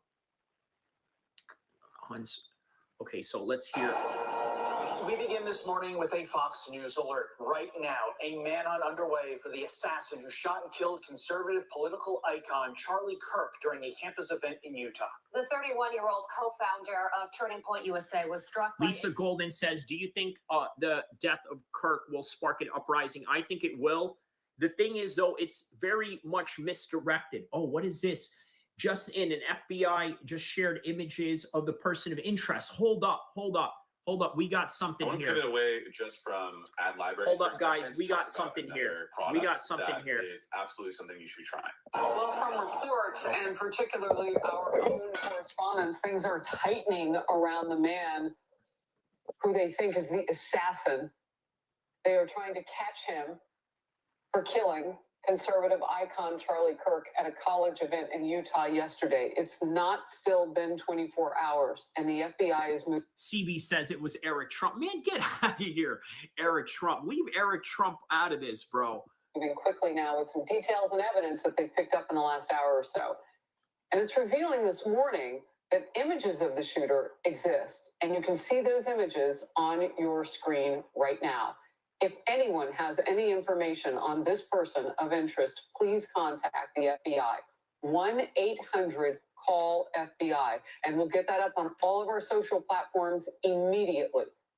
Authorities are saying they have been able to track the suspect's movements and have recovered the high-power rifle. Officials say they believe the shooter used in the attack. The FBI is confident it will be able to catch this person. Sources close to Fox News also confirm investigators are looking into what appears to be messages that are written both on the gun and the shell casings, recovered by authorities just in the last 35 minutes or so. Bill Mallusion has that part of our story. The content of those messages, though, is still unclear. At least they have not revealed them to us in the wider media. This is Outnumbered. I'm Harris Faulkner, here with my co-hosts, Emily Campagno and Kaylee McEnany. Also joining us today, Laura Trump, host of My View with Laura Trump, and Lawrence Jones, co-host of Fox and Friends. First, let's go to CB Cotton and get the very latest at Utah Valley University. CB.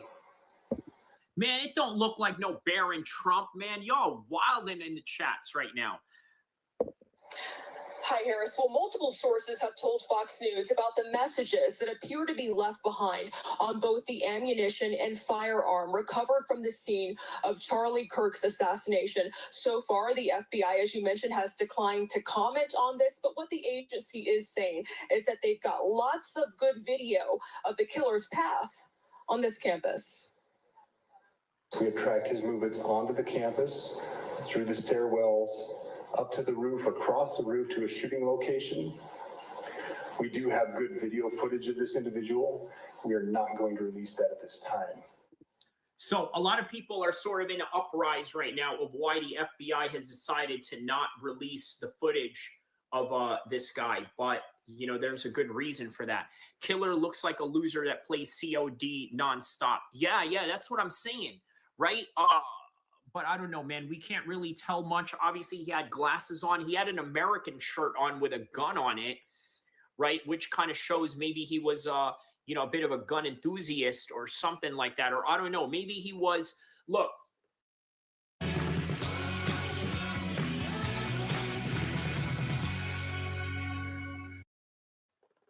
Let me preface this for you guys, right? It could be a couple of things, a couple of reasons, or a couple of people that are in mind, right? Number one, my number one suspect would be the Islamist, right? It could be a Muslim, and me as a Muslim guy telling you that is a reality. The other side of it, it could be a white supremacist. We always say that the right now, the MAGA movement is sort of divided, right? There's the pro-Israel side, and then there's the anti-Israel side. Guess where a lot of the white nationalists are going to fall under? They're going to fall under the anti-Israel side.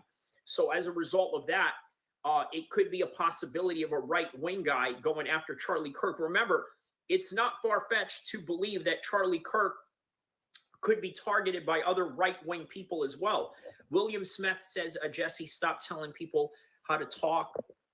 Grant says, hey, Knockout, why don't you show some respect? Oh, okay. Charlie Kirk went to hell too early. Wow, man, everybody is going hard on the comments right now. And look, I welcome it. I don't have to necessarily agree with your comments, but I welcome it. Peter Tishkov says, stay strong and be sober-minded.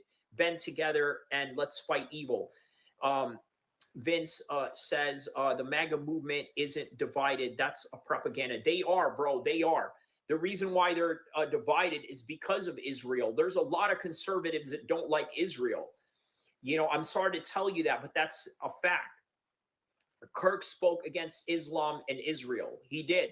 And that is the reason why it is a possibility that the suspect could be of a Muslim background.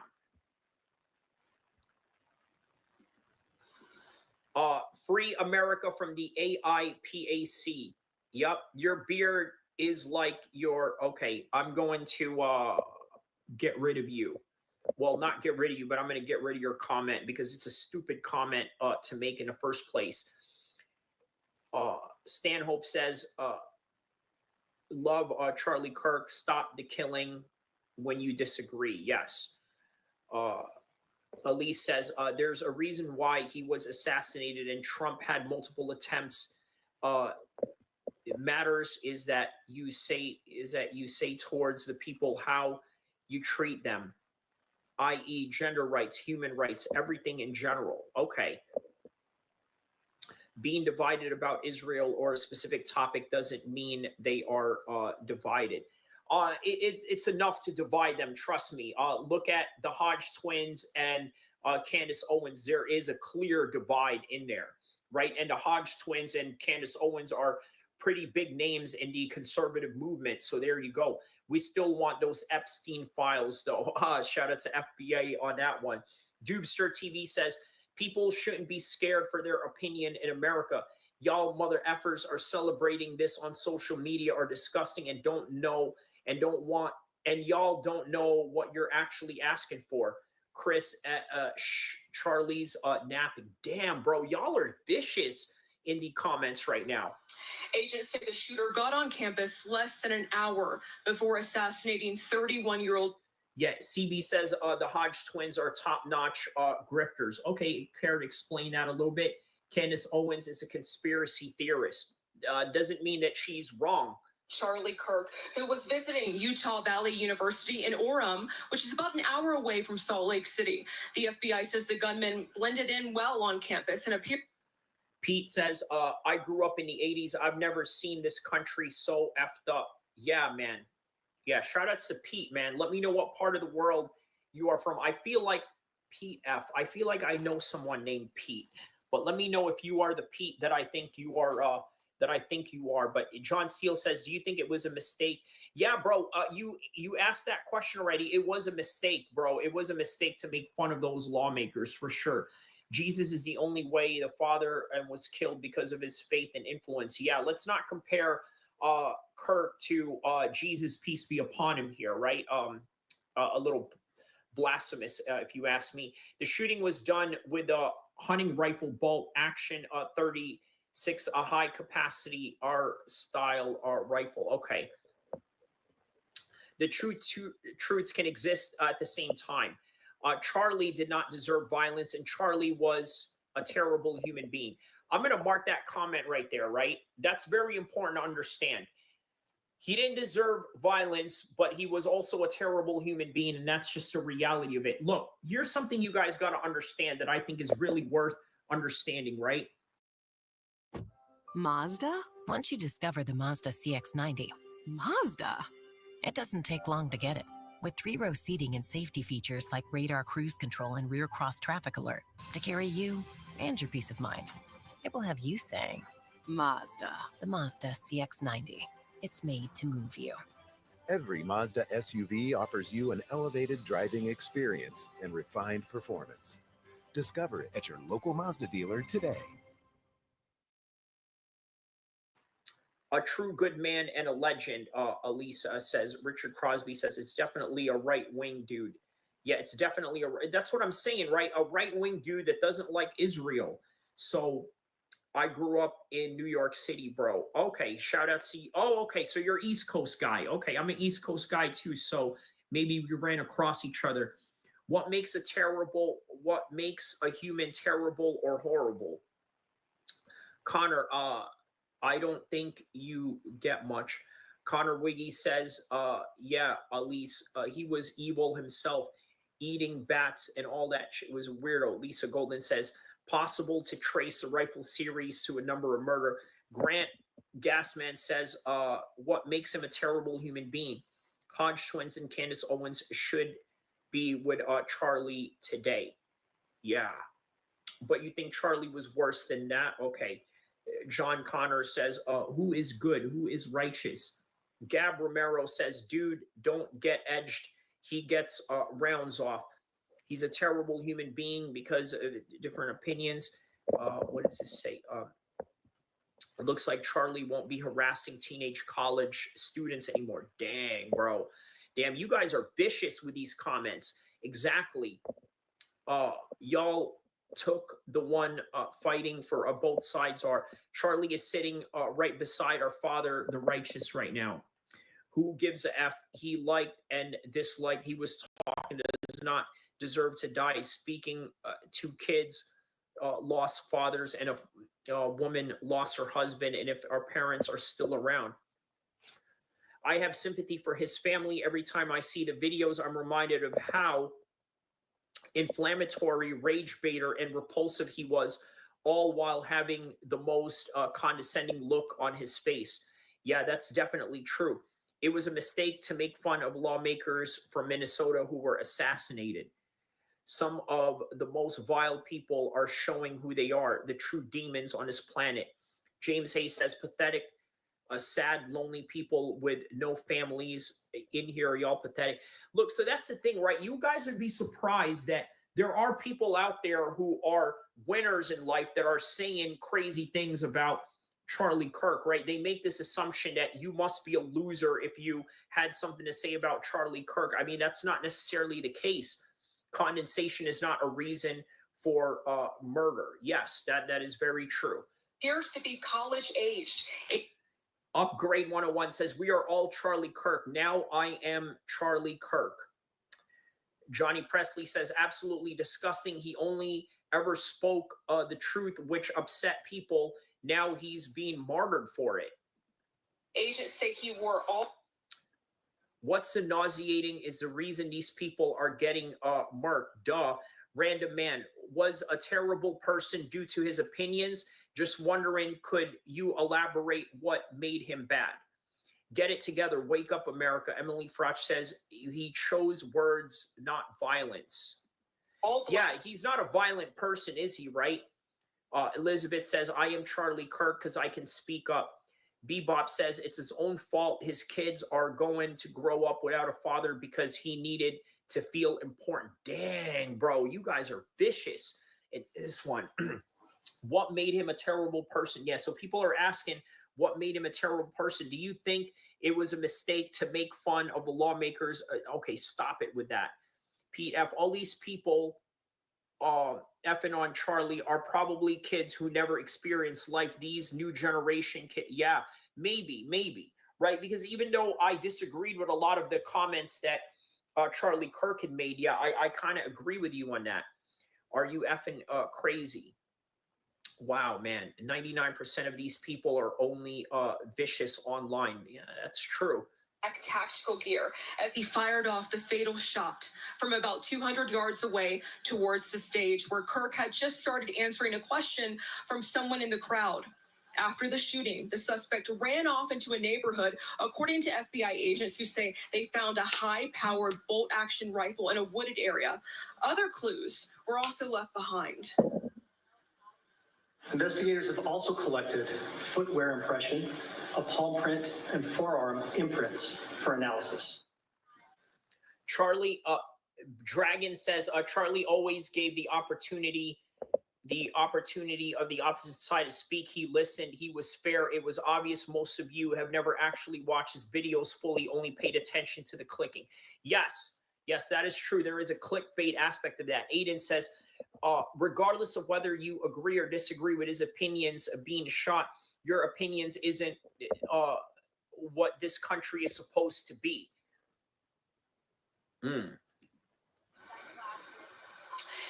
FBI is also asking for anyone with photos or videos to please share those with the agency. And moments ago, the FBI also released a new photo saying this could be a person of interest in this case. I know our show producers are going to work diligently to share that image with our viewers. Harris, back over to you. Yeah, and we are putting up that image. Here we go, right here. So this is the guy right here. This is the guy. It is a person of interest, but they hate Charlie for speaking his mind. The ones who supposedly hate censorship are happy that he cannot speak his opinions anymore. Hypocrisy much. Yeah, I'm from Austria and can't believe what is going on. He was always fair. And Austria, or okay, Austria, right? Not Australia. Got it. Austria. Yes, shout out to Austria, man. Shout out to everybody out there. Charlie was about getting paid. Yes. So are you saying that he didn't really have any strong political motivations, but rather just, image of the person of interest CV right now, and we will continue to do that. They are looking for the public's help now. They have obviously tightened their net around the suspect and the public can be of immediate help just in getting the timeline. They are going to get this guy. 800 call FBI, and the image that you want to keep, that we'll keep up on the screen as long as possible, is there too. We're also, and I'm kind of saying this to you, but also asking our team wider who's listening to flood our social media with this. All platforms are outnumbered right now as well. Lawrence, well, none of us slept last night, but you were up on the air earlier than anybody here on the couch. And this day has gone rapidly different than maybe some people had thought. And it is in a very good way. We're getting more information. We might be close to getting a suspected assassin. Well, earlier this morning, there was a lot of trepidation for me, particularly, even though a lot of people that I know and love and respect work at the FBI, that we hadn't got a photo. Because that's the first step right here. Injustice is identifying who this person is. Listen, so William Chester, you said that it's crazy that you guys are saying that it's a person on a right wing is a crazy take. It's not a crazy take. I'm going to tell you why this is not a crazy take. Because look, there are a lot of right-wing people that don't like Israel. So just remember that. Wow. Before the peers. Lisa Golden, shout out to you with a $5 super chat. She said, sometimes people don't want to hear the truth because they don't want their illusions destroyed. Wow. Yes, that is a very good point right there. Shout outs to Lisa Golden on that one for the $5 super chats. Thank you for the $5 super chats on that one. Everybody around the world, yeah, please send in some super chats as well. Thank you for that one. Of this country with a jury. And now we have that photo, our imagination based on the person who they targeted, Charlie Kirk. And since he was given a political speech, and since they didn't fire at the crowd, but they fired directly at his head. Peter says, it's crazy that one moment we're here, moment we're not here. Watch what you say, because when you meet God, you will have to answer for everything. I am sure Charlie Kirk met with God. Yeah, Elisa says, stop the genocide. Brandon Man says, people saying he looks like a MAGA. Obviously, he's dressed like that to blend in SMH. There you go, right? Yes, that's also a good point as well. Connor Wiggy says, these people have no brain cells, though. You got to remember. Yes. Mario DeLeon, bro, Kirk. Shout out to Mario DeLeon. I remember you, my man. Remember what Kirk was for. Big Papa Chris. Yes. And we knew it was political. Now we got the shell casings and other ammo that have political messages there. So we're getting closer and closer. I just hope that we're all zooming in, all law enforcement. You got to get this guy. Charlie was a representation of a movement of young people in America. And I don't care if you agree with his politics or not. We can't have that in this country. You know, part of the... Random Man says, you think he was going to wear an LBGD flag to a Charlie Kirk event? That shows how some people here are dumbasses. That's very true, right? He had to blend in.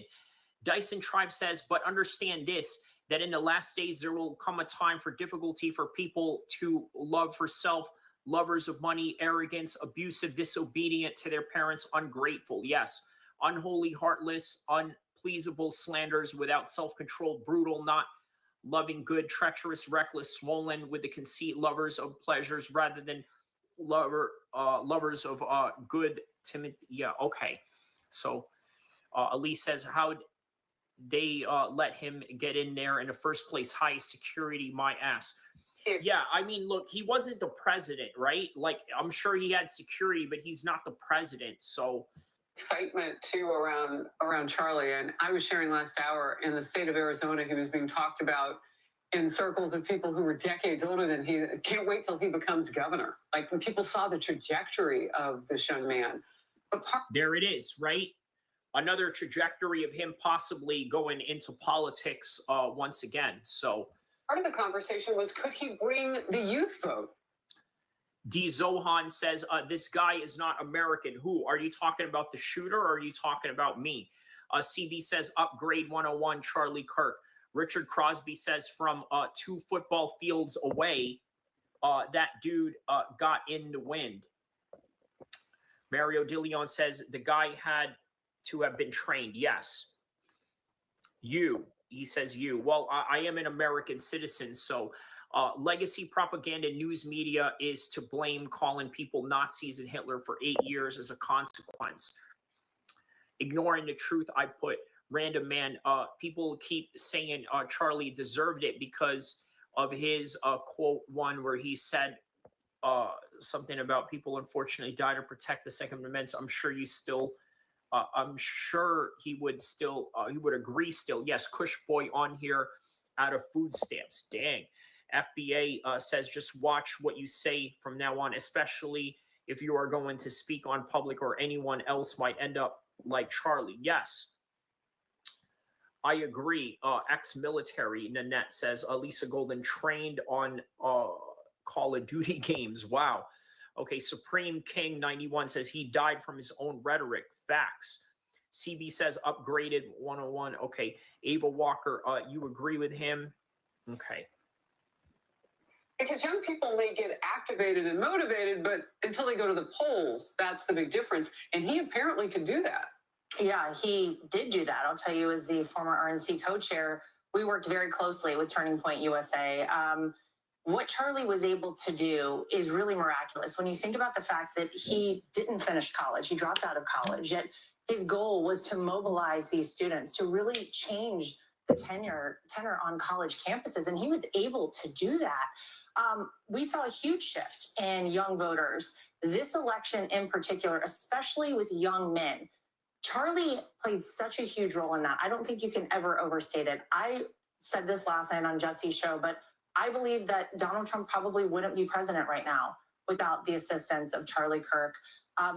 What he has done and his legacy, I think, is even too big to comprehend right now. The void and the hole that will be left is enormous. And I'm just hopeful, as someone who cares about, this country and the forward progress of this country, that someone is able to pick up where Charlie left off. Turning Point USA is... Fresh Melon Juice says Kirk's wife, the president, and the majority of America will tell his children he changed America and gave young people hope.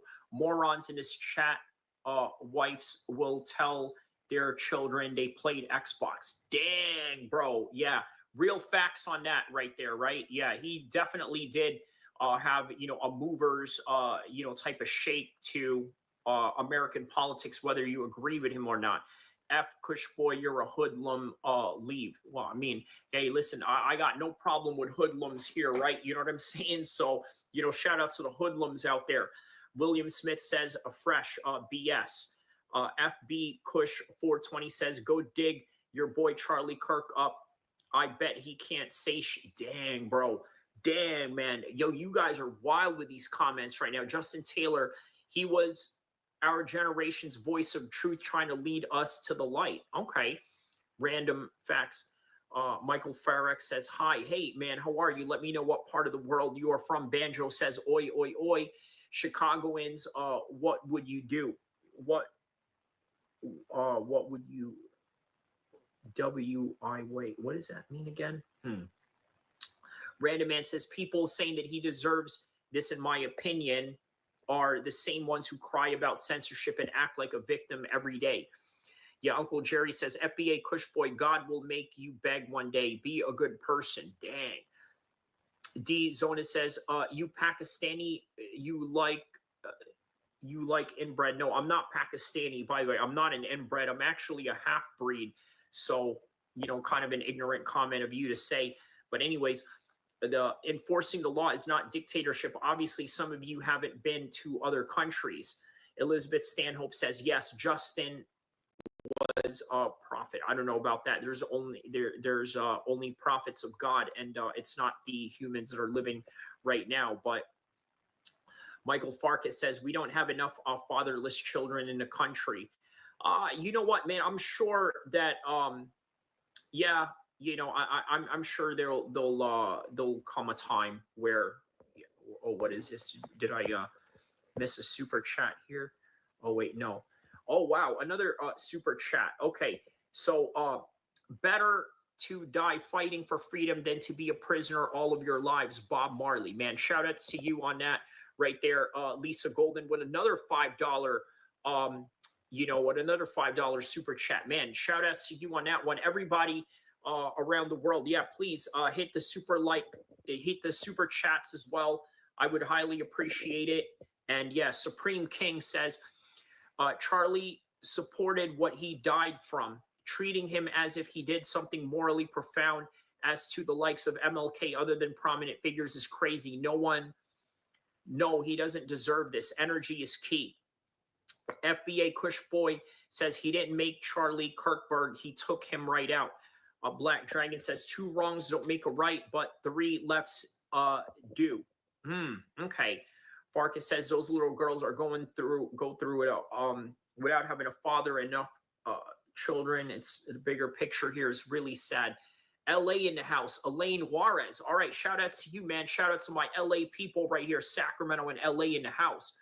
Kyrie is an island boy. He's a biracial angel. He's a biracial angel. Shout out to you on that, fresh melon juice. Okay, crazy folks. There goes freedom of speech. Jacob Vargas says rich people can't get into heaven. I don't know about that. I think that it is harder to get to heaven if you are a rich person, right? Thanks for the chat. Lots of bums on here. Mario DeLeon says Charlie Kirk had a big mouth. It's just the cause and effect. He was bigger than MLK. Okay, Mario's a dumbass. According to Random Man, cause and effect. Vote for Draco. No one should die because of political discourse, but all should be measured by what they do. Okay. Forrest says, R.I.P. Charlie Kirk didn't deserve to die, even though even though he did some bad, didn't mean never did any good. Who are we to judge someone? Yeah, you know what? That's a good point, right? Because if you think about it, we have a very diverse and various ways of thinking, right? So we got to think about that, right? We're all complicated human beings in a way. So such an important organization. TKO says, Bad Dragon, 2 wrongs don't make a right, but lefts do. Vintage. Yes, that is a vintage comment right there. Shout outs to my man from the UK, TKO, my man. Shout outs to you, my man. Amiral says, LOL, chalk turning into charcoal. And dang, bro, you guys are vicious, bro.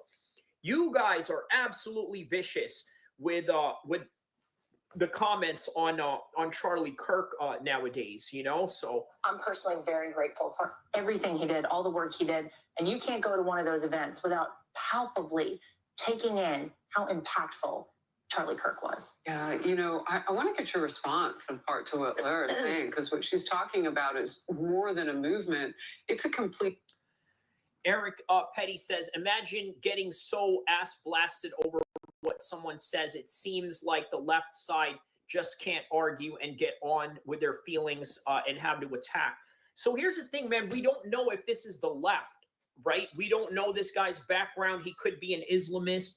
By the way, listen, guys, I'm glad that you're blaming all of this on the left and you're not putting this on the Muslims. You're not saying, well, it could have been a Muslim guy or this, that, and the other. Like, you guys are, sort of like kind of keeping the Muslims away from it, even though there is a great chance that a Muslim could have been the one to do this, right? I mean, look, let's just imagine this, right?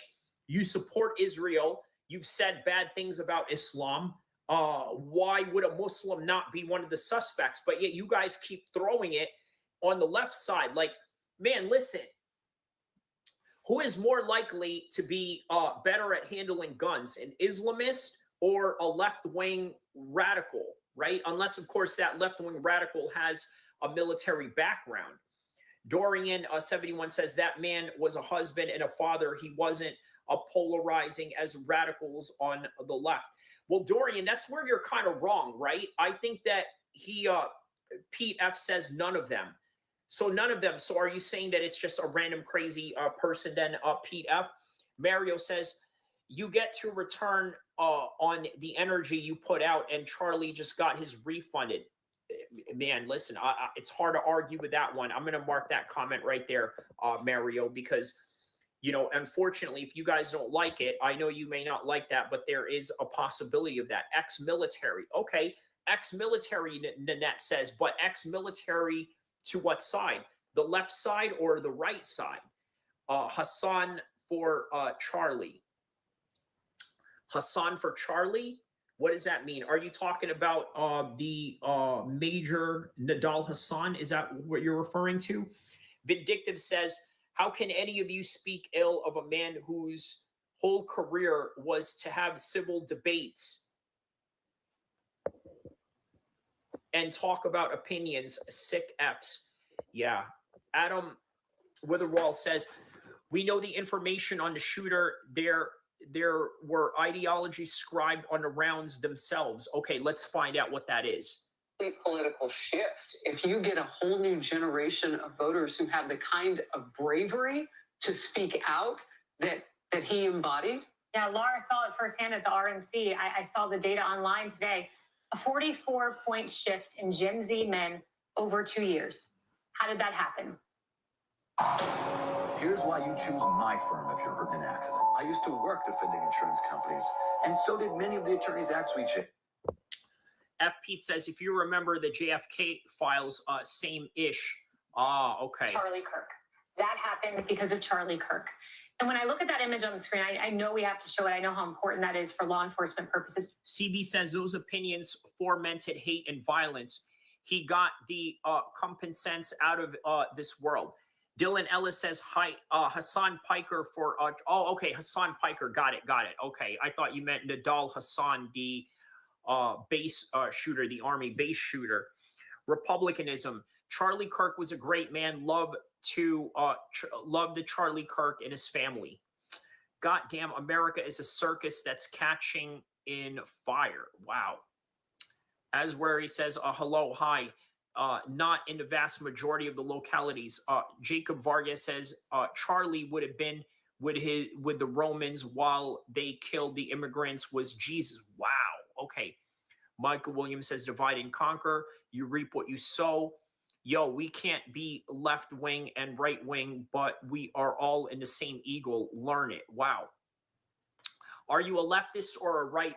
Neither. I'm a Muslim, so I would say that I probably lean more towards conservative because of that republicanism. I hope that answers your question, because I think there's a lot more conservative values in Islam, probably far more than the actual mainstream Republican conservatism itself. So I guess I would be classified as a right-wing person as well, but you know, I'm a Muslim, so whatever that is what I am. And yeah, I'm certainly not a leftist, that's for sure. So, okay. Republicanism says, okay, thank you. Yeah, shout outs to you, my man. I hope you're enjoying the channel. I hope you do hit the like button, hit the subscribe button, and guys, give some super chats as well, right? Shout outs to Miss Holden here for throwing some. Let's face it, eating healthy can be somewhat unhealthy on your bank account, but not at your local grocery outlet. Here we have hundreds of items we like to call Noche, natural, organic, specialty, and healthy. Look for the Noche sign and you'll find amazing deals on gluten-free, all-natural, and all-organic foods. You'll find great deals on plant-based foods as well. Stop by your neighborhood grocery outlet today and get your health and bank account back on the right track. Grocery outlet, bargain market. Some funds around my way, so please do so as well. I am a small channel. I'm trying to get big. I'm trying to get up there with the big guys. So help with the visibility and help with the funding of the show. Eric Petty says, every Muslim I have ever known has been chill, man. Sorry if what I said was offensive. No, Eric Petty, not at all. Look, I want you guys to understand something about my channel, right? As a Muslim, I encourage free speech here. Okay, now, I may not necessarily agree with the notions that Charlie Kirk had professed or had explained to the world, or the type of views that he puts out there. But in the spirit of what he stood for, we are doing that right now, having a civil discourse, having and allowing people to say what it is that they want to say, allowing people to vent, no matter how atrocious their language is towards Charlie Kirk or anyone that's in the opposite of that or anyone that is for that. So you're not, though. Dino Gunn says you're not a real Muslim then. Hilo says you're not a real Muslim. Why is that? Why would I not be a real Muslim then? Because here's the thing, right? Like, when it comes to Islamic beliefs, I go and defend them, and I ask people to give me their, what do you call it, their information on why a certain subject is what it is. Elizabeth says, my spirit is with CK. Jacob Vargas says, Zorhan Madani embodies what real liberals believe. I'm not a Zohan Madani type of Muslim, that's for sure. Right? Like, I'm not a supporter of his in any kind of way either. Ricky Wu says, smoking that Kirk pack. Dang, bro. Jasmine Crockett, Rashid Taliba have stated that Trump needed to be taken out. Dang. Nanette with the $2 super chat. The power of the tongue speaks life or death. Shout out to you on that one. Shout out to you on that one. Yes, that's a very good point right there. So shout out to you on that one. All right, man. Yeah, keep the the super chats going, guys. Pete F says, brother, I respect you, but Islam was brought forth by a desert bandit. Jesus is the only way, but I got love for you. I can see you're a good guy. Thank you, Pete. Thank you, Pete. I really appreciate that, my man. Muslims won't do that. What won't they do, Lisa Golden? Let me, when you demonize your opponents as extremist threats, you create a climate where people feel justified doing anything to stop them. That's dangerous for everyone. Charlie Kirk said that republicanism is quoting that. I'm going to pin that comment that republicanism wrote right there. I think there's some merit to that. Rocky Wu says, why is everyone saying we shouldn't react this way over politics? His hateful comments had nothing to do with politics. It is purely racist and fascist. Woo! Wow. Okay. Because the Quran, you can't pick and you can't cheat pick and still be Muslim. Well, are you Muslim, Hilo? I mean, I'm trying to understand what you're saying that I'm picking here. Eric Petty says, I mean, it's Utah. It could just be some random hillbilly, but Utah is also the biggest CIA-fed state besides Hawaii. It literally could be many forces. Wow. FB Kush Boy, that's what I'm talking about. Shout out to you. Here you go, big dog. Ain't nothing to a baller. And this guy that took the neck forgot to talk about his own people. This guy that took it in the neck forgot to talk about his own people. Shout out to you on that. Wow, man. Thank you for the super chats on that, FB Kush, man. I'm really, really appreciative of that, man. Thank you so much, man. Shout out to FBA Kush Boy. Now, FBA, does FBA stand for Foundational Black Americans? Is that what FBA stands for? If it is, let me know, man. Shout out to all my FBA brothers out there, all my Hebrew Israelites, all my fellow Muslims, and of course, all my fellow Republicans and Democrats and people around the world, man. Shout out to all you guys. I'm very humble and thankful for that super chat. Thank you. He says, I'd imagine Charlie Kirk never said anything racist or fascist. The person that said couldn't name anything that he said racist or fascist.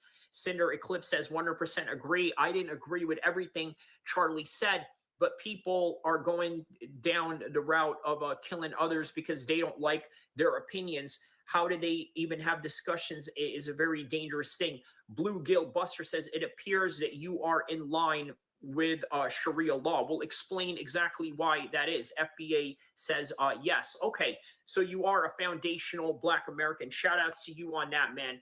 Are you familiar with Red Supreme, right? He's an LA Blood, or at least was a former LA Blood, and he's a self-proclaimed FBA guy, and he does a lot of great FBA content as well. So I urge you to check him out. He's also helped me, shout out my channel as well. He's a big MMA fan, so there you go.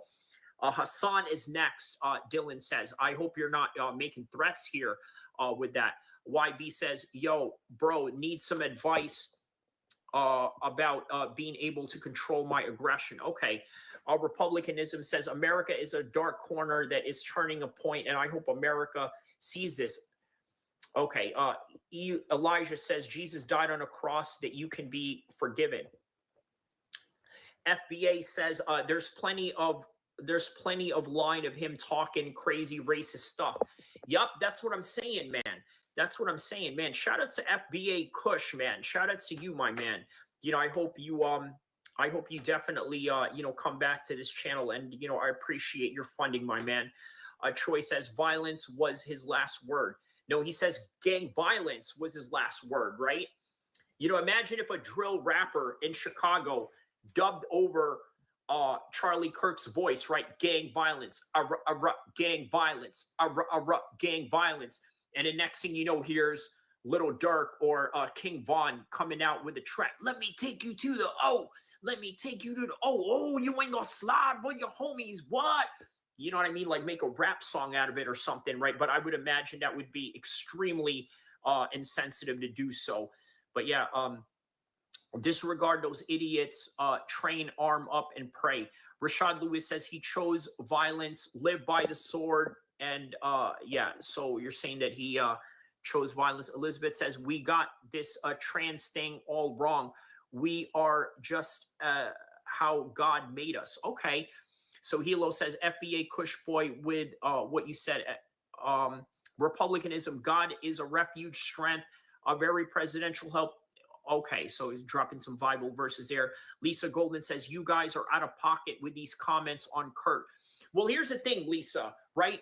In the spirit of Charlie Kirk,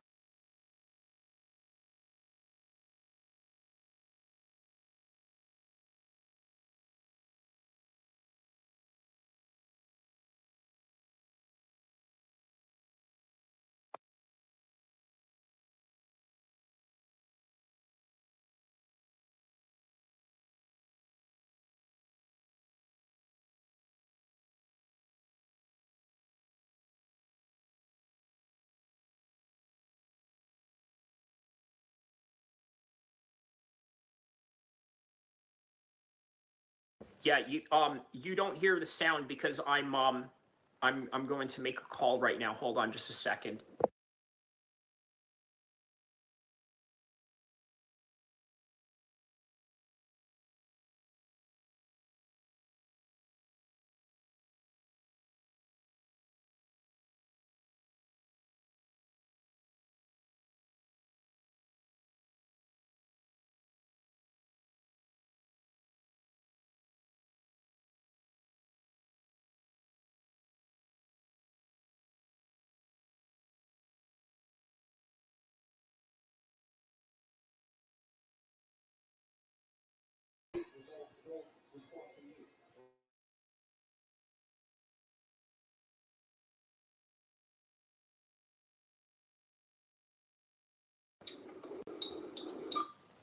Sorry, guys, I was on the phone. Yeah, the reason why there was no sound was because I was on the phone. So I, you know, that's why I was covering my mouth, because I didn't want any of, I didn't want any lip readers out there to know what I'm saying. So why is everybody stuck on the one word he said and not one person said, you know, the correct sentence that he used? Everybody is talking about how they don't want to take Ish a second to investigate. Got it. Run, coward, smart man. Yeah, that's why I was covering my mouth like this, because I don't want anyone to make out what I'm saying there. So yeah, we need liberals to start doing a fast track on how they run from answering these questions. Republicanism. This is Erica Kirk's last tweet with Charlie alive. God is our refuge and strength, a very present help in trouble. Yeah, man, that's crazy. Every time I questioned Charlie Kirk, I studied and educated myself, and everything was a fact. People were just hurt by the truth. That's it, period. Hilo High says, Nationwide is so much more than a great insurance company. They're one of America's largest financial services companies. Like how I'm more than just Peyton Manning. I'm also motivating Manning. When I say insurance, you say financial services. Insurance. Financial services. Insurance. Financial services. Now, when I say Nationwide, you say is both. Nationwide. Is both. Nationwide. Is both. For your insurance and financial needs, Nationwide is on your side. Nationwide Investment Services Corporation, member FINRA, Columbus, Ohio. Yeah, Republicans run from questions when it comes to religion. Okay, people should be empathetic across the board. Yes, I agree with that. There should be some level of empathy here. So let's hear what other people had to say about this particular topic right here. Some conservative voices that had something to say about this. So let's see here. Michael Savage, did he have a video on this? Shout out to Michael Savage, by the way. A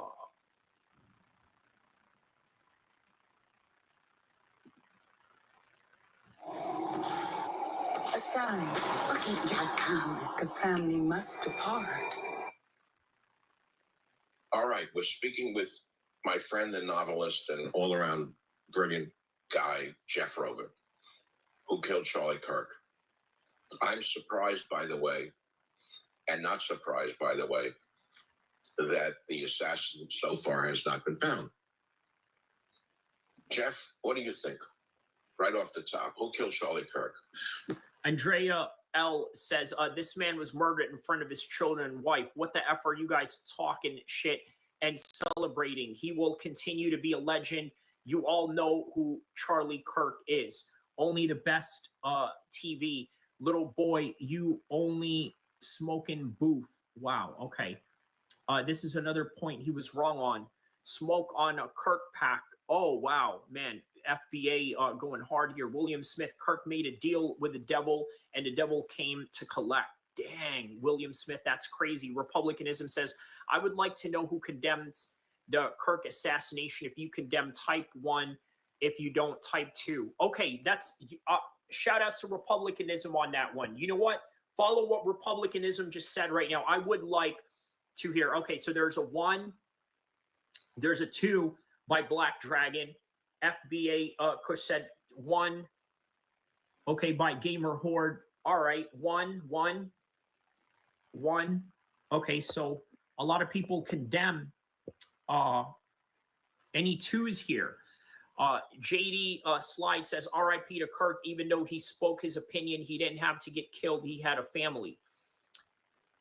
The William Therapy, he says, you need therapy. Dang, 2. Okay, Samurai 2. Wow. Look at this. Look at this. William Chester says 1. Marianne 2. Jacob 2. Okay, yeah. I don't give a F about the Nazis. I condemn those that say 1. Samurai, wow. Okay, how about that? He's condemning you guys that are saying 1. Was it an individual lone wolf? Was it a government agent of some government? Well, what do we know about the 2 assassins who attempted to kill President Trump? We know virtually nothing.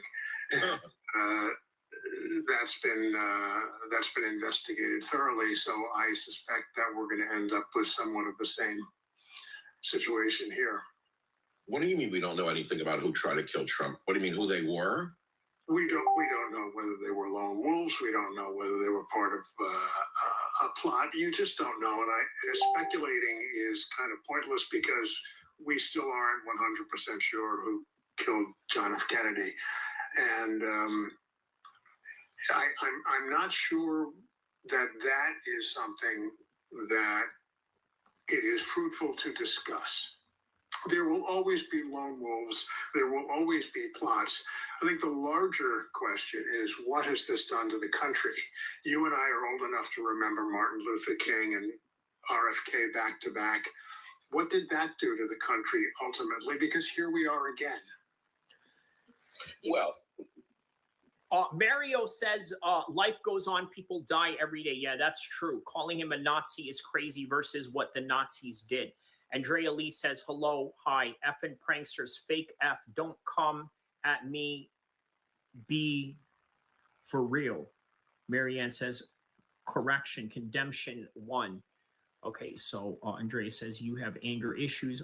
Hate on a man who died. Wow, you're big. Wonder how much your life sucks to be mad at someone who died. Clown. Yeah, man, that's crazy. Yeah. Charlie Kirk was not on the level of MLK Jr. You know, let's not lionize him to the extent that he was bigger than he was. He was very important to a large swath of the youth movement in the country, but I don't think he was that well known. Wherever you are, get what fits. Even when you're on the move. Get what you need on your time, every time. On parts.cat.com. Let's begin by letting go of legacy tools that no longer serve you. And exhale the sound of the agents asking, can you repeat that? Or what's your mother's maiden name? Or what was the name of your first pet? Or please hold, I'll transfer you. We don't need it. Training Nice's AI after the nicest person in the world has really paid off. Business complexities, disconnects, and siloed solutions can be stressful. But with Kristen's help, the whole experience just flows nicely. Use your mind's eye to picture seamless integration and automation. An AI platform where all your knowledge is in one place. It's a happy place. It's a nice place. Where customer experience solutions are so seamless, they're soothing. That's so nice. She also does an amazing sound bath. We're actually testing it as hold music.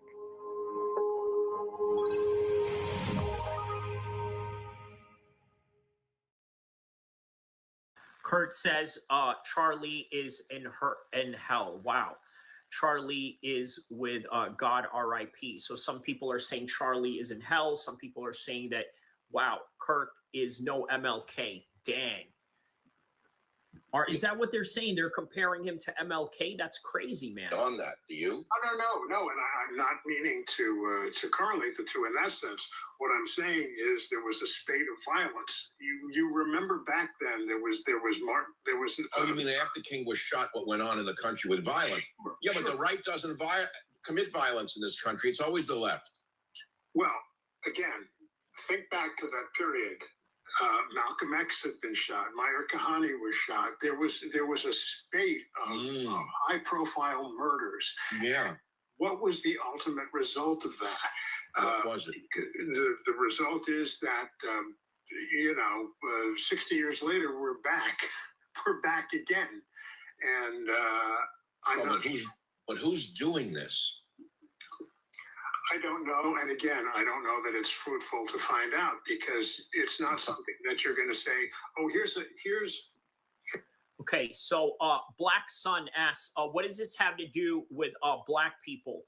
Well, he did say that he did not want black people to have reparations, and I think that sort of angered a lot of people. Yeah, that angered a lot of people, especially black people. So here's an inoculation. It's not going to work like that. Wait, FBI under pressure over open airport 5 miles from Charlie Kirk assassination hit as private jet vanishes after shooting. Did you see that story, Jeff? No. Let me read it. A private jet under the tail number N888KG left Provo Airport an hour after the shooting. Suspiciously, 30 minutes into the flight, it drops off of ADS-B.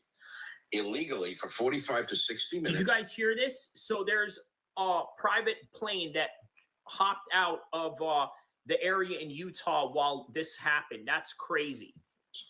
And reappears headed back to Provo approximately an hour later. The airport is roughly 5 miles from the school. ADS-B is mandatory for all flights, so it illegally turned off its radar. That was on X. Somebody found that. Tail number N888KG turns off its radar an hour after the shooting. It left Provo Airport an hour after the shooting, 30 minutes into the flight, drops off ADS-B. Okay. There was a private plane that left. Yeah, it was probably CIA, Black Dragon says. So there you go, right? Now, if that, well, not just CIA, but I mean, he's an American, right? Why would they want him shot, right? What is the reason? Oh my goodness, guys, we're uncovering something different here right now, right? We got private planes hopping up out of there after the shooting. I mean, come on now. Probably BlackRock. There you go. How could? But why do they want to go after Charlie Kirk is the question. He says, who cares what he said? He's a father. Anyone would give up a platform or money to raise their kids or wife, just like any political person who has existed has been killed. It's for ideas. So, you know what, man? I'm going to mark your comment right there, Charles, right? The reason why I'm going to mark the comment of Charles Widmore is because check this out, right? Look, I'm in YouTube because I want to make money. I want to become a little bit more well-known. I'm not going to lie. I would like the fame from YouTube. That's why I need you guys to hit that like button, hit that subscribe button, and also hit the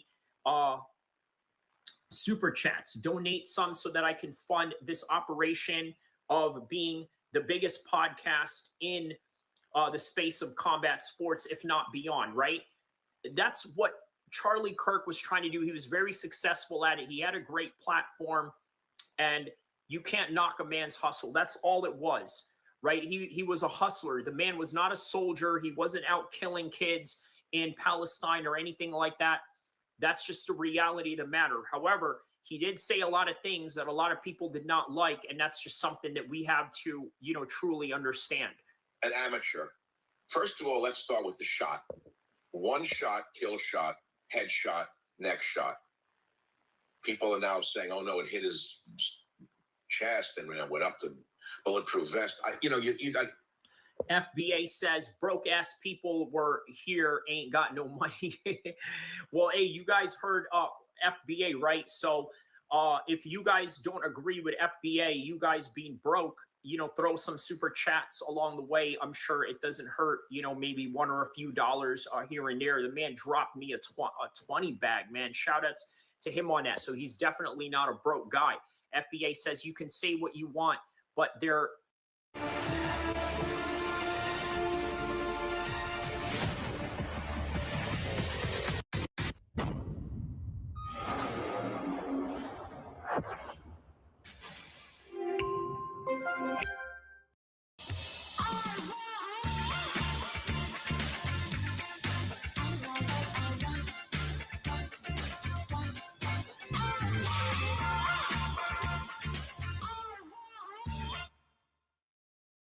also repercussions to that. Yes, that is true. You can say what you want, but there are repercussions to that. So people out there with all sorts of nonsense. I watched the footage. I saw the amount of blood coming out of his neck. I knew he was instantly killed, Jeff. Did you see the footage? Horrible to watch. He didn't even know what hit him. He felt no pain. He felt no fear. He was dead instantly.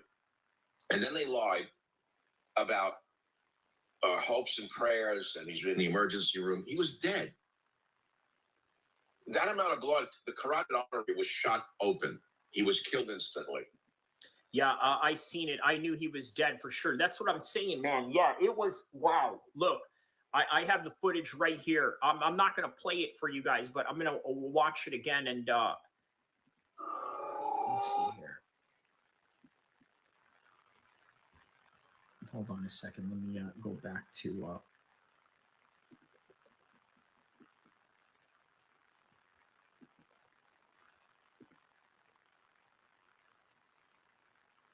Let me see here. Okay, here it is again.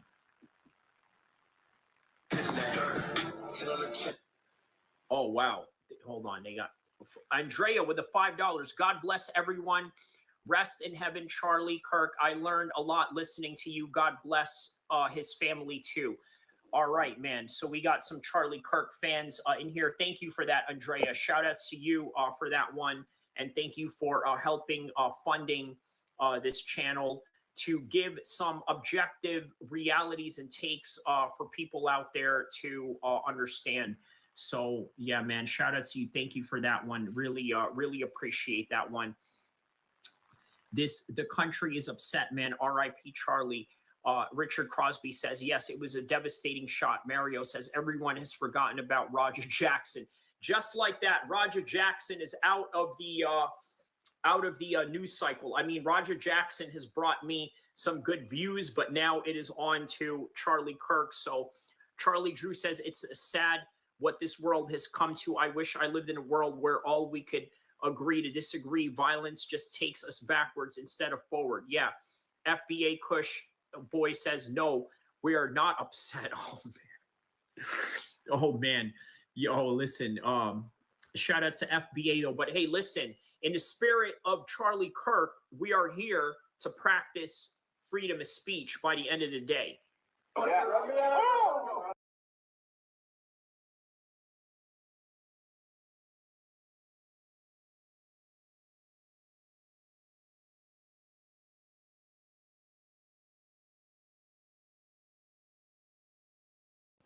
Well, all right. Here we are live for the main event. Let's get it on, man. I can't wait. We got the main event on and cracking right now. So let's get it. So,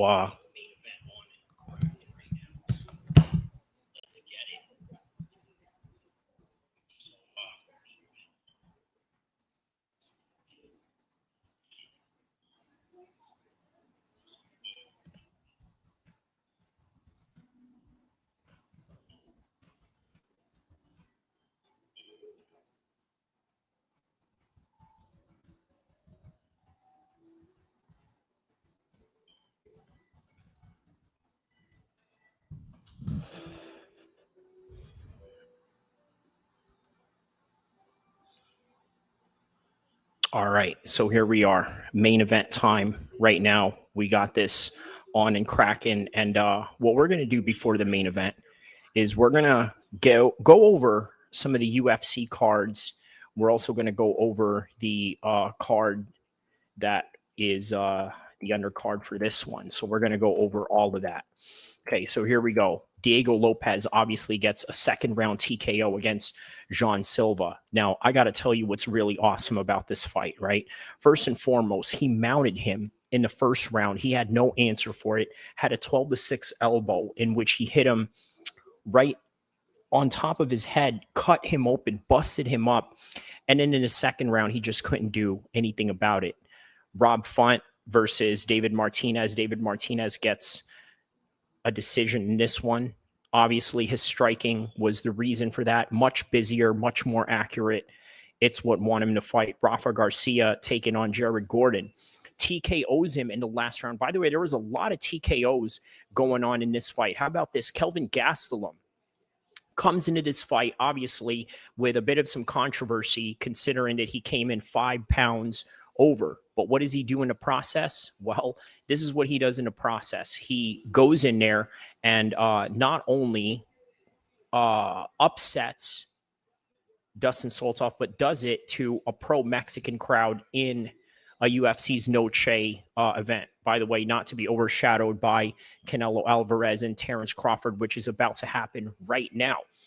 Alexander Hernandez taking on Diego Ferreira. Okay, so Alexander Hernandez gets a second round TKO finish in that one. One of the many TKO finishes that we had in this one. Santiago Luna gets a first round TKO against Li Kwang.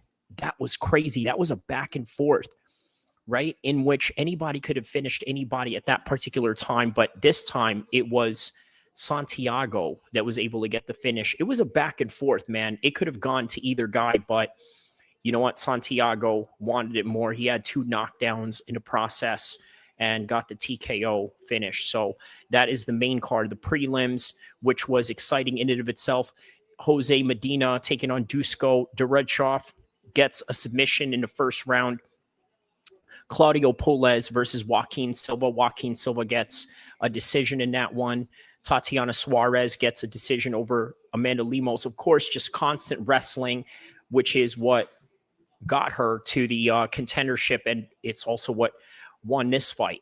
Jose Aguilar gets a decision over Luis Gurule. Okay, so gets that first. What was it? Oh, wait, no. Yeah. Gets the decision on that one. No contest. How about this? Dricus Dumas. I'll tell you what's interesting about this fight, right? Cedric Dumas came into this fight with literally $15 in his bank account going into it, right? So as a result, guess what he does? I would say that he probably faked this injury in order to get some sort of win bonus money or this, that, and the other. And in return, he got a no contest. Could that be the reason? Could that be the reason why he faked an injury? Because it looked fake. A lot of people get groin shots all the time. But what about this one? What now? He probably thought he was going to win. Apparently, that wasn't the case. So as a result, here we are. Cedric Dumas gets a no contest. So we don't know if he actually gets the winning bonus of any kind, right? Alessandro Costa taking on Alvin Carrera. Alvin Carrera gets a third round TKO. By the way, very late finish, but at the same time, wow, very dramatic. All right. Monstrat Rendon gets a decision over Alice Pereira. That was the first fight of the evening. No, it wasn't. It wasn't the first fight of the evening. This was was this the first fight of the evening? Rodrigo Zendo taking on Danil Dhenko. Yes, this was for the tough finale in which Daniel Dhenko wins this one. So, yeah, very bloody fight too on top of it. Well-deserved. All right, so now let's get to the full card of Canelo versus Terence Crawford as we get into the main event right now. Let's check it out. Let's check out the whole entire card right here from top to bottom. All right, so shout out to everybody around the world that is tapping in. Don't forget to like and subscribe because we are going to react to the main event of the evening right now. Okay, so from the very top, okay, which is the co-main event of the evening, Callum Walsh gets a unanimous decision over Fernando Vargas. Now, there was a lot going into this fight. Obviously, Fernando Vargas sort of took it a little bit personal, bringing family into it. Callum Walsh didn't allow that to get to him. Wins by unanimous decision. And how about this? A draw by Christian Mbili versus Lester Martinez. Gets a split draw. Very close fight. I don't know who I would have given this fight to, but in the end, hey, listen, it was a split draw. Could it be a good rematch somewhere down the line? Maybe. How about this? Travis Crawford versus Muhammad Al-Akil. Now, Muhammad Al-Akil was brought in here because obviously he's a Saudi project. We're going to see how that goes in the future. Travis Crawford, he was brought here because his last name is Crawford. Nonetheless, 130-pound bout. Muhammad wins his first 10-round decision, which, by the way, I think he really needs to move down the future. How about this? An upset tonight. Brandon Adams upsets Siri Bochak by unanimous decision. I would have imagined Siri was going to win this, but Brandon Adams with the upset. Shout out to him. Let's take a look at the record of Brandon Adams, right? 26-4, very unassuming going into this fight. Obviously, his 26th win of his career, coming off of a split decision loss from Andres Katsourakis. Okay, now that's a split decision. Coming off a loss to that one, shouldn't really take too much of it. How about in his last fight, unanimous decision, then gets a liver shot, third round finish, and then, oh, wow. Okay, so he has fought this guy before. He's even fought him in, okay, so this is a rematch. All right, so I guess it makes sense why he was able to beat him in this one. All right, and soundly, too, on top of that. So 26-3. Yeah, so, all right. Wait, no, it was, okay. So that was that. Okay, so they did fight before. Okay, all right. So moving on to the card. Let's check out the rest of the card right now. Okay, so we have that, and then Jermaine Franklin against Ivan Desheko. Okay, this was the one where they didn't rematch for. Sorry, I almost kind of mixed them up in the fight. I mean, Eastern European and African American brother. I guess you would kind of, but these guys have never fought each other before, and as a result of that, Jermaine Franklin gets a unanimous decision. I predicted this one right here, not mid-fight, but just right before the fight. So Jermaine Franklin was in there with some top guys. Ivan Desheko, even though he is an Olympian, even though he's an Olympian and a bronze medalist at that. Hey, listen, in the pros, it's completely different when you are dealing with top level guys. And yeah, that's that. Rito Tatsumi. Okay, this is a guy that is being endorsed by Andre Ward. Gets a first-round knockout against Javier Martinez. Nothing to really say about that other than that the kid has some serious knockout power, along with the likes of Inoue, which, by the way, is going to fight tonight. How about that, huh? He's going to be fighting tonight after this one, which, by the way, is going to be predicated on Japanese time. Now, earlier in the night, you had Sultan El Mohammed gets a unanimous decision against Martin Caralbo. Rito Santana gets Renio Santana gets a decision. Well, unanswered shots in the first round. How about that? Round 1 out of round 10, Steve Williams gets a first round knockout. And obviously, Steve Williams is in here with Bomac. He is a part of the Terrence Crawford entourage. Marco Verdi gets a 4th round knockout against Sona Akili. And yeah, that is basically all of the entire fights of that. Now here we are in the main event of the evening. So shout out to everyone. Fresh, yes, I am live. So, all right. Now we go on to the main event of the evening.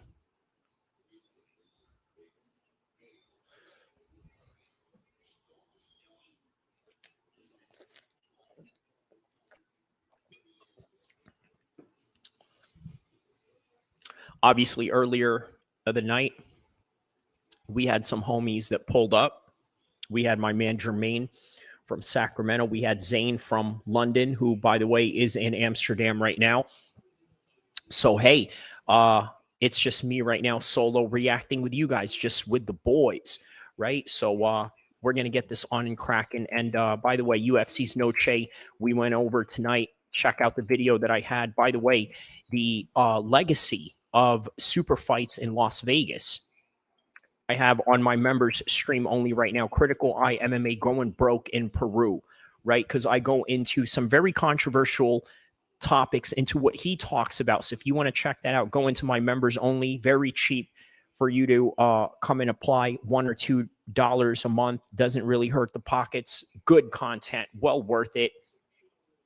Obviously, we talked about Khabib and McGregor in the Las Vegas super fights preview that I was doing. And here we are right now in the main event of the evening right now, Canelo versus Crawford. We're finally going to see it right here. At any circumstances, I told you guys that I was going to come here and I was going to do this live stream at any circumstances, whether it was going to be in a studio or whether it's just remote somewhere, doing it on audio. I'm here with you guys on and cracking, and hit the like button, hit the subscribe button, because we are about to witness Crawford versus Canelo right now.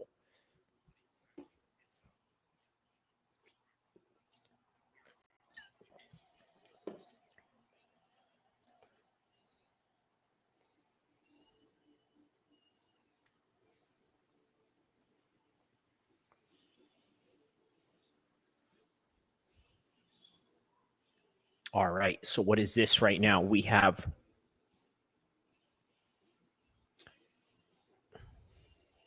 the entrances going right now. Okay, let's mark this down.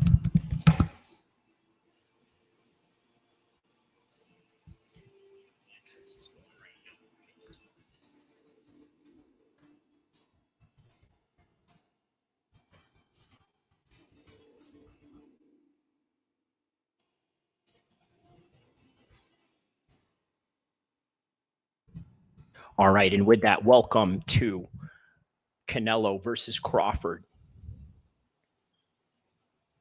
Here we go, Canelo versus Crawford. Oh, what is this? We got a little rock band playing right now. Who's this?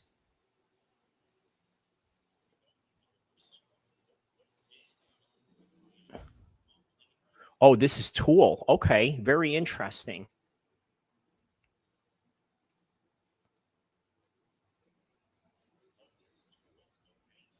So we got Tool up in the mix right now.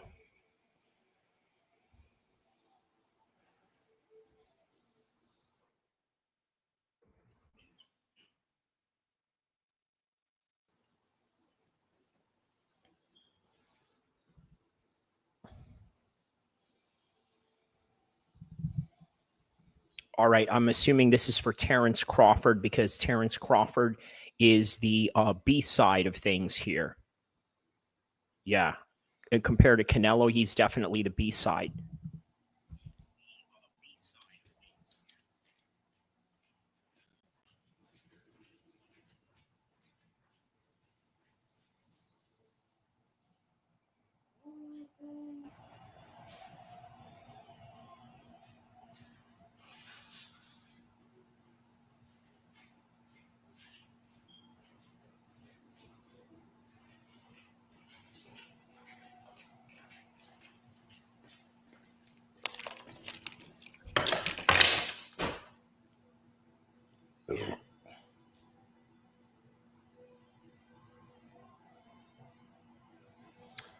Oh, wait, actually, no, this must be for Canelo since we have a mariachi band playing here.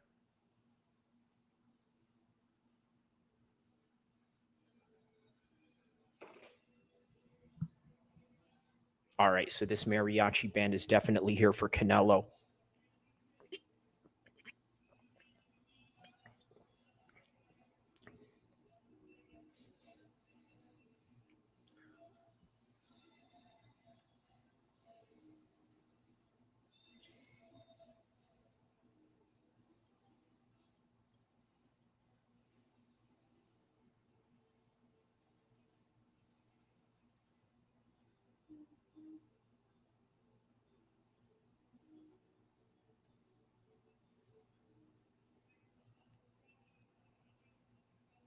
Yeah, I'm not really sure who the artist is that is up right now, but I tell you what, man, I'm really enjoying this main event right now. Really nice and cozy right now. Obviously, not the normal live stream that I do in front of the camera, but it's still great nonetheless.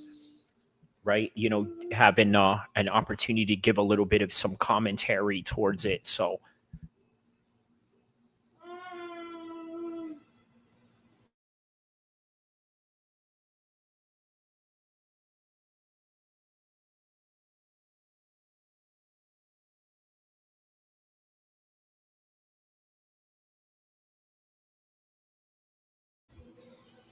all right. So what it looks like is he's playing some sort of full blown concert in a way, considering the fact that we had Tool play like 1 minute type of performance, and the next thing you know, they transitioned it to this mariachi band, of which, by the way, I don't know who the artist is. What I would assume is this is probably a high profile artist from Mexico that only, let's say, Canelo would know about. Right. So, yeah. All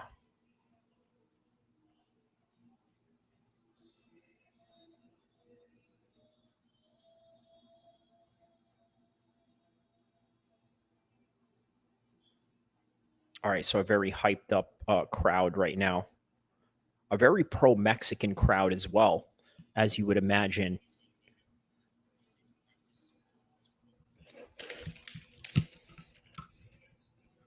By the way, shout out to everybody around the world that is tapped in right now. Don't forget to hit the like button, hit the subscribe button as we are witnessing the main event that we have going on right now. Very exciting times.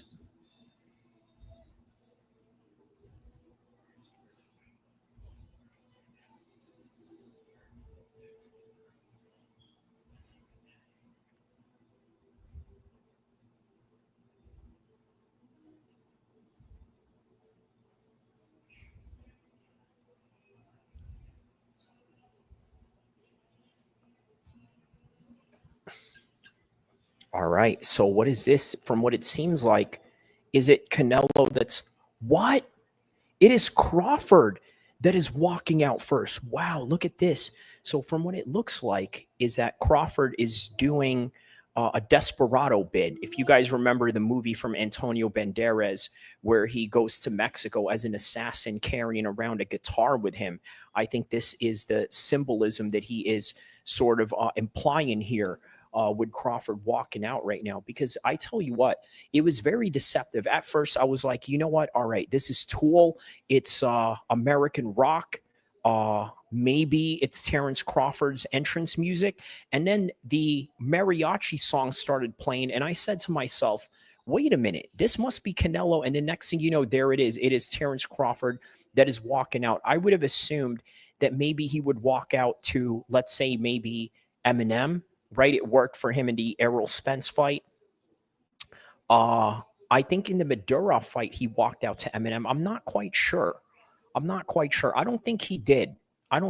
But if anybody knows in the comment section, let me know if he did walk out to an Eminem song in the Madura fight. I don't remember. I think he did, but not so much having Eminem walk out with him. Maybe just the audio, in which even Eminem's performance, or at least lack of performance, in the Errol Spence fight, he just walked out with him a cappella, which, by the way, look, sometimes rap sounds very horrible live, right?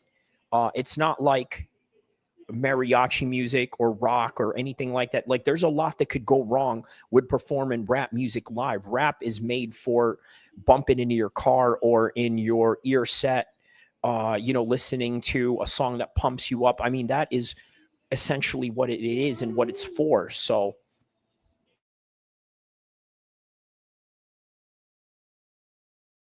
but everybody around the world that is watching Terrence Crawford and Canelo right now, don't forget to hit the like button, hit the subscribe button. There is Crawford right there with Bomac looking on, just looking really prepared and looking really very, how do I say this? Very focused is Terrence Crawford right now. Very focused. So it's going to be exciting and interesting to see how this comes about.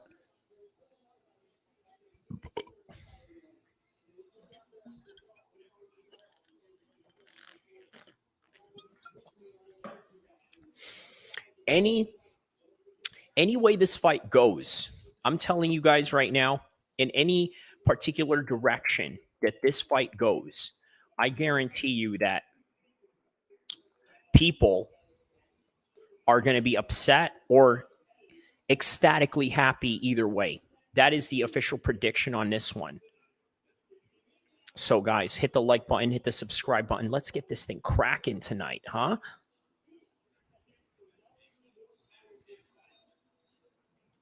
All right, there's Terrence Crawford right there looking on.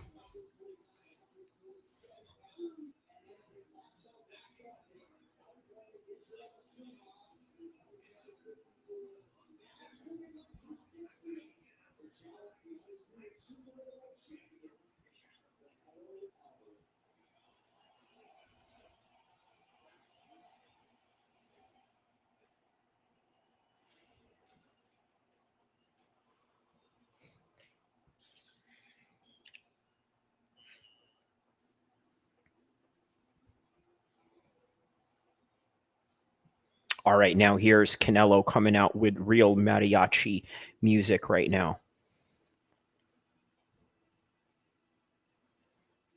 I mean, like real Mexican guitar music.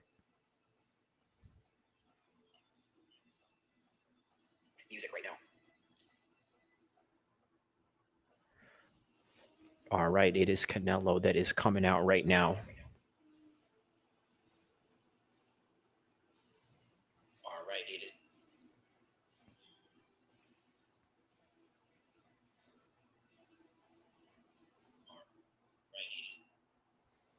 All right, let's hear how this goes.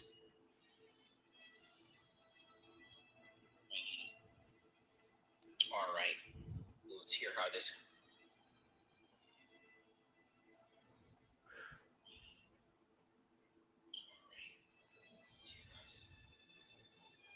Wow, man. Like a real celebration of Mexican music, because you got to remember, Terrence Crawford said that he has Mexican fans following him as well.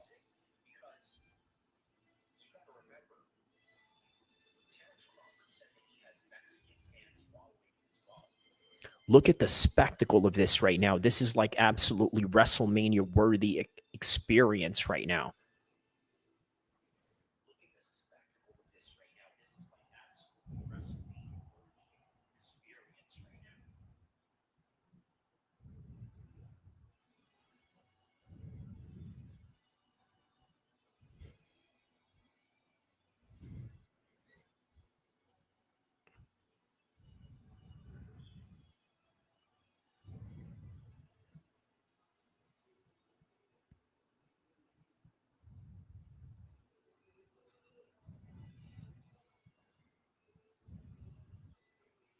Okay, so it looks like a real professional band right now. Fresh Melon Juice says, yeah, UFC is boring compared to this. Well, you know what? That's very interesting that you say that, considering the fact that it is Dana White who is promoting this by the request of Turki Al-Sheikh himself. Now, I'll tell you what's really significant about that, right? Dana White doesn't like stadium fights. This is a stadium fight. Dana White doesn't like these grand WWE-style entrances, and this is exactly what Canelo had going on. That's exactly what Terrence Crawford had going on, both with a Mexican theme going. And this is the guy that's promoting it. But I tell you what, I know a lot of people look at that as some sort of real contrasting opposite of two ends of the spectrum, right? But also take this into consideration. Dana White, the provision that he has of promoting this fight, the UFC embedded that they had going on, the fact that they had UFC channels following them, showing a different production on top of that. All the fighters that fought in this card were treated to PI Center food, which was all designed to increase their performance. Okay, and Jermaine Franklin, by the way, was complaining during the week. He's like, oh, man, I don't eat none of that healthy shit, you know, this and that. But you know what? You ate it, and something different when he went in there and beat the former bronze medalist in Dhenko. But yeah, man, that's one of the advantages that you have when you are in this type of fight with Dana White promoting it, and the advantages and the leverage that you can have with the UFC machine behind you, whether that's using the PI Center or the media team that they have going on. That's something a lot of people don't consider about the UFC in comparison to other fight leagues. What they have going on is an absolute juggernaut of a media team, whether that's a PR team, whether that's the lawyers that they have for, let's say, any type of litigations that they have to deal with, such as the class action lawsuit that you've seen with the fighters recently, right? So Drizzy Goat says, Bud by knockout. Well, guess what, man? We shall see. We are here right now, and we shall see. So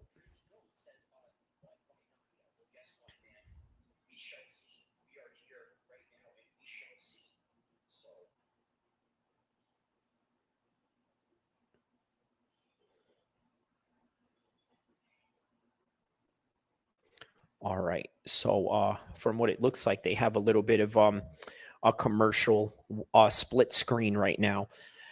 From what it looks like, some kind of Mexican tequila. And now they break their screen right into the full screen of Canelo.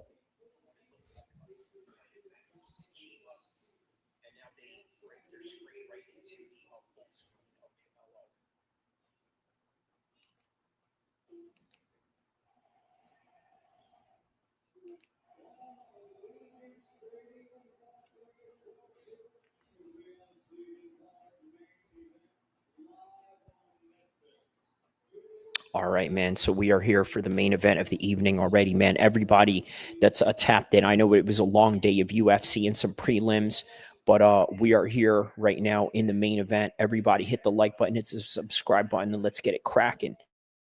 I'm going to play this music for a little bit until the fight starts. Here we go.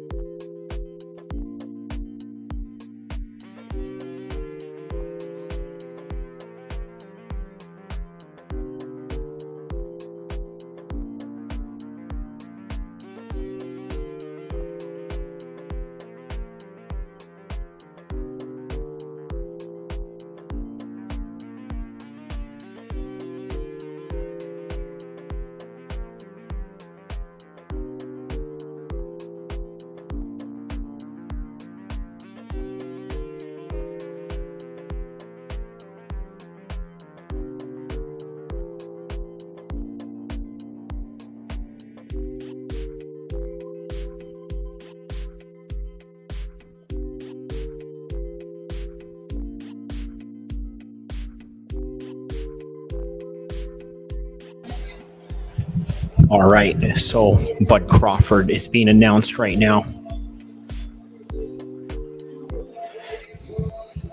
All right, so Bud Crawford is being announced right now. All right, so Bud Crawford is being announced right now.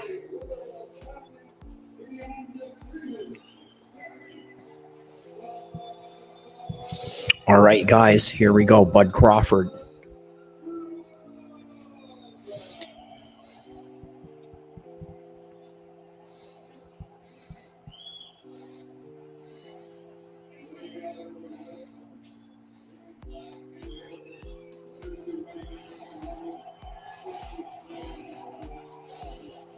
We are literally moments away. Yeah, we are literally moments away from this fight happening.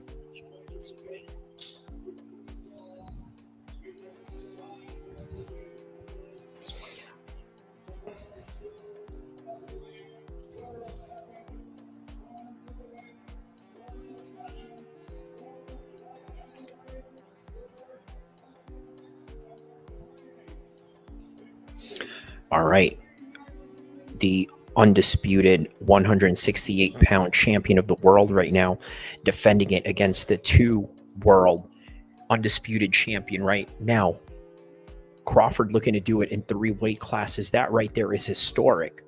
On top of that, the run that Canelo has going on is historic. So everything that is going on right now is highly at stake, and man, I can't wait for it.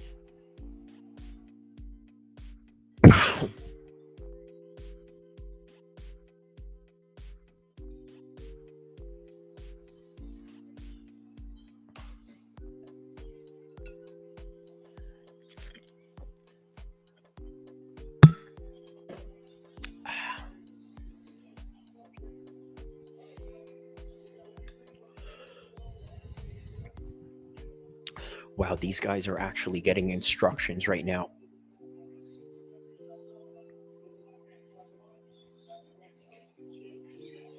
And they're actually going to their corner. And they're actually going to fight right now. Fresh Melon Juice says, Turki El Sheikh has an Italian tablecloth on his head. Is that an Italian? I don't know about all that. I mean, are you saying that it's like some kind of designer thing or whatever? But a little weird thing to say as we are about to witness the most historic fight in the history of boxing right now. So here we go. Round number 1 right now. Round number 1. The Super Bowl of boxing right now as we witness this. Terence Crawford versus Saul Canelo Alvarez.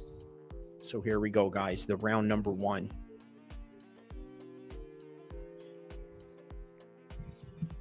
All right, good jab so far by Terence Crawford.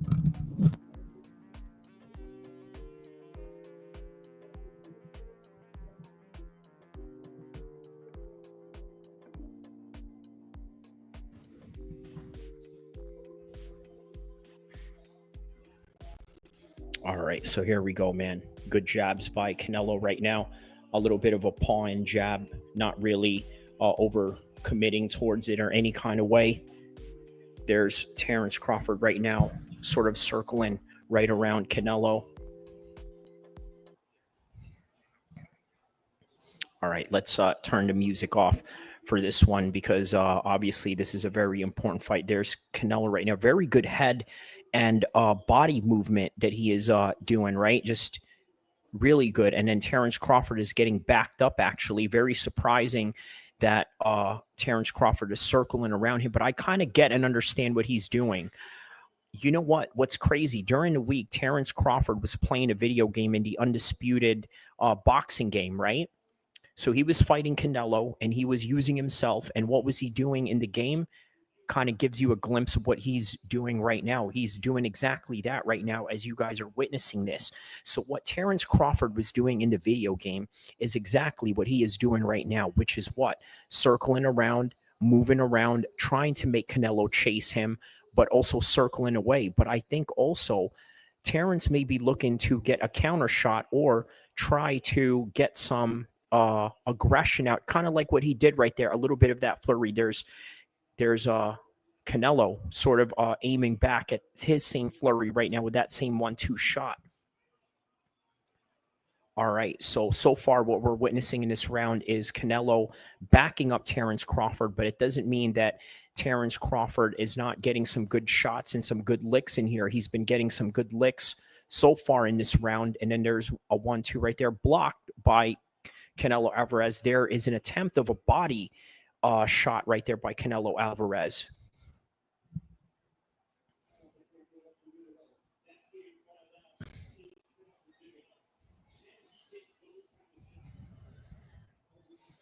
Now, you imagine when they took this photo right here during the Thursday's press conference, you would think like, man, you know, they've blown up since then a little bit, right? Not so much, right? Not in the way that you would see MMA fighters, the way that they blow up in between the weigh-ins and into the fight nights is absolutely tremendous, right? Not in comparison to Terrence Crawford and Canelo right now, which I believe they are both basically the same size when they're not fighting, both at 180. So not a huge weight cut for them to go down to 168. Anto Stipe says, what live streaming? What live streaming? I'm live streaming this fight right now with Canelo versus Crawford. If you didn't know, if you're living under a rock and have not really been told that there is the biggest fight in boxing going on right now. So whatever part of the world you are at right now where you are watching this great matchup right now, let me know right now in the comment section. Here we go. We're going into round number 2 right now with Canelo versus Crawford. So there we go. There is a body shot, body jab by Crawford.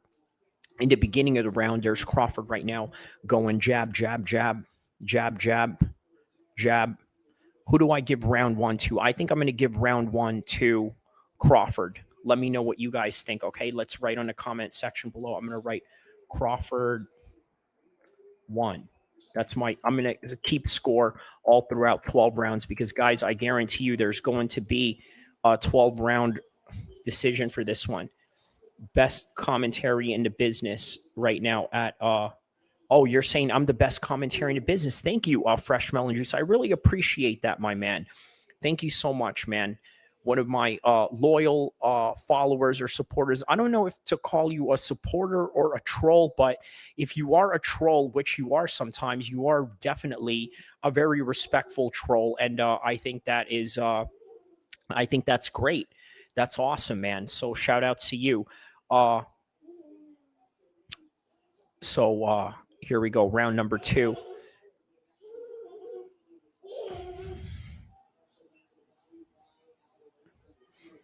All right, so there's a jab right there by Terrence Crawford.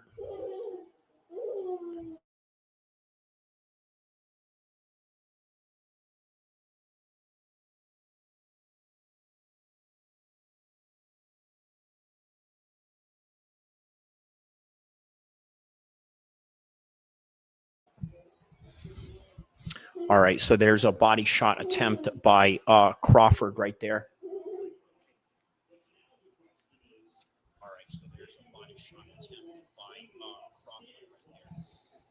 All right, so now we have 1 minute left into the first round. Oh, there's a nice counter right there by Terrence Crawford. Probably the hardest matchup of their life. And when I mean hardest, I don't mean like, okay, you get hit hard, rocked, and, you know, having to try to survive from that. When I mean hardest fight, I mean in terms of thinking, in terms of being methodical, right? So I think that is what is the challenge up ahead with these two right now. So round 1, I give it to Terrence Crawford. Round 2, well, you know what? I may have to give this round 2 to Terrence Crawford as well. And again, guys, you are welcome to rebuttal me if you wish, because... Oops. Oh. My mic went off there a second. Yeah, so I said that I have a bit of a biasness towards Terrence Crawford, and I'm going to tell you why as we are going from round two to round three. So I'm going to give the 2 rounds to Terrence Crawford, right? I'm going to tell you why I'm biased towards Terrence Crawford. Look, I like Terrence Crawford, right? I don't normally tell people that I have a favorite MMA fighter because I'm an MMA channel, and as a result, I think that it can cloud your judgment, especially if you cover a lot of MMA fights. The majority of the prediction shows that I do are MMA related, right? Obviously, I didn't do a prediction show for this one. I did a lot of Charlie Kirk content during this week. But what I will say is that when it comes to boxing, I can have a biased person that I can admit to, and that is Terrence Crawford. Right now, why? Look, this is what I love about Terrence Crawford. Number one, what I like about him is the fact that he lives in Omaha. Okay, now why is that significant? Because most of the times when we think of heroes in the movies and fight movies in particular, oh, there's Stephanie McMahon and Triple H right there in the building, obviously part of the TKO brand, and this is the brand that is promoting this particular fight right now, which is TKO. But in any regard, what was I saying? So, okay, so why I like Terrence Crawford as we're heading into round number 3 right now. So Terrence Crawford comes from a small town, and most of the heroes that we see in movies, in fight movies especially, live in LA, in New York. Okay, you could throw Philadelphia in there with Rocky, but it's still a major city. Obviously, it's a city of brotherly love, but not only that, a city that established America. But on any regard, it's never a city that is in the Midwest or in these small towns that people don't know about. Now, example, there's a lot of metropolitans in Moscow, in Russia, in St. Petersburg. But guess what? Is St. Petersburg and Moscow anything like Dagestan? No, Dagestan is in the middle of nowhere. And it is only because of Khabib that he made that place into a tourist hub, not just for people that are trying to train in MMA, but also for the beautiful landscape that they've promoted all throughout their fighting career, promoting their hometown and building the economy of their country. So in turn, what Terrence Crawford does with this win, I think is going to be very significant for people in the Midwest and people in his region, but also he does a lot of great work and charity in Africa. So, you know, you got to love Terrence Crawford for that, and shout outs to him for that. But so far, so good right now. Very active in the way that he's been boxing Canelo so far. But the way that the trajectory of this fight is going, I feel as though that as active as Terrence Crawford is, there is a possibility in which they may try to screw him out of this fight. There is a great possibility of that. But one never knows. We will see. So far, round number 3. Let me know how you guys are scoring this round right now. I think I'm scoring this round for Terrence Crawford as well. A lot of jabs to the body, a lot of activity that he's had going on. There's another jab right there that he connected on Canelo.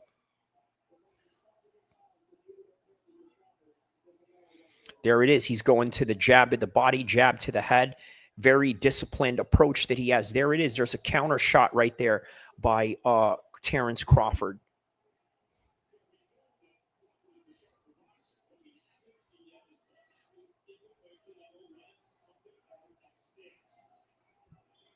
Wow, man. Bud is doing really good in this fight right now.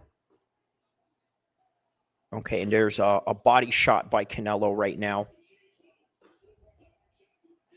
Now, one has to wonder at what point does Canelo stop having this sense of activity or having this sense of urgency in which, by the way, a younger fighter has a higher propensity towards, right? But Crawford is actually the older man here, 37 years old in comparison to Canelo, who is what, maybe 33, 30 at this time, right? Still relatively young, but, you know, at a very questionable age in which one can question his sense of motivation. All right, so round 3, I'm going to score for Crawford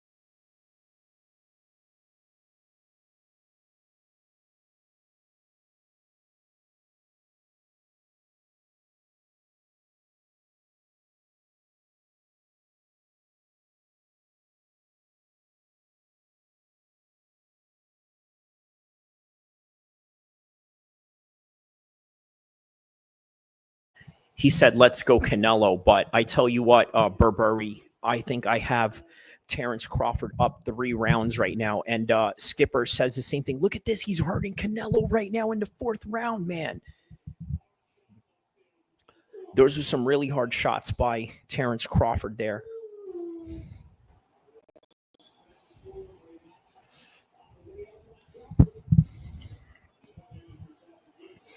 Okay, there it is, man. There's a straight shot right there by Terrence Crawford.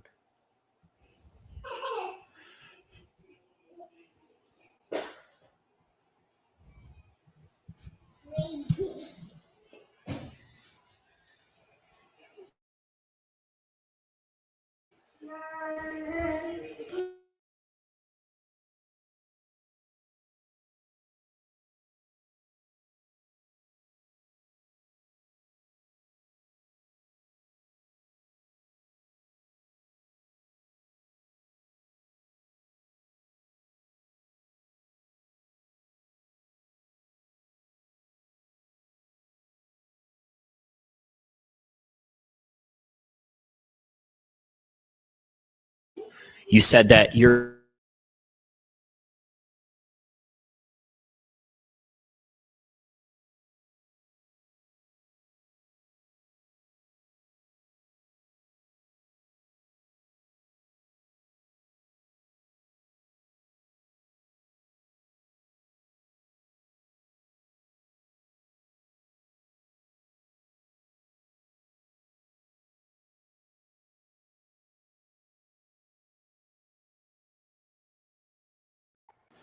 There's that far range body shot that Canelo tries to throw right there.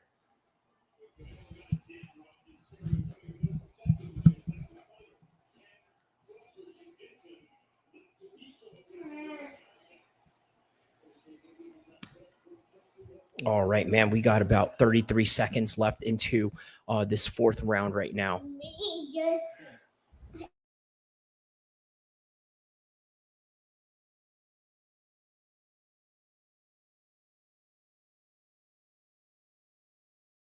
All right, man. I'm going to give round number 4 to... Yeah, I think this is a shutout for Crawford so far within just 4 rounds of this.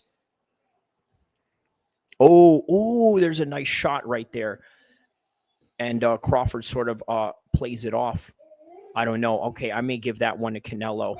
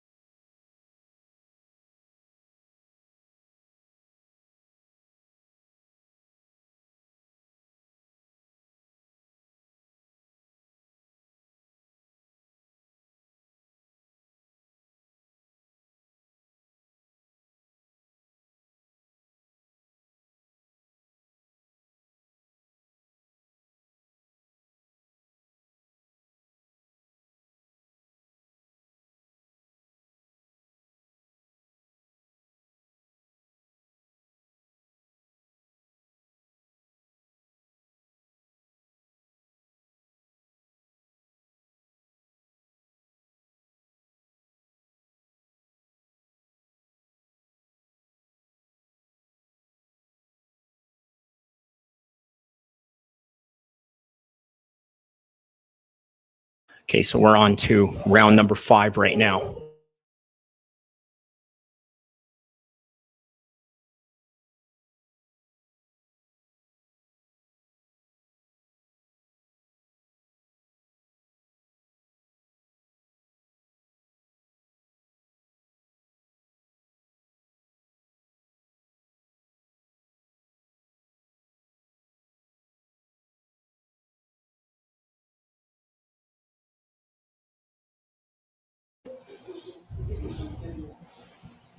Okay, so... Wow, okay, so this one a little bit of a harder round to score, I suppose.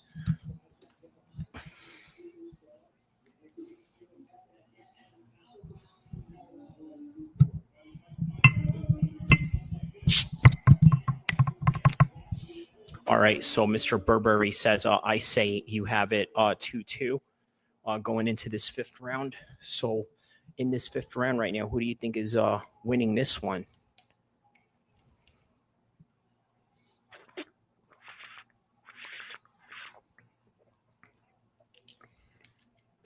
Skipper had it 3-0 Crawford earlier like I did, but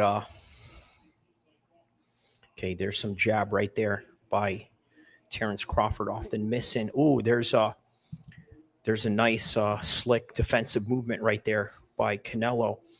There's Canelo darting in, and then he backs up as he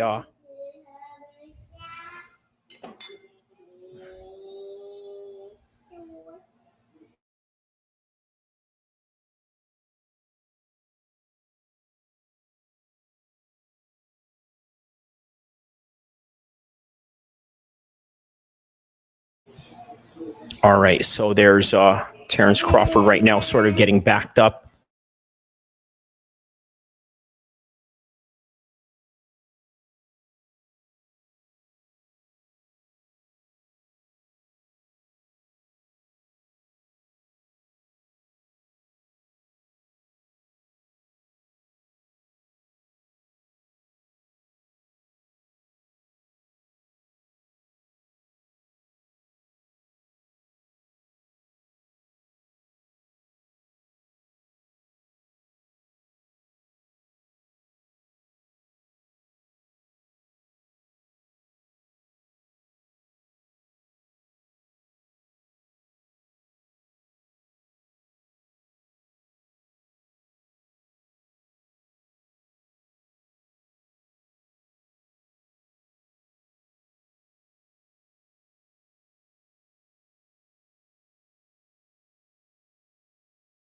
All right, so honestly, I'm going to have to give round number 5 to Canelo. So Canelo is round number 5. So far I have Terrence Crawford round 1, 2, and 3. Round 4 I gave to Canelo, and now I gave round 5 to Canelo.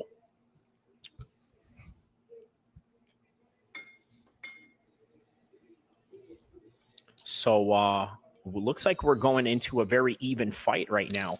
We're going into round number 6. There's Deontay Wilder right there.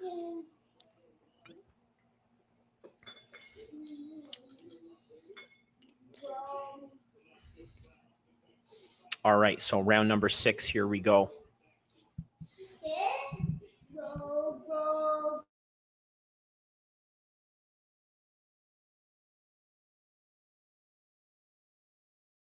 Wow, man, yeah, Crawford is definitely getting the win, the nod from people that are having their own scorecards here.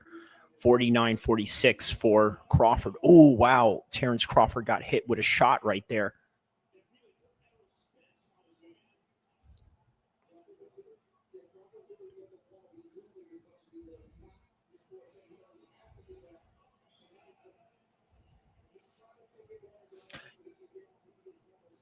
Mr. Burberry says that's what it looks like. It's going to be even, maybe decision time. Yeah, I told you guys, I knew that this fight is going to go into a decision. That's what me and Zayn both predicted. Now, the only difference is that I'm predicting it towards Terrence Crawford, and he's predicting it towards Canelo Alvarez, of which is not wrong in the understanding of analysis in boxing, right? He knows that these two guys are such at a high level that they have the propensity to reach the scorecards, and especially if they are dealing with another high-level operator in the likes of Terrence Crawford and Canelo as well.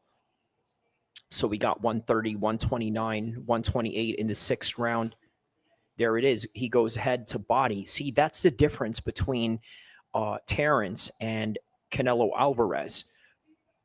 Okay, is that the difference? The difference between them is that he goes from head to body. See, he has 41 head, 19 body for 19 head, and 41 head for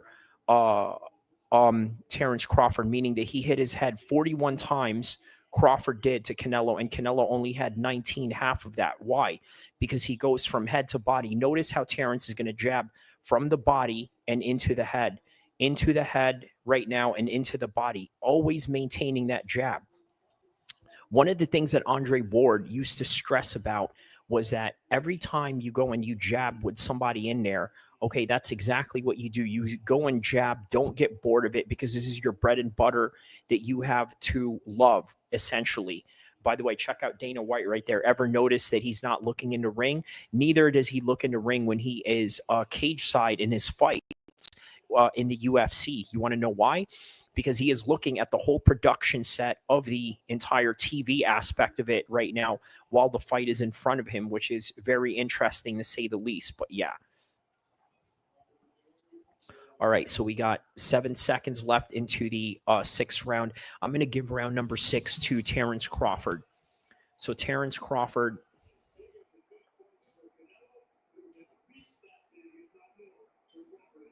Yeah, Crawford is 6. See, Max Kellerman agrees with me on that one. So Terrence Crawford gets round number 6 for me, guys. Excuse me.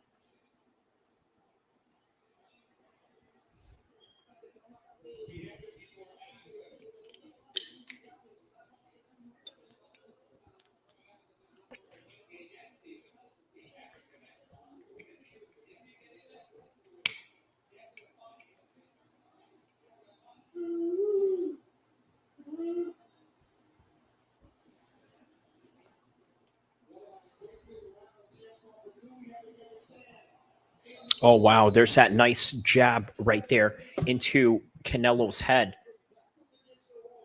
Like he literally walked into that one right there.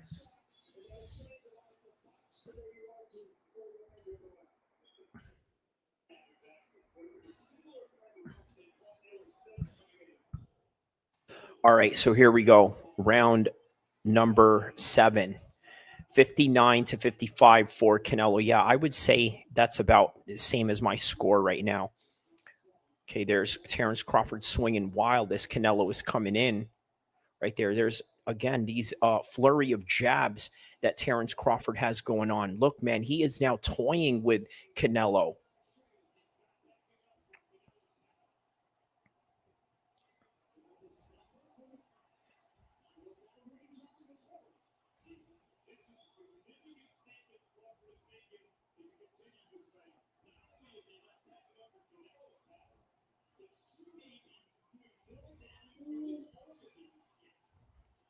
Oh, wow.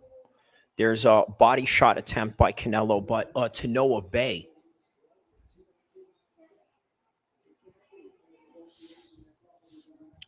All right, man. So far, even just about 1 minute into this fight, 1 minute and 10 seconds into this fight, I'm already giving this to Crawford so far, man. Or at least if Canelo doesn't do something drastic and different. So, yeah, so far, man, it's been just a Crawford dominant performance.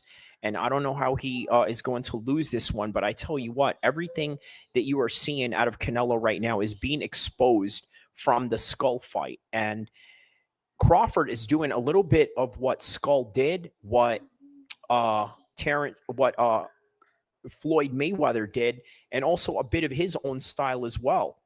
Now, look, the crowd is yelling right now because, well, okay, I think they're yelling for Canelo, but yeah, the accuracy right now is on the part of Terrence Crawford right now. This is literally everything that we had expected it to be. Wow, what is that? Did he just hurt? Yeah, he didn't hurt Canelo Alvarez. Canelo Alvarez is very difficult to hurt, man. He's got a strong neck. That is why he is that's one of the signs of a high-level boxer, is being able to have a chin the way that he does.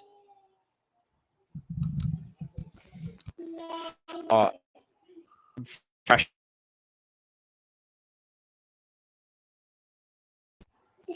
He said, no celebratory McDonald's for Zayn today. Oh, is that in reference to last time when he bought McDonald's on live stream? Is that what it was? Okay, so he said, even Steven still Canelo leading on my cards. I don't know, man. I'm giving that 7th round to Crawford. Yeah, Crawford 7th round on that one. Yeah, that's what I got on that one. Crawford 7th round. So Crawford 1, 2,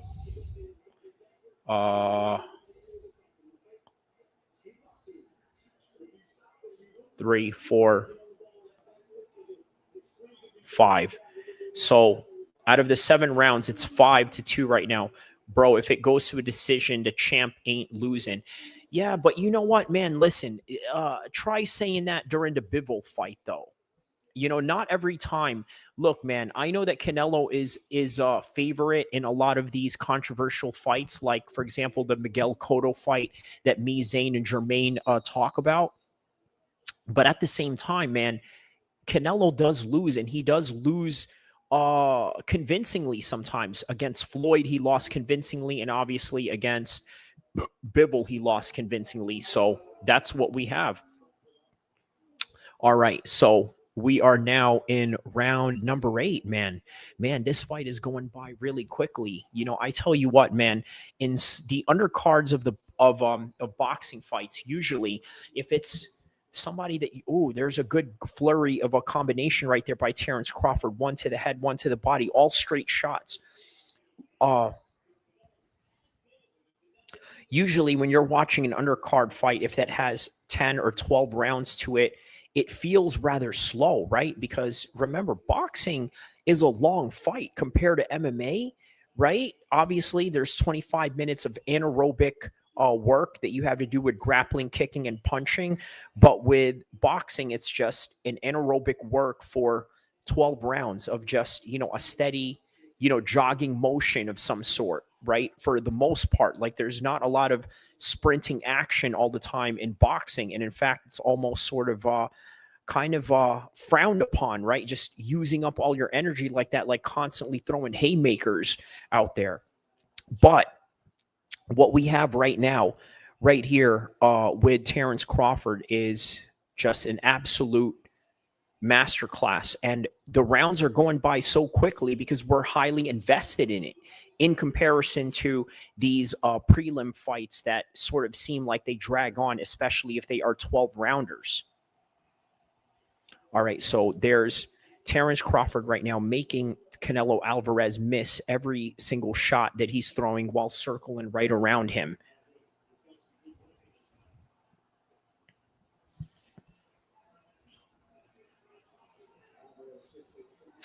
Mr. Burberry says, what fight are you watching?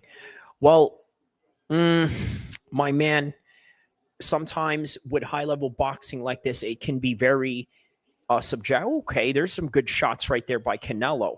I don't know if I would give him this round just based on that one shot, though, right there. Okay, there's a 1-2 shot right there. Now they're in a clinch position. Round number 8 with 40 seconds left. Referee breaks them up. Now they're back squared up.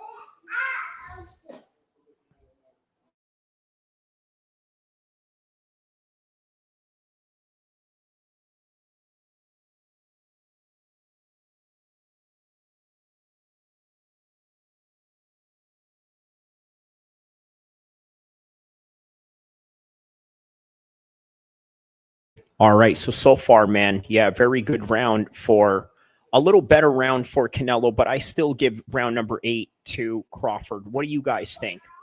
Do you give that round to Canelo or Crawford? A little bit of a closer round than the other rounds, I would say.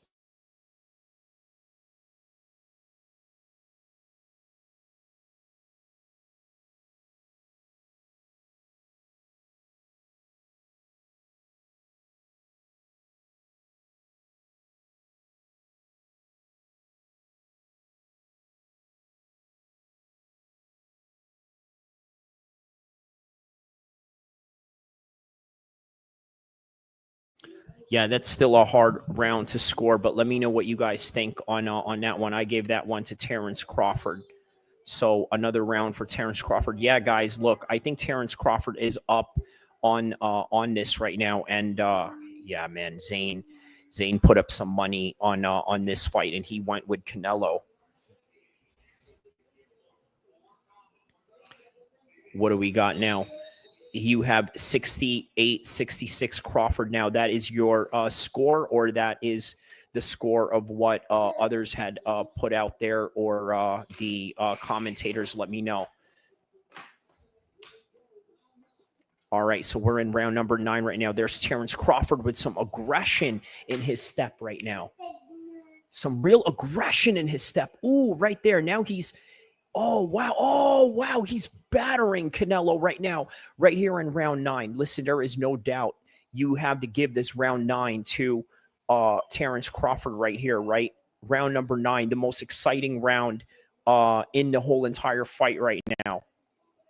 Right, just constant combination. And then you got Jon Anik right here.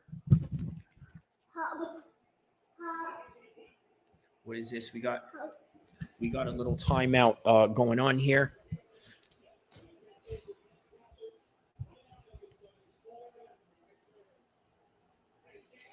Oh, what is this?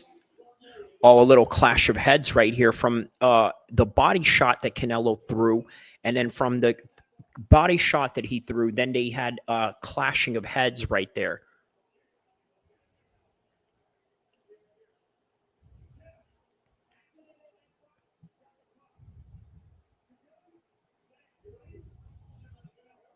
All right. Canelo actually apologized to him. He said, sorry, buddy. All right, here we go. Round 9 continues to commence. Here it is. 209, 208. Oh, there's a flurry of shots right there by Crawford. Man, I'm telling you guys, Crawford is the truth, y'all. And he's showing it.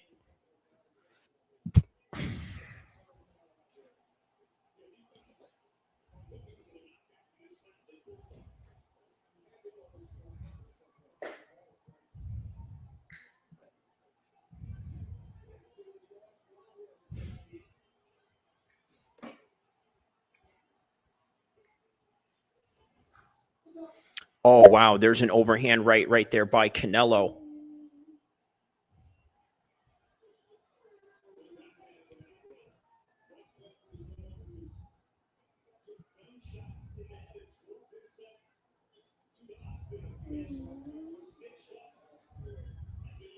Oh, there's a good shot right there by Crawford. Straight shot to the head, too. Right into the chin of Crawford. I mean, of Canelo, but shows you the kind of chin that Canelo has.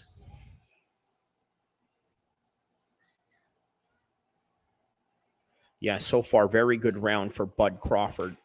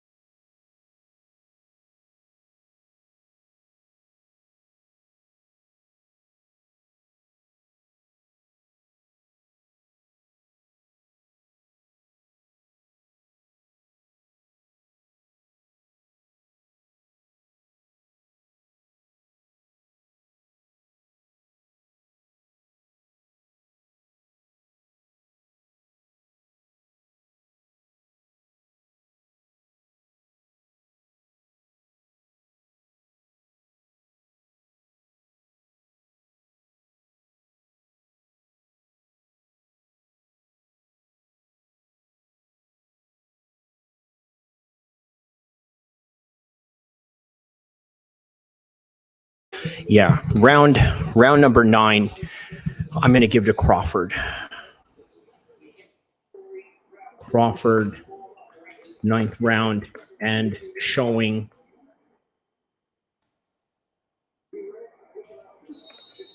this is his.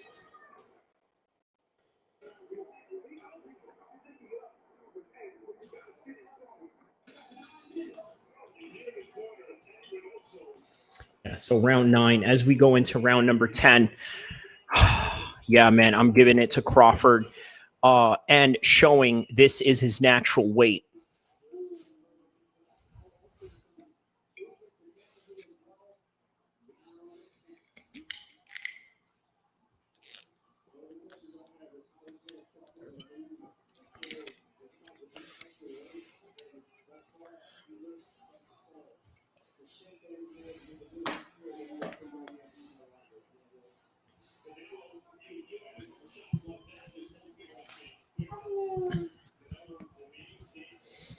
All right, man. But either way, Max Kellerman is right. Canelo can absolutely still remain dangerous as this fight continues on.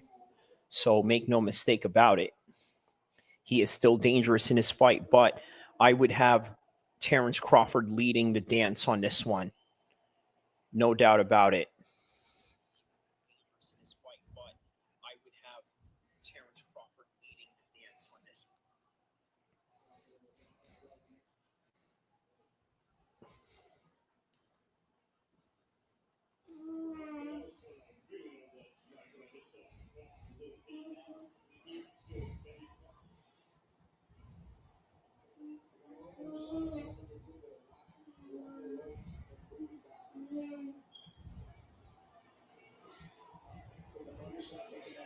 Wow, there's another shot right there by Canelo.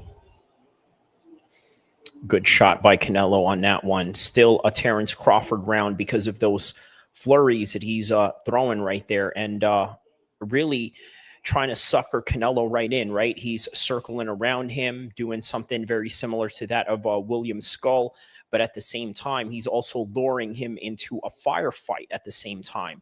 So once again, very brilliant by Terence Crawford. Still a very high-level operator, right? Both of these guys.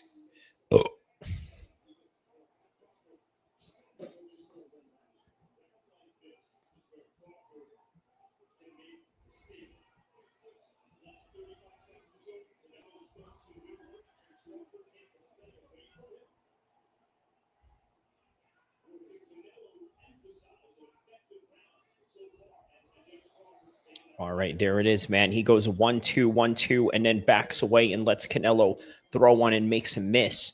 Because remember, boxing is also predicated on hit and not get hit. I'm giving Crawford number 10, man.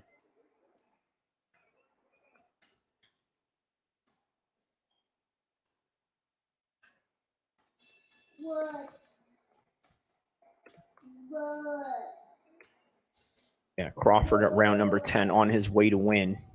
He is on his way to win. Look at this. Oh, that was a nice overhand right by Canelo. He rocked Bud a little bit right there, but then he also made him miss in the process. All right, man. We got 2 more rounds of this, guys. Who do you guys have going into this right now?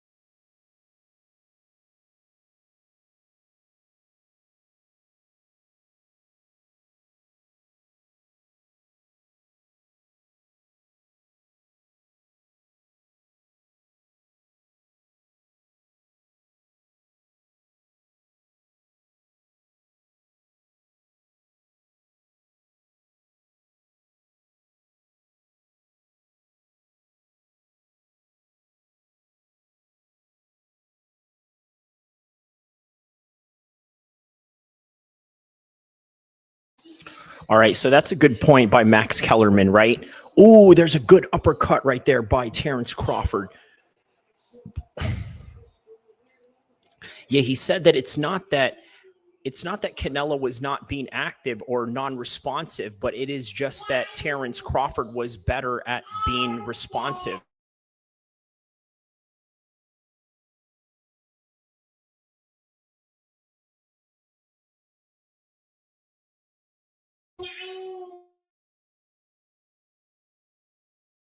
All right, so the referee breaks them up right now, 140, 139 into the 11th round.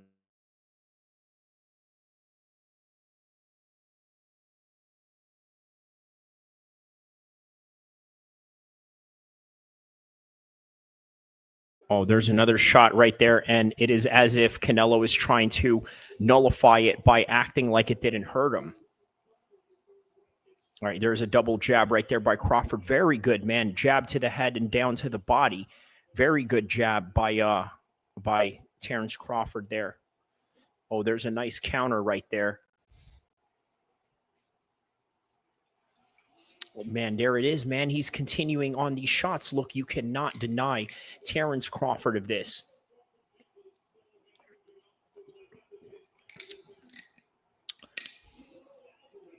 Number 11, I'm going to give to Terrence Crawford as well. Number 11, yeah, I'm going to give to Terrence Crawford as well.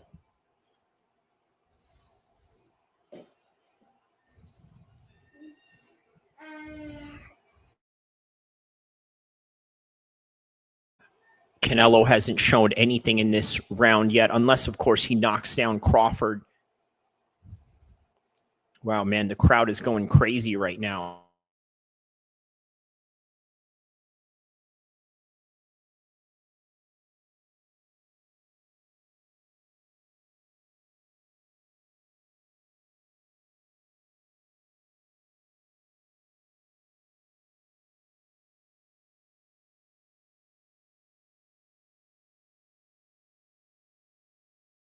All right, so round number 11, I'm going to give to Terrence Crawford on this one. 12th and final round. Here we go.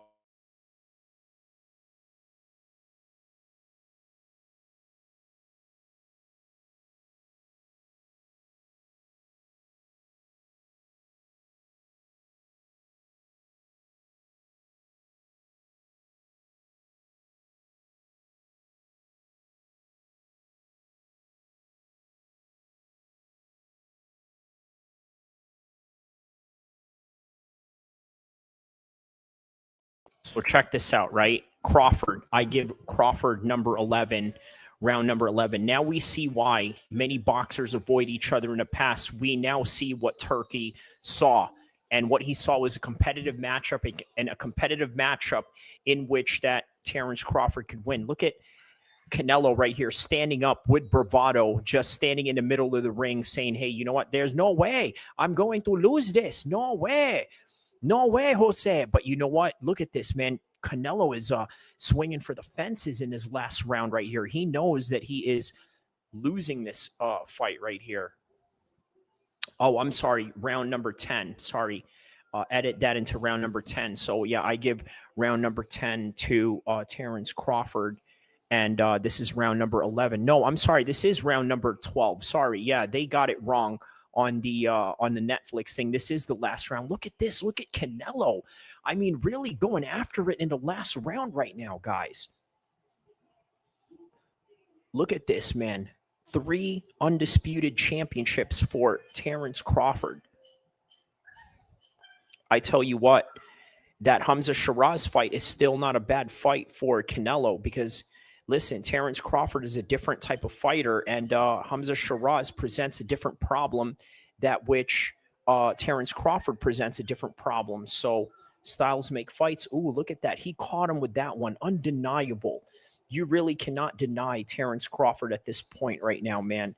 What you got out of Terrence Crawford right now is absolutely undeniability to the max.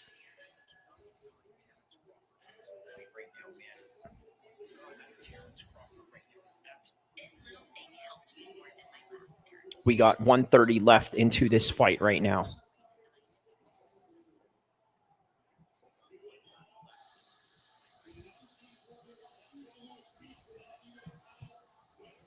Oh, wow.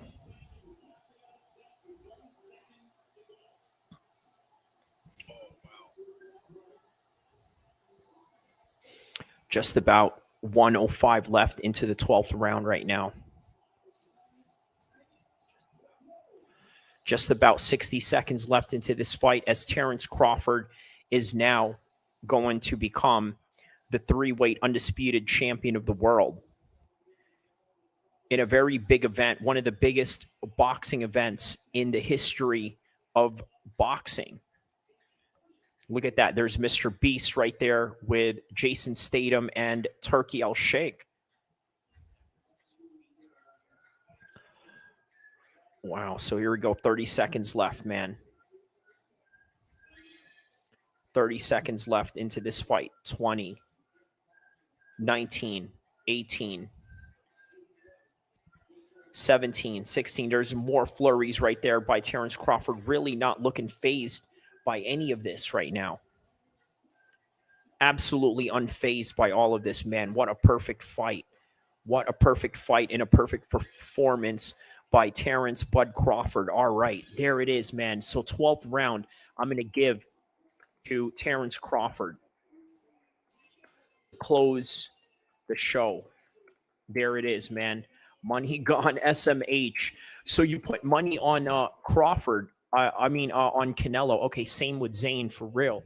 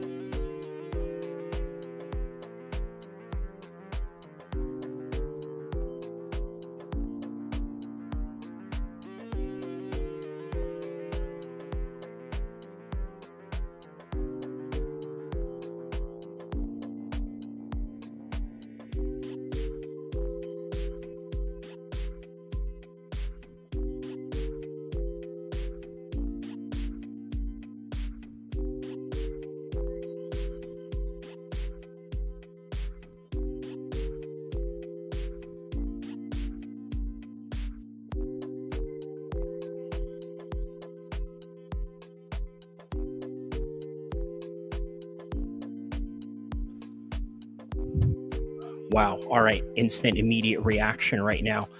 So here it is. I'm going to laugh if someone is by decision. So there it is, man. He wins by decision.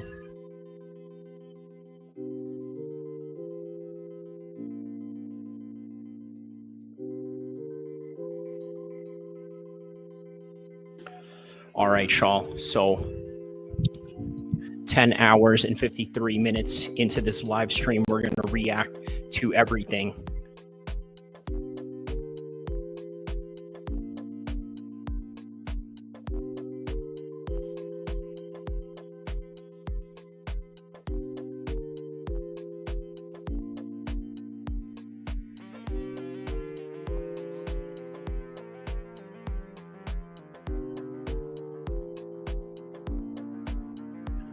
All right.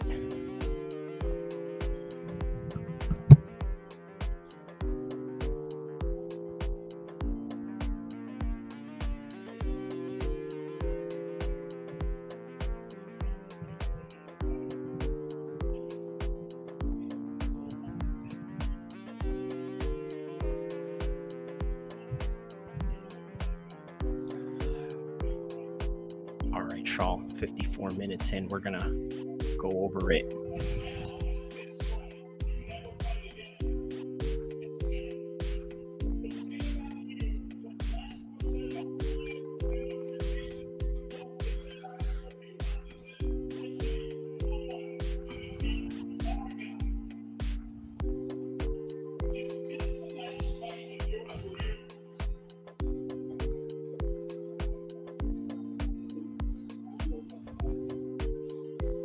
All right, so here it is, guys.